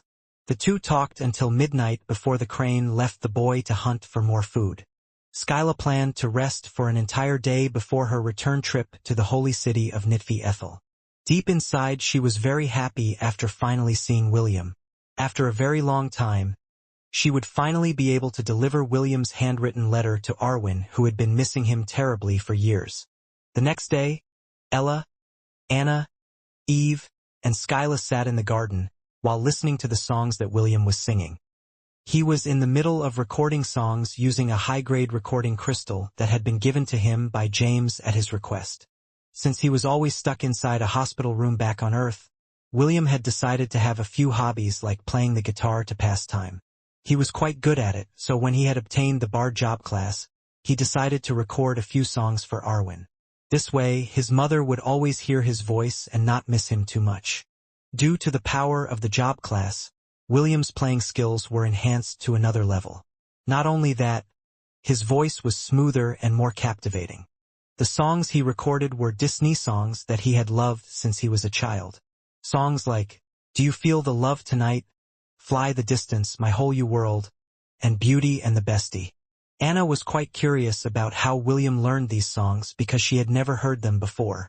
The young boy only said that he had heard the songs during his travels outside of Lant. The songs were like a lullaby for Eve, and the little girl slept peacefully while William was doing his one-man concert. That night, Skyla spread her wings and embarked on her journey towards the Silver Moon continent. She was quite in a hurry to return back home and let Arwen listen to her son's performance. The crane knew that her partner would cry tears of joy the moment she heard William's songs, and it made her determination to return as soon as possible burn brighter. The next day, Fayrite sat beside William as he taught him the proper way to perform in front of people. "When you sing a song, you should smile," Fayrite said while holding his lute. "You might not believe it, but when you are smiling, your heart smiles as well. This will empower our songs because us bards must always sing from our heart. The stronger the emotion, the stronger the power of our songs. With a song, we can raise the morale of an army, or make them weep bitter tears. We can make the hearts of ladies swoon, or make the children dance to our tune. This is the power of music, and I dare say that it is one of the most wonderful gifts that the gods have given us mortal creatures." William nodded in agreement. Music had been one of his constant companions during the hard times of his life.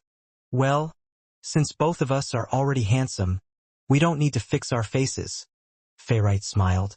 "However, we need to always look presentable, especially when performing in front of people.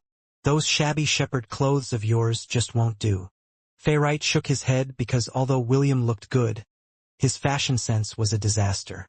As a fashionista, he couldn't accept the young man's taste in clothing. "Listen, although I understand that you are a shepherd, while we are together I expect you to dress up as a performer," Fayrite ordered. "I don't want my colleagues to spread gossip that my student is a crude boy who doesn't even have an ounce of professionalism in his bones. The moment I hear that you performed wearing shepherd's clothes, I swear I will whack you until you forget your name. Do I make myself clear?" William nodded his head once more. Although he didn't think that playing a song while wearing shepherd's clothes was a big deal, he didn't want to offend his current instructor. The young boy was currently holding a lute similar to the one in Fayrite's hands. The only difference was that William's was more beautiful. James had rummaged through his treasures and found several musical instruments like the harp, flute, mandolin, lyre, and several others that he had taken from the bandit camps that he had raided. After pondering for a while, William decided to just take them all. Since he was a bard, he could play all the instruments with the help of his job class. Since that was the case, taking these treasures from his grandpa was the most ideal choice. Fayrite and William did their lessons in the garden, because the elf wanted to be surrounded by beautiful things when he performed. William didn't expect Fayrite to be very skilled in his craft. The boy thought that his songs were already good enough, but when he heard the elf sing, he felt his soul being forcefully taken to places that he had never been before, to glorious battlefields, to beautiful valleys, hidden abodes, and to peeping in on romantic trysts. Fayrite did it all, and he did it so naturally that William felt envious of his musical talent. "You can praise me, you know?" Fayrite gave him a teasing smile. "I will not charge extra for overtime." "You're amazing, maestro," William praised from the heart. "I wish I could perform like you." "Don't worry, when I'm done with you, you'll be able to perform in front of kings and emperors." Fayrite flipped his hair like the narcissist he was. "Sometimes all you need to do is let your heart do the talking when you play. Remember this, my dear student, music is the universal language of mankind. Spirits don't usually talk to anyone, but when you play them a tune, they will start to dance." With Fayrite's personal teachings, William was able to let go of all the pent-up emotions inside his heart. Every time he sang a song, he could feel himself letting go of all of his worries, and it made him feel at peace.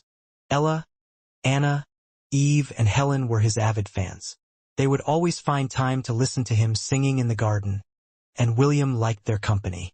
Although singing by himself was good every now and then, singing for others made him happier. Sometimes, Eve would crawl towards William and tug on his clothes. Other times, she would grab his lute and touch the strings. These precious incidents helped William gain better control of his emotions, which greatly helped in his recovery. Almost half a year had passed since William started his bard training with Fayrite. The exchange of letters between him and Arwen continued without fail. With each letter he opened, he felt closer to his mother, who was hundreds of miles away from him. The two had grown very close through these exchanges, and the young boy's love for his mother grew with each passing day. William gave Skyla a big hug, and the latter nuzzled him before soaring to the sky. In his last letter, the young boy sent his mother a recording crystal with the songs he sang. Arwen loved William's gift and played them every day. "Big sister, have a safe trip and tell my mother I love her," William shouted as he waved at the crane in the sky. Skyla replied with a cry of affirmation and circled William once before flying in the direction of the Silvermoon continent. With the maestro's help, the red-headed boy was able to break free from the shackles that prevented him from being intimate with other people. Sometimes the half-elf wondered if things would have ended differently if he had chosen Jekyll instead of Fayrite. He had a feeling that he might have lost something very important to him if he had chosen the dentist as his instructor instead of the lively bard who taught him the power of music. "Twinkle, twinkle, little star, how I wonder where you are," William sang while Eve sat on his lap. "Up above the world so high, like a diamond in the sky." Eve was making random baby sounds as she tried to sing along with William. The two of them had gotten close after her big brother had started to open up his heart to people again. Deep inside, William was very happy because he loved spending his time with children. He was now in full control of his emotions and held Eve in a protective embrace. "The two of you have really become close," Anna said with a smile as she walked towards them. "I'm starting to feel jealous." "Mama!" Eve clapped her hands as she called out to her mother. Anna scooped up her daughter and kissed her cheeks. "Have you been a good girl?" Eve kissed her cheeks in reply, and Anna nuzzled her beloved daughter. William watched this scene with a smile on his face as he stood up from the ground. Although he wanted to stay, there were still a few things he needed to do. He bid his aunt goodbye and headed towards the valley where the herds were grazing. Yesterday, he bought the weapon that the system had recommended to him from the god shop. This weapon contained a job class that William had wanted for a very long time. Thanks to the 90% discount coupon, the god points he had earned during his missions, and the bonus god points that he earned through overcoming his weakness, he was able to purchase this weapon from the shop. The system had thought long and hard for a proper excuse to give William for the extra god points he had received out of nowhere, and decided to just say that it was the bonus points that was awarded to him after being able to recover from his previous state. After acquiring the job class from the weapon, William understood that it worked the same as the other professions that he had mastered so far. Since that was the case, he wanted a master to teach him on how to utilize this new power to its fullest potential. He believed that if he mastered this job class, he would be able to work with Ella to overcome most adversities. "Just a few more months and I'll be leaving Lant," William muttered as he looked in the direction of the capital of the Hellon Kingdom. "I'll be seeing you again soon, St." William knew that he couldn't stay inside this safe haven forever, for he had to meet his mother and father in the Silvermoon continent. However, this time he was no longer afraid. He had regained his purpose, and the light in his heart was now brighter than before. It would not lose so easily to the darkness that had taken hold of him not long ago. The young boy knew that right now, he couldn't change the world and make it a better place. He was not strong enough to do that. William understood that he had to venture outside of Lant in order to make his mark to the world. Although he would encounter hardships, challenges, and people stronger than him along his journey, he would still walk the path he had chosen. For he was not alone. He was not the same boy he was back on Earth, stuck inside a hospital room, waiting for the day when he would draw his last breath. There were people who loved him, cared for him, and supported him. He also had his herd that would stand with him when he faced the inevitable battles that he couldn't escape from. Naturally, he didn't plan on losing any of these battles. He would face them with everything he had. If he couldn't win, then he would just run away and call his grandpa. Calling reinforcements was not against the rules, and William was perfectly fine with sitting on the shoulder of giants. He would just get his revenge when he had leveled up and became stronger. William chuckled as he thought of these stupid thoughts. The image of him hiding behind James' back as the old man punched the living lights out of his enemies made him laugh out loud. Ella stood beside William and looked at the happy expression on his face. "Let's go, Mama." William grinned as he pointed at the sun in the distance. In this world of swords and magic, where adventure runs wild and free, our legend is about to begin. Me. For years had passed since William lost his powers during the Trial of Courage. Many things happened in the Hellon Kingdom during this time. Just like James predicted, after the king had settled the aftermath of the Beast Tide, he sent those who had performed meritorious service to reclaim the lands that had lost their owners. Due to James' immediate action, Fuchsia and Zinner fell under the control of Lant. The nobles made a ruckus, but the king quieted them down with the merits that James had acquired during the battle at Windkeep Citadel. Of course, that was only the king's excuse. He knew that dealing with James was a pain, so he decided to just turn a blind eye to his actions. Also, the Arubro was not just for show. It was a one-man army that could easily match a flood dragon in a life-and-death battle. The nobles that had reclaimed the lands near the borders of Lant decided to send James plenty of gifts in order to show that they wished to coexist in peace. Cedric had also accepted the fact that there was no way he could rebuild Fuchsia with the remaining survivors. He would be lying if he said that he didn't feel sad about the current situation. But Leah convinced him that this was for the best. In order to forget his heartache, Cedric asked James to help him go to the Central Continent, so that he could enroll in one of their academies. James agreed to his request and gave him the funds he needed. The king also gave orders for Fort Windermere to be rebuilt, and even drafted a plan to make a fortress that would face the Forbidden Land directly. He knew that if another beast tide occurred, the newly built towns and villages would once again be wiped out from the face of the map. The nobles who had laid claims to the western region supported this plan and even donated a few thousand gold from their own treasury to hasten the building of the fortress. On a hill overlooking Lant, a 14-year-old boy sat on top of an Angorian goat. He was cradling a 3-year-old girl in his arms, while waiting for the sun to rise. The little girl in his embrace was sleeping peacefully without a care in the world. She was the treasure of the Ainsworth family, Eve von Ainsworth. "Me," Ella bleated softly. "Eve, time to wake up," William said as he lightly poked his little cousin's cheeks. "The sun is about to rise." The little girl's eyelids fluttered. A pair of innocent blue eyes, that were more beautiful than sapphires, drowsily looked up at William. "Good morning, Eve." William smiled at the cute little girl. Eve gazed at him for a few seconds before she closed her eyes to go back to sleep. Her lips moved in a pout for having been disturbed in her slumber. William could only helplessly shake his head as he gazed at the sunrise. He couldn't possibly force her adorable cousin to enjoy the sunrise with him. While taking in the morning light, he heard footsteps coming from behind him. Judging from the weight of every step, William judged that it was none other than his grandpa, James. "Our little darling is still sleeping?" James asked as he stood beside Ella and William. "Yes," William replied. "She woke up a minute ago, but decided to go back to sleep." "Then let her sleep," James said fondly. "Girls need their beauty sleep." "Indeed," William agreed. "The two of you spoil Eve too much."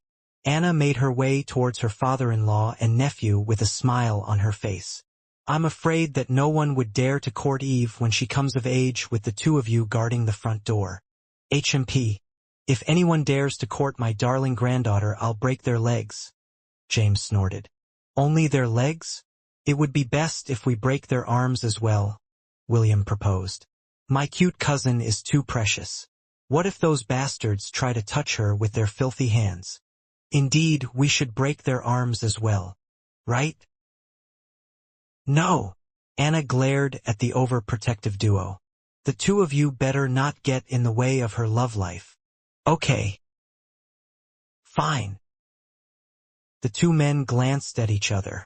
Clearly, they only agreed on the surface, and would definitely cripple anyone who dared to lay their hands on Eve when she grew up. The silence of the early morning was broken by the cry of a white crane. William raised his head and saw the familiar spirit beast that had first visited Lant when he was 10 years old.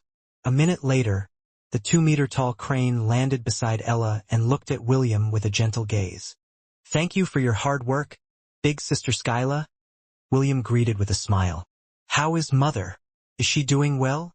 The white crane nodded her head. William returned the sleeping Eve to Anna and dismounted Ella's back. He then caressed the head of the white crane before retrieving the parcel tied to her leg. James and Anna shared a knowing glance and returned to the residence together. They wanted to give William some privacy to read his mother's letter. "Big sister, there are a few things that I need to do today, so I can only write the reply letter around noon," William said in an apologetic tone. The white crane nuzzled the side of William's face before giving him the "I understand" look. It then opened its wings to fly towards the river where it would catch some fish and rest, while waiting for William to write his letter. William opened the letter in his hands, while Ella rested her head on his shoulder. It was as if she wanted to read the letter that was sent by her baby's mother. Just like always, William read the letter out loud so that Ella could also hear its contents. "To my beloved William, spring has arrived in Nitfi Ethel and the silvermoon flowers have started to bloom. I wish that you could see them, but that will have to wait until you are old enough to travel to the Silvermoon continent. Your grandfather and grandmother are doing well and they loved the gifts that you sent them last time. They were still enamored by the recording that you sent as well. They even make sure to play it whenever we have guests in our house. My 2 disciples also loved your singing and were quite curious about who composed the songs that you sang. I know that it might be a hassle, but can you send more recorded songs in your next letters? I promise to treat them better than our own family heirlooms. Since they all know that I am currently writing a letter, they are expecting you to send another batch of gifts when Skyla returns to my side. I know it is a bit troublesome, but do your best. Okay?" William chuckled as he read the part about his grandparents. He had also exchanged letters with them in the past and he found out that they were more eccentric than his grandfather James. Due to Ella's nudging, he once again focused his attention on reading the letter in his hands. "If I remember correctly, by the time this letter arrives in Lant, you will be preparing for your journey towards the capital of the Hellon Kingdom to enroll at the Royal Academy. I am not familiar with the quality of education in the human kingdoms, but I pray that you learn a lot during your stay at the academy. Remember, go there to study and not to fool around with girls. You are still too young for that, so you should focus on your studies. Don't be like your father who attracted all sorts of ladies left and right. Skyla is more familiar with the Hellon Kingdom than me, so I'm sure that she will be able to deliver my letters to you at regular intervals. My beloved, I miss you, and I look forward to the day that I will be able to hold you into my arms. Until then, keep yourself safe and make sure to stay away from harm. Also, pass my love to Ella. I am forever grateful for the love that she has given you all these years. Please, bring her with you when you visit me in Nitfi Ethel. I look forward to thanking her personally. May the blessing of the moon goddesses shine on you every night. Forever loving you, Arwin Inarian Ainsworth." William kissed the letter after reading it. His eyes were moist as he carefully folded the letter before placing it inside the Ring of Conquest. "Mama, after a few years, we will go to the Silvermoon continent to visit Mother," William said softly. "Mia." Ella nodded her head. She was also looking forward to her meeting with William's birth mother. If Ella could talk to Arwen in private, she would thank her for bringing William into her life. Without her baby, she would have lived her life as an ordinary Angorian goat and would never have gotten the chance to experience the things that she had experienced during the time that she had stayed by William's side. "William. Master." Celine caressed the side of William's face. It had been 4 years, and the effect of the slave collar had finally lost its hold over the redhead boy. "Do you hate me?" Celine asked. She stared at the handsome boy in front of her and waited for his answer. "I would be lying if I said no, Master," William replied honestly. "Although I feel some resentment towards you, I will not forget that you treated me well over the past few years. I am very grateful to have become your disciple." Celine smiled and patted the boy's head. "I will remove the collar now. You must be sick and tired of wearing it this entire time." The beautiful elf was about to remove the collar from William's neck, when the boy held her hands and firmly shook his head. "Leave it as it is, master." William gave Celine a mischievous smile. "Didn't you tell me that this is your gift to me? Since it is a gift, you shouldn't take it back." "Oh? You like being my slave that much?" Celine raised an eyebrow. "It is the first gift I received from you, master. Naturally, it is very precious to me," William answered. "HMP. You've become a sweet talker after growing up. Thank you for the praise. Please, praise me more, master." Celine flicked William's forehead, but it didn't have much force in it. The boy only smiled at his master's attempt to act cute. "Have you prepared everything for your journey?" Celine inquired. "The journey to the capital will take at least 10 days from Lant. Make sure to pack extra food and water. Although you can hunt and find water along the way, it will be best to have food and water in stock in case of emergency." "I already have, master," William answered. "Aunt Helen gave me enough food and water to last me half a month." "Good." Celine nodded her head. "The Royal Academy is a good place to learn. Just make sure to stay out of trouble. Do you understand?" "Don't worry, master.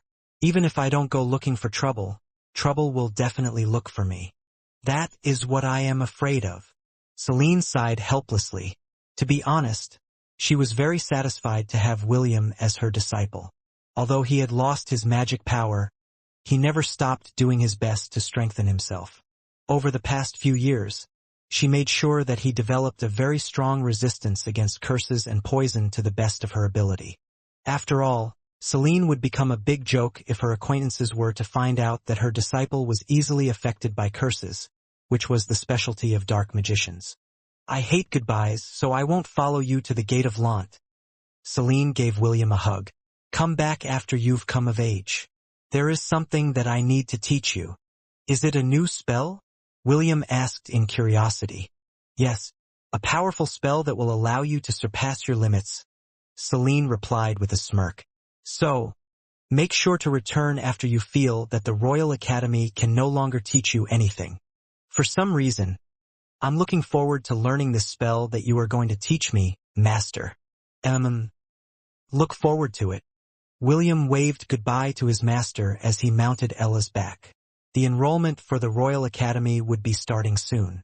This was why he needed to go to the capital before the registration ended. Celine and James both knew that they couldn't keep William in a small town like Lant forever. If they did, they would only hinder his growth, and that was not a good thing. Although William was only 14 years old, Celine and James both agreed that it was time for the boy to see the world. Since that was the case, going to the Royal Academy of the Hellon Kingdom would be the best place to teach him another side of how the world worked outside the borders of Lant. "Mistress, did you already know?" Oliver the parrot monkey inquired. "It's still too early to tell, Oliver," Celine replied as she watched her only disciple disappear in the distance.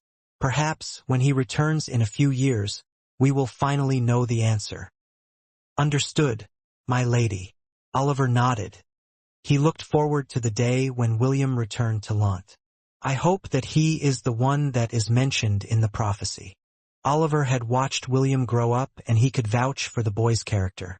However, just like his mistress, Celine said, it was still too early to tell whether the red-headed boy was the one that would fulfill the elven prophecy.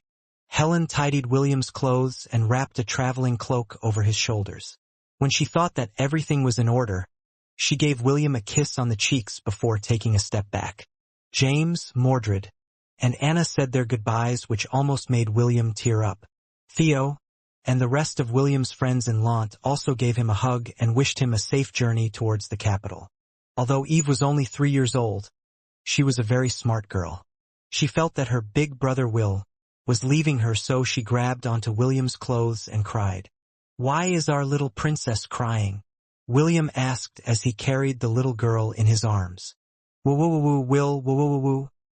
Eve latched onto him like a leech as she covered William's traveling clothes with her tears and snot. William kissed her cheeks as his hand softly rubbed the back of her head. If he still had his powers, he might have used a sleeping spell to put his cousin to sleep. "Will, woo-woo-woo, leave." "Yes." "Woo-woo-woo, don't." "Aunt Anna," William said with a pleading expression. Anna stepped forward and coaxed Eve to let go of William. "Don't worry, your big brother will return soon. He's just going away for a while to study." "Whoa, whoa, whoa, whoa." Eve grabbed hold of William's clothes, but Anna pried her fingers off him. The little girl bawled her eyes out as she tried to reach for her big brother Will. Seeing Eve's sad expression, William's heart ached so much that he decided to use one of his secret weapons in order to coax the crying girl. William activated Lily's divinity and a lollipop appeared in his hand. He took the wrapper off the candy and presented it to Eve. "Here you go. It's your favorite candy," William said like a kind uncle who liked to give candies to little children. Eve's eyes locked onto the lollipop and reached for it. William handed it to her and her crying immediately stopped. "Good girl," William patted her head. "When I come back, I'll bring you a lot of candies from the capital. Be a good girl until I return. Okay?" Eve reluctantly nodded her head as she started to lick the lollipop. Lily's divinity was the ultimate weapon against little girls. No, it was an ultimate weapon for girls of all ages. As long as their height doesn't surpass 125 centimeters, 4.11 feet, they would be unable to resist the lollipop's charms. William mounted Ella's back and urged her to move forward. He was afraid that his tears would start to fall if he stayed any longer. Ella understood William's feelings, so she started to run as fast as she could, leaving the town of Lant behind. Only when they were a mile away from Lant did she stop. William turned his head to look back at the small town in the distance. It was the place where he grew up. A place filled with happiness, warmth, and love. "I'm only a mile away and I'm already starting to feel homesick," William sighed. He then hardened his heart and looked forward. "Mama, let's go. Let's march towards the capital of the Hellon Kingdom. Mia!" Screams reverberated in the air as a merchant caravan was being attacked by bandits. "No, please don't hurt my daughter." A woman grabbed the bandit's leg while pleading. The bandit was holding a little girl in his arms, as he sneered at the girl's mother. Clearly, he was unwilling to let her go. "Scram! I don't like used goods," the bandit roared as he kicked the woman away. "No! Mama!" the little girl wailed as he saw her mother's body crash on the ground. "Men, take the treasure and all the good-looking girls. As for the rest, kill them all," the bandit leader ordered as he chopped off the head of one of the caravan's guards. "Yes," the bandits simultaneously replied as they looked at the carriages with greed.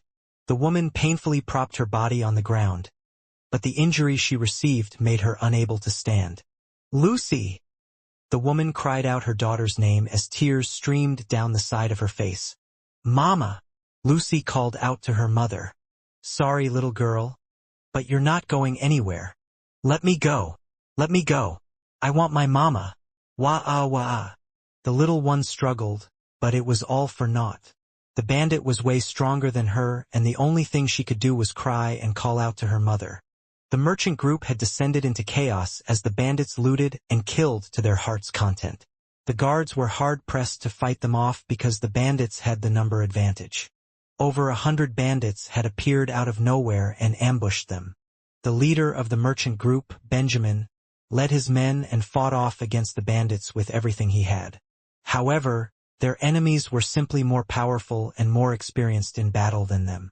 When hope seemed lost, and the end was at hand, the whistling sound of an arrow pierced the air. It landed in the forehead of the man who was holding a little girl in his arms, who hadn't stopped struggling to run to her mother's side. Everything happened so fast that the bandit fell to the ground, not knowing how he died. "I wish not for dominion, but I cannot let the innocent suffer."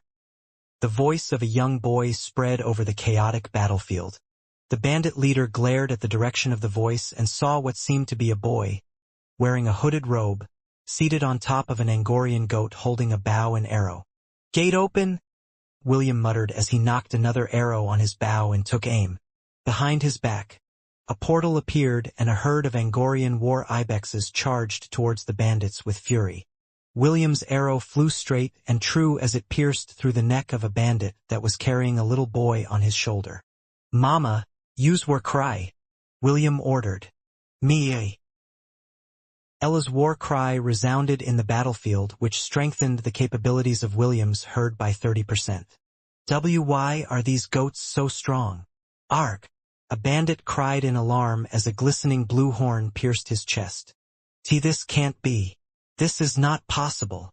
The bandit leader backed away when the war ibexes made their appearance. How have these war beasts from the northern regions appeared here? Benjamin, the leader of the merchant group, felt that the tide of battle had shifted in their favor. He immediately ordered his men to support the Angorian war ibexes that had appeared and fought against the bandits with renewed vigor. Benjamin had never seen these beasts before, but the bandit leader's words were laced with shock and disbelief. As a merchant, he was well aware of the tribes in the north, but they had never gone there to trade. Even so, it was not something that he needed to worry about right now. What mattered most was that the newcomer was on their side. Men, kill them all! Benjamin roared as he led his men to battle.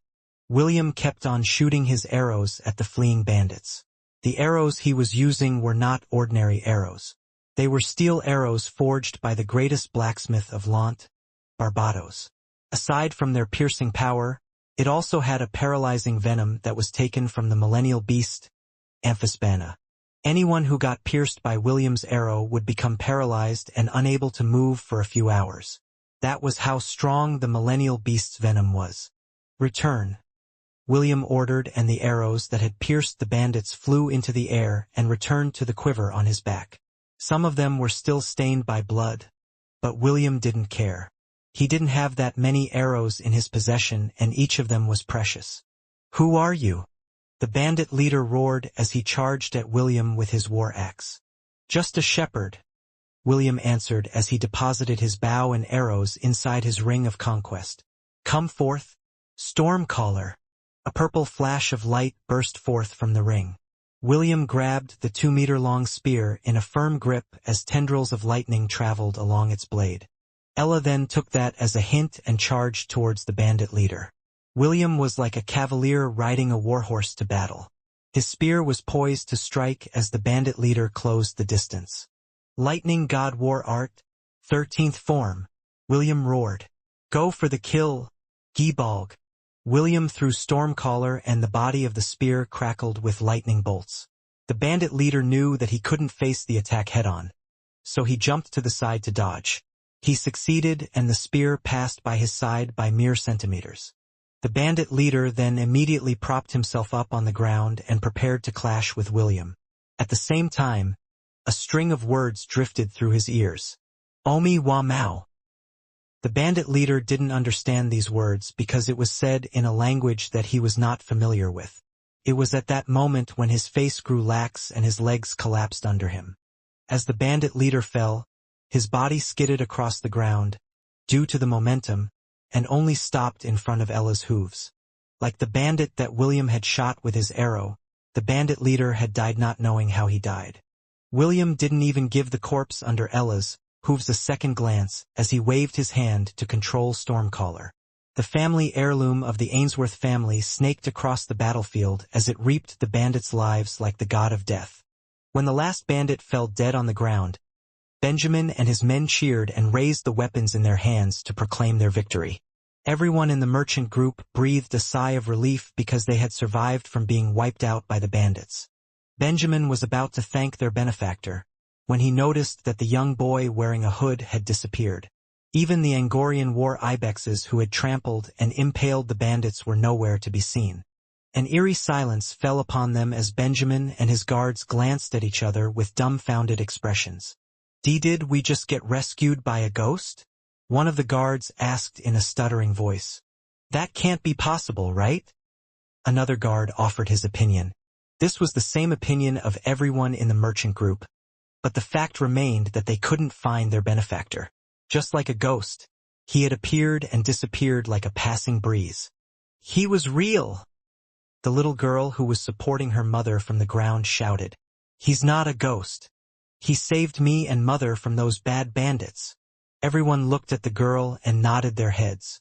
They had seen the young boy with their own 2 eyes, so it was impossible for them to say that he wasn't real. Yes, he was real. As real as you and me, Benjamin replied. We will properly thank him if we cross paths with him again in the future. This was the only thing that Benjamin could say to pacify his people. Even so, deep in his heart, he wished that he would once again meet the mysterious boy who had saved all of their lives without asking for any reward. After this merchant group arrived at their destination, the story of a young shepherd leading a herd of Angorian war ibexes spread across the land. By the time this happened, William had already arrived at the capital of the Helon Kingdom and had successfully enrolled at the Royal Academy. Mama, I finally see it. Mia. William and Ella were currently on the mountainside admiring the capital city of the Helon Kingdom, Gladiolus. The high city walls made William remember the cities in the fantasy movies that he had watched back on Earth. Gladiolus looked like an impenetrable fortress that could easily endure a siege from a beast tide. The sword and shield emblem of the royal family were emblazoned on the flags on the city ramparts fluttered in the breeze. It was as if they were welcoming William's arrival and urging him to enter the city gates as soon as possible. Let's go, Mama. William patted his mama's neck. Let's go visit Est first before we enroll at the Royal Academy. Mia. Est had sent him a letter 4 months ago, asking if he was going to enter the Royal Academy this year. After getting William's positive reply, Est immediately made preparations to welcome him at the capital. The young boy gave William the address of their manor and told him to drop by as soon as he arrived in the city. There were still a few days before the start of the enrollment, so William was not in a hurry to visit the academy. He had exchanged plenty of letters with Est, Ian, and Isaac over the past 4 years, and their relationship had deepened since then. When William and Ella finally reached the gate, they noticed that they needed to fall in line to participate in an inspection.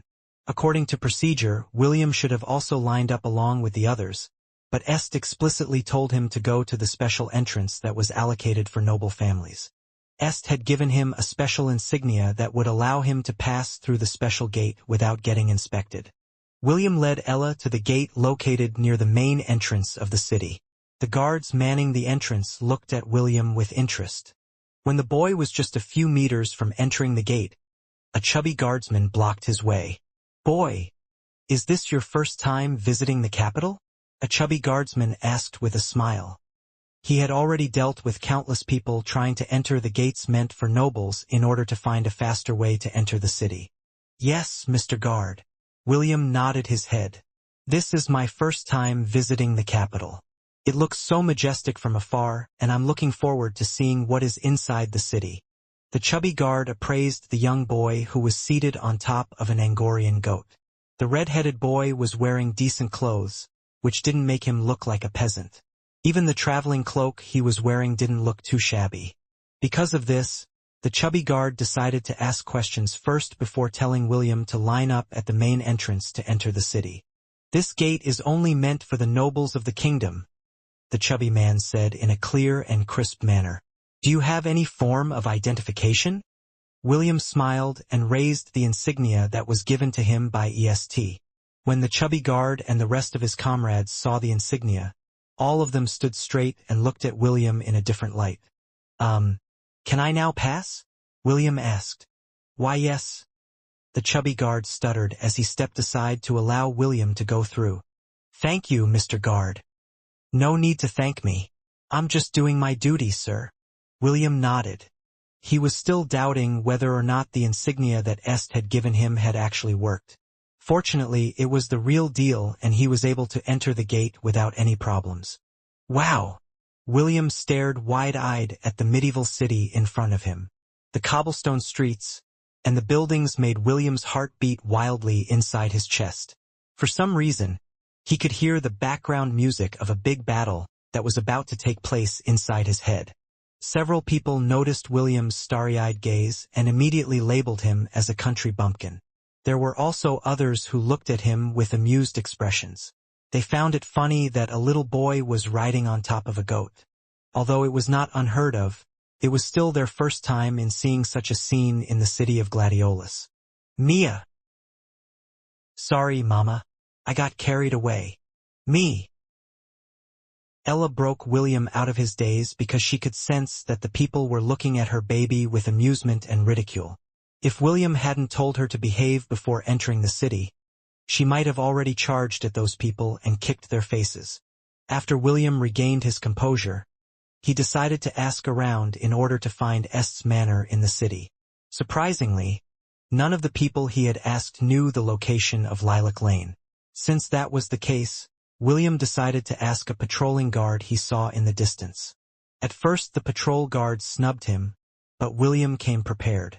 He took out the insignia from his storage ring and showed it to the guard captain. Just like what had happened at the gates of the city, the patrol guards suddenly had a 180-degree change in the way they treated William. Lilac Lane? The guard captain whom William asked pondered. The name sounds familiar, but I can't remember where it is. Captain, isn't that lane located in the second level of the city? The guard captain's companion commented. I've been tasked to patrol that area a few times in the past, so I'm very sure that Lilac Lane is found on the second level of Gladiolus. Then, can you please tell me how to get to the second level? William pleaded. I am visiting a friend and his residence is located on Lilac Lane. It can't be helped. The guard captain nodded. Since you are familiar with the place, take this boy to the checkpoint of the second level. Make sure to return after accomplishing your duty. Yes, Captain. The patrol guard smirked at William. Let's go, boy. It's not every day I escort a shepherd in Gladiolus. Thank you, everyone. William bowed. It's nothing. We're just doing our duties. The guard captain replied with a smile. If you encounter any other difficulties, feel free to find me. My name is Aaron. Thank you, Sir Aaron. William nodded his head and bid them goodbye. When William was finally out of earshot, Aaron breathed a sigh of relief. He was surprised that a little kid was carrying the insignia of the Knight Order of Gladiolus. The Knight Order had the highest authority in the city. Only people who had outstanding skills and talent could enter its ranks. Not even nobles could use their money and influence to send their family members to become a part of the Knight Order. Of course, there are also exceptions. Those who performed meritorious service for the kingdom could also join their ranks, with the king's permission. Each knight that belonged to the order was treated like a celebrity in Gladiolus. It was the position that every citizen in the Hellon kingdom strived to reach. Just how did that boy gain that insignia? Aaron thought. Did he steal it? Aaron immediately rejected this idea because it was impossible to do so.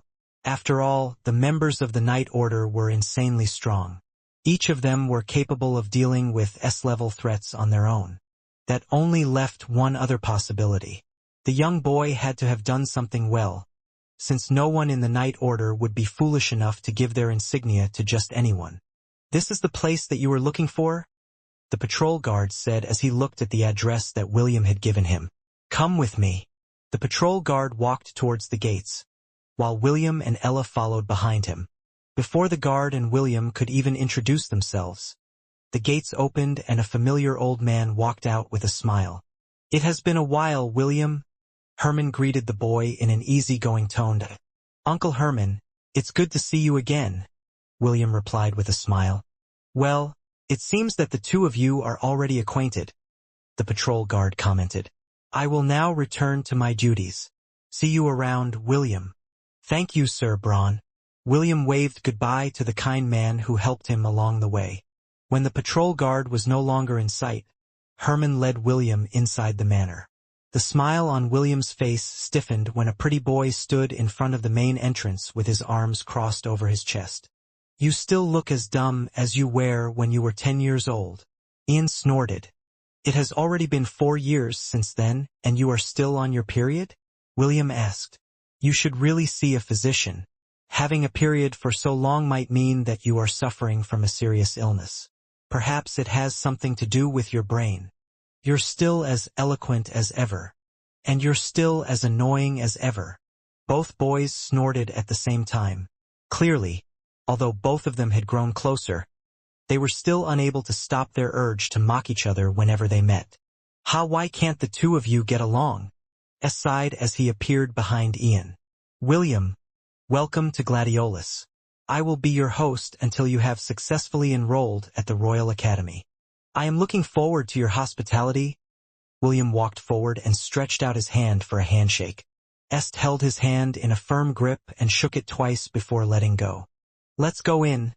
I know that you are tired from your journey, Est said as he made a welcoming gesture. We've also prepared the best hay for Ella. Mia. You're welcome, Ella. Est would always do his best to communicate with Ella even though he couldn't understand her language like William.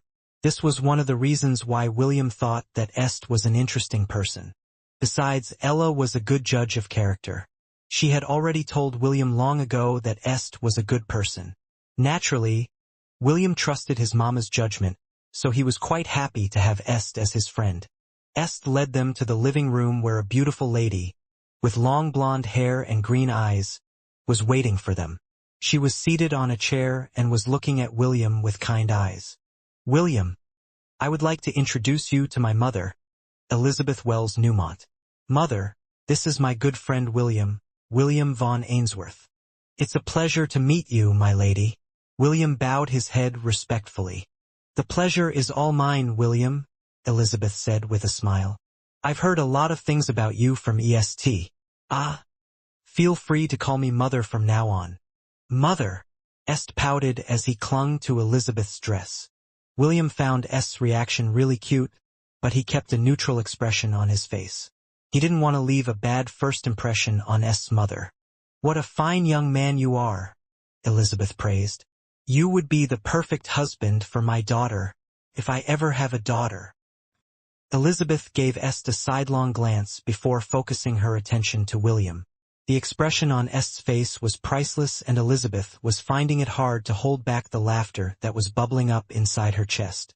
I would definitely marry your daughter if you have one, my lady, William replied with a shameless grin. Well, you'd better remember your words, little Will, Elizabeth chuckled. Who knows what the future will bring? Of course, William nodded. Good-looking men must know how to keep their promises. I'm liking you more and more. Elizabeth was quite satisfied with William's attitude. He wasn't like those noble heirs who were arrogant and stuck up. Est's mother admired William's boldness and his sense of humor. Well, I can't force this issue, Elizabeth thought. It would be best to let nature take its course. William and Ella were treated as VIPs in the Newmont residence. Even Ian did his best not to taunt William in front of Elizabeth. The hours passed by as Elizabeth listened to William's tales about Lant and life in the countryside. Elizabeth had been born a noble and lived by the side of her young lady after she came of age. After they were sent to the Hellon Kingdom, a few things happened and she was forced to leave her best friend's side. Even so, the two of them still held deep feelings for each other, and their sisterhood had remained strong over the years. William's tale was like a refreshing breeze that reminded her of her younger years. One of these days I'll go and visit Lant, Elizabeth said after hearing William's tale. Perhaps the fresh air of the countryside will revitalize my monotonous lifestyle. The life in Lant is crude, but it has a rustic charm that you wouldn't find in the city. William was like a salesman that was about to close a deal. It's the perfect place to retire and live your days in peace. Sounds like heaven. It is a piece of heaven that is nestled at the western edge of the kingdom. I'm sure that you will love it, Lady Elizabeth. I wish for that as well, little Will. My grandpa might be stingy to pests, but he treats guests like old friends. Perhaps the two of you will get along, my lady. Oh my, I'm really looking forward to meeting your grandpa, Elizabeth chuckled. It would be best if I lay the foundations for a good relationship between our families. William didn't know what Elizabeth was thinking because he was very happy at the moment. He could tell that the beautiful woman before him was really interested in visiting his hometown. After an early dinner, William and Ella retired to the room that was specially prepared for them. It was very spacious and had a large bed. The moment William laid his head on the pillow, he immediately fell asleep. He had been camping for the past few days and sleeping outside was not as comfortable as sleeping on a bed that seemed to be made from a marshmallow. Ella laid by his side because the bed was more than big enough to accommodate the two of them. She too was tired from their travels. The sound of light snores echoed along the walls of the room as the two guests slept with a dreamless sleep. William is exactly how you described him to be," Elizabeth said as she patted her son's head. "A very interesting yet mysterious boy. It's a pity that his magic power has been sealed. I'm worried about the treatment that he will receive from the academy." Aside, "Most likely, he will be sent to the martial classes since he's unable to use magic." "You don't need to worry about him," Elizabeth replied. "Someone who has stepped forward to hold the falling sky for you will not be affected by the petty system in the Royal Academy. In fact, I am looking forward to the mischief that he will cause." Elizabeth chuckled despite herself. "I already feel sorry for the Dean of the Royal Academy. He is going to get one troublesome freshman this year." Imagined William doing something mischievous and couldn't help but laugh as well. He also felt that William was not someone who would take things lying down. He had already seen how he handled the situation with the disciples of the Misty Sect back in Lant. "Besides, I trust him," thought as a blush appeared on his face. "He will definitely create waves the moment he enters the Royal Academy. I am also looking forward to seeing how much he has improved over the 4 years that we haven't seen each other."